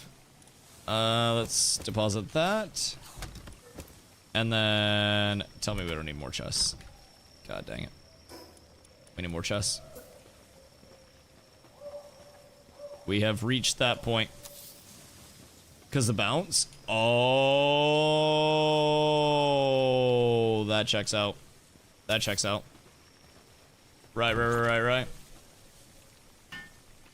I'll go with the base. Yeah. Most of my pals are dead right now, which is kind of a tragedy. Actually, I think they just got back up, which is great. But yeah, I killed pretty much all of my friends. That was a fucking shame, if I do say so myself. It was a really unfortunate accident. Really unfortunate. Now, I did realize that my herbal can actually be my facilitator for Ivy covered. And then I can actually take out... well, I can run Ivy covered regardless. So, wait, Aeon 2 when it launches? I mean, I'll probably check it out for a little bit. I do worry with Aeon 2. I mean, it's a global launch of a game that was previously, you know, regional. And I slightly worry about that side of things, that it will be a completely solved game by the time it does hit, and that there will be a lot of, you know, just inherent issues along the way with that. But at the end of the day, I think it'll be fun to, you know, fun to get involved with another MMO, give another MMO a little bit of a shot and see what's up with it. That to me is just kind of what gaming's about right now. So overall, like, I'll give it a look-see. I'll give it a shot. I'll see where it's at. My expectations are tempered, but you know, at the end of the day, could be a very fun time overall. So we shall absolutely see. Get that built, and then while that's building, I do want to switch those two positionally. There we go. Just out of comfort. And then I think I need to start another egg real quick too. So we'll start this big boy. And then our verdant egg seems a little cold. That's a goddamn tragedy. Goddamn shame. Can I get a campfire in this bitch? I can actually. Put it for a while on Chinese servers after AOC burned up. Decent theme park. Yeah. I mean, the biggest thing for me is just like, I just worry about the whole, you know, played it on other servers just inherently. That to me is just a big ol' yikers in the first place. But, you know, it doesn't necessarily spell doom and destruction along the way. It's just not necessarily, I think, like the best thing to, you know, to have to palette is that pretty much everybody else except for you would have a huge advantage with it. But at the end of the day, it could work out to be really fun still. Really no way to know unless we actually play it. So we'll have to give it a shot. But all right, let's find another level 30 Blaze Howl. Seems to be, you see all the way up to the north, Carla? Towards like where I'm looking at on stream right now, northwest of us. There's a level 30 Blaze Howl. And we might be able to do that for some easy XP, because the other boss was only level 30. So that shouldn't be too crazy. And I think if we can get our pals up to our level, I don't know what yours are, but like mine are 31, 27, 27, 31, and 28. And I am 31 as well. So I only have a couple that are actually at my level. It's not like it's 27. Level 27. You're level 27. Yeah. Goodness gracious. It's all that base building I'm doing. It is a lot of XP. Like, it's a lot of XP. But I'm assuming the house is probably going to pay dividends too. Good news. You'll catch up quite quickly. But yeah, if you're level 27, then we just got to get you leveled a little bit, I think. And that'll probably be our big benefit there. Let's see. Kelpsy has the ability. Herbal's a passive. Sting the base even AFK is great XP over time. Yeah, probably makes sense considering my accidental leaving the game on type shit. Probably a big part of it. All right, so now I can destroy the other one of these. Because that new workstation just like reduces sanity depletion and whatnot, right? So we go here, and then this is... In addition to being able to issue work orders, system also lowers sanity costs for pals working at the base. Working conditions are slightly improved, making pals less likely to become dissatisfied. So that is quite nice. We could also start working on some more boards. Boards and cloth it looks like we need right now. So we'll queue up some of these bad boys. Because we always need more boards. So I'll start 80 of those so they can just start working on that. And I could also do another one of these just so we can double queue things while we're out and about. Might not be a bad idea. And then get a bunch of jobs done all at once. Get better spas too. Yes. And those are here. So we need cryogenic coolants. Which cryogenic coolants... I think I have, right? Or did I not grab? Cryogenic coolant, yes. Production assembly line. So now we need to get the assembly lines up because of that. We'll go cloth. We'll get a bunch of cloth so we don't have to worry about that. And then production assembly line is going to be here. So we'll swing this back over behind. And then this will be our little assembly area, I guess, for now. Actually, I'll bring it over here. God damn it. Do I have to cut down the tree? Nope, we're good. All right, production assembly line taken care of. And then next is our... Oh, God. Weapon assembly line and then a high-quality hot spring. Do we have the weapon assembly line ready? We do not. Weapon assembly line's 32. So next level we'll have weapon assembly line. And then I can build the better hot springs as soon as that first one is done. So we can ball out here. And then we'll get off of this. Oh, that makes a lot of sense. That makes a lot of sense. So we'll do a hip lantern. Is this fast as fuck? Comparatively, or like, what's the benefit to the production assembly line over other things? Is it just faster? Because we can end up turning this into our production area. Or even just like downstairs here. Ooh, wait. That's a good idea, DustyWhy. Alright, hold on. Production assembly line down here. Every tier is like double the speed of the previous. Massive, if I do say so myself. So we'll do this like a true assembly area. And then we'll disassemble this one. Can just make better stuff with the higher tiers. Well, yeah. And then this was a sphere one. So then we'll do this right here on the other side of it.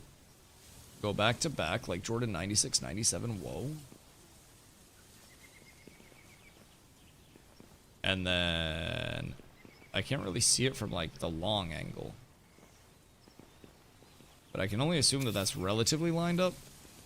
Oh, God.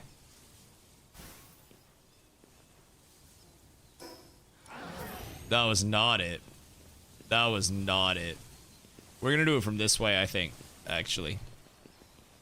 Now that I've considered. Seems like a much more maintainable thing. If I do say so myself. So we should probably move that out of just like a super inconvenient area. And then we'll get infrastructure, electricity. We'll get this over in the corner here. So he'll be in his own little cuckaroni chair. And then the sphere one takes a little bit. But this is the one that we need right now. And that's our cryogenic coolant. How many do I need for the good spas? I need 3 per. So we'll do 9 for now and do 3 good spas. Oh, wait. Cancel. Grab those. Allow pal transport. And then we'll do 9. And then we don't have enough electric. Bruh! Oh, no. Better turn the electricity on. Gosh, fucking dang it. We're down horrendous. Just hold alter control to auto line onto the other line. Yeah, that didn't work the first time that I tried it. I don't know, but I'm sure Carlo will reorganize it at some point. It's good enough for now, though. It's good enough for now. Everything's fine. Thankfully, we have a lot of production and infrastructure hitting right now. I do have 2 higher level pals, which is quite nice. I have 3 lower levels, and it doesn't help that my Bushy's super low level. So maybe it was just misplay on our end. I think we could probably kill that boss. Well, I just have to manage my pals a lot better. And not take so much damage on the big boys. And then I think we'd be ballin'. Alright, get over here and help me build now, you goobers. Thank you. Thank you, thank you, thank you. 1.5 minutes remaining until excellence is achieved. And then we should have pretty much everything that we need over here. Electricity will hit. Then we make those, the little cryogenic shits. And then after the cryogenic shits are done... Do I have my hip lantern on? think I have my hip lantern on. Pretty sure. Oh, wait. No, I made that before, yeah? Is there a way to tell if I have my hip lantern? I don't think I can continue on. We'll get it tomorrow. I just redid a little bit of the base stuff. So I think tomorrow we kill that boss. And then we blast, because I will agree I do want chicken nuggets. Greater ice spells or at least attacks would do well against that boss as well. Yeah. Because boss is fire, right?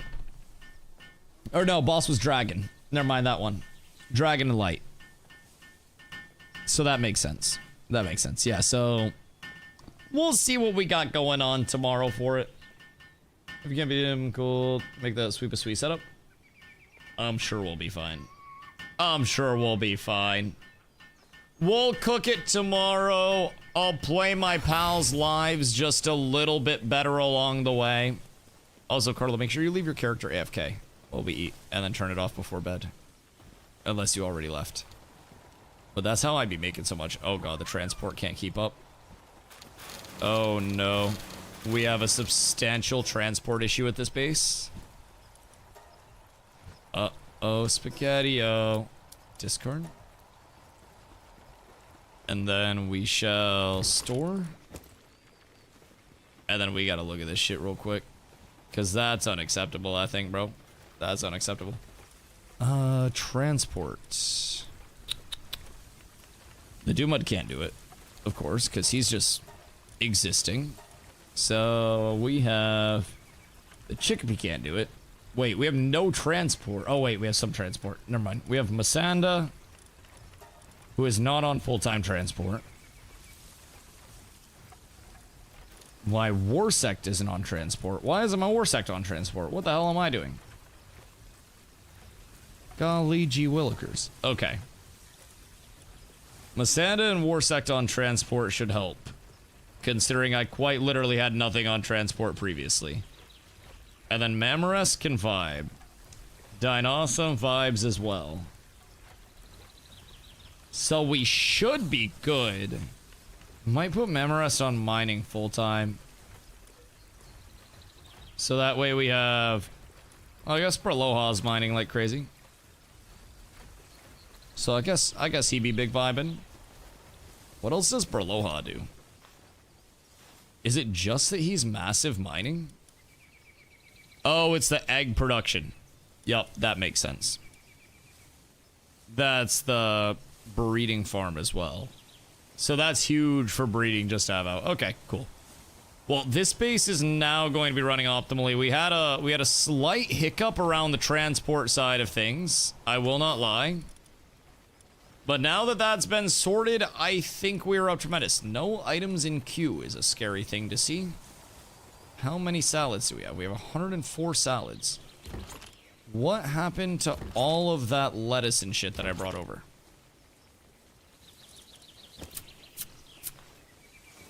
That is less than ideal. We might need to up the production a little bit. If we're not in the positive, I'm scared. Also, while I'm here... Oh shit, I didn't bring everything over. What if we're not gonna make it through the night? No, I want to make sure that my production's good enough over here. And that everything's just chilling. Because I think I might be able to get another plot or two. I just don't want to overdo it. And have the plots not being used optimally. But it does seem like most of these plots are working pretty well right now. And I just want to make sure that they're not hitting, like, a point of nobody being able to do anything. Because the planters need to be planting constantly. And if they're at a point where they're not, then we're cooked. And I think I can get another plot or two. I will not lie. Oh, did I just burn all my aquatic pal fluids? I hope I didn't. I'll have to pop back over, make a couple more plots, and then we'll see how that production is going to be. Because I think we're in a good spot with it all right now. So we'll go here, and then... I have 16 aquatic pal fluids. So we'll cancel. I have mats. And then I can get... Got another one going here, and we'll do 1 lettuce as well. Insufficient mats. Cancel. There we go. Wait, do I have 15 or do I have 10? Oh no, okay. So we need to do 1 of these, and then we need to do 1 of these. Probably would have been faster for me to just find the shit. But now I have all the mats necessary. There we go. Everything's beautiful. So I'll pop back over. And then we'll add 1 more lettuce and 1 more tomato for now. And then off of the back of that, we should be doing pretty well. How are we on berries? We good on berries and shit? 276? Yeah, the berries are fine. We'll keep those pumping, but we'll go 1 tomato. And 1 lettuce.